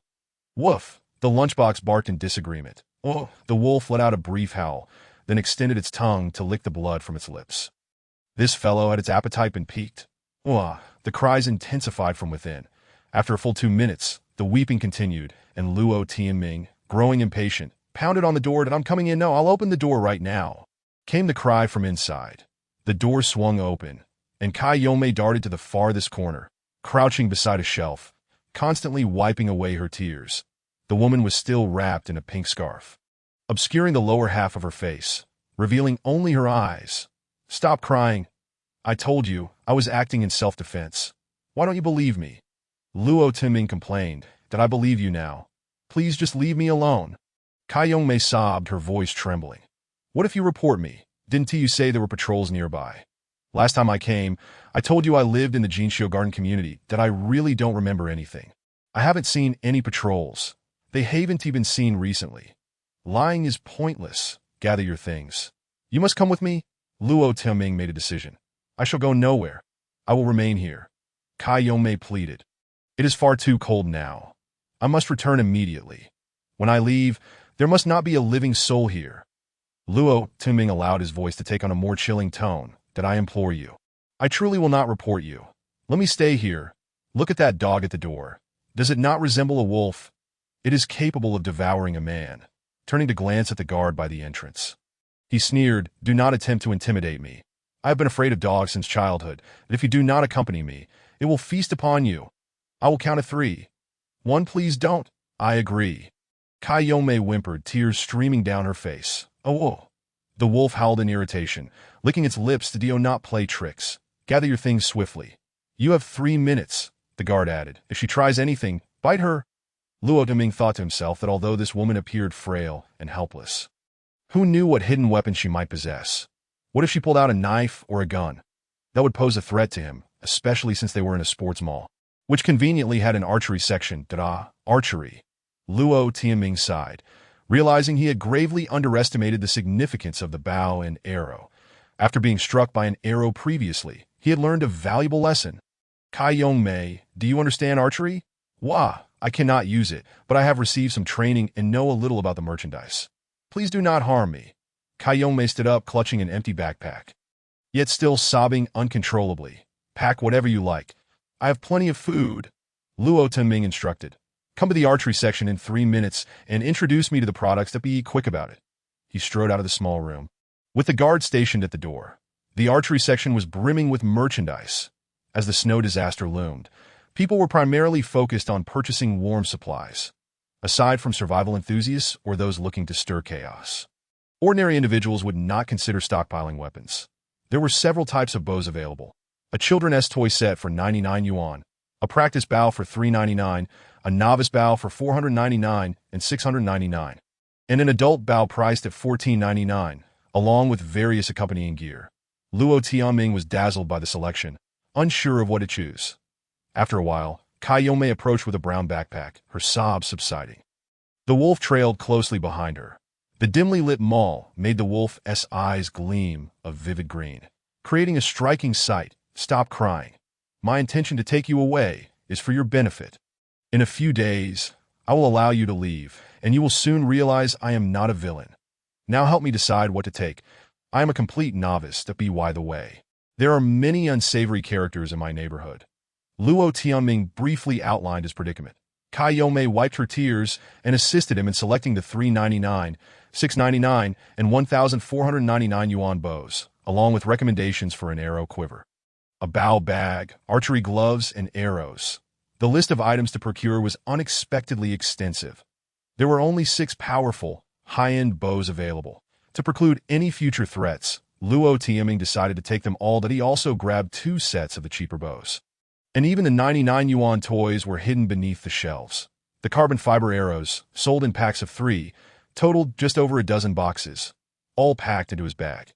After loading 2 archery bags with various supplies, Luo Tianming felt the sled was becoming too heavy to pull, forcing him to abandon the remaining treasures that he pondered when he might return to this place, feeling an overwhelming urge to set it ablaze. But then again, that would make him a true villain. After further persuasion, Kai Yongmei finally ceased her weeping and departed the mall with her belongings, in a few days.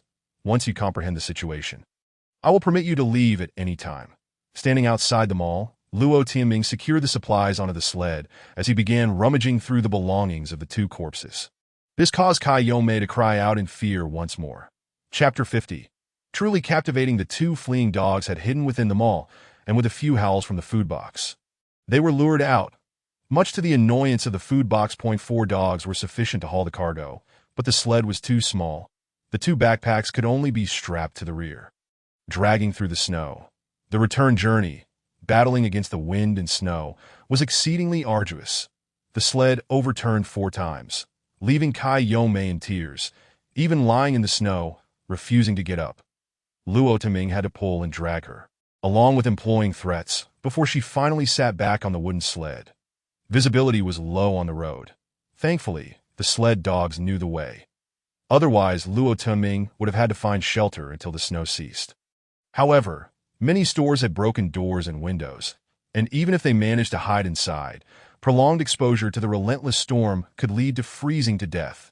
Yet, amidst such dreadful weather, there were still humans on the move. Luo Tianming encountered 4 individuals transporting goods using makeshift ice carts, moving at a painfully slow pace. When Kai Yongmei spotted them, she unexpectedly shouted for help, infuriating Luo Tianming. One of the men responded, rushing toward them, followed closely by his companions. The guard dashed forward and tackled the man, while Luo Tianming unleashed the 2 sled dogs. The 3 pets engaged in a flurry of chasing and biting in the snow, causing the individuals to flee in terror, abandoning their supplies. These people might freeze to death. All because of you. Luo Tianming seized Kai Yongmei by the arm, pulling the would-be escapee back, and reprimanded her. Upon returning to the street where the Jinxiu garden was located, He saw more shadows moving along the way. One person wielding a homemade spear dashed out from a dilapidated house, and the guard bit him on the leg, causing him to fall into the snow and scream. The guard then lunged to seize his throat, but released him at Luo Tianming's call. The enemy rolled in the snow, unsure if he would survive, given the scarcity of medical supplies. Yet the guard proved to be quite remarkable. Having been confined in a zoo, it still possessed formidable combat instincts. It patrolled around the sled, alternating between fast and slow, resembling a mobile sentry. However, its wild nature was also considerable. Even after establishing a bond with Luo Tianming, it remained aloof, often lingering 5 meters away. Luo Tianming was continually concerned that this creature might lose its loyalty. If it fled, that would be a great loss. Fortunately, the journey was fraught with danger, yet ultimately safe, as the sled finally returned to the villa area. Upon opening the door, several dogs rushed to greet them. Kai Yongmei timidly entered the yard, while the wolf lowered its head to observe for a while before finally stepping inside. The wolf had successfully returned home. Luo Tianming exhaled in relief. After moving the supplies indoors, Luo Tianming retrieved a new stainless steel bowl, poured the last bag of dog food into it, and placed it under the eaves outside. The guard refused to enter the house, likely fearing confinement after being imprisoned for so long. Thus, Luo Tianming had no choice but to leave it in the yard. The other dogs attempted to approach it, but were deterred by its growling. Luo Tianming scolded the curious dogs, instructing them to maintain their distance. If he delayed any longer, Dehe would surely charge into fight. The guard voraciously devoured the dog food, appearing quite famished. Luo Tianming then cleared a large cardboard box and set it on its side against the front yard wall, lining it with a small piece of carpet. When he returned to check after a while, the wolf had curled up on the blanket inside. For now, this would have to suffice. The wolf was settled. Luo Tianming finally felt a weight lift from his heart as he returned to the living room. Kai Yongmei seemed dazed from the cold, sitting against the wall by the fireplace, occupying the space meant for warmth. Upon seeing Luo Tianming, the large dog whimpered pitifully, frequently glancing back at the woman. Luo Tianming patted the dog's head, pulling a blanket over some cardboard boxes. "You can sleep over there. Do you have any clothes? Change out of those. Your hat is wet." Kai Yongmei appeared not to hear, staring blankly, remaining silent. Luo Tianming chose not to press further and began organizing himself. His blue ski suit was soiled. The right sleeve was stained with blood, likely from a short knife fight, while the left sleeve had been shredded by the wolf's bite. Sighing, Luo Tianming removed his hat and hung it on a row of nails he had affixed to the wall behind the sofa for drying wet clothing. Upon removing the hood, he discovered his nose was bleeding profusely. The hood had stuck to his face, causing some discomfort upon removal. Exhaustion from taming the wolf had led to his nosebleed, exacerbated by taking a punch later on. Luo Tianming took a tissue, dampened it with cool water, and began wiping his face. After using up nearly half a pack of tissues, he had managed to clean most of the blood from his face, though traces still lingered in his nostrils. Picking up an axe, Luo Tianming split a log into kindling and added it to the rocket stove, placing the now-cold kettle atop it. "When can I leave?" Kai Yongmei finally spoke up. Her voice was steadier now, no longer reflecting the despair she had previously exhibited. "You may leave at any time, but first, you must hear my explanation." Luo Tianming exhaled, unzipping his ski suit and removing it. From the inner pocket at his chest, a sound of shattered glass emerged as he pulled out a bottle, the lower half already missing. This garment needed to be handled with care, if glass shards fell to the ground. They could injure the dogs. He hung it on the wall and donned his previous green ski suit, topping it off with a dry fleece hat. Had it not been for this bottle, I would have been shot through. Luo Tianming pointed to the location of his heart, where a large puddle had formed, exuding the unique sour scent of fermented grain liquor. As I sat in the sleigh, preparing to depart, the two individuals launched an attack on me. They struck first, and if I did not resist, death would be inevitable. Moreover, after killing me, they would enter the mall. How do you think they would treat you? Kai Yongmei nodded, her voice considerably more composed. "That I understand now. I apologize for mistakenly regarding you as a villain. That was my error, so shall we consider this matter resolved? You can treat it as if it never happened." Luo Tianming stated. "Very well, I think so too. This time, I am sincere." Kai Yongmei's tone became even more amiable. This woman seems to be deceiving again. Luo Timing frowned. That in truth, if an ice age were to truly descend upon us, nothing would matter anymore. Murder and arson would become commonplace. Although I cannot access the latest news reports, I have heard from the residents in the community that the broadcast mentioned the likelihood of entering an ice age has already surpassed 25. Even if the calamity passes without incident, many individuals will undoubtedly have committed transgressions during this time to survive. They should be granted amnesty in the future. Otherwise, there would hardly be any good people left in this world. Therefore, there is no need to dwell excessively on whether she is lying, that in fact. Luo Tianming harbored another thought. He wished to recruit this woman that if we truly enter an ice age, based on various analyses presented by the media, we would be in a state of apocalypse. In the face of such an existential crisis, survival alone would be a daunting task. Luo Tianming had been nurturing the idea of forming a survival team for several days. However, the residents of the villa area treated him like a fool, lacking respect. Most of them were quite arrogant, perhaps due to their status as tenants, aside from that well-mannered middle-aged man and the woman. A minority cannot alter the nature of the entire group. Luo Tianming did not yearn to join them either, as he lacked the authority to take charge. He was young, vigorous, knowledgeable, capable, and even adept at controlling animals. Deep down, he retained a sense of pride. Some individuals are inherently unwilling to compromise. The situation may worsen. If they truly need to band together for survival, Luo Tianming aspired to become the leader of this group. Yet at this stage, he was too weak. Recruiting a stranger into the villa posed too great a risk. In the absence of overwhelming strength, enlisting frail women seemed a more prudent choice, at the very least. They could assist with tasks, allowing him to conserve energy and time, and they would be easier to manage. Your name is Luo Tianming, right? Kai Yongmei suddenly inquired cautiously. Yes, your memory is quite impressive, Luo Tianming nodded. Thank you, I completely understand you now. But could you let me go? I must return to the store. Someone will be looking for me, Kai Yongmei said, her gaze darting anxiously like a startled deer. Luo Tianming felt a tightening in his chest. Was this woman truly so single-minded? Do you genuinely believe you can survive there? He asked. Kai Yongmei nodded, her tone pleading that I know you are a good person. In fact, you want to help me. You have plenty of supplies here. So, I also have some secret stockpiles, including many survival candles, hidden in another concealed changing room that most people cannot find. You are quite astute. Luo Tianming chuckled and nodded. To be candid, my boyfriend is coming to find me. He is traveling from the neighboring Jiangqian city with a few friends. They have motorcycles and have already changed to snow tires. Kai Yongmei paused, as if gauging his reaction to no problem. Luo Tianming smiled. Though he felt a twinge of discomfort, he had just been calculating his own plans, and now this potential recruit seemed to slip away. The kettle emitted a sharp whistle as the water boiled. Luo Tianming retrieved a tea bag, brewed 2 cups of hot black tea, and offered one to Kai Yongmei. Drink some hot water first.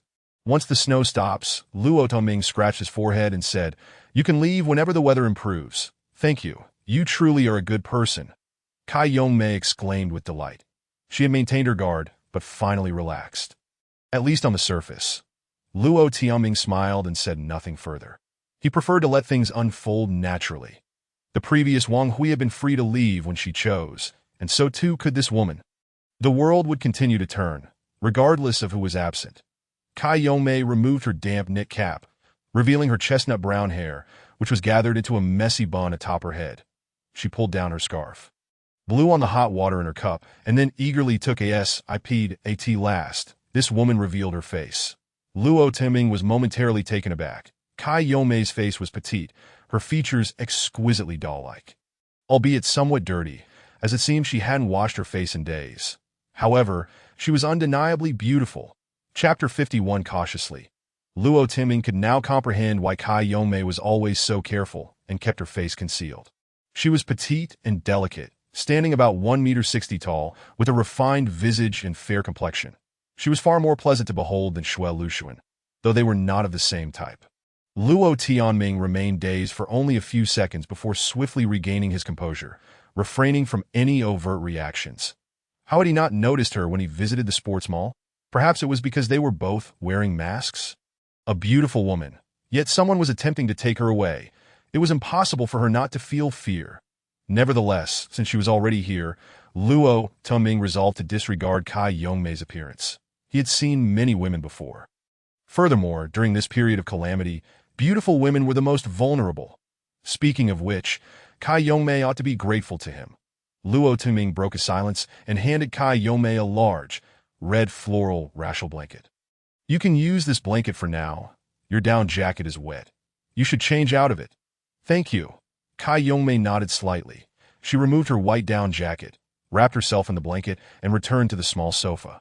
Lowering her head to continue sipping her hot tea, Luo Tuming picked up a hammer and drove a couple of nails into the wall near the fireplace, hanging Kai Yongmei's down jacket and hat to dry. Perhaps to alleviate the awkwardness, Kai Yongmei lifted her head and squinted her eyes in a smile. Luo Tuming discreetly poured her another cup of complimentary hot tea and then moved to the cardboard box area, retrieving a few packs of egg yolk cakes, placing them on the sofa. Thank you.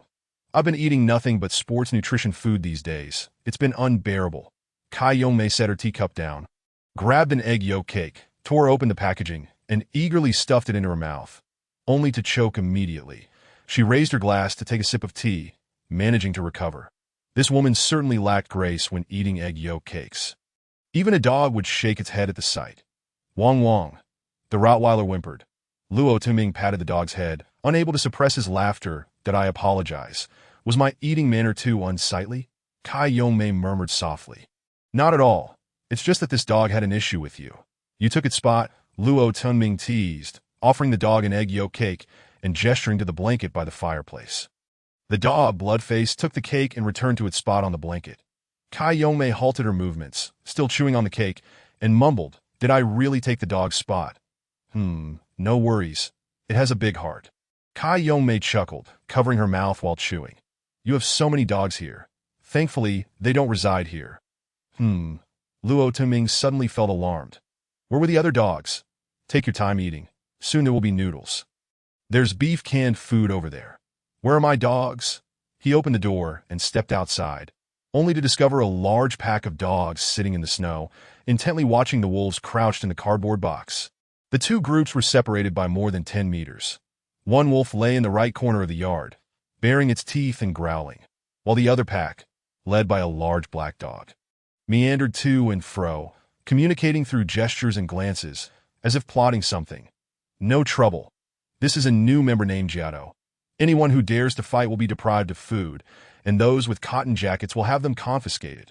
Luo Tuming barked loudly, suddenly recalling the instances where the old yellow dog had fled in the face of danger. This yellow dog had abandoned its master twice when confronted with peril. It needed to be punished, woof. The big golden retriever barked, its expression instantly shifting to one of fury. Woof, woof, woof. 3 chihuahuas joined in the cacophony. The golden retriever lunged at the old yellow dog, viciously tearing into it, while the 3 chihuahuas joined in to assist. Somehow, the husky pinned down the Shiba Inu, beginning to scold it loudly. Fur flew in the yard as the crisis between the dogs and wolves was diverted.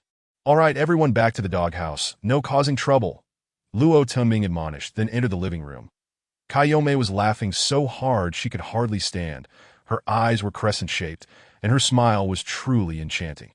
Mr. Luo, you were so amusing just now. How can dogs comprehend so many words? Dogs are quite intelligent. They are empathetic and can be trained to understand commands. That may not be the case. My friend's dog is utterly disobedient, preferring to roll around in mud. It can't be pulled away at all. Before Kai Yongmei could finish her sentence, a series of thuds echoed from the neighboring window. What's happening over there? Kai Yongmei asked curiously. The dogs are coming inside. The adjacent room is the doghouse, and there's a curtain on the window, allowing the dogs to come and go freely. That really so miraculous. May I take a look? Just lift the curtain. Luo Tuming nodded, and Kai Yongmei set down her teacup, walking over to lift the curtain for a glance. Instantly, an exclamation escaped her lips. My goodness, they have truly returned. Wow, barked the dog next door, seemingly a bit impatient. Kai Yongmei returned, her face a picture of disbelief. Mr. Luo, you must be the legendary dog trainer, correct? No, I have never owned a dog before. These are all strays. That makes it even more impressive. I noticed that the sled dogs are exceptionally obedient. How did you train them? This woman, while smiling cheerfully, seemed to harbor ulterior motives. One moment, she claimed dogs were unruly animals, and the next she praised their obedience. What was she trying to uncover? Luo Tianming chuckled softly, responding gently, "Perhaps I share a special bond with them. You undoubtedly possess a natural talent for this. Do you run a pet shop, or have you worked as a veterinarian?" "No, my field, to be precise, falls under political science. Which university did you attend, and what did you study?" Kai Yongmei continued her inquiry. "Sheshu University, majoring in international society and global governance." Luo Tianming engaged in a brief exchange with the woman, both probing and exchanging information. Having navigated social dynamics for several years, he was well-versed in such interactions. Gradually, he discerned her background. Kai Yongmei graduated from Sheshu Foreign Language University, conveniently located just across a cultural road from his own institution. She had recently started working at Dicklong Sports Mall for 6 months and was still in her probationary period. Though her major was unrelated, in this challenging job market, having any job was commendable. As their conversation drew them closer, Kai Yongmei mentioned her boyfriend, describing him as ambitious, an electronic engineer with a penchant for outdoor activities that he often sought her assistance when shopping at the mall, ultimately confessing his feelings for her, and their relationship seemed to be progressing well. Sharing this was likely an attempt to deter any unwanted advances from Luo Tianming, that he understood her underlying intentions. Yet the capricious nature of life loomed large. The harsh cold wave had escalated into a global catastrophe. Perhaps her boyfriend had already succumbed to the freezing temperatures. The young woman continued reminiscing about past experiences and her predictions regarding the disastrous weather. She remained optimistic, believing warmth would return, and life would revert to normal. Perhaps even electricity would be restored at any moment. However, Luo Tianming found himself distracted. For reasons unknown, his mind felt fragmented, as if several threads were pulling at him, inducing a sense of anxiety and irritation. Could it be the exhausting process of taming that wolf? Some of those threads felt taut, while others seemed ephemeral, as if they could vanish at any moment. These threads might merely be figments of his imagination, a psychological manifestation representing his fear of losing those animals. "Mr. Luo? Hello? Are you listening?" Kai Yongmei waved her hand in front of him. "My apologies, I was lost in thought." Luo Tianming replied. Kai Yongmei smiled sweetly, akin to a gentle breeze that made even the flames in the fireplace flicker. "Mr. Luo, I have a favor to ask. Could I borrow 2 of your dogs?" Chapter 52. Achieving and understanding this girl. Not only beautiful, but with such naive aspirations. "Which 2 do you desire?" Luo Tianming inquired, maintaining a calm facade. "You're so kind. I would like 2 sled dogs. That fluffy big one if possible, and any other one you choose." She continued, "Once the snow disaster has passed, I will return them to you. Rest assured, I will ensure they are well fed and treated wonderfully. Furthermore, when my boyfriend returns." Luo Tianming sighed, deciding to refrain from confrontation for the time being, yet he resolved to dispel her unwarranted hopes. "Xiaomei, you are aware of the current situation in this icy wilderness. These dogs are a matter of life and death. I only possess 2 sled dogs. The others are merely fillers. But you have everything you need right here. You need not venture out. The snow disaster will subside shortly, and I can pay you. Please help me out." Did this woman truly believe that her striking appearance would compel men to acquiesce to her every whim? Our perspectives on natural disasters differ significantly. This global cold wave has a 1 in 4 chance of plunging us into an ice age. Surely, you're already aware of this, and I need not reiterate, Luo Tianming stated firmly. Kai Yongmei's expression dimmed, turning pitiful as she murmured, "Did you not say you would let me leave? It's all snow outside. How can I go? I can escort you back. Once the weather improves, I can drop you off the next time I visit the mall for supplies. But not now. I nearly froze to death today, and this weather is perilous." Luo Tianming paused, noticing that aside from her apparent disappointment, there was no genuine surprise in her eyes. She was likely aware of her limitations. Merely testing the waters. Should she encounter someone more accommodating, it would be a fortunate turn of events. This girl was quite cunning. Luo Tianming smiled, the fleeting unease from rejecting a beautiful woman's request dissipating entirely. "To prepare for a potential Ice Age crisis, I intend to seek suitable individuals to band together for survival. I have resources and am indeed skilled in dog training. Hey," Luo Tianming called out. The curtain stirred as the large black dog came bounding over. "Return to your position," Luo Tianming commanded. The black dog trotted to the other side of the fireplace, retrieving a backpack from the blanket, and laying down beside it. The bag belonged to Kai Yongmei. Upon entering, she had commandeered the spots of two large guard dogs. Kai Yongmei's eyes widened in surprise, her features resembling those of a captivating peach blossom. I possess certain techniques and medicinal methods to train adult dogs. In the future, I will equip team members with guard dogs and sled dogs. If humanity enters an ice age, these will be essential for survival. I apologize, but there are no extras. They must be reserved for my future team members.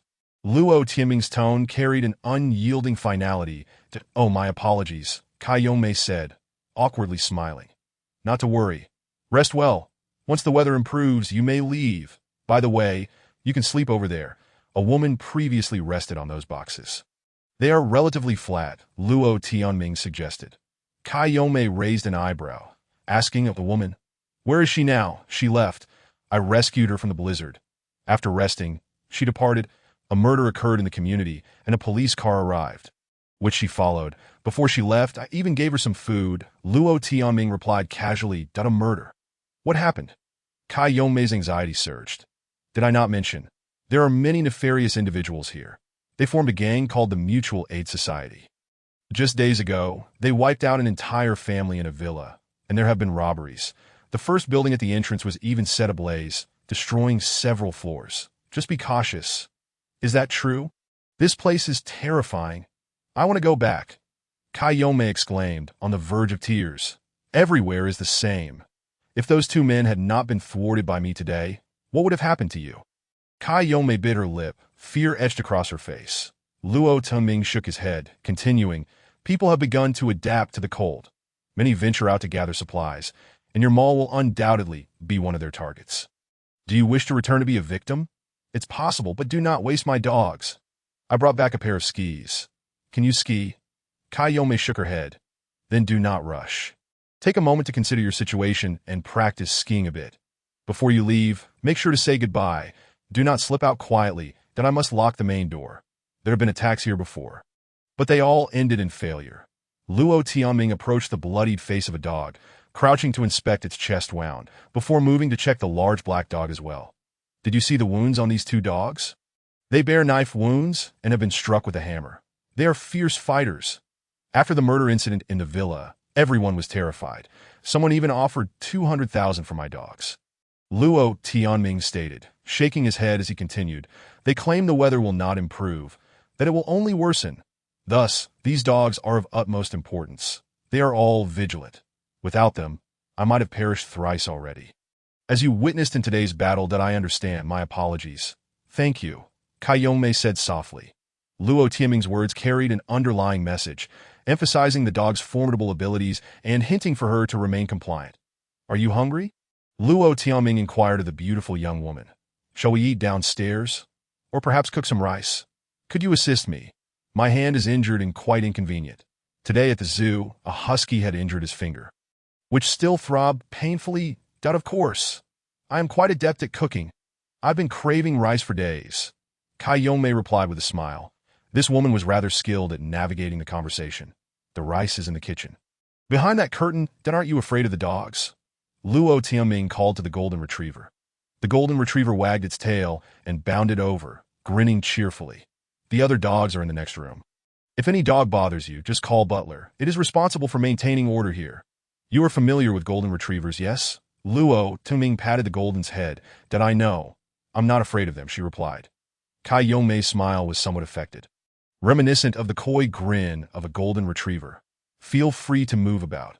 If you require convenience, you may go to the corner of the backyard where I will set up a shelter. I apologize, but I am experiencing a bit of a headache. Those two burly men were quite formidable, leaving my teeth rattled. That I need to rest for a while. Luo Tianming removed his ski suit and outer trousers, wrapping himself in a blanket as he reclined on the sofa. That he was indeed fatigued, mentally drained, and physically injured, and it was also a perfect opportunity to evaluate this woman. This place is quite safe. Just avoid provoking the fierce dogs. They are obedient and do not attack their OWN. By the way, steer clear of that temperamental wolf-like creature in the yard. He added that I understand. That dog is truly terrifying.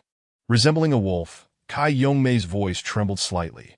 Whether she was genuinely frightened or merely feigning fear, it mattered little. as both had reached a tacit understanding, akin to that shared with other animals. Luo Tuming contentedly closed his eyes. Chapter 53.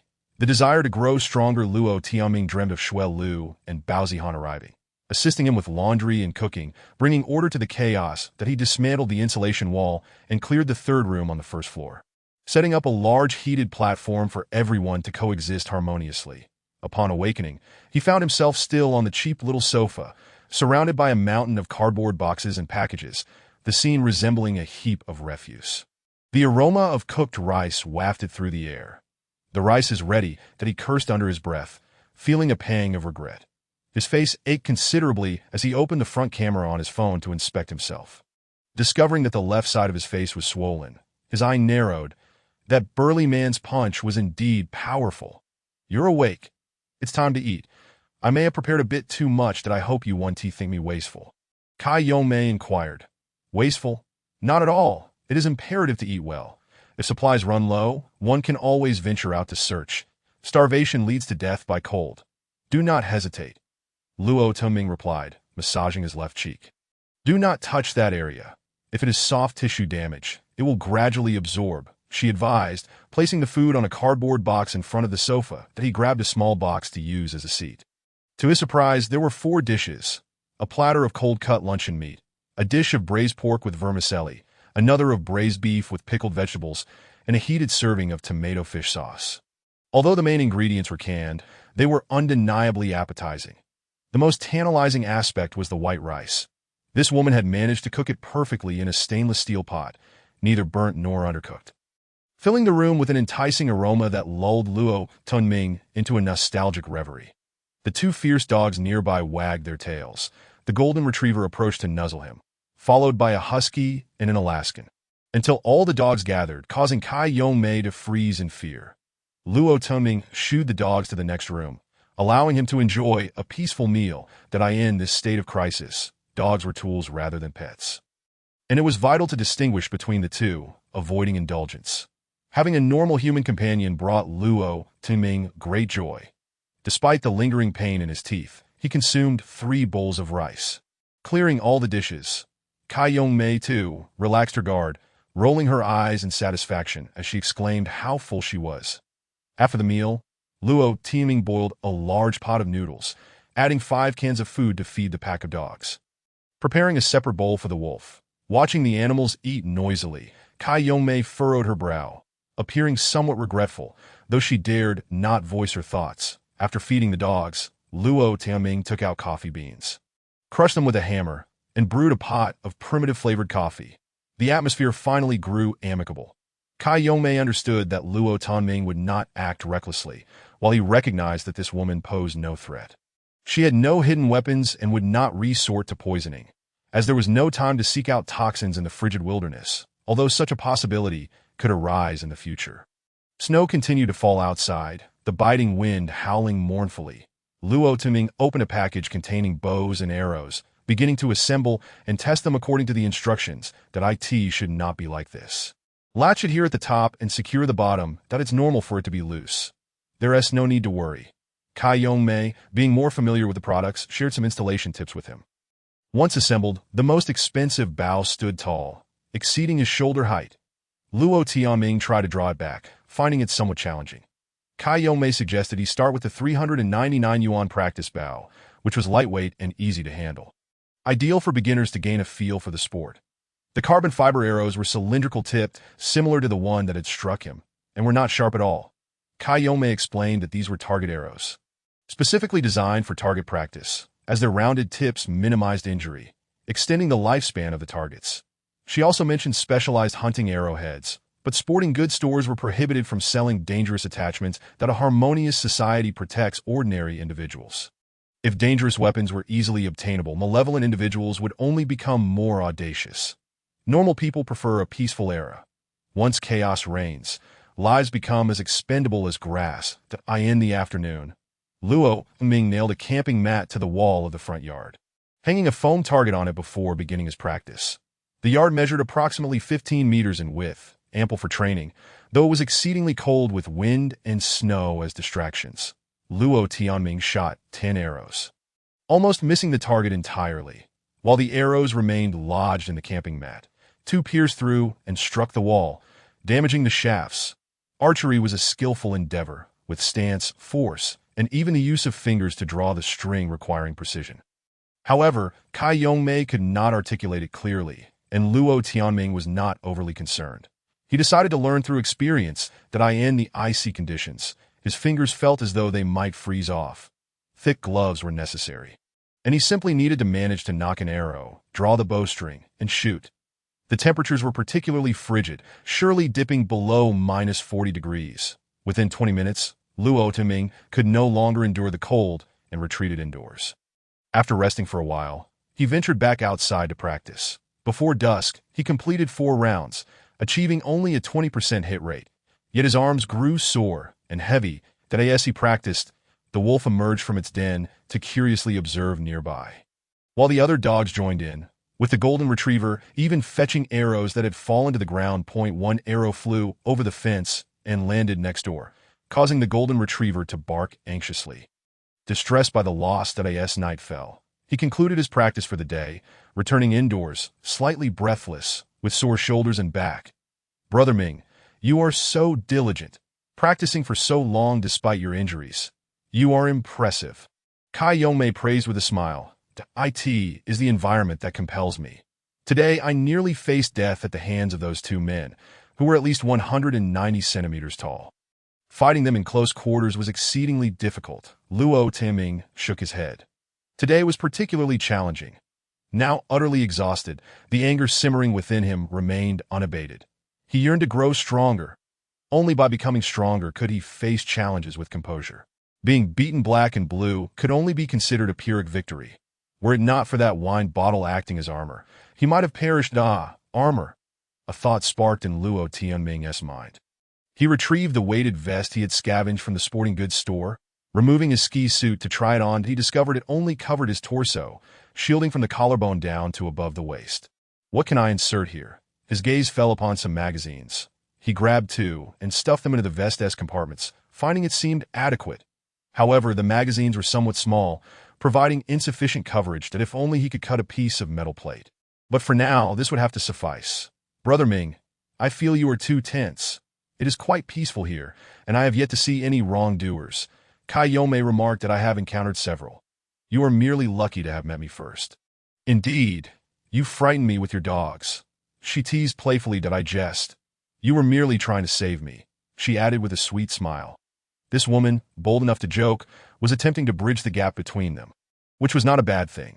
Luo Tianming chuckled, his focus still fixed on his previous thoughts. The vest was still too small for him, but he could create a larger one. There was a tailor named Xiao Zhao in the community. He could certainly have one custom-made, and perhaps even design protective gear for the dogs. As for the design, he could consult with him. Luo Tianming had begun to formulate a general plan for enhancing his abilities, which would revolve around 4 aspects: armor, weapons, skills, and the dog pack. Except for skills, which required extensive practice, the first 2 could be rapidly developed. The dog pack already possessed combat potential, though they still needed to gain experience and refine their abilities. "I will achieve improvements in these 4 areas within a week." Luo Tianming mused aloud. "Brother Ming, are you suggesting that you will keep me here for another week?" Kai Yongmei inquired, while Luo Tianming chuckled softly, opting not to respond. Chapter 54. The situation grows increasingly perilous. The snowfall ceased the following morning. Last night, Luo Ming slumbered soundly, likely buoyed by newfound ambitions. His spirits lifted after a night's rest. His face had nearly returned to normal. The swelling significantly reduced, and the pain in his teeth had subsided, though they remained somewhat loose. Kai Yongmei, displaying commendable understanding, refrained from immediately clamoring to leave, for Luo Tianming had already indicated that venturing outside was fraught with danger due to the malevolent individuals lurking about. They needed to enhance their equipment first. Thus, she remained within the villa, guarded by those dogs. Although unspoken, she was for all intents and purposes a captive. Luo Tianming enlarged the dog hole in the backyard, facilitating the dog's swift passage should they hear their master in distress. It would be unfortunate if any were to become ensnared as the snow gave way to clearer skies. Luo Tianming donned a new hood and cautiously surveyed the area beyond the door before swiftly exiting and securing it behind him. After taking over 30 steps, still within the confines of the villa district, A burly man called out to him from the roadside. "Hey, which building are you from?" The man, robust and clad in a fur-collared leather coat, appeared unfazed by the frigid air, despite outdoor temperatures plummeting well below -40 degrees Celsius. Luo Toming realized his earlier estimation was flawed. After numerous outdoor excursions, he had grown accustomed to the cold and was less sensitive to it. "I reside within. What is it that you want?" "Which building, precisely? I didn't see you during yesterday's scuffle." "What is your name?" The man queried in rapid succession. "That I don't know you." "Who do you think you are?" Luo Tianming retorted, turning to leave. "Stop. You selfish bastard." The man cursed, pursuing him for a couple of steps before halting, seemingly lacking the fortitude to continue. Luo Ming glanced back, committing the man's features to memory. Though partially obscured by a scarf, his characteristics were quite distinct. Sturdy, loud-voiced, and clad in a leather coat. Enough for Luo Tunming to remember him. With his backpack secured, he traversed the intersection within the complex and entered the high-rise residential area. On either side stood 8 towering buildings, with a broad thoroughfare leading directly to the entrance, and a small plaza adorned with a circular flower bed at its center.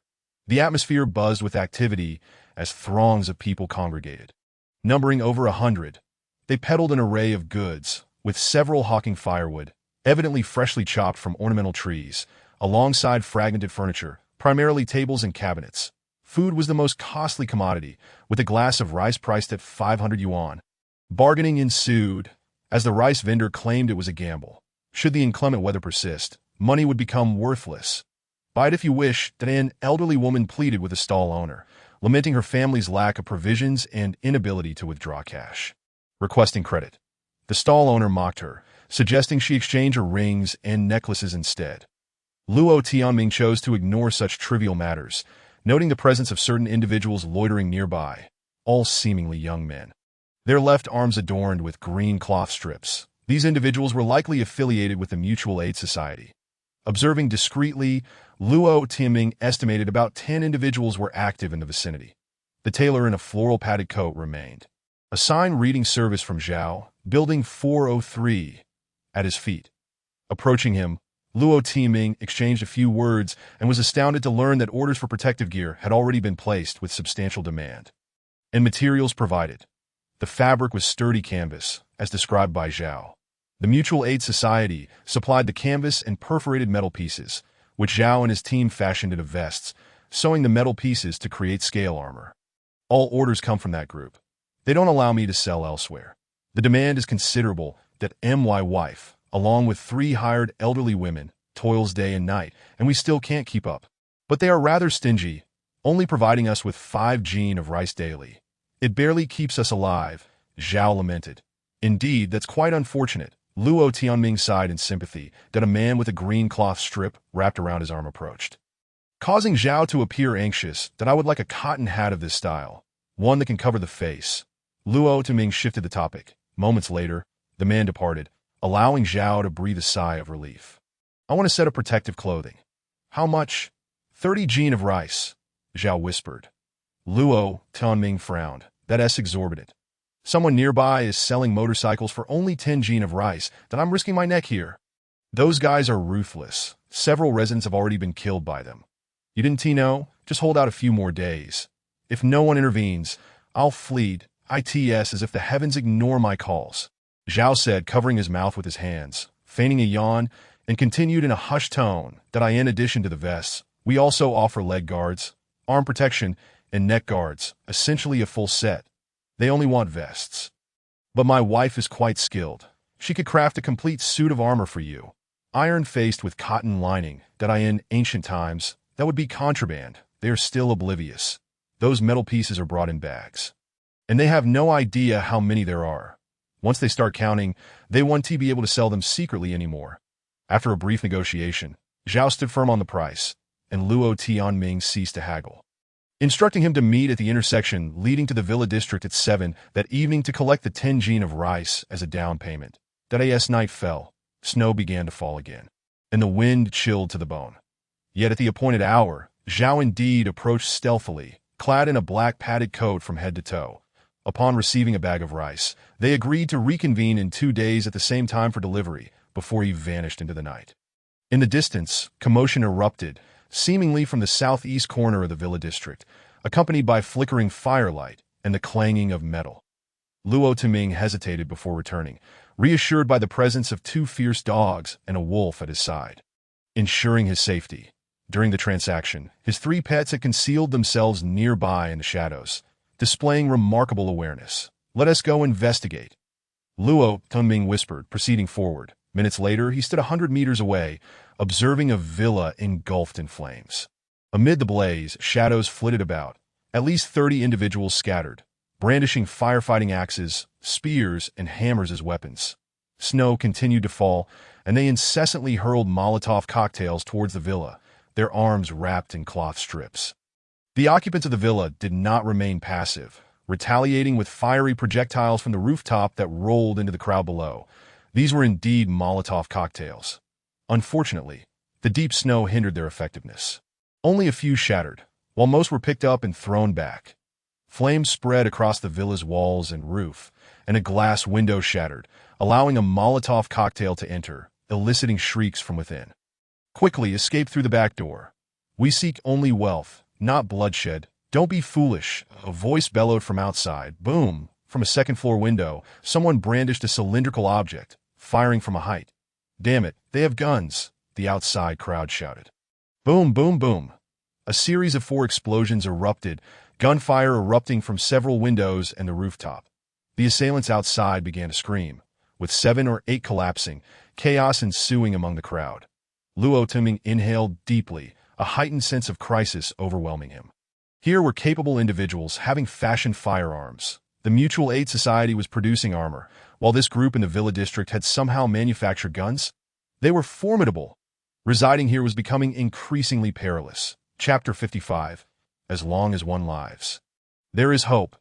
The sound of gunfire was deafening, flames blazing brightly, and the weapons fired in rapid succession, likely a shotgun of sorts. However, after each discharge, there was a pause of several seconds, indicating a slow loading process.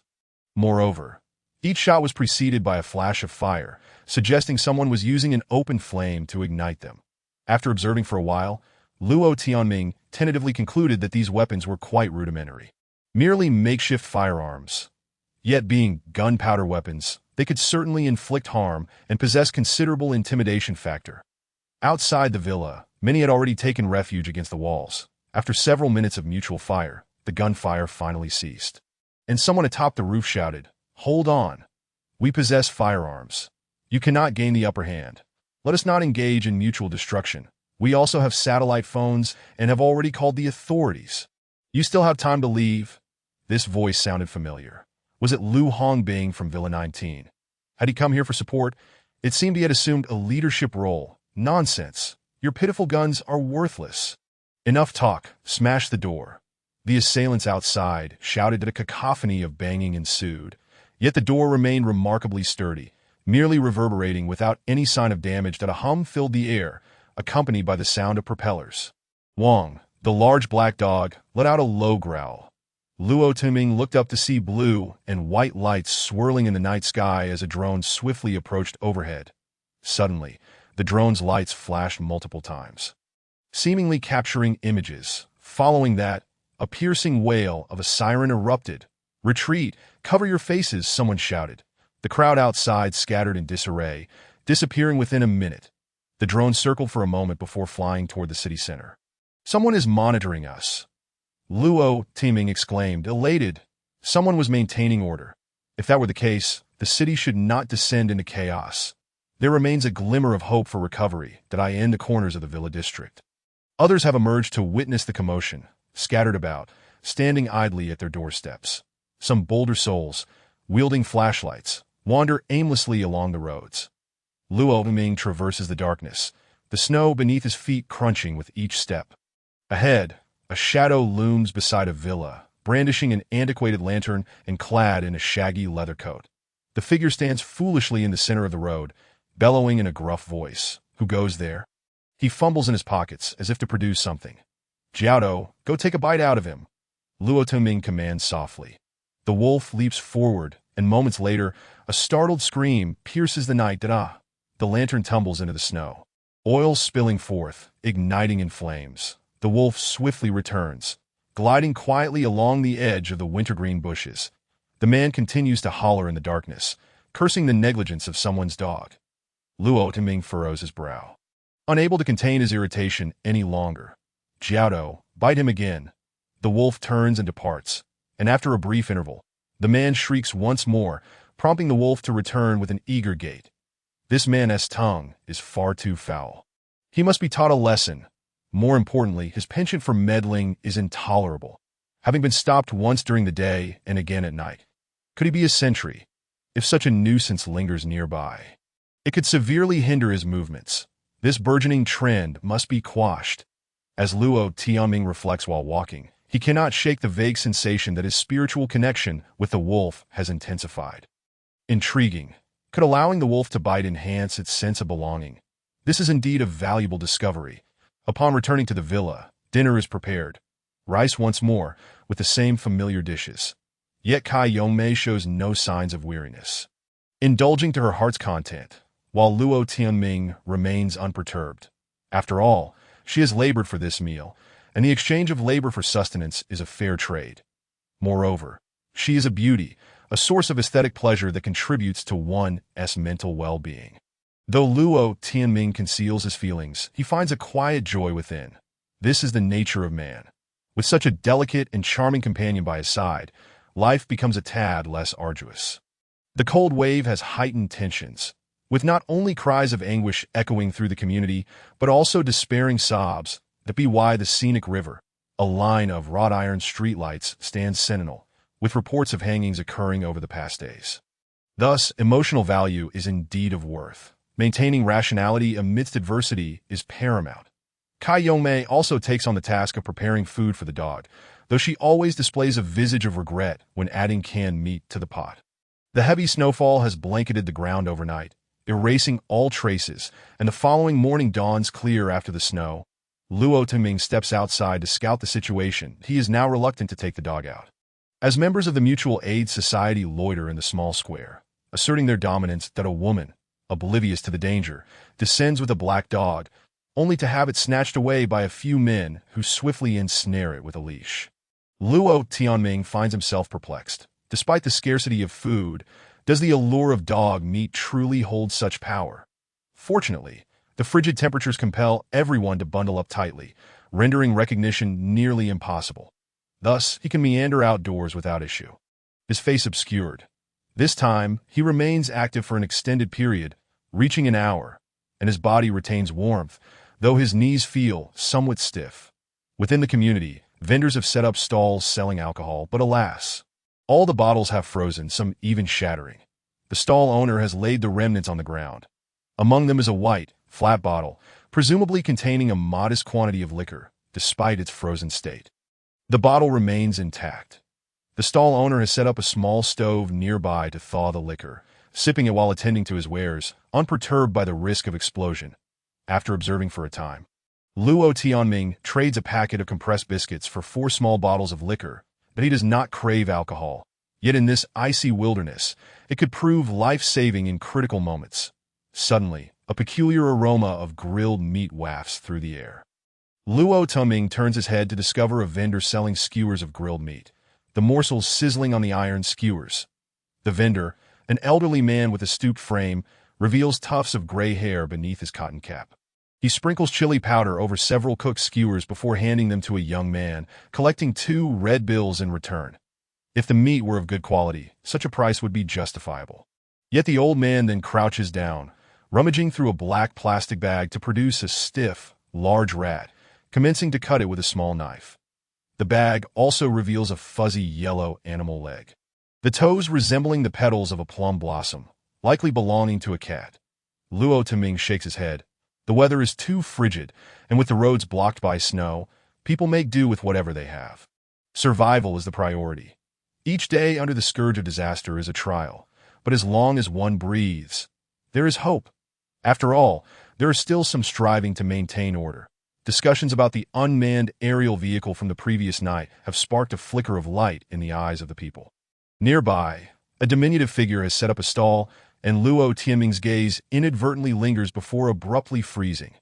The vendor's setup consists of a green blanket strewn with canvas bags, leather gloves, metal water bottles, multi-tools, tarps, and parachute cords. Items clearly suited for outdoor survival enthusiasts that in the current temperature, approximately minus 40 degrees. Such gear seems ill-suited. Cotton hats, gloves, and thermoses are far more critical. Yet among the items lies something that stirs Luo Tianming's desire: a radio encased in an orange shell. However, someone has beaten him to it. A person clad in a green parka squats down, grasping the very radio he covets. How much for this? The voice is crisp and melodious. Definitely a woman. 0.5 kilograms of rice. Take it or leave it, the vendor replies, sounding remarkably youthful, which explains the diminutive stature. That's exorbitant. Are you robbing me? This cannot even substitute for a meal. Just a few days ago, it would have cost at most $100. How about I offer you a can instead? The woman counters, apologies, ma'am, but there is no room for negotiation. The youth insists obstinately. Who are you calling, ma'am? Are you trying to provoke me?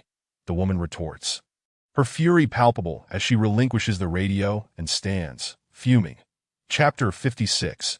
The audacious fellow. The woman rises and takes a few steps forward, feigning an intent to leave, yet the youth does not call after her. Luo Tianming hastens over, seizing the radio. That I will offer you 5 packets of compressed biscuits and 2 cans in addition. Each biscuit packet weighs 200 grams, as do the cans. That as he speaks, he unzips his jacket and retrieves the biscuits and cans, placing them on the ground. Deal. The youth exclaims that you're not losing out. In terms of caloric content, these items are far more nutritious than rice. Luo Tianming smiles. The packaging includes a manual and a charger. The youth adds, producing a paper box emblazoned with the bold letters GR98 hand crank radio. Luo Tianming nods in satisfaction, placing the radio into the box. The earlier woman has not departed. She stands nearby, her expression a mix of anger and helplessness.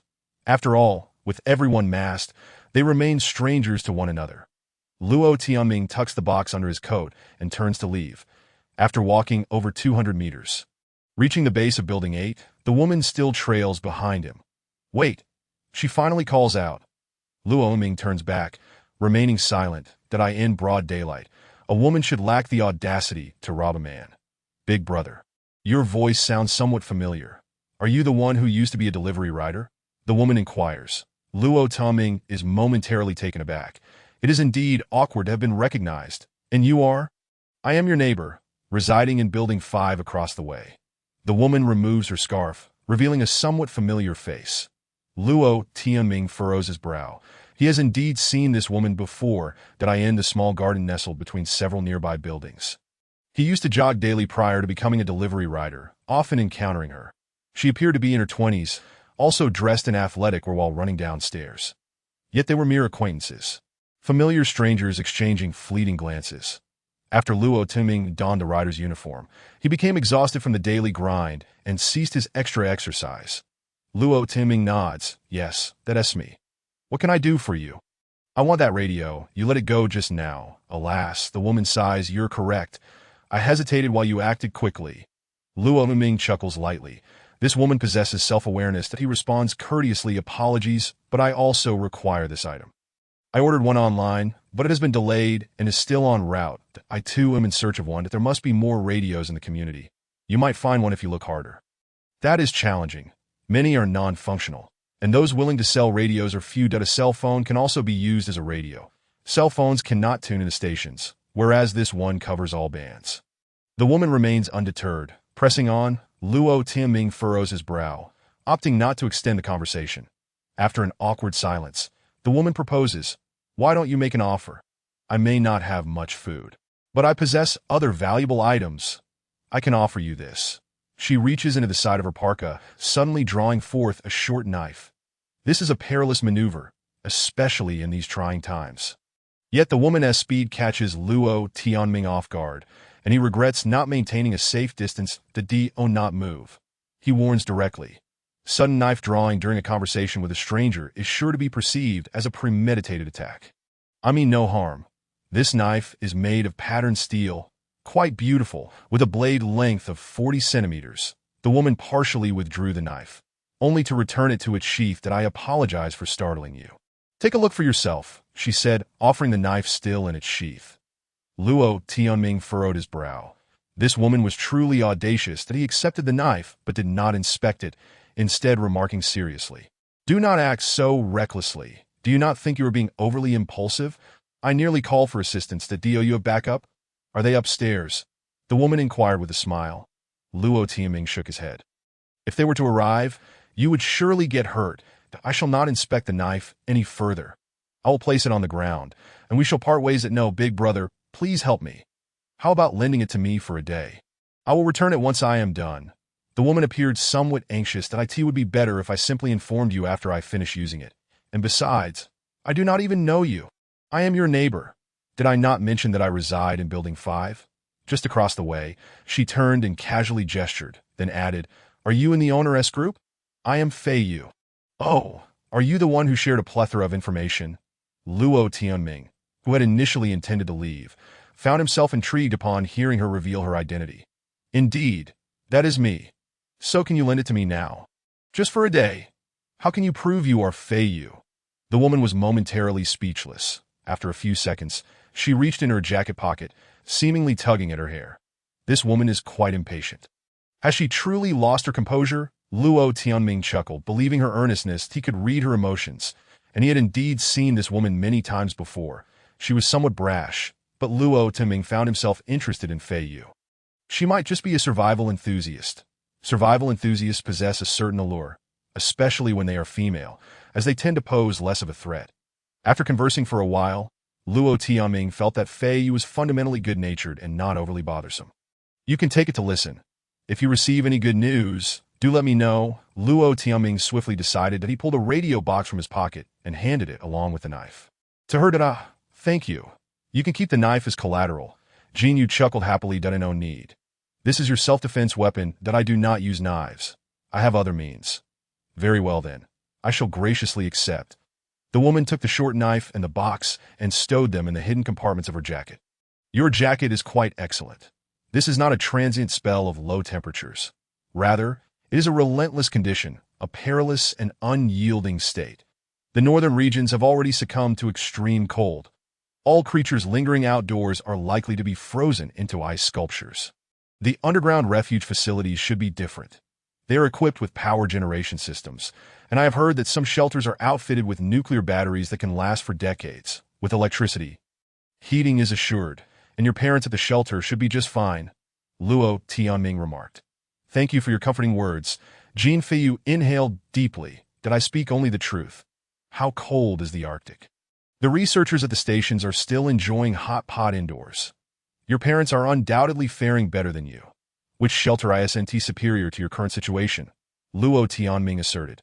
Jin Fei Yu was momentarily taken aback. But her furrowed brow gradually relaxed. "Now that you mention it, I feel much more at ease." Luo Tianming nodded in agreement. "Indeed, do not worry.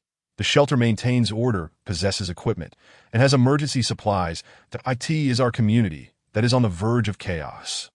By the way, how did you incur the ire of the Mutual Aid Society? They demanded I join, but for what reason? They are a bunch of scoundrels. As a woman, my inclusion would surely lead to trouble.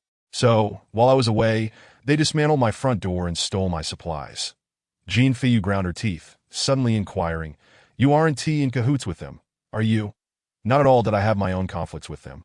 But I cannot confront them alone. Oh, don't you have companions?" Jin Fei Yu asked curiously. "My companions are all dogs." Luo Tianming chuckled softly. "Huh." Jin Fei Yu's eyes widened. "My companions are indeed dogs. Several of them. Those people are constantly capturing dogs, making me hesitant to take mine outside. I can only venture out when heavy snow falls or after dark." "That sounds like quite a significant conflict."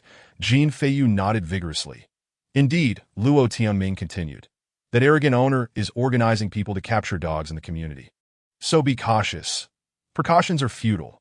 Last night, they attacked a villa with over 30 individuals. Quite audacious. Wouldn't you agree?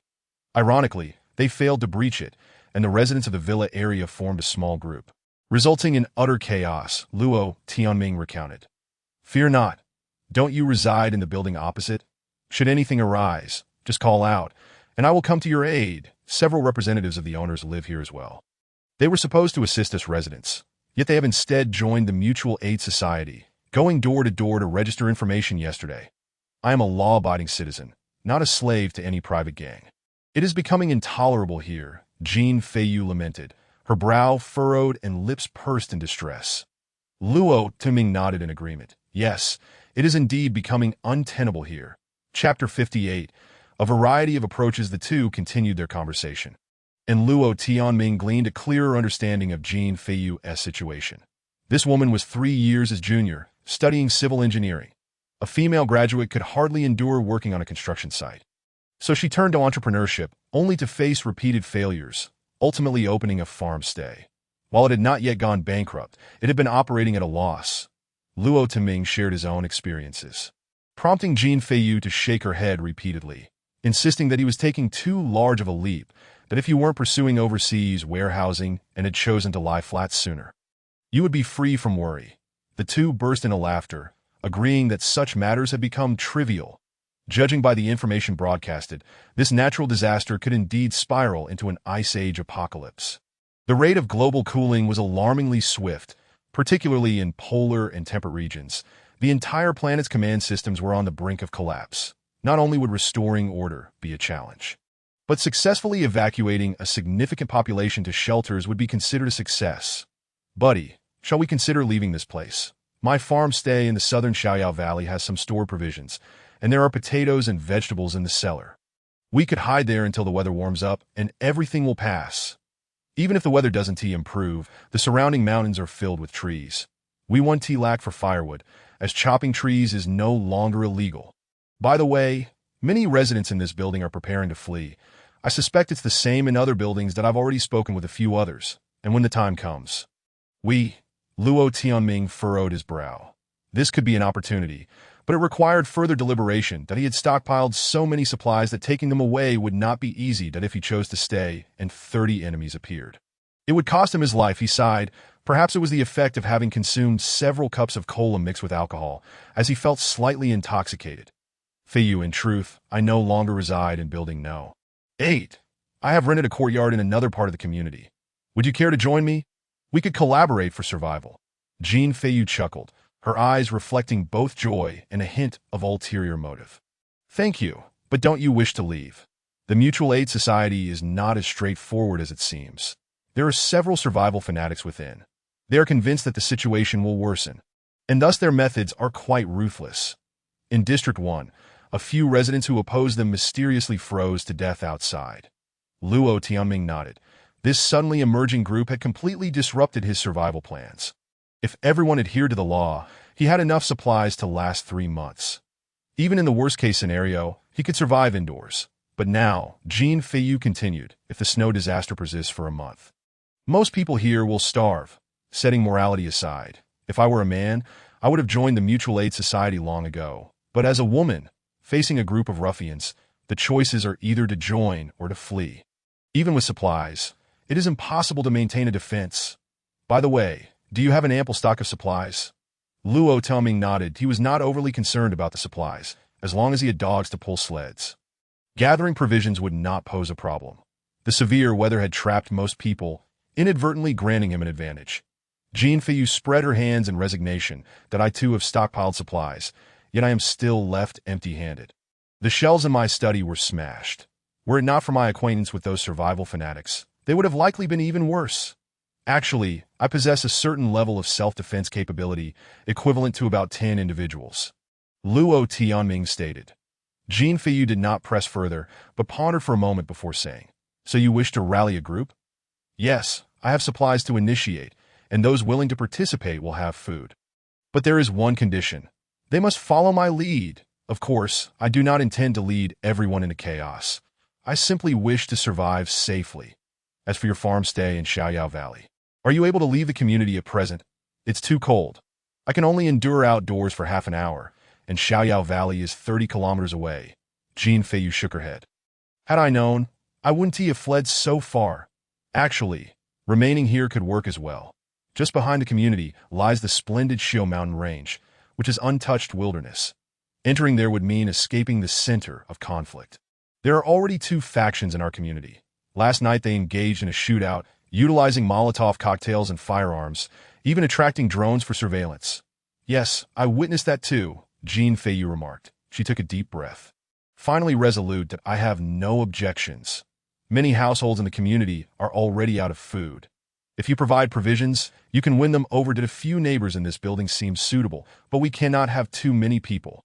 The more individuals there are, the more complications arise. Some have families and are quite burdensome, that if the weather does not improve, bringing them along could lead to everyone's demise. So we cannot include too many elderly, weak, or women and children. These words sounded excessively pragmatic. Luo Taming was somewhat taken aback. Jean Feiyu appeared quite gentle. Long hair, an oval face, and bright, clear eyes, resembling a good girl. Yet he had not anticipated her to be so realistic. After a moment of silence, Luo Tianming finally said, "If you are willing to form a team with me, come find me. I reside at number 23 Left Bank. The 3 adjacent villas are raw houses that can be easily made livable. Certainly better than your current place. That IT will also facilitate mutual support among everyone." Luo Timing smiled. "I see. So the Fierstyle belongs to you. No problem. I shall join." Jean Feiyu replied enthusiastically. As she departed from the building. Luo Tianming stumbled down the stairs 3 times, jarring his tailbone painfully. In such high-rise residences, once the water and electricity are cut off, it is hardly livable. Moreover, every household is burning wood for warmth, raising the risk of fire at any moment. As he walked, Luo Tianming reflected on the day's events, that he had taken a crucial step but was unable to accurately assess its rightness or wrongness. Once the arrow is loosed, there is no turning back. Thus, one must act boldly, for one cannot simply await fate. Unbeknownst to him, heavy snow began to fall outside, and the biting wind intensified to the entrance of the corridor. Several individuals were murmuring among themselves, while the spontaneous market in the middle of the community was devoid of any figures.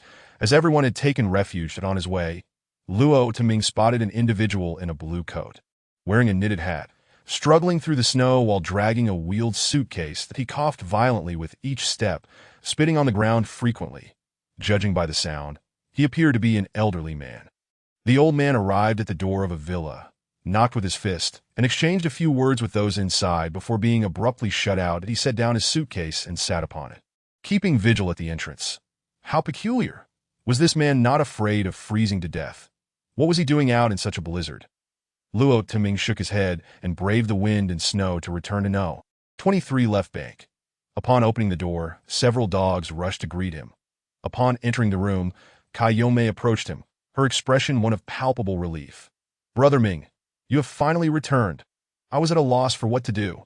"What is the matter?" Luo Taming shook the snow off his hat as he inquired. "So much has happened." Kai Yomei sighed and replied, 3 groups of people have come in total, just after you stepped out. A few individuals knocked at the door, claiming to be from Villa number 19 next door. The leader is named Lu Hongbing, and he requested that you seek him out upon your return. Luo Tianming nodded, acknowledging understood. "Ignore him and just help me turn him away." The second group mentioned something about a meeting. Was it a mutual assistance group? "Yes, that's right." They slipped a piece of paper through the crack of the door. "Asking you to fill out a form. Right here." Kai Yomei gestured towards an A4 sheet on the sofa. Luo Tianming approached, picked it up, and discovered it was a resident status registration form for the Jinxiu Garden. Apart from personal information, it also required a section on resource reserves, specifically requesting a count of food supplies at home. Luo Tianming crumpled the paper and tossed it into the fireplace. "Did I ask there more?" "Oh, an elderly gentleman came by earlier, claiming to be your maternal uncle. Just visiting. That I was going to open the door, but the dog was barking fiercely, and I feared it might bite him. That I told him to wait until you returned." "Did you not see him outside? Wasn't he wearing a blue coat, a knitted hat, and carrying a rolling suitcase?" Luo Tianming asked. "Yes, I caught a glimpse of him through the crack in the door." "Did you see him? Where is he now?" Kai Yomei inquired. Luo Tianming sighed. "He has wandered to another villa's doorstep. Whoever opens the door, he will claim to be their uncle." "Really?" Kai Yomei paused for a few seconds, then burst into laughter, covering her mouth. Luo Tianming sat on the sofa, extending his snow boots towards the fireplace for warmth, feeling a mix of exasperation and amusement. This wretched weather is driving everyone mad. To survive, one must resort to all sorts of antics. Chapter 59. A clash of forces. By the afternoon, the snow fell heavier, casting an ominous gloom as if night were about to fall. Luo Tianming felt a twinge of trepidation in such dreadful weather. Yet he ultimately resolved to venture out. For added protection, he donned a leather jacket beneath his down coat, making himself resemble a plump bear. He wore 3 pairs of pants, thermal leggings topped with 2 pairs of fleece-lined trousers, but still felt the urge to gather more supplies, pondering if the mall might offer better clothing or if he should commission a tailor for several oversized thick cotton trousers. As for Kai Young-mei, despite her desire to go out, even with several lifetimes of courage, she wouldn't dare step outside. Luo Timing brought along 3 dogs. The husky and the Alaskan Malamute were essential, while the half-sled dog, the Shiba Inu, also joined the ranks. The wolf, however, could not be harnessed. Upon attempting to attach a leash, Luo Tianming sensed its deep resentment in its gaze, so he abandoned the idea, knowing that defying a wolf's will would diminish its loyalty. His backpack was stuffed with a rocket stove, firewood, food, and he tucked a bottle of liquor close to his chest. His destination remained the zoo, for he was intent on securing the remaining 4 wolves. The snow along the path was so thick that it numbed his ears, and soon he could feel nothing at all. Fortunately, the bitter cold deterred anyone from venturing outside, allowing him a clear passage. Later, he spotted a group of 4 or 5 individuals. Though visibility was poor in the snow, that he refrained from ordering an attack, instead commanding the husky to change direction and take an alternate street.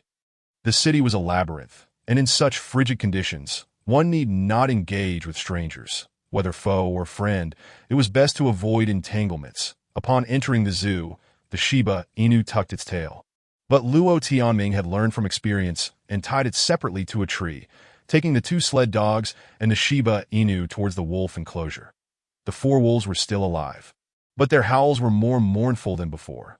Upon seeing the Shiba Inu, they began to pace angrily within their cage, as if the Shiba Inu were a traitor. The task of taming them proved exceedingly difficult from the outset. After opening the door, none of the wolves dared to approach, standing several meters back from the entrance.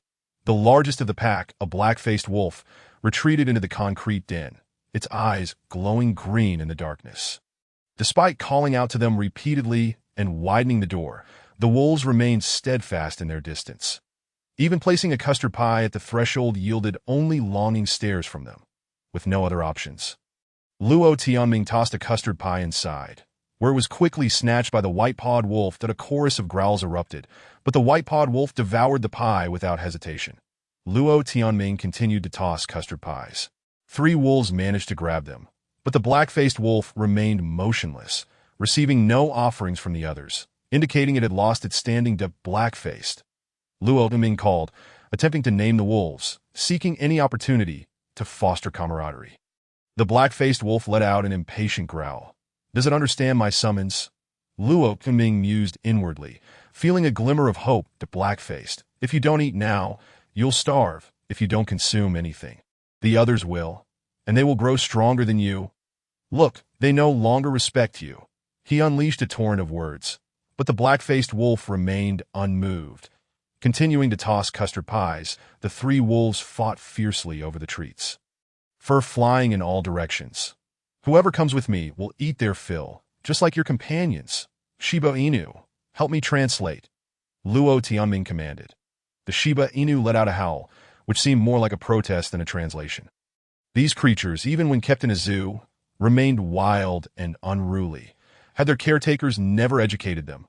Luo Tianming threw all the custard pies into the cage before retrieving a can of braised pork. He tore off the lid, striking it against the iron bars, dislodging the frozen chunks of meat. This is meat. Rich, fatty meat. Consume it, and you shall not feel the cold. Who wants some? He tempted, after a tense silence. The white-pawed wolf finally couldn't resist, flicking its tail as if contemplating its next move. The black-faced wolf in the concrete den emitted a howl of anger. The white-pawed wolf glanced back, but resolutely approached Luo Tianming. He broke off half of the canned meat and tossed it at the door. The white-pawed wolf seized the morsel and quickly retreated to devour it. Additionally, anyone who wishes to eat must step forward. Luo Tianming placed the remaining meat in front of him, holding the iron gate open with one hand while declaring, "Step forth to feast, and you shall follow me. Daily sustenance awaits those who are wise." The atmosphere grew tense as the white-pawed wolf sat on its haunches, squinting as if deep in thought. After a moment, it shut its eyes as if it had fallen asleep. Damn it. Luo Tuming cursed inwardly. The weather was unbearably cold, and he was grateful for the extra leather jacket. Otherwise, he would be thoroughly chilled to the bone. Meanwhile, these beasts, adorned with their own fur coats, seemed impervious to the cold. Were they attempting to outlast him in a war of attrition? Come out, choose your fate. Life or death. It's your decision. Luo Tianming's irritation began to mount. Taming the first wolf seemed to require force. Perhaps they only revered the strong. Should he enter? Luo Tianming's mind waged a battle.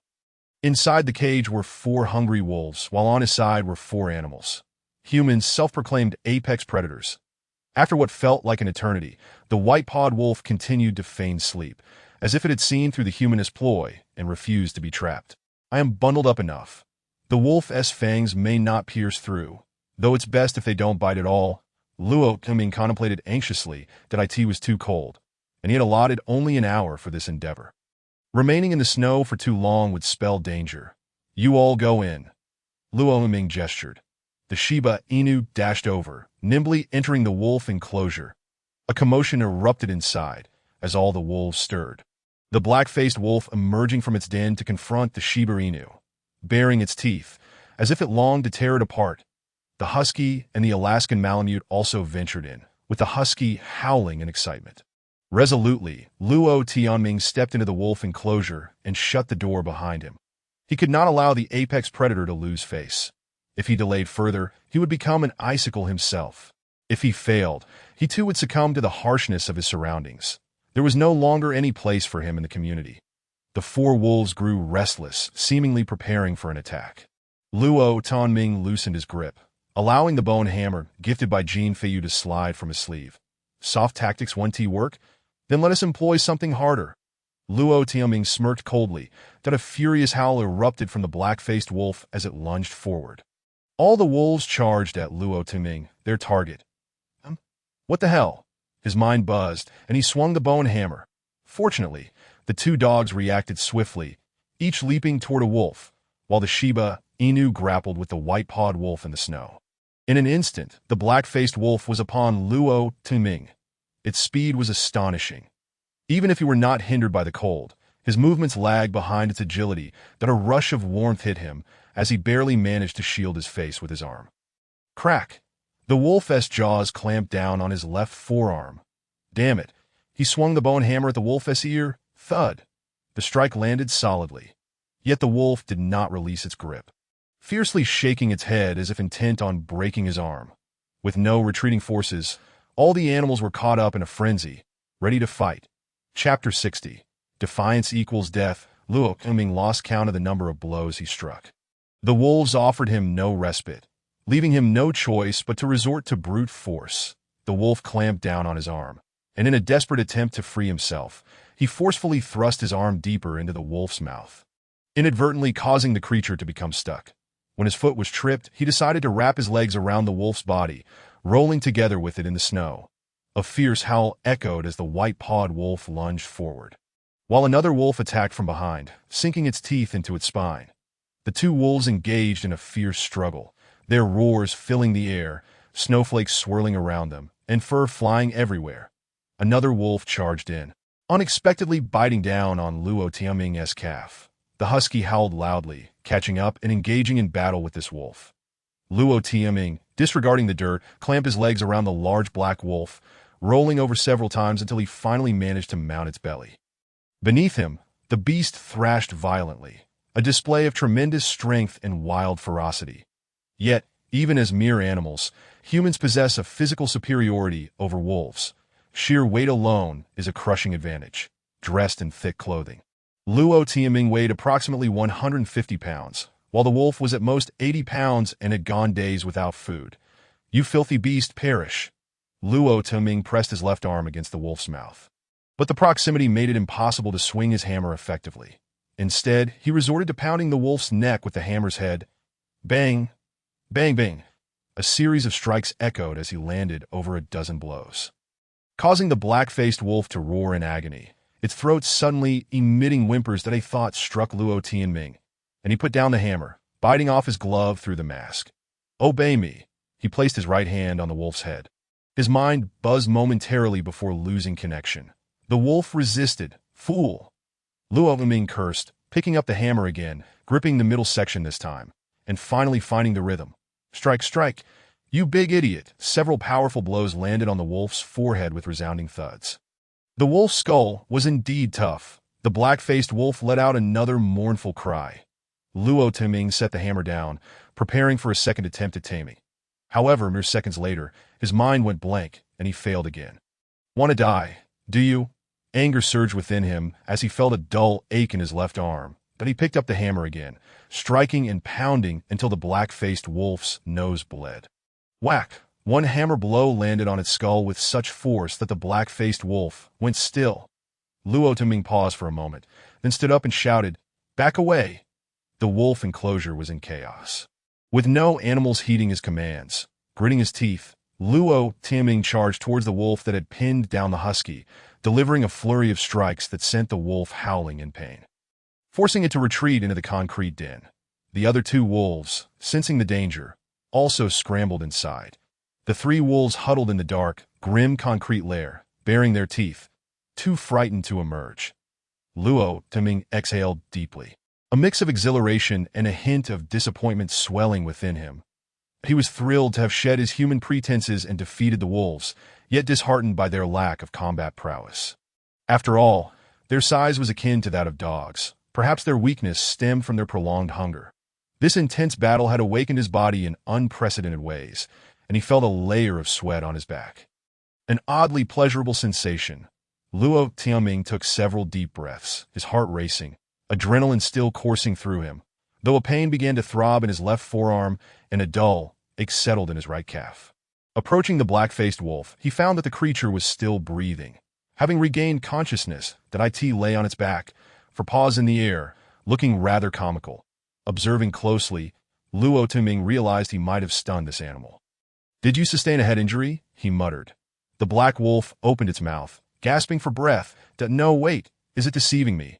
A thought flickered in Luo Timing's mind as he pulled a bundle of paracord from his pocket, tying a knot at one end and suddenly ensnaring the black-faced wolf's mouth. The wolf whimpered, and Luo Timing climbed onto its belly, wrapping the cord around its mouth several times before tying it in a tight knot. He then used a knife to cut off a length of rope, binding the wolf's forepaws together. This animal would remain untrained for now. He would take it back and deal with it later. If all else fails, he could always skin it for meat. Luo Tianming thought grimly. He was filled with pent-up rage from the day, something he had never experienced before, likely a result of his prolonged suppression. Graduating from a prestigious university only to become a delivery rider, reduced to a slave of the order system, bullied and forced to apologize to unreasonable individuals. To hell with it. Luo Tianming cursed. Feeling a warmth prick his eyes that he approached the concrete wolf den, glancing at the three animals inside, then at his three pets. They were all bleeding, for disheveled, steaming with exertion, just like him. Drag that white-pawed one out. Luo Tianming commanded loudly. The husky, barking excitedly, led the charge into the wolf den, followed closely by the other two dogs. After a brief struggle, they pulled the white-pawed wolf out. The other two wolves cowered in fear within the den, howling frantically, their expressions shifting to terror. "You ungrateful beast! How dare you eat my food for free!" Luo Timing kicked the white-pawed wolf twice, and his three pets rushed in, biting it until it rolled on the ground. "Stop!" Luo Tianming shouted. The dogs nipped a few more times before halting, surrounding the white-pawed wolf. The creature appeared disheveled, its fur bristling, bloodied, and still growling on the ground. "You have one chance. Disobey me, and you shall perish. Disobey, and you shall die." Luo Tianming repeated through gritted teeth. The white-pawed wolf bared its teeth, snapping at Luo Tianming's hand. Anticipating this, he quickly withdrew his hand. "Bite it," Luo Tianming commanded. Another frenzy of biting ensued as he swung the hammer, landing 3 strikes on the white-pawed wolf's head. Its skull was also quite resilient, and it continued to howl defiantly, showing no signs of submission. Luo Tianming pondered, feeling a surge of frustration, gritting his teeth. He suddenly seized the white-pawed wolf by the scruff of its neck, mounting its back. The dogs cheered him on, while the wolf struggled beneath him. Luo Tianming pressed its head into the snow. Using his weight to subdue it, he didn't know if this was the right approach, but it had worked previously. The wolves in the concrete den fell silent, retreating into darkness. Luo Tinming maintained his grip for several minutes. The white-pawed wolf's mouth and nose buried in snow, its breathing becoming labored. "This is your last chance. Disobey, and you will die," he declared. Suddenly, he sensed something unusual. Was the husky observing him? That expression. Did the wolf take him seriously? He could potentially take the white-pawed wolf back and train it gradually. However, the husky was watching him, perhaps assessing his authority as a leader, or was the white-pawed wolf their true leader, while the black-faced wolf had fallen from grace? "Disobey, and you will die. Do you hear me?" Luo Tuming stated earnestly, placing his right hand on the wolf's head. 1 second, 2 seconds, 3 seconds. Perhaps it was the 9th or 10th second when Luo Tuming felt a jolt in his heart. He had failed. He lifted his right hand, and the white-pawed wolf twisted its neck, attempting to bite his thigh. Luo Tuming grasped the scruff of the white-pawed wolf again, pressing down hard, then picked up the nearby hammer. "Since you choose to disobey, then you shall die," he declared resolutely. Thwack! He brought the hammer down on the white-pawed wolf's skull. The wolf's head was tough, and this strike did not knock it unconscious. Instead, it incited a frenzy within the beast, foam spewing from its mouth. Bang! Bang! Bang! Luo Timing continued to hammer down, the white-pawed wolf thrashing desperately, but it could not match a human-esque strength, the weight difference overwhelming.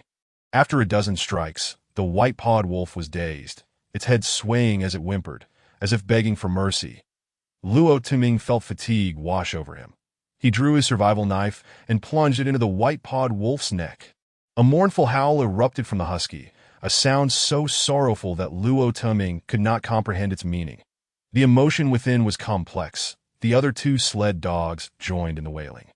The white-pawed wolf struggled, its body beginning to tremble. Luo Timing delivered a few more thrusts, taking the life of this wild beast. Chapter 61. A leader must be heartless. That a vision flashed in his mind as Luo Timing realized he felt different. At the moment he killed the white-pawed wolf, something within his consciousness had unlocked, yet he could not grasp its meaning. After a moment of silence, Luo Timing stood up, feeling not only that peculiar sensation, but also a sense of exhaustion. His spirit weary. "Today, yet again, I undertook 3 attempts to tame the animals, all of which ended in failure, that I have reached my limits and cannot attempt even one more time.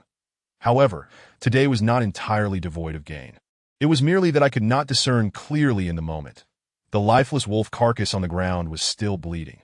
Luo Timing resolved to return, as the sweat on his back had already turned cold, and his thermal underwear felt icy and uncomfortable, that if he did not leave soon, he risked becoming frozen stiff. That he dragged the black-faced wolf out of the wolf den and, after a moment's thought, decided to pull out the carcass of the white-pawed wolf as well. He could not leave the bodies in the cage, for the remaining 2 wolves were far too hungry, and Luo Timing did not wish for them to resort to cannibalism. A distant, muffled roar pierced the air. It was the Black Panther, perhaps having caught a whiff of the scene here. As Luo Timing trudged through the snow, dragging the 2 wolves, he felt the strain in his limbs. Both his legs and arms ached, and he feared he might have sustained an injury. But now was not the time to inspect wounds. It would be futile, given the urgency of the situation. He could not help but wonder if these wolves had rabies, a thought that kept resurfacing only to be pushed down repeatedly. At last, he reached the sled, securing the 2 wolves to its rear, leaving himself with a cramped space to sit upon the lifeless body of one. He produced a small flask and took a couple of swigs, hastily stowing it away. If he lingered any longer, the liquor would freeze. "Let us go," he commanded. The sled surged forward, the 3 dogs pulling with increasing proficiency. The scout, Jiao, flitted alongside, darting back and forth, as if performing its duty with utmost diligence. It suddenly dawned on Luo Timing that his spiritual connection with this wolf had grown ever tighter. It felt as though a small part of his soul had morphed into a wolf, or perhaps into a beast. Had he slain the wolf, or had the wolf claimed him? A chuckle escaped him. Such musings were rather amusing. In the face of natural calamity, it would be best to transform into a wolf. With winter's harsh grip, only the fiercest creatures could hope to survive. Upon reaching the entrance of the villa, the dogs inside erupted into a cacophony of barks. These rascals had once again become unruly. Luo Timing swung open the door, and the large black dog along with the Rottweiler sprinted out. Circling the sled, The sight of the wolves sent them into a frenzy, and as he unloaded the carcass, they lunged forward to gnaw at it, their innate hunting instincts kicking in. Genetically, they were still over 99 wolf. Luo Tuming dragged the black-faced wolf into the living room and deposited it in the center of the doghouse. The pack rushed in, tails wagging with uncontainable excitement. No biting, Luo Tuming commanded before retreating to the living room. "Where have you been all day?" Kai Yongmei, who had been too frightened to speak earlier, finally found her voice. "Hunting, to enhance my combat skills," he replied nonchalantly. Peeling off his ski suit, he certainly could not disclose that he had been in a zoo. Brawling with animals, his outer garments were stained with blood and covered in wolf fur. Yet he thought little of it as he removed his outer pants and tossed them alongside the ski suit in the corner. He inspected the pant legs that he found evidence of bites. 2 small holes with blood still fresh. Luo Timing extracted the flask from his pocket, pouring its contents onto the wounds, which elicited a sharp, piercing pain. He grabbed a few tissues to wipe the area and squeezed out some of the blood before retrieving a first aid kit to disinfect with iodine. His left forearm bore the marks of a bite as well. But the layers of clothing, ski suit, leather jacket, fleece, and thermal underwear, had shielded him from the full brunt of the wolf's fangs, leaving only a painful bruise. "Were you bitten by a dog? Shouldn't you get a shot?" she asked, concern etched on her face. "It's nothing. I'll be fine," Luo Tuming sighed, wrapping himself in a blanket to rest. When he awoke again, the fragrant aroma of cooked rice wafted through the air. He lay there for a while, still unable to fully awaken, his dreams filled with the sound of roars, as if he himself had transformed into a wolf, engaging in a frenzied battle, his mouth filled with fur. His throat felt dry and scratchy, swallowing became a challenge, and he realized he might have caught a chill. "Mingo, have some water," Kai Yongmei offered, handing him a glass filled with steaming hot tea. Luo Tianming sat up, taking a sip that was pleasantly warm, not scalding. This Kai Yongmei, so lovely and obedient, appeared to be very compliant. "Mingo, are you all right?" she inquired, her expression tinged with unease, as if she were frightened. Luo Tianming recognized that his gaze may have been too intense, potentially alarming her, that he contemplated apologizing, but the words caught in his throat. He decided against it was the ungrateful who ought to apologize. This beautiful woman did not belong here. She was merely a captive. "Cough, cough, I'm fine. Just tired," he replied, finishing his tea. Kai Yongmei extended her hand, and he naturally returned the cup to her. The psychological tussle between them was quite subtle, and Luo Tianming resolved to let things unfold naturally. Outside, the cold could freeze a man. Yet here in this room, he could enjoy the warmth of the fireplace, accompanied by rice, noodles, and canned food. Even as a slave, there would be some willing to endure this existence. Luo Tuming pondered for a moment. The diligent little beauty was merely attempting to curry favor, hoping he would escort her home. Thus, he decided to offer her a choice. "If the weather permits tomorrow, I shall take you for a stroll around the neighborhood, so you can acclimate to the climate, which has turned colder again, that if it warms up, I can send you back." Upon hearing this, Kai Yongmei's face lit up with joy. "Thank you, Mingo. I knew you had my best interests at heart." "Don't mention it," he chuckled. The lingering thought of keeping Kai Yongmei trapped here had vanished. After battling the wolves, Luo Tianming discovered his mindset had shifted. Women. He no longer cared, survival was the paramount concern, and rushing to assist others in surviving was sheer folly.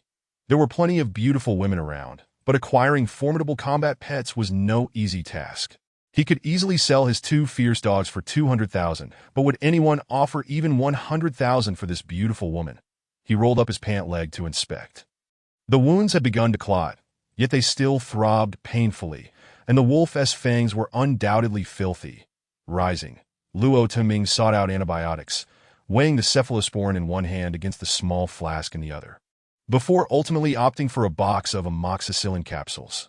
After taking his medication, he donned gloves and proceeded to the doghouse, where the dogs lay, including the black dog and the Rottweiler, intrigued by the black-faced wolf. Returning to the living room, he retrieved a muzzle he had purchased previously, affixing it to the black-faced wolf's head. Using a multi-tool, he snipped the paracord binding the wolf's mouth shut and pulled it free. The beast had long since regained consciousness, baring its teeth in anger. Were it not for the muzzle, it would have surely attacked. Luo Tuming removed a collar and leash from the wall, fastening them around the creature before securing it to the metal railing by the window. Once he untied the cords from its paws, the wolf struggled for a moment before shakily rising. The lengthy confinement had left its limbs numb. "You are a creature of the zoo, accustomed to humans. Do not be ungrateful," Luo Tianming remarked. The black-faced wolf roared in fury. Without hesitation, Luo Tianming delivered a firm kick to its belly. This was not cruelty, but rather a necessary measure to quell its defiance. For without such discipline, taming it would be exceedingly difficult. Today, it had squandered two opportunities. The white-pawed wolf should not have died. It had ultimately begged for mercy, that an undercurrent of anger surged within Luo Tianming. But regret was futile. He had declared that disobedience would lead to death in front of the wolves. The sensation had been profound. He had to follow his instincts. Promises must be kept. Otherwise, managing the animals would become impossible. One must be ruthless to assume a leadership role. Jiado, that wolf, was indeed merciless. It had even taken pleasure in witnessing its kin slaughtered by its owner. Moving forward, he would need to exercise greater caution in his words. Chapter 62.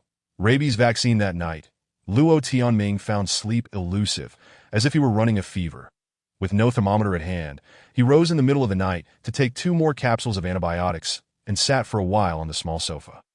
Kai Yongmei lay nestled among the stacks of cardboard boxes, her breathing steady, occasionally murmuring in her dreams. What could she possibly be dreaming of? Luo Tianming heated some water, drinking 2 cups of warm liquid before heading to the doghouse for a check. The black-faced wolf raised its head warily, its eyes glowing green in the dark. The other dogs were not quite asleep either. One Chihuahua wagged its tail, scratching at the windowsill before finally leaping up and slipping through the curtain to venture outside, presumably to relieve itself. These dogs were obedient, having begun to form a cohesive pack.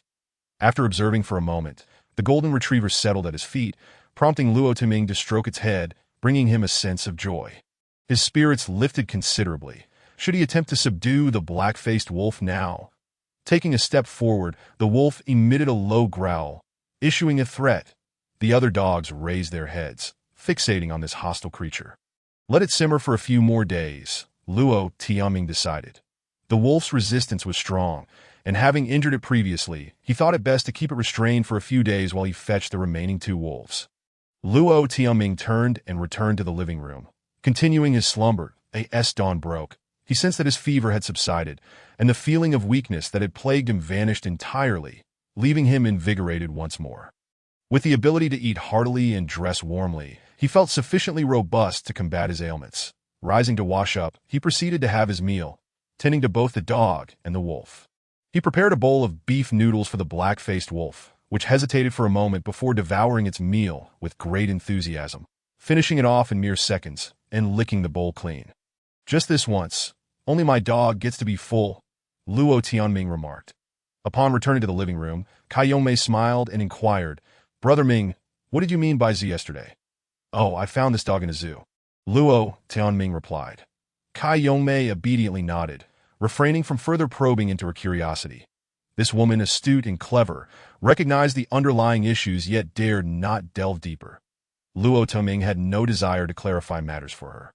Why should he? At 8:40 a.m., heavy snow continued to fall outside. Luo Tianming practiced archery in the yard for a while, quickly breaking into a sweat, but he donned an additional leather jacket, which significantly improved his insulation but also made him susceptible to overheating. A perplexing dilemma. Changing clothes in cold weather was too cumbersome, so he decided to endure it for now, knowing he would eventually dry off. The arm that had been bitten by the wolf no longer pained him. Yet his calf ached somewhat, making walking uncomfortable. Could it be an infection? Luo Tianming shook his head, and the fear of rabies resurfaced in his mind, but he needed to seek out a vaccine. There should be one available at the nearby community center. Removing his gloves, he pulled out his phone and began searching amidst the wind and snow. Fortunately, the offline map on his phone led him swiftly to the Canine Injury Clinic at the West District Hospital of Xiaochang City. There was no time to waste. With the snow still falling, it was the perfect opportunity to venture out that if the snow ceased, those rascals would surely emerge to cause trouble. Luo Tianming felt a surge of annoyance. The threats from the Mutual Aid Society were too great, forcing him to venture out only in inclement weather. After a brief journey of about 10 minutes, Luo Tianming set out on his dog-drawn sled.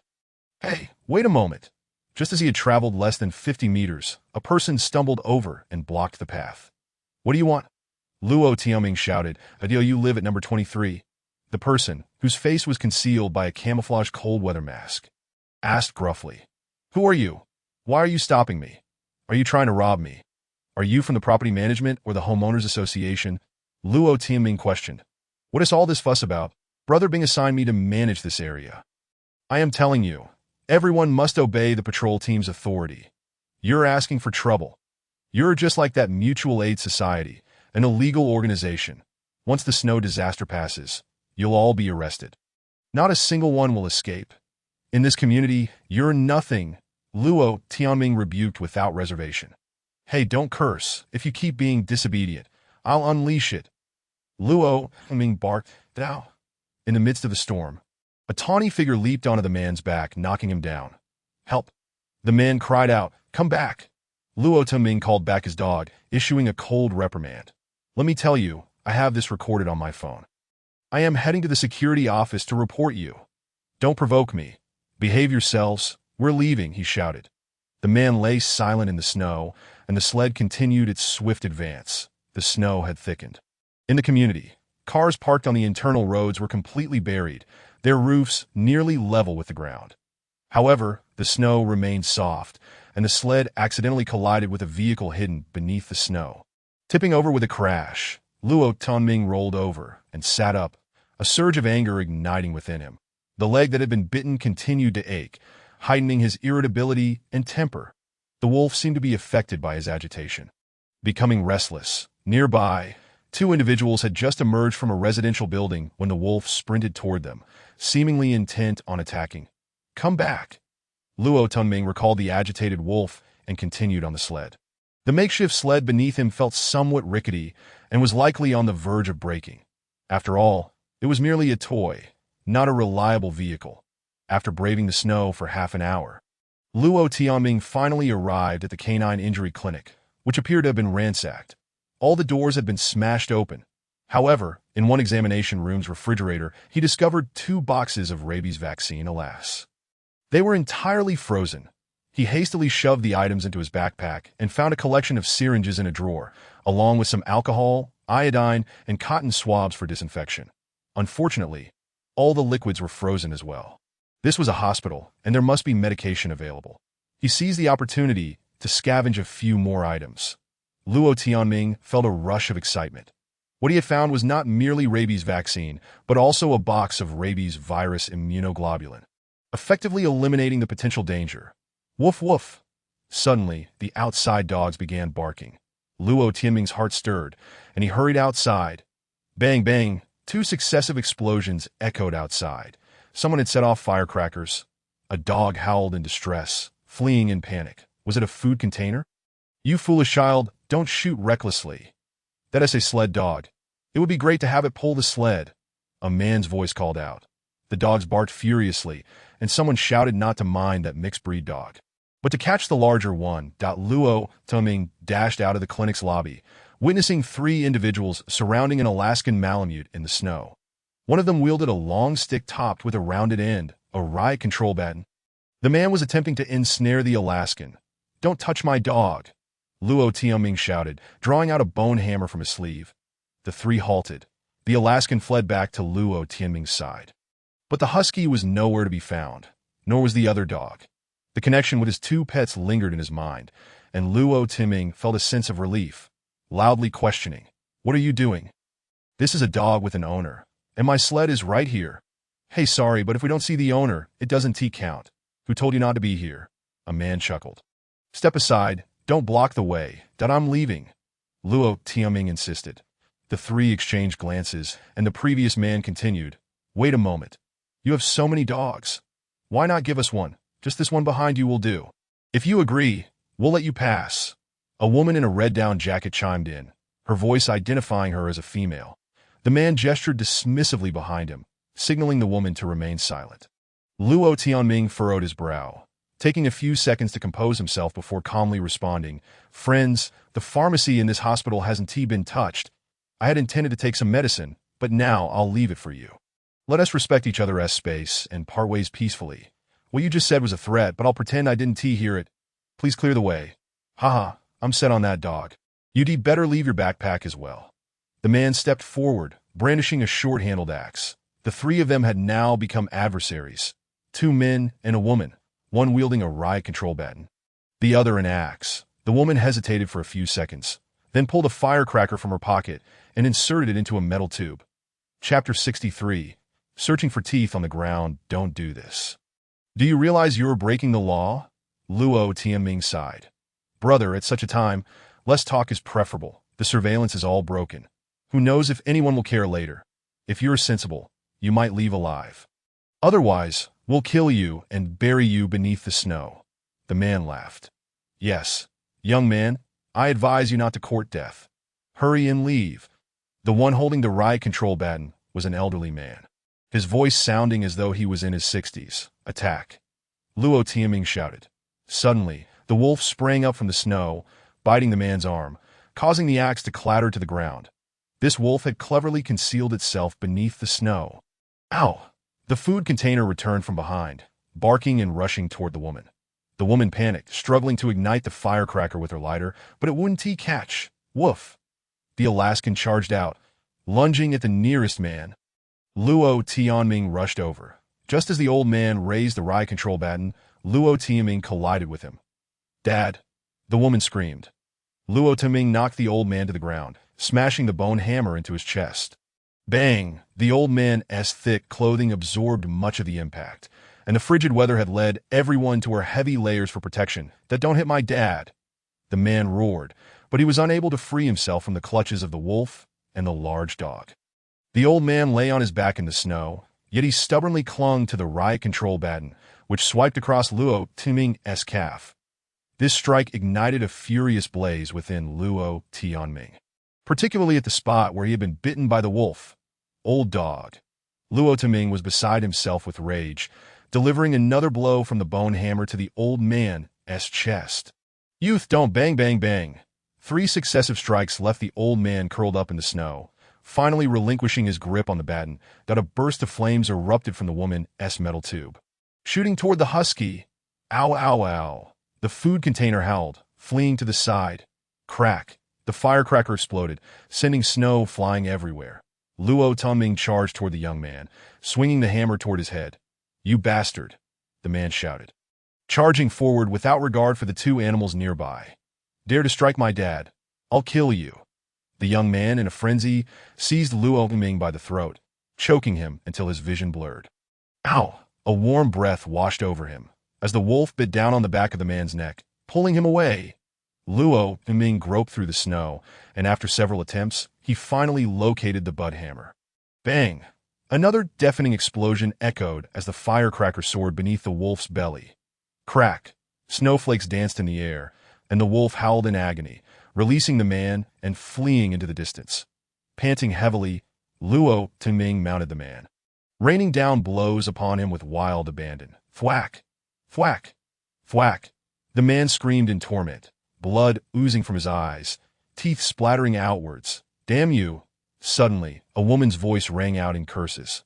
Luo Tianming felt a sharp pain in his back and turned to see that the woman had struck him with an axe. Woof! Dahu the dog lunged at the woman, knocking her down. Bite her! Luo Tianming shouted in fury. He turned back, relentlessly hammering the youth's head, disregarding the thickness of his woolen hat. He struck hard, after 7 or 8 blows. The man rolled his eyes, ceasing to resist, his mouth agape, with only a few teeth remaining. Young man, stop! Please, the elder pleaded. Luo Tianming stood up, gasping for breath, but dizziness washed over him. He removed his gloves and felt his back, discovering a tear in his clothing, made by the axe. Damn it, can't you just leave me alone? Luo Tianming spat, realizing he was bleeding. Young man, you struck first, the old man shouted. Luo Tianming felt a tightness in his chest, nearly cursing aloud. This family was utterly shameless. There's no reasoning with you. Bite that woman, he yelled. The husky remained at a distance, its figure lonely against the wind and snow, seemingly afraid to return. The wolf reappeared, effortlessly leaping onto the woman. Help! Help! The Alaskan Malamute released the woman's leg and stood aside, its eyes filled with confusion. This dog, after all, was not a killer. It hesitated that a dog could only chase away enemies, but was ill-equipped to kill humans, a result of years of domestication. The wolf, however, was driven by primal fury, biting wildly, splattering the snow with red droplets. The elder crawled toward the woman, wailing in despair. "Stop! Come back!" Luo Tianming shouted. After a few seconds, the wolf reluctantly stopped biting and retreated, licking its lips, its face already stained red. The woman was injured, but not fatally. Moments later, she sat up, weeping in the old man's embrace. "Spare us. We live in a nearby Yunding community. You must be one of us. Right? We are neighbors. Please have mercy," the elder pleaded. "Get lost. Don't make me regret this. Just moments ago, you threatened to bury me beneath the snow." Luo Tianming waved his hand. "Get out of here," the elder crawled over, shaking the youth awake.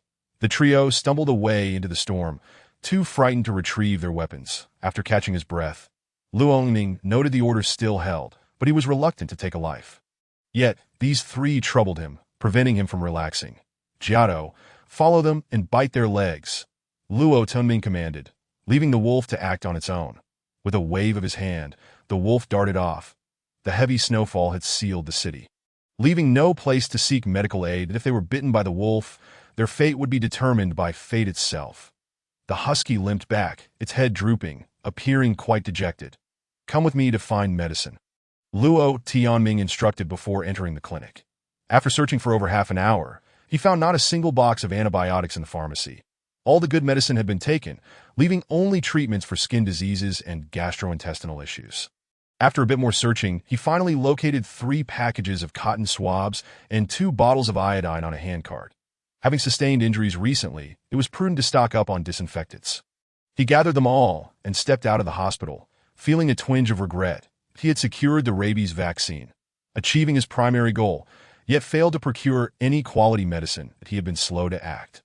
While the local residents moved swifter, their numbers bolstering their ability to gather supplies. Going it alone had proven disadvantageous.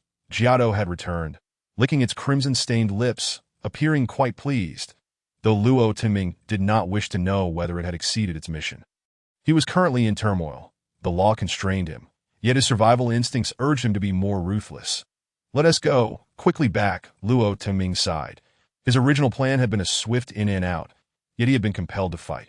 Although he had left his opponents in tatters, his back ached painfully. It had been a loss. Deciding to take an alternate route, he retraced his steps along another street. The snow had piled high. Some shops had their doors half-blocked, and the signs were thickly coated in frost, rendering their contents unrecognizable. After running along the street for a while, Luo Tianming spotted a partially exposed sign reading Hongyi Online Supermarket. The snow at the entrance had been cleared, and a chimney emitted smoke. The glass display window was unobscured, radiating warm light. Was there electricity? Luo Tianming contemplated stopping to see if the people in the supermarket could be reasoned with to exchange supplies and information about the disaster. Suddenly, the door swung open, and a tall figure emerged, surprisingly wielding a long bow. Luo Tianming's heart raced, urging his dogs to flee. Dealing with someone armed with such an advantage was too perilous that he could not afford the cost of trial and error. In the storm, the snow beside him suddenly erupted, as an arrow embedded itself in the snow, revealing only its green fletching. The person had indeed launched an attack. Chapter 64. Finally warming up upon returning to the villa. Luo Tianming was still shaken. After recounting his experiences on the road, Kai Yongmei appeared astonished, quickly shifting to a worried expression. His back throbbed. Upon removing his ski suit, he discovered it had been pierced, and his leather jacket bore a 3-centimeter gash. Though his skin remained intact, the impact had caused considerable pain, rendering half of his body somewhat numb. After resting for a moment, he retrieved the rabies vaccine, warming it by the fireplace before administering a shot according to the instructions that he then injected 2 doses of immunoglobulin near the wound, finally exhaling in relief. The bite mark on his calf was swollen. Peeling away the scab, he found pus oozing from the wound. After cleaning the injury, he took some antibiotics and lay down for a brief rest that he was feverish, lacking the energy or desire to chat with Kai Yongmei. In his fevered dreams, Luo Tianming hazily realized he was trapped, even before the calamity struck. Am I a lone wolf?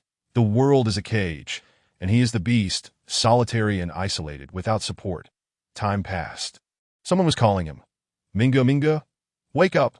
Luo Tianming opened his eyes to see two large dogs blocking the way in front of the sofa, while Kai Yongmei stood a meter away. Her expression anxious, it seemed that during his slumber, these two dogs had kept vigilant watch. What is going on? Luo Tianming rubbed his eyes and sat up. The people from Villa 19 have come again. They want you to go out and meet them now, or they'll move you out from here. Kai Yongmei said weakly that a flicker of anger ignited within Luo Tianming, but he suppressed it, silently dressing and stashing the butt hammer in his sleeve while securing a dagger at his waist. He opened the door just a crack, and to his surprise, there stood over a dozen individuals just 10 meters away, all bundled up and armed, mostly wielding makeshift spears. Alarmingly, 4 of them brandished over a meter-long galvanized pipes. Homemade guns. Xiao Luo, you are truly difficult to invite. A man mocked, his voice unmistakably that of Lu Hongbing. Luo Tianming sighed and replied, Are you all so bored that you must constantly pester me? Isn't the mutual aid association enough to quench your thirst? Haha, you've enjoyed the fruits of our labor. Don't think you can hide here and take advantage without consequence. Chimed in another man. What benefits have I gained from you? Luo Tianming questioned. Perplexed, Lu Hongbing sneered. We held off the mutual aid association, ensuring you remained safe here. You did nothing and received protection without effort. Such a deal is unheard of. Luo Tianming fell silent for a moment before responding. The conflict with the mutual aid association is your affair. Your numbers are substantial, and I have no grounds to argue. What do you want? Turn over your dogs. You must join the patrol team or provide supplies.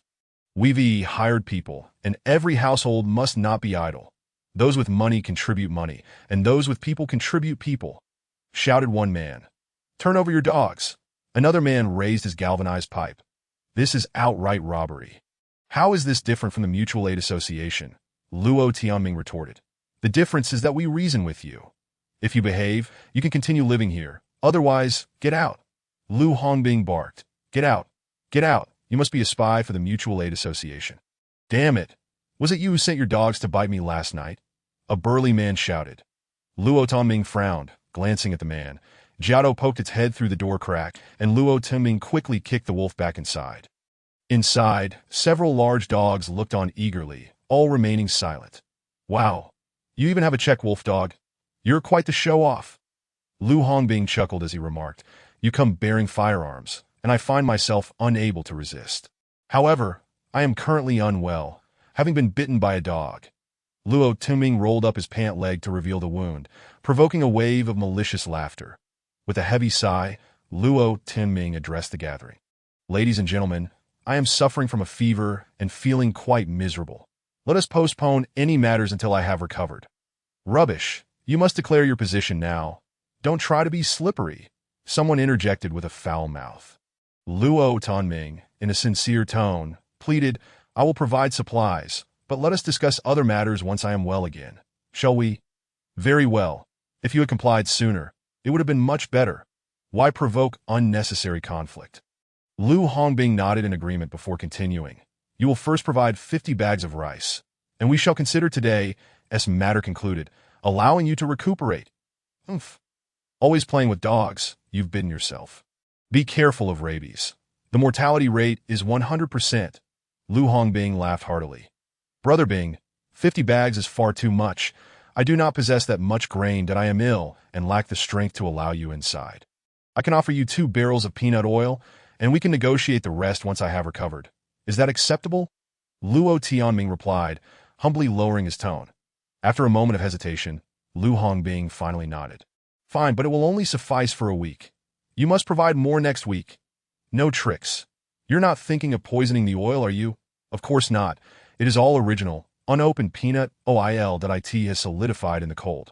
But it is all good stuff. Just wait and see.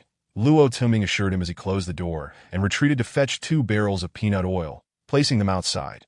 Would it not have been simpler to submit earlier? So ungrateful. Lu Hongbing mocked. The group, amidst laughter and scorn, took the peanut oil and departed. Clearly, Lu Hongbing dared not sever ties completely. He merely sought to assert his dominance before retreating. Those residing in this area were affluent. Who among them lacked 2 barrels of peanut oil? Returning indoors, Luo Tianming sat on the sofa, deep in contemplation for quite some time. Brother Ming, you are not considering revenge against them, Are you? You are alone and vulnerable. Do not act impulsively, Kai Yongmei suddenly interjected. Luo Tuming glanced at her, surprised by her concern. What makes you think that? Have I shown any signs? Not at all. I merely felt you were excessively courteous just now. You do not seem like that kind of person. Well, I cannot afford to be taken advantage of. With so many robbers at the door wielding firearms, it would be foolish not to comply, he muttered, casting a look at the two fierce dogs by the fireplace. The injuries to the dogs were severe, and the cold had significantly hampered their healing process. This is difficult. Others are leaving me no way out. Luo Tianming sighed. Perhaps you should come with me. We can trade these supplies for safety. After all, we can settle accounts later. I just wonder when the weather will improve. Why do experts always seem unsure? Kai Yongmei mused. Luo Tuming shook his head, wishing for the snow disaster to pass quickly. If it were to evolve into an ice age, it would spell disaster. Around 2 in the afternoon, the snow finally ceased. Stepping into the yard, Luo Tianming was greeted by a brilliant sun illuminating the snow-covered ground, the air feeling damp and warm that a long-awaited southern breeze had begun to blow. Is it warming up? He wondered aloud before calling out, Kai Yongmei, bundle up. Let us take a walk. The neighborhood buzzed back to life. Kai Yongmei, bundled tightly, slipped twice in the snow, exclaiming for her mother while laughing joyfully. Many residents emerged, gathering in groups of 300 to 400 in the small square, sunbathing and chatting. Did you hear? The broadcast announced that the polar vortex is weakening. The snow disaster will soon come to an end. Warming will begin tonight, and the snow will melt by the day after tomorrow. The northern provinces will remain cold for a few more days, but we are in the south. Once the cold front stops, warm winds will arrive, and spring will be upon us soon. Thank goodness we finally made it through. Woe is us. Once the snow melts, those scoundrels from the Mutual Aid Society will surely be apprehended. It is a travesty. The young man from across the way, such a righteous person, was crippled by them and left to freeze to death in the snow. Keep your voice down. The green bands are back. Keep it down. They will be arrested soon. These criminals must be executed. A man declared passionately. Yes, execute them. It's a sight to behold. During a great disaster, all the scum reveal themselves, ripe for the taking. Someone shouted, execute them, execute them. Others echoed fervently. 2 individuals adorned with green armbands approached, fleeing under the residents' hateful gazes. Haha, it's warming up. The bad guys are leaving. A woman cheered, it's warming up. It's warming up. Others joined in the celebration, filling the small square with a jubilant atmosphere. From nearby apartment windows, residents opened their windows to set off firecrackers. Brother Ming, it really is warming up. This is wonderful, Kai Yongmei exclaimed, tears of joy streaming down her face, quickly freezing into icy beads. Luo Tianming felt his spirits lifted by the collective joy, and although he remained somewhat skeptical, seeing everyone smile compelled him to join in the laughter. Chapter 65. Nighttime operations. Jean Fiyu had vanished without a trace. The square was devoid of her presence, and her home was empty as well. Luo Tuming hesitated to kick down her bedroom door. The radio was still in her possession, and he yearned to retrieve it for the latest news. Otherwise, he would remain in disbelief. As dusk approached, the air grew increasingly humid, a clear sign of warming. By 7 o'clock that evening, under the cloak of night, Luo Tianming finally awaited the arrival of the seamstress, Xiao Zhao, at the intersection of the villa area and high-rise residential district, handing over a black cloth bag. Xiao Zhao exchanged a few hurried words before leaving, appearing quite anxious. Upon returning indoors, Luo Tianming switched on the dim camping light and retrieved the contents of the bag. First emerged a long-sleeved cotton jacket. Heavy in his hands, he laid it out on the sofa for a thorough inspection. The jacket was made from black polyester fabric, sturdy to the touch, while its exterior was adorned with a multitude of rectangular metallic pieces. Gleaming coldly my heavens, is this armor? Kai Yongmei gasped in astonishment. Luo Tuming examined the metallic pieces for a moment before replying, this is merely a cotton jacket reinforced with iron plates. The exterior features metal connectors typically used in furniture. Really? But it looks quite impressive. Its defensive capabilities must be exceptional, Kai Yongmei remarked. Indeed, it should provide some protection against dog bites. However, it has not been tempered, so its hardness is mediocre. Its defensive capabilities are just average. Despite his words, Luo Tianming felt a surge of joy. This garment could at least withstand blades. He merely wished to remain understated. The jacket, weighing around 7 to 8 pounds, felt surprisingly light to him. The metallic pieces were quite thin, probably less than 2 millimeters in thickness. Once donned, the fit was snug without being overly bulky, though he could no longer wear his leather jacket. Fortunately, this armor was also a cotton jacket, providing warmth. The accompanying trousers fit well, showcasing the seamstress's keen eye, though they were a bit form-fitting. Perhaps this was to reduce weight or simply not to waste fabric. After putting on the upper and lower garments, he found his agility considerably diminished. He spent several minutes walking around the room to adapt to the awkward sensation. With this suit of armor, his movements, whether walking or fighting, would be less fluid. Yet his defensive capabilities had significantly increased. Luo Tianming was quite satisfied. Exchanging 3 bags of rice for this was well worth it. Had he possessed this armor earlier, he would not have suffered a wolf bite or endured the pain from that woman's axe. Outside the cotton-padded armor, he added a pair of casual trousers, which felt somewhat tight, limiting his stride. Moreover, wearing 3 layers of pants left his waist constricted by 2 cords and a belt, creating discomfort. He would need to gather some looser clothing. After pondering for a moment, he rummaged through the bag for the final item. It was a neck gaiter made of black cotton fabric, approximately 10 centimeters wide. Also embellished with metallic connectors. This served as neck protection. With Velcro at both ends, it wrapped around the neck, offering support and warmth in addition to protection. Xiao Zhao had mentioned that it was designed by her wife. That woman truly had a deft hand. Luo Tianming donned a filthy ski jacket over it, added a woolen scarf, and topped it off with a warm hat. "Xiao Mei, can you tell I'm wearing armor?" he asked, moving his limbs and glancing at Kai Yongmei. "Not at all, but Brother Ming, what are your intentions? Did you not say it was warming up?" Kai Yongmei questioned, a hint of fear in her voice. Luo Tianming shook his head.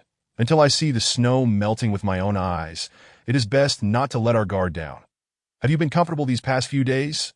"Yes, thank you." "Brother Ming, if I were in a marketplace, I would surely have had a rough time." "Here, I can boil water and bathe," Kai Yongmei replied, tilting her head with a charming smile. This young lady had a knack for enchanting others. Perhaps it was simply her youth, not a deliberate attempt to be alluring. Yet she was undeniably captivating. Cough, cough. Luo Tianming cleared his throat, pulling himself from his reverie. Women only served to soften him, and in such perilous times. He needed to eliminate distractions and embody a fierce, unyielding spirit. "I will step outside for a moment. Ensure the door is secured, caretaker," Luo Tianming called out, and the golden retriever came bounding over, its tail wagging in a display of servile affection. "Take care of the other dogs, and do not provoke Shui Lian and Dehei. Guard this sister well, and ensure no dog bullies her," Luo Tianming instructed. "Awo." The golden retriever whimpered in acknowledgement, expressing gratitude. "Thank you, Mingo. You are truly kind to me. And do not let her open the door for strangers," Luo Tianming added, this time directing his command towards the Rottweiler and the black dog. "Woof, woof." Both fierce canines responded with barks. Kai Yongmei shrugged, her smile turning awkward. Luo Tianming hoisted his backpack and turned towards the door, feeling a surge of confidence in his armor, almost as if he were an ancient warrior. However, he turned back to grab a water cup and swallowed 2 capsules of amoxicillin. Kai Yongmei stifled a laugh. Luo Tianming sighed, realizing that the authority he had just established had dissipated, that he stepped outside. Calling for the 2 sled dogs and the husky, with Jia Tu already standing by, ready for action. This marked his first venture out at night. Though there was no snow falling tonight, the absence of streetlights rendered the journey perilous. He had to rely on his phone's navigation and the sled dog's instincts to find his way. Nevertheless, dogs were generally reliable navigators. The zoo. Luo Tianming commanded that he affixed a headlamp to his hat. A purchase from a sports mall, but he dared not turn it on, as others were also active in the community, that he spotted someone meandering in the small square with a lantern made from a tin can. Accompanied by a black dog, likely out for a stroll in the darkness. "Oh, sled dogs? Quite the play," the person remarked. "You can too," Tianming replied. As the sled glided out of the community, the wooden board creaked beneath him, suggesting it was nearing the end of its lifespan, causing Luo Tianming some irritation. The street was tranquil. Although the moon was hidden from view, a faint starlight illuminated the sky. Under the starry expanse, The snow glowed softly, rendering the headlamp unnecessary. The snow on the ground remained fluffy, being stirred up like waves, yet the underlying layer had hardened enough to support the sled without sinking to damp. Warm breeze brushed against his face, causing his ears to itch. After days spent outdoors, his ears had been frostbitten, but what could he do? In the face of extreme cold, the freedom to venture outside always came at a price. Some had already perished in the snow. Along the way, Luo Timing vaguely spotted more than one human-shaped snow mound and even collided with two bodies buried in the snow. He felt no fear, merely heightened vigilance to avoid meeting a similar fate. At last, he arrived at the zoo and deftly located the wolf enclosure. Upon switching on the headlamp, the area was suddenly illuminated. A padlock still hung on the wire gate. While inside, the two wolves darted about before retreating into their concrete den, falling silent. Luo Timing smiled in the darkness.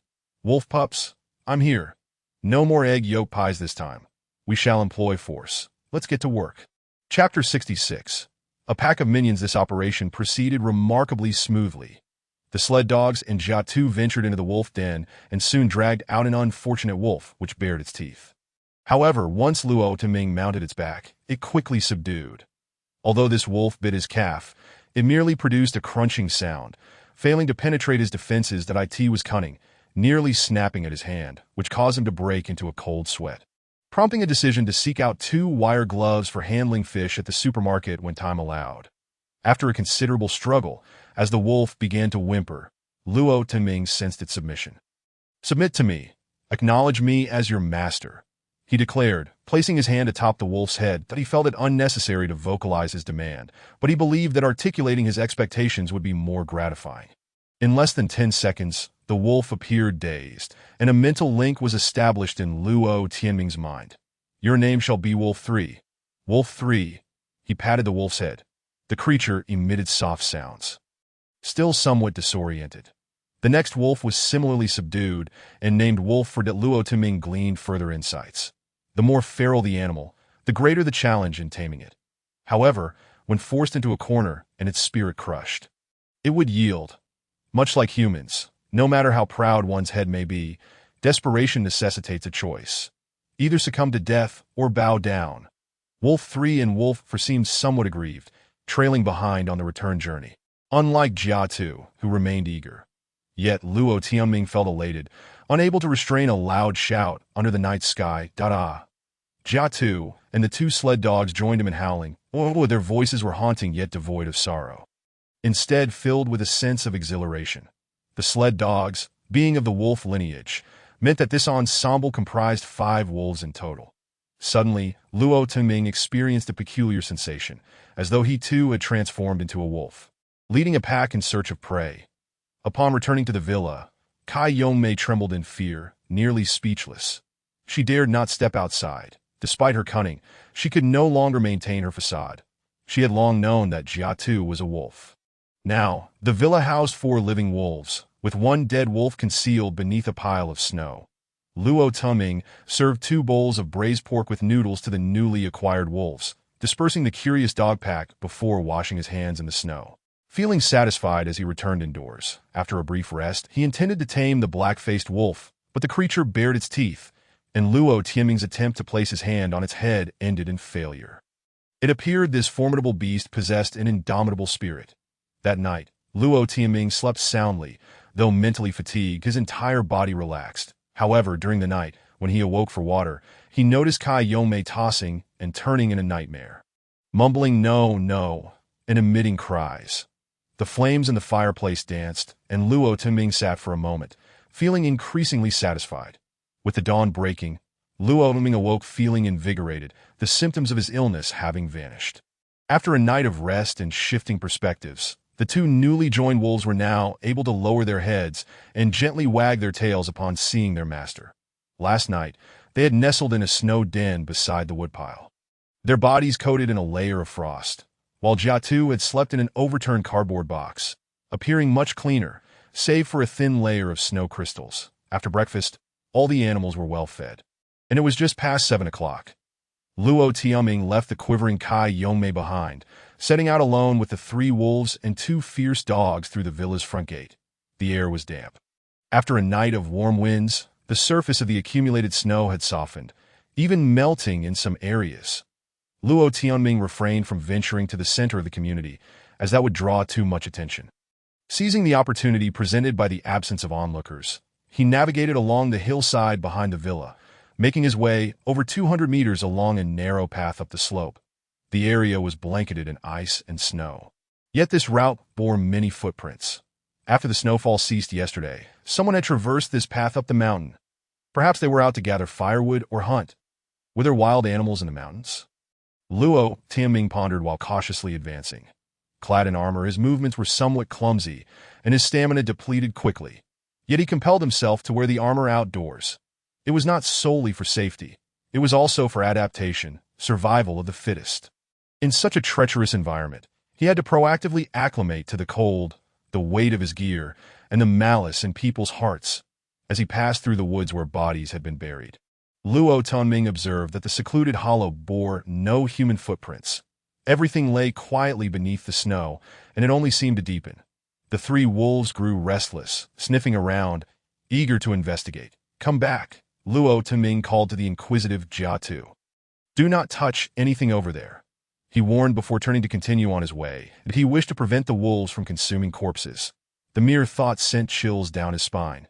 Traversing through the woods, he ventured deeper into the wilderness. After about 10 minutes, he began to feel a slight perspiration. The weather had warmed.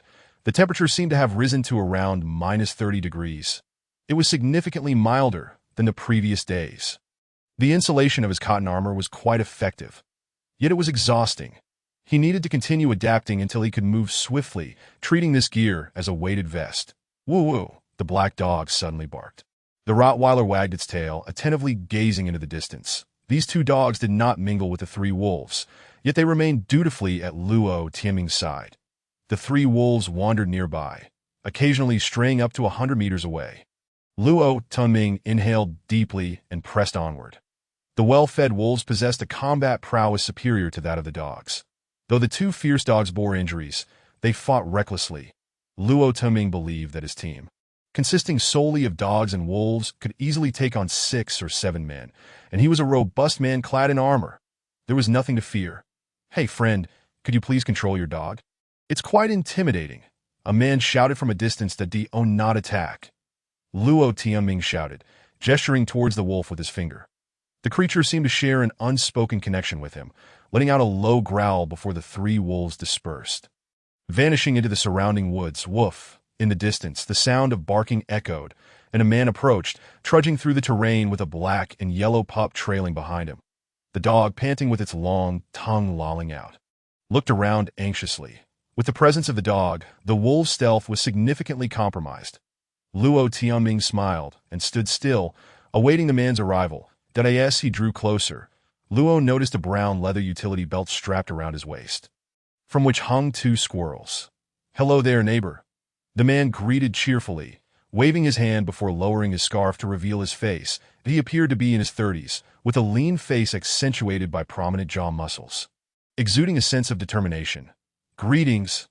Out hunting this early?" Luo Tianming inquired. "Not too early. My wife and kids are still hungry at home," the man replied, patting the squirrels at his waist. "Your dogs are impressive." "A Rottweiler, and that must be a Tibetan Mastiff, quite formidable. And the one over there, resembling a wolf, is a Czech wolf dog, right?" Luo Tianming nodded and responded, "Close enough. All these dogs are rescues with mixed lineage. I'm not well versed in their pedigree, but that's quite remarkable," the man complimented, glancing at his own pup to be cautious. "Many dogs in our community have gone missing, but that's precisely why I walk my dogs here." "Are there many prey animals in the mountains?" Luo Tianming asked. The man shook his head with a smile. "Only squirrels around here.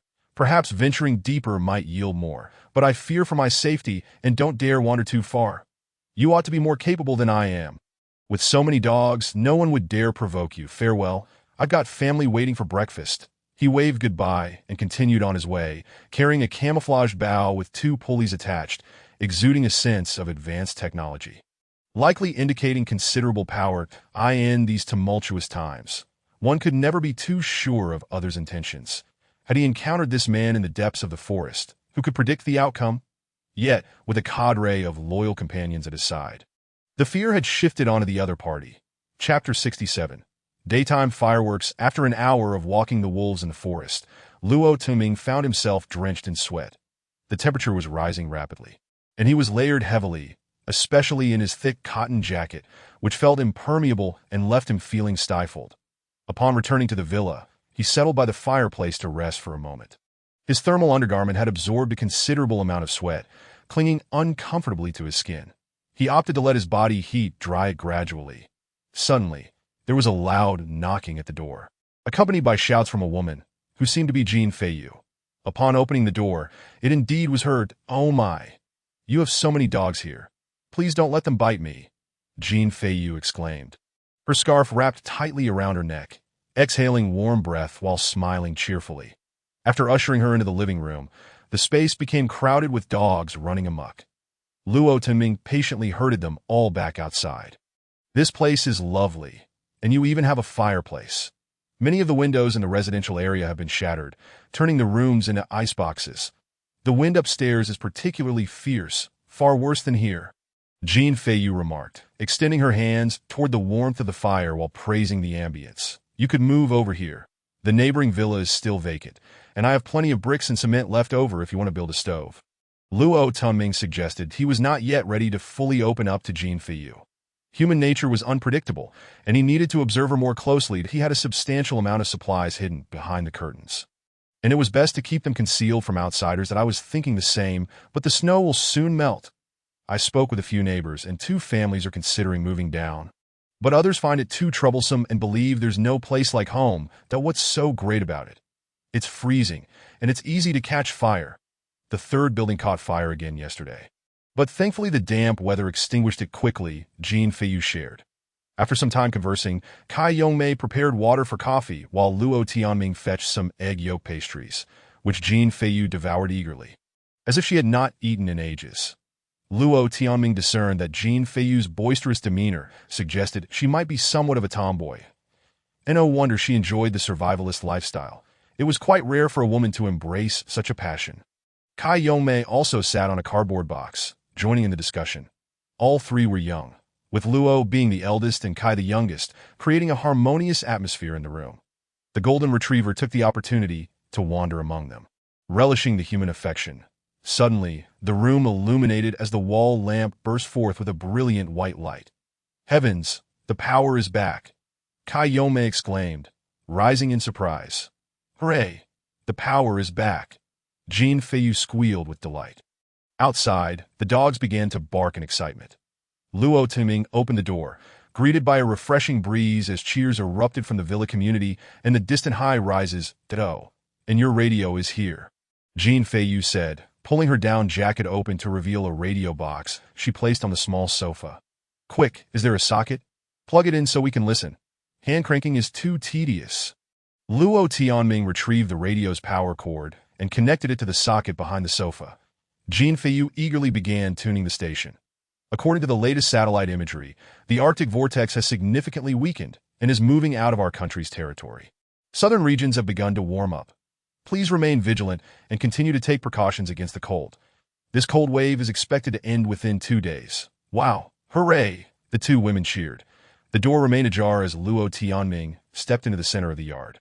Feeling the unusually warm breeze, the icicles hanging from the eaves sparkled, slowly succumbing to the warm, moist air, and the snow-covered ground brightened. Had the cold disaster truly come to an end? Had it only lasted a week? Luo Tianming's emotions were complex. His stockpiled supplies suddenly seemed less significant. Was it merely an illusion? After the cold disaster, he needed to earn money quickly to clear his debts. In the early days of the robbery, the residents of the villa community had been terrified. He thought he should have sold off 2 dogs, then no. The dogs had been of great assistance. They could not be sold. However, Luo Tuming felt a nagging suspicion that everything had been too smooth. At the onset of the cold disaster, the International Federation had been fearful enough to consider erupting a volcano. Could it really have ended so easily? Bang, bang. Nearby, 2 loud explosions interrupted Luo Tianming's thoughts. Someone was setting off firecrackers. The air filled with the sounds of popping explosions, fireworks blooming in the sky. Everyone was celebrating, though the daylight rendered the fireworks less visible. Kai Yongmei approached him and remarked, These are daytime fireworks. Luo Tuming sighed, his feelings a tumultuous mix that if the cold disaster was truly over, his troubles would soon follow. In the woods behind, 2 bodies lay buried, and in front of the sports mall, 2 more remained. Although they were attackers, Luo Tianming had acted in self-defense. Would he be able to explain himself? Yet, the troubles of the Mutual Aid Society were far greater, bordering on catastrophic. Moreover, the residents of the villa community had even managed to produce firearms and had previously extorted him. Luo Tianming shook his head with a smile. Everyone was in a precarious situation, and none would emerge unscathed, but it was certainly better than perishing during a disaster. In the community, beneath the snowdrifts outside, many had already been buried. Taking advantage of the power restoration, Jean Feiyu settled on the sofa to charge her phone, while Kai Yomei also pulled out a charger to by noon. Luo Tianming decided to invite Jean Feiyu to stay. With the cold disaster ending and his surplus of supplies, it seemed fitting to treat a friend to a meal. Though it was still canned food, rice, and dehydrated vegetables, Jean Feiyu lost all semblance of a refined lady as she devoured her meal. Much like Kai Yomei had when she first arrived. After dining, they enjoyed coffee and black tea, with Jean Feiyu's laughter echoing throughout the room. Luo Tianming closed the door and removed the foam insulation boards from the windows, instantly brightening the room. Ding dong, ding dong, ding dong. Around 2 in the afternoon, the 3 of them received notifications on their phones simultaneously, signaling the restoration of network signals. Outside, cheers erupted from all directions. Mingge. Let's be friends on WeChat, Kai Yomei said, holding her phone. Sure. How's your boyfriend doing? Luo Tianming inquired as he retrieved his phone for the beautiful girl to scan that he hasn't responded yet, and I can't reach him by phone. Perhaps he still has no signal. Kai Yomei replied, "Oh, I thought you were." Jean Feiyu said curiously, eyeing Kai Yomei before pulling out her own phone. Mingge, we are friends too. Let us connect. Luo Tianming nodded with a smile, adding Jean Feiyu as a friend on WeChat. Did you see? That troublesome boss is in deep trouble. Many are threatening him in the chat group, warning him to prepare for execution, Jean Feiyu said. Sniffing. What did he do? Kai Yomei asked out of course. He got too bold and attempted to dominate our community. Several residents have been killed by them, and some female residents got involved with them, perhaps under duress. Do these fools think they can turn this into a post-apocalyptic world? Now they are in for a rude awakening. Indeed, they even invaded my home and dismantled my front door, lamented Jean Feiyu with indignation. Furiously typing on her phone, the next moment, she contributed to the group discussion, joining the outcry against that gang. Someone had shared video and photographic evidence. The Nyo barbecue establishment, which had taken over, issued an apology in the group, claiming it was all a misunderstanding, asserting that the founding intention of the Mutual Aid Association was solely to protect everyone, and that all responsibility lay with a certain Fan Wenjie, the vice president of the association. However, such evasions only drew forth more vitriol. Individuals enumerated transgressions and unmasked additional members of the Mutual Aid Association, voicing their grievances within the group. Jack was mentioned multiple times. Some urged him to confess, yet Jack remained conspicuously silent that, of course, Chin Jack could not respond. He was lying beneath the snow on the rear hillside. The cold disaster had concluded, yet some individuals' troubles were merely beginning. Chapter 68. Before the snow melts, Jean Feiyu returned home, borrowing 2 bags of rice from Luo Tianming to distribute to 2 friends who were suffering from hunger, in addition to the rice. Luo Tianming also provided her with 10 boxes of canned goods, which filled a 40-liter backpack. Luo Tianming had no intention of asking for money. This was a gesture of aid for a friend. After expressing her gratitude, Jean Feiyu left with a cheerful demeanor. Brother Ming, you are truly generous to your friends, remarked Kai Yomei, standing in the yard with envy after closing the door. You can take some food back as well. Have you made contact? Luo Tianming inquired, having observed the woman making several phone calls, seemingly trying to reach someone. Not yet, but I have managed to get in touch with the team leader. We are still waiting for further instructions. The items in the store were already free, so that's not an issue. Brother Ming, should we take care of the items outside the shop? Kai Yomei asked cautiously. No need to worry about that. I acted in self-defense that if we deal with it, it might complicate matters, Luo Tianming replied calmly. Kai Yomei nodded, saying, regardless, I have no idea what happened. I didn't see anything. Luo Tianming shook his head helplessly to don't be careless. The broadcast warned us to remain vigilant. The last time it warmed up, it hailed, so it's best to confirm safety first, Suddenly, a thunderous roar echoed from the sky. Luo Tianming looked up, furrowing his brow in observation. Within moments, the sky turned dark, the wind carried a chill, and the weather shifted once more. "Let us head inside. We might get hail again," Luo Tianming murmured as he glanced at the three wolves wandering in the yard. Feeling a surge of anxiety, the wolves were reluctant to enter the house. A den needed to be prepared for them. "Xiaomei, help me boil some water. Just melt the snow. I need it for mixing mortar." Luo Tianming instructed that he shed his ski suit and immediately began to work in the corner near the front gate. He leveled a patch of snow with a shovel and laid down bricks. After pouring cement and sand to the side, Kai Yongmei brought over a kettle, and Luo Tianming promptly commenced his task. The temperature was frigid. As the boiling water was poured in, it froze before he could even mix it. Luo Tianming stood dumbfounded for several seconds, feeling like a fool in this icy landscape. What was he thinking mixing cement? Using snow would suffice. He utilized snow as an adhesive, hastily constructing a den for the wolves in the corner, not caring whether it would hold. Bricks were piled haphazardly, hoping they wouldn't collapse. The air grew increasingly cold, likely plummeting to -30 degrees. Yet, Luo Tianming was sweating profusely as he wore protective gear beneath his clothing, causing his body to heat up. The sweat was absorbed by his clothes, gradually drying. After more than an hour of effort, the rudimentary brick den for the wolves was finally completed. The base was barely rectangular, tapering upwards with a thin wooden board covering the back, and after laying bricks on top, it was topped off. This structure was crooked and uneven, yet once water was poured over it, the surface solidified. Appearing quite sturdy, Luo Tianming laid a plush blanket inside, then crawled into the den himself, finding it relatively spacious. "Jiaodo, Wolf 3, Wolf 4, come here." Luo Tianming stood up, summoning the three wolves and gesturing towards the den in the corner. Jiaodo was the first to burrow inside, lying comfortably on the blanket, while the other two wolves followed suit, quickly accepting their new home. "That you're amazing. These wolves, or rather, these dogs, are so obedient and listen to you," Kai Yongmei flattered. However, Luo Tianming's brow furrowed tighter, an escalating sense of unease washing over him. Although it hadn't hailed and the thunder had ceased long ago, he felt a persistent restlessness. Animals are incredibly sensitive, and the wolves' compliance in entering the house indicated a potential danger nearby. The sky grew ominously dark, shrouded in twilight. "Let us go inside." Luo Tianming leaned the shovel against the wall, discarding his worn-out gloves. Upon returning indoors, he turned on the radio, which intermittently broadcasted updates on the cold disaster.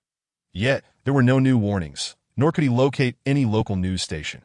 However, the all-band radio had a decent reception, surprisingly picking up content from a walkie-talkie.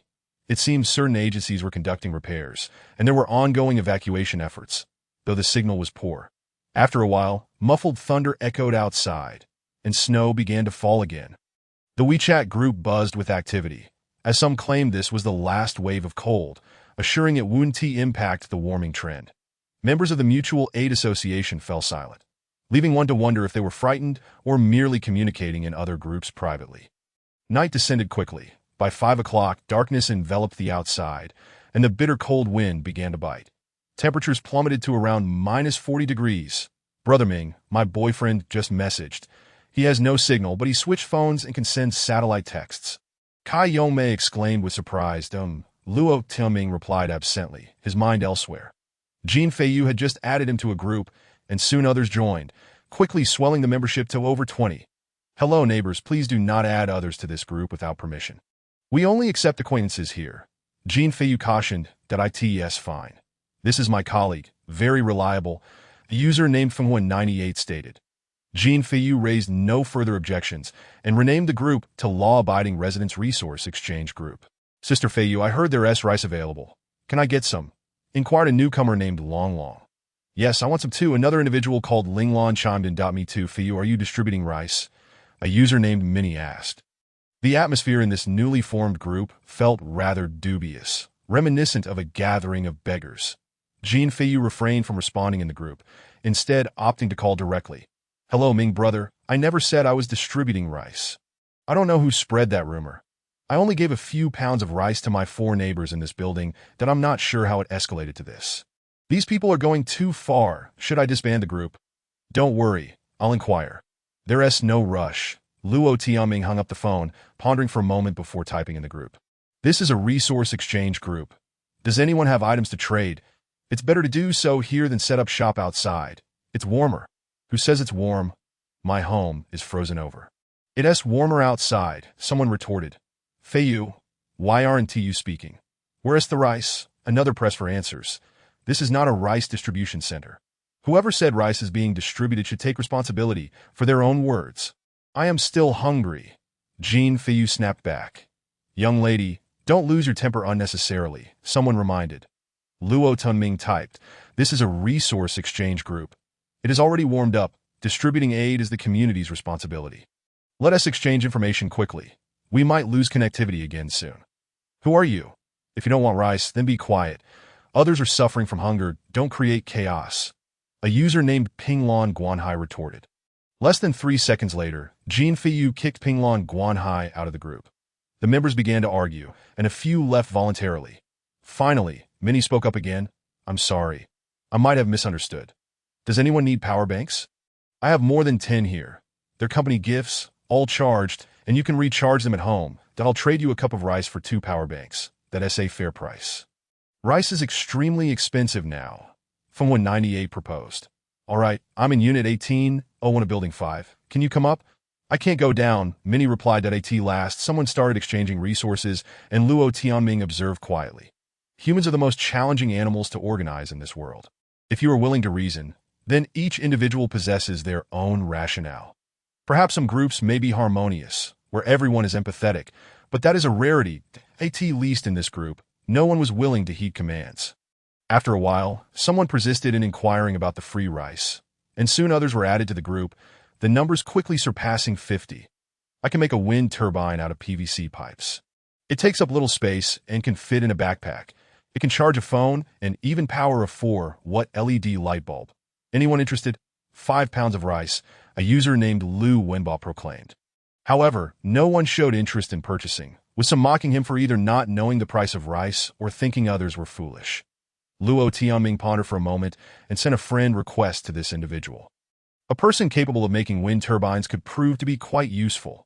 Though everyone eagerly anticipates the end of the cold wave, the crisis remains unresolved until the snow melts. Chapter 69. There's a conspiracy. Lu Wenba sent a video. The wind turbine's design is remarkably simple, resembling a mere tube, with non-traditional vertical blades fashioned from cut plastic sheets. This apparatus resembles a column or a floor lamp. And when the wind blows, its upper section rotates around a vertical axis, emphasizing its portability. After some discussion, the other party indicated a willingness to weld a reverse charging line, thus enabling a connection to a power bank. This individual appeared quite anxious, eager to finalize the transaction, likely due to hunger. Luo Tunming arranged to meet him at the small square. Under the cover of night, Luo Tunming stepped out with half a bag of rice, while 3 wolves stealthily lurked nearby. Halt! Who goes there? Called a man from the darkness. Suddenly, a flashlight illuminated Luo Tianming, causing a momentary daze. What do you want? Luo Tunming retorted, incensed. The roadblock was none other than the burly man who had confronted him on 2 previous occasions. And this man had also sought out Lu Hongbing, his language quite crude. That it's you, Luo the errand runner? This time I recognized you, ha! The man jeered. A call has come in. Aren't you afraid of being caught? The Mutual Aid Society has been quite compliant. Luo Tunming probed. Nonsense. Brother Bing said it's only a temporary thaw. You've recovered, right? From now on, keep a low profile and don't be ungrateful. The man blustered, his demeanor rather foolish. Luo Tunming sighed, taking several seconds before asking, what is your surname? My surname is Wang. Wang Zhugua. You may call me Guigo, the man replied. Luo Tunming nodded and turned to leave. Stop. What are you doing out so late? Wang Zhugua inquired from behind. Don't be ridiculous. I'm going to exchange something, Luo Tianming answered. What are you exchanging? Wang Zhugua persisted. A power bank. Why are you so fixated on me? Haha, I'm a sentry. In the future, you must report any developments to me. Go on, check in with me when you return, and don't stir up trouble. Wang Zhugua proclaimed, shaking his flashlight in a boastful manner.